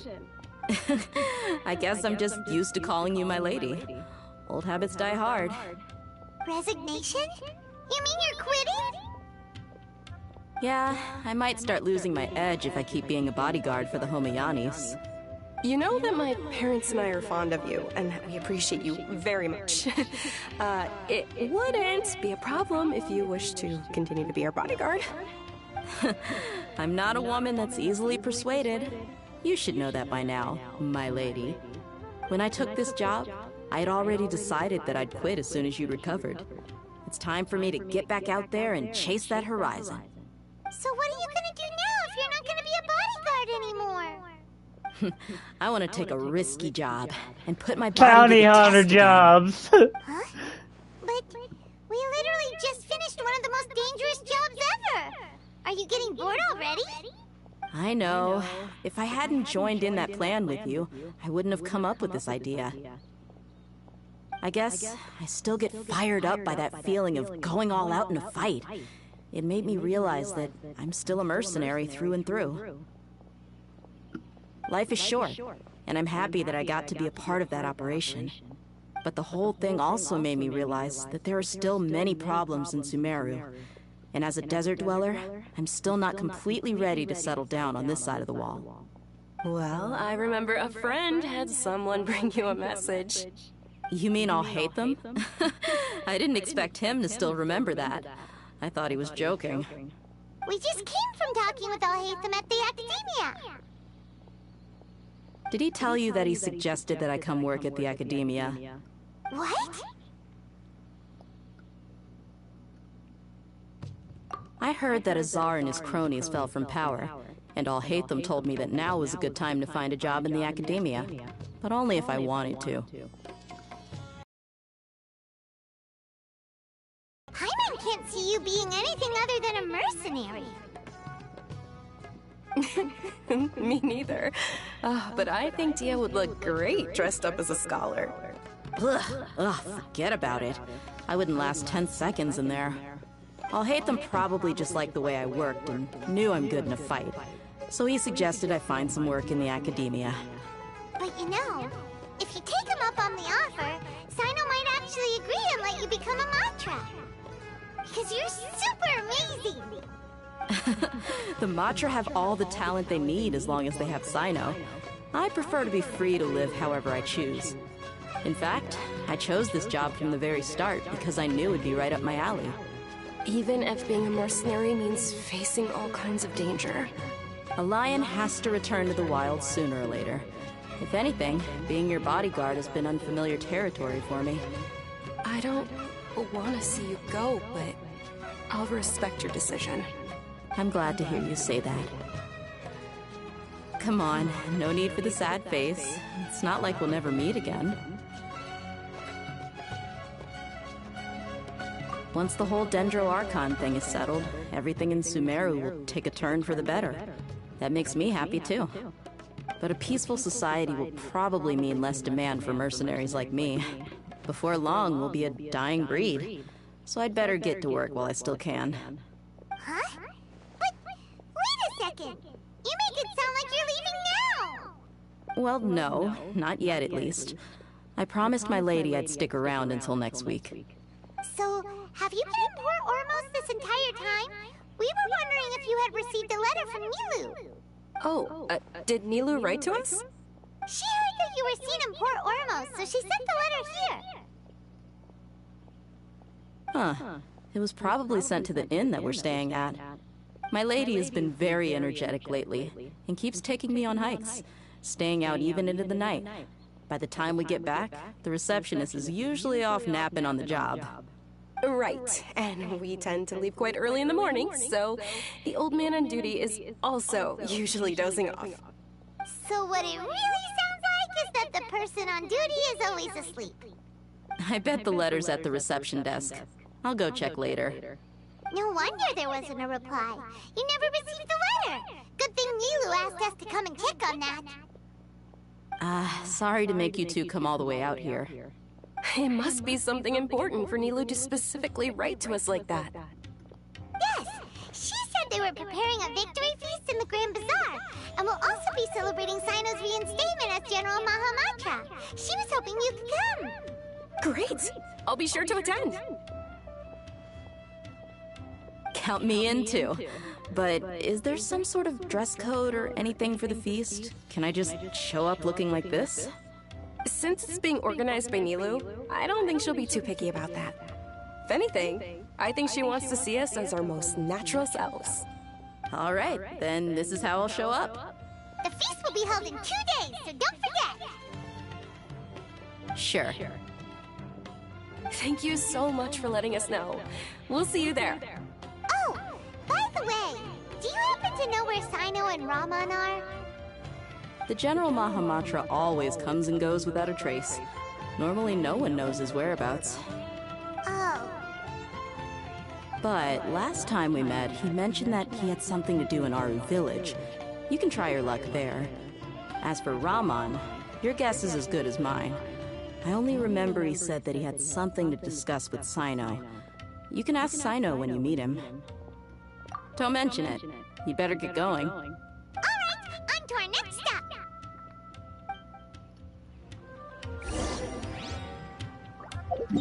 Jeez.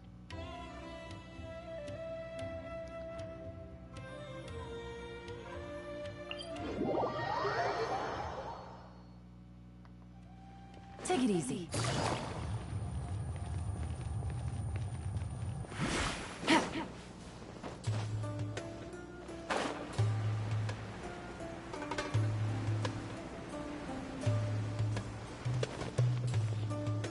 It's been a while since we last visited Aru village. Ah, there's Sino! What brings you here? We recovered well, and Tanari agreed to let us leave, so now we're out and about again. It seems Gandharvaville's medical treatment is still as good as ever. Mm-hmm, and Tanari is recovering well, too. That's good to hear. Yeah, you're the one who brought us to him when we lost consciousness, right? Thanks for that. You're welcome. Tainari has excellent medical skills, and Kale is quite attentive. It was the best place for you. But why are you just standing here like a dead tree? I'm meeting some people. Oh, you mean Candace? I've already talked with Candace and the village chief. They're still at the usual place. You can go there if you'd like to see them. But you know one of the people I'm meeting as well. Oh, by King Deshret's blessing, my friend suddenly appears in the desert. Don't tell me you've run into trouble and need us to help now. Roman! And... huh? Sataria? Oh, you know me? Oh, well, you're pretty famous in the academia. Don't worry, these are our friends. No need to be so guarded. I see. I'm doing well. Many good things have happened recently. Same here. Really, I feel that my whole life has started to shine after suddenly finding a new direction. Oh, tell us everything. Yeah, you go ahead. Alright, well, I suppose I should start by saying I've decided to leave the academia. What? It's not that I've given up on being a scholar. Instead, you could say I've found a new identity. I will no longer pursue research like a typical scholar, but I have not completely given up on my relationship to knowledge either. I can see what you're saying now. What do you mean? I plan to leave the academia and return to teach here in the desert. Wow, so you want to become a teacher? Sataria will return to support education here and teach people from the desert. She can't teach everyone on her own, but there are many of us Eremites all over Sumeru. She came to discuss a collaboration with me and hoped that I could bring her ideas to the Eremites. Yes, it's my hope that the Eremites can help me select a group of smart people with the best aptitude for teaching. I'll teach them, and after they've finished learning from me, they can go educate more people. That is the true meaning of education and the spreading of knowledge. The people of King Deshret suffer from sandstorms, exile, and ignorance. Miss Itaria is more than welcome to come teach here. Her arrival is like a star shining in the desert night. The stars have always guided caravans, thieves, soldiers, and travelers who get lost in the night. They lead those in the dark out of trouble and back to safety. Oh, please. Where's all of this coming from?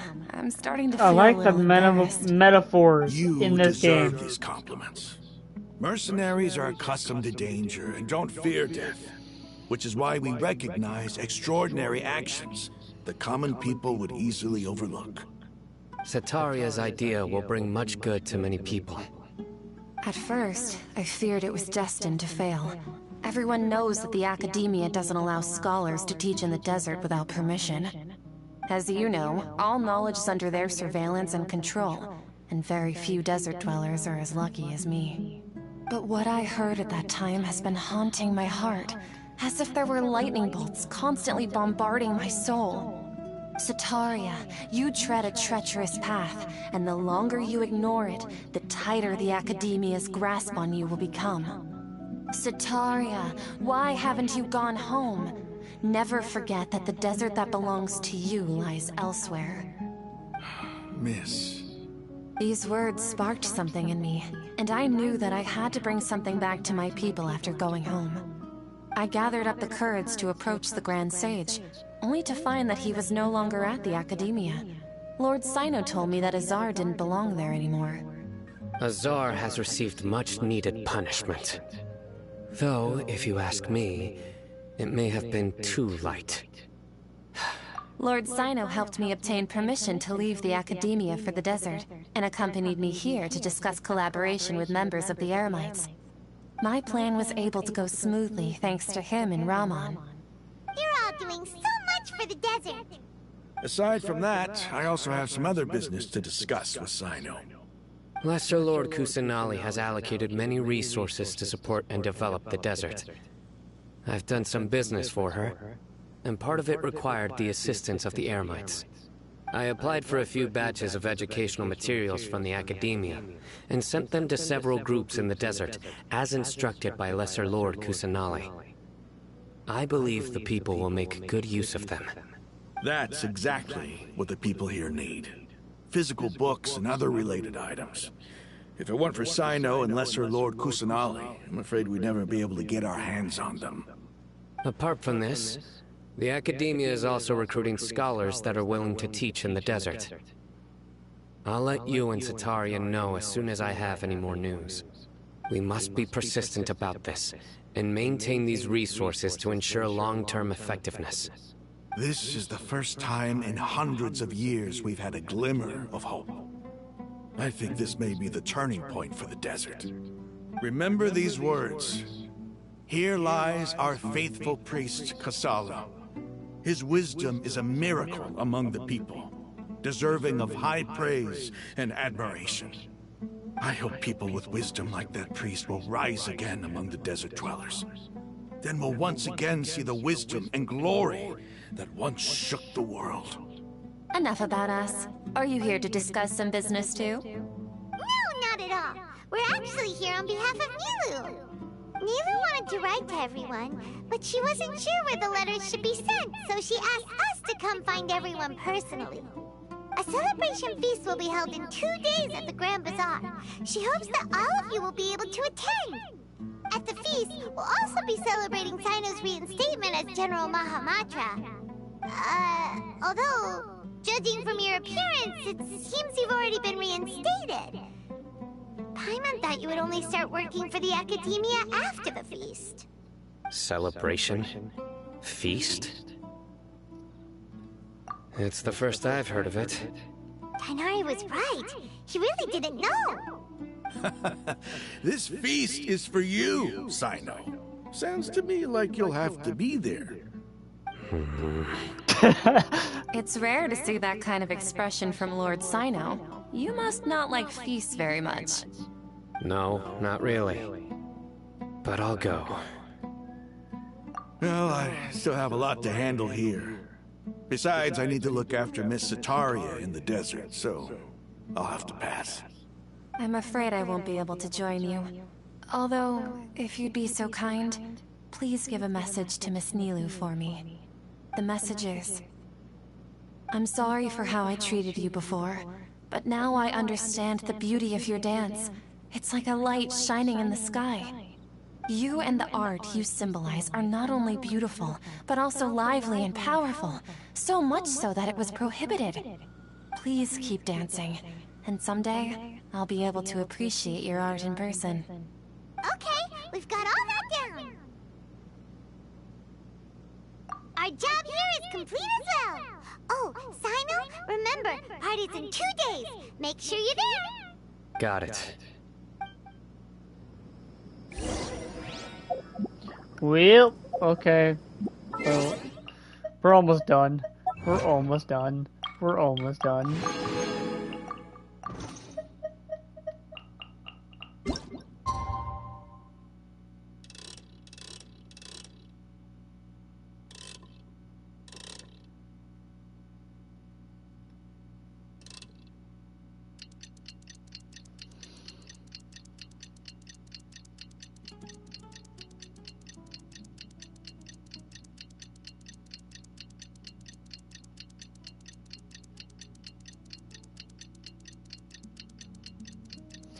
Please allow the end of the Archon story. This is all I need. This is all I'm asking. I'm not asking very much. I just want the Archon story to be over, so then I can actually take a small little breather and call it the end of the stream.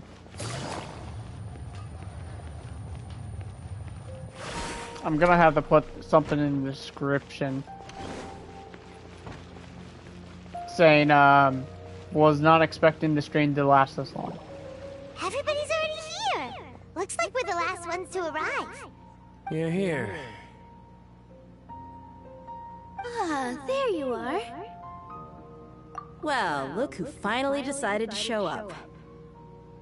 You look like you came here immediately after finishing up some work. I'm very happy to see you here.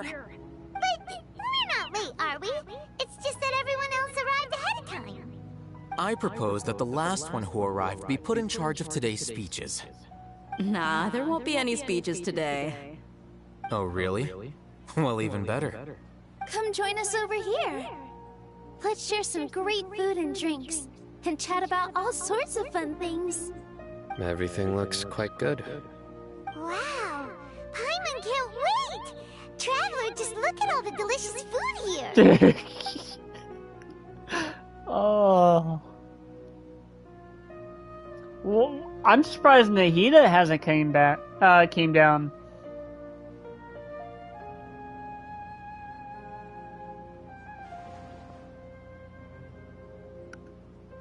Whoa, it's so delicious!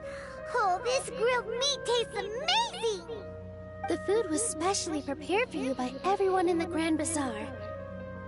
And we have gifts that were sent by the residents of Sumeru City when they heard we were holding a feast. Everyone that came said that you saved Sumeru, and wanted me to thank you all on their behalf. Ah, feels kinda nice to be seen as a hero. I could get used to this.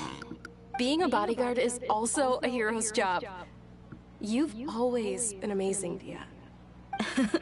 My lady sure has a way with words. Thanks. I'm glad to hear it. And I'm happy to meet everyone that participated in the great plan. Don't mention it. Come to think of it, we've really done something impressive together. It's unbelievable! We owe it to our abilities. And luck. Really? Why do I remember everybody thinking that luck was against us and feeling like we hardly had a chance of succeeding? That's how I remember it too. It's luck that brought us together, and it was luck that let us form a team. Then, it took even more luck for us to formulate a plan and implement it successfully. Moreover, judging from the results, everything worked out well. Yeah, everyone gave it their all when it mattered most. It was almost like a performance. We took the stage and put on our best show. Everyone played their part, and thanks to everyone's efforts, the performance was a great success. So, would you say we're good actors too? It's such a blessing that Lesser Lord Kusanali was able to return to power at the Academia. Yes, even after being abandoned and neglected so many times, she's finally returned. Lesser Lord Kusanali once used all her power in a great disaster, which resulted in her losing all her wisdom and memories of the past. The Academia basically abandoned her because of it. This should be something everybody should remember. Huh? You look surprised. I didn't say They don't realize. They don't realize. Everything you said is correct. That's good. They don't realize. Something wrong? Because I'm not from that world.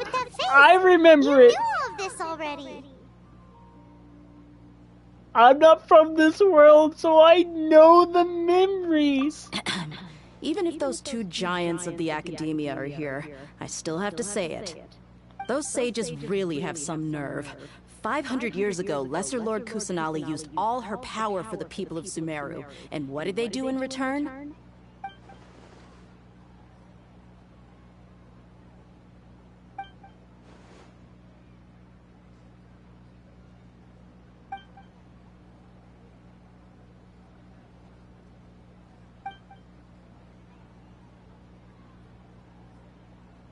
If you bite the hand that feeds you, don't act surprised when it turns into a knuckle sandwich, right, Sino?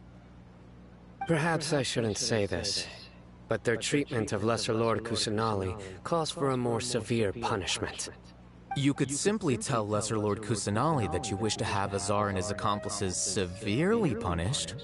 I respect our deity's decision, and won't interfere in any way. While we're on this topic, why didn't you accept the Academia's invitation to become the Grand Sage? Are you trying to say that I'm fit to be a sage? Not at all. But every person handling the selection process has said that you are the most suitable candidate to lead the Academia right now. Why? Because he dethroned Azar from power? Could you try to put it another way? This is a good thing, yet you're making it sound like I overthrew Azar for my own personal gain. But seriously, though, I always wondered if you had some personal motives behind it. I did have my own motive, but it had nothing to do with being a sage. If the rules of our nation were suddenly cast by the wayside, then it wouldn't be long until chaos ensued.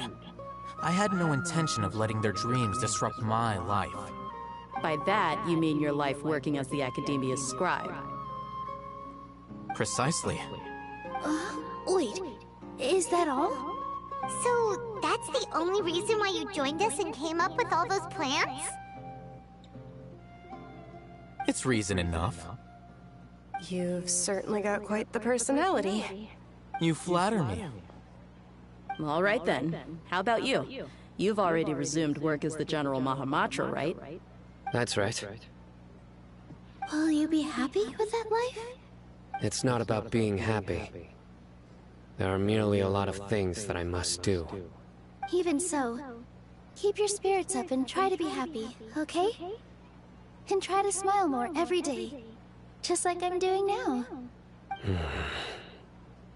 Thank you. I'll keep that in mind.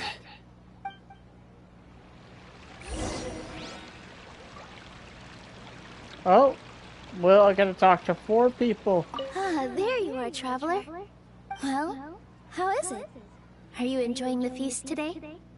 If there's... That's good. It's the first time I've ever invited so many exceptional people to one place.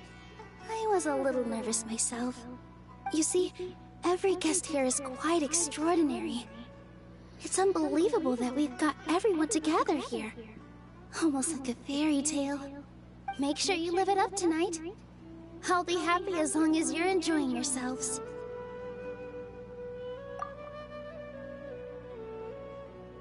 I'm honored to have her think of me this way. If I have a chance in the future, I would really like to invite her to one of my performances. I can't explain why, but I just feel elated right now. Thank you.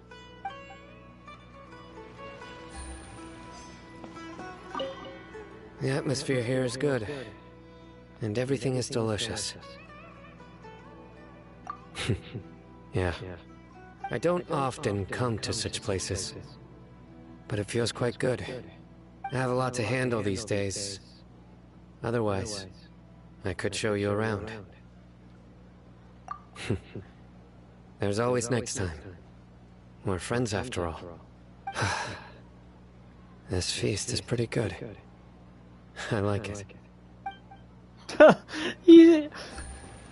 Oh my god, I like Saito right now. I seldom he participate in changed my such lively opinion. gatherings, but the atmosphere here is quite good. No. This gathering today has a unique meaning. The Grand Bazaar is lively because the people here feel happiness from the bottom of their hearts. Unlike the farces at the Academia. That happiness is an emotion that'll be forever alien to those bookworms who have driven themselves insane by studying. I seem to have taken both keys when I left the house. Oh well.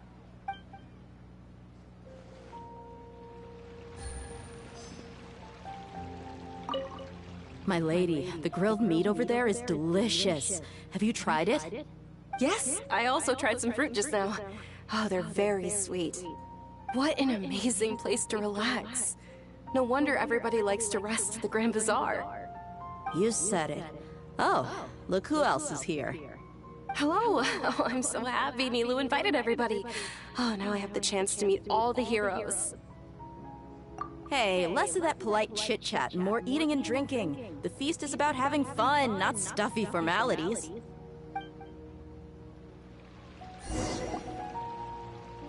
And we get a cutscene. Am I dozing off? What's wrong? Your head is starting to droop.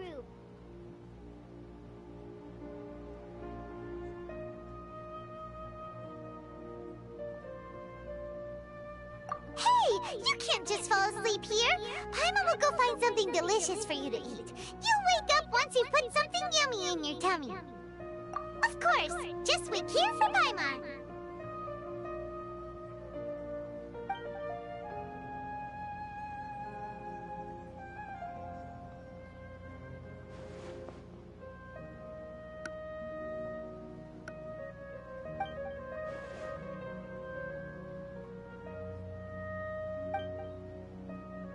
Is Nilu. Not Nilu, Nahida.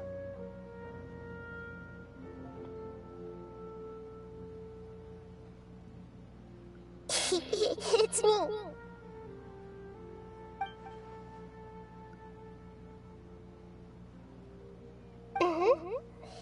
You may blame me for being a bit too self-indulgent. I was thinking about talking with you, and the next thing I knew, I had made a connection with you. The connection between us is amazing. It's like flora and the fence it grows upon.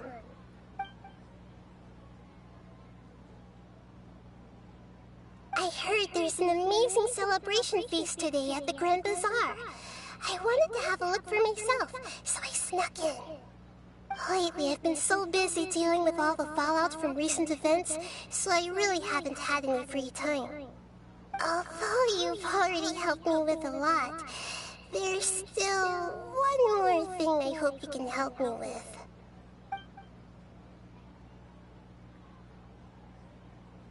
Please say thank you to everyone for me.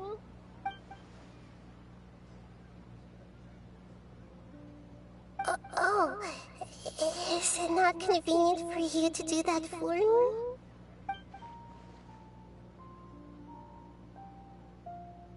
But if I just show up all of a sudden, people will become all quiet and stiff, won't they? What if I end up scaring them and ruining this wonderful feast? That'd be the last thing I want.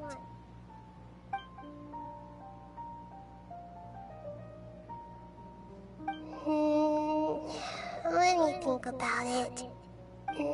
Okay.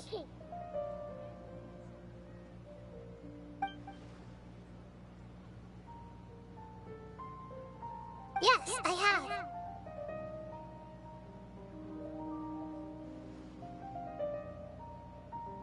You said I should go thank everyone as myself, right? So...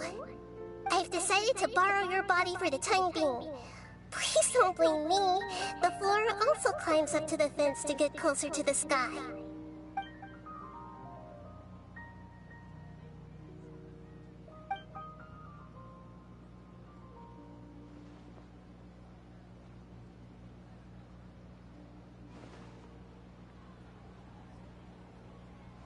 Everyone! Are you awake now? Paimon was just about to bring you the food. It's me. Huh? That voice. Nahida? Hold up. What's going on? I didn't expect to have a conversation with the consciousness of Lesser Lord Kusanali in the Grand Bazaar. Interesting. Is this also a part of the feast? No, of course not. Are you... Lesser Lord Kusanali? Hello, Nilu. You know who I am? Yes. I already know every one of you. Nilu, Alhaitham, Sino, Dia, Paimon, and Dunyarzad.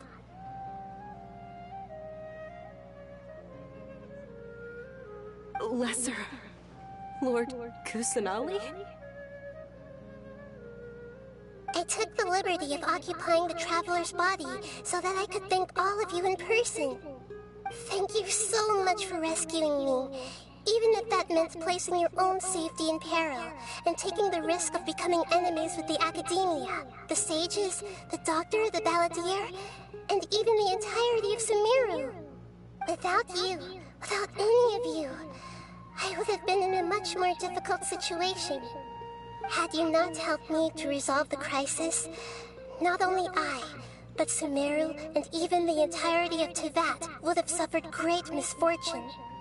People refer to you as the heroes who managed to rescue a god. I'm quite fond of this name. It not only explains your identities, but also bears witness to your relationship with me. Please, allow me to present to you my most sincere gratitude. Lesser Lord Kusanali, you have done so much for Sumeru, and I didn't even have a chance to do anything for you. You don't have to do this. Dunyarzad, the suffering you endured during your illness is also proof of you being with me and praying for me. Thank you. You don't need to be so ceremonious. It's always been my duty to protect you. This is how the relationship between the Academia and Dendro Archon should be. We just did what was necessary and set things back on the right path. You're an Archon, but you act so humble. You really don't need to be so polite with us. I'm honored to have been able to take part in this plan. I hoped you liked the dance I dedicated to you.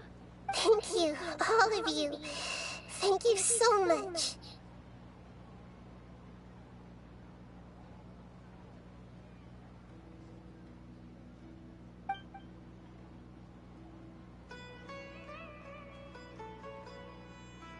Yeah.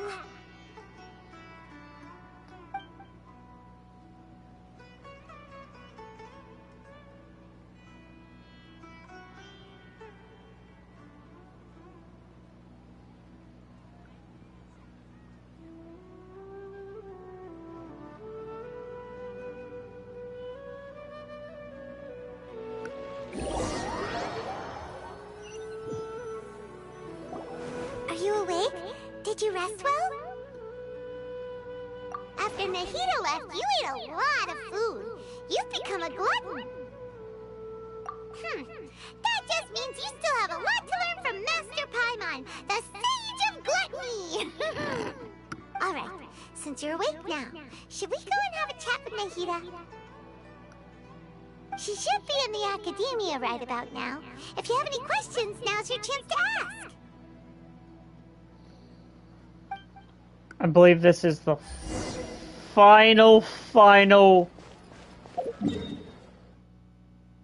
one. Like, mission, and I'm hoping it is.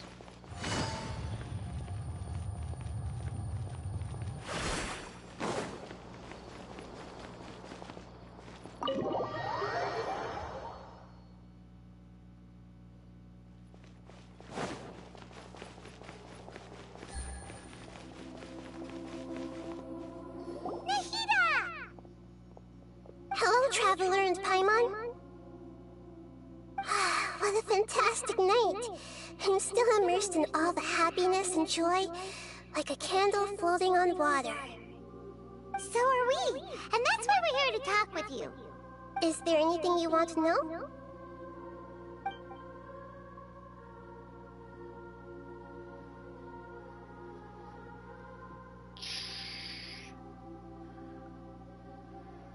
After recent events, the Akasha can no longer function as it used to. I've given it some thought, and have decided to shut it down permanently. But this is definitely not a bad thing. Even from the beginning, I've been planning to shut it down. The Akasha's centralized administration of knowledge has always restrained people's curiosity and curtailed the number of paths available to them. I don't think this is good for Sumeru. Although people may initially feel a little uncomfortable with the loss of the Akasha, they will soon understand that this life is more suitable for them. And as for the future of Sumeru, I'm preparing to regain control of the Academia. The former sages have received their punishment, but the new sages have yet to be selected. I will oversee the process personally. I hope that the new 6 great sages will be more focused on academics. Sumeru needs such leaders more than ever. The other big issue is the people of King Deshret. All the residents of the desert, in fact. They have been mistreated for far too long. I've already taken some measures to address this. It will take some time to rebuild everything, but no matter if it's culture, friendship, or trust, we will rebuild it. You mean, what happened after the doctor put you to sleep? You guessed correctly. The top-ranked Fatui Harbingers, up to number 3, possess power comparable to that of gods. That is actually... that is kind of scary. However, in spite of the bad situation, I still managed to make a fair deal with the doctor. I'm sure you remember the entity that changed your fate, the Heavenly Principles. In fact, the Heavenly Principles has been quiet since the Conria disaster 500 years ago. I used this point as leverage against the doctor. I told him that the Heavenly Principles may be awakened if I destroy the Gnosis. Although it's just a bluff, he still fell for it. I assumed that the Heavenly Principles wouldn't just stand by and let such extensive damage to its laws take place. And as for what I exchanged for the Gnosis, the exchange served as both punishment for the doctor, as well as a boon of new knowledge that I couldn't refuse as the God of Wisdom. Okay. He's still in a coma. I've hidden him like how one would hide a feather. I know you have many misgivings about him, but as someone who had become a god, he has retained a number of very useful features. Don't worry, I'll keep an eye on him and make sure he doesn't do any evil. In addition, there are still some mysteries left in him. Some things may be very clear from my perspective, but he is still yet to understand them himself. His future will be determined by fate. Okay. What is my next journey? About my fortune, the next stop on my journey. Is that where you're headed next? Fontaine, the Nation of Justice? As far as I know, that nation operates in a judicial system. Does their Archon personally judge people? No, there's a Chief Justice in Fontaine. Generally speaking, the Hydra Archon, Focalor, won't preside over individual trials. Focalor! Even then, Focalor will still make herself present at just about every trial. It seems that she just likes to immerse herself in that sort of atmosphere. As Archon, she still reserves the right to influence the final verdict. Anyway, let's just say she's got, a very unique personality. That is actually interesting. So, we're confirmed the next area is going to be a Hydro Archon. Are you sure? Isn't there something else you haven't asked about yet? Huh? You mean... About your sister. While you were resting at Gandharvaville, I took some time to perform an Irminsul search for information on your sister. But we both came beyond the Sea of Stars. Yeah! Isn't Irminsul a repository for all the information and memories of Teyvat? So there shouldn't be anything on him or his sister. This is true in your case. Irminsul indeed does not have any information on you. However, there must be something different about your sister. Because, as it turns out, the world has recorded information on her after all. What?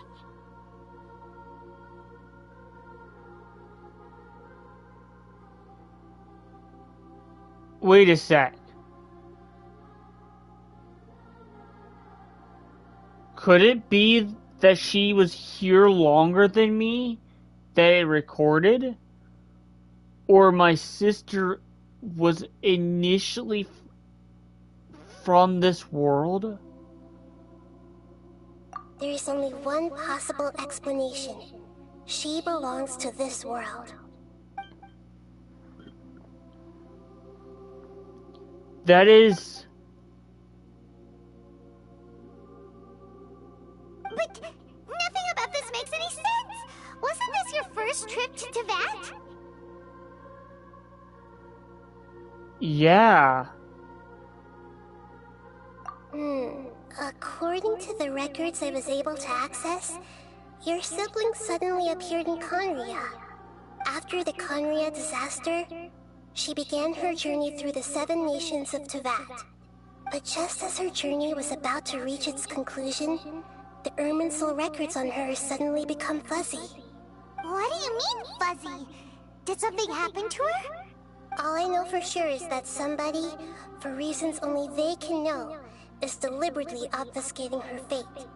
And whoever it is, if they can do that, who knows what else they're capable of.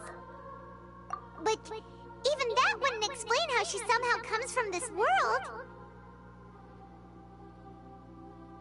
Something else I noticed was that according to these records, the Fatui have not classified your sibling as one of the Descenders. What's a Descender? Paimon's never heard of it. Look, I'm sure you must be curious about the information I received from the Fatui in return for my gnosis, right? A very important part of the intel was about this world's Descenders. External beings, ones that don't belong to this world. Traveler, you are Teyvat's 4th Descender. What? 4th? What?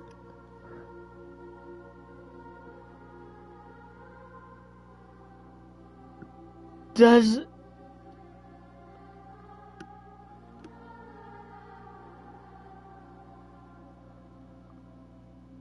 that mean the guy that was chasing my sister, one of the Descenders as well? And then my sister is a Descender.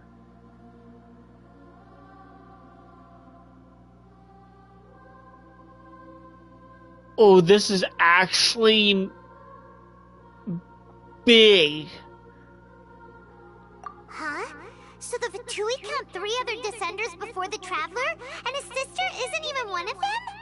That's right. My current hypothesis is that the first Descender was likely what we now call the Heavenly Principles. As for the other Descenders, I still need to verify their existence. It could take me some time. Paimon's head's about to burst from all this crazy new information. And yet, even knowing all this, I'm sure you must still have a lot of unanswered questions. I must say, I truly regret that I can't help you more as the God of Wisdom. There are many questions in my heart as well. I will need some time to go through each one of them. And soon, You'll also begin your journey anew and depart from Sumeru. I'm very interested in your future. It's a journey that can't be observed or recorded by this world. If fate is the ultimate knowledge, then your future will be the ultimate fate. I'm sure glad we got to meet you, Nahida. The pleasure is all mine. I can't thank you enough. Alright, that's enough talk for today. If you ever miss me, just close your eyes, and maybe I'll appear in your dreams. That is... You must have a whole bunch of questions after our last conversation with Nahida.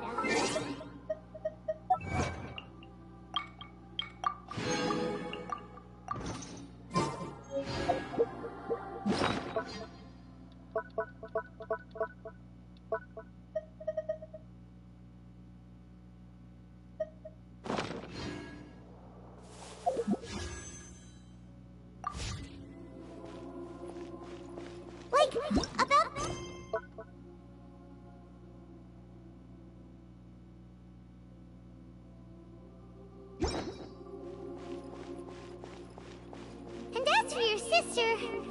Whew, so many questions. Let's go find Nahida and see what else we can find out.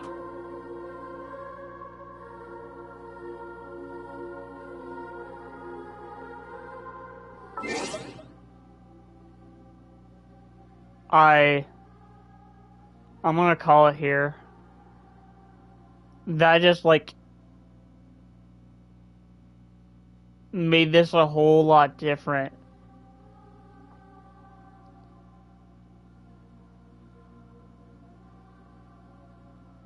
If we're the fourth Descenders,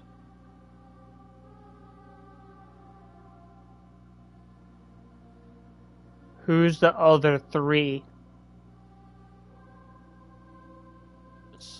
We'll continue on next... the next episode. Or not episode. On the next video. Thanks for watching, and I'll see you guys again.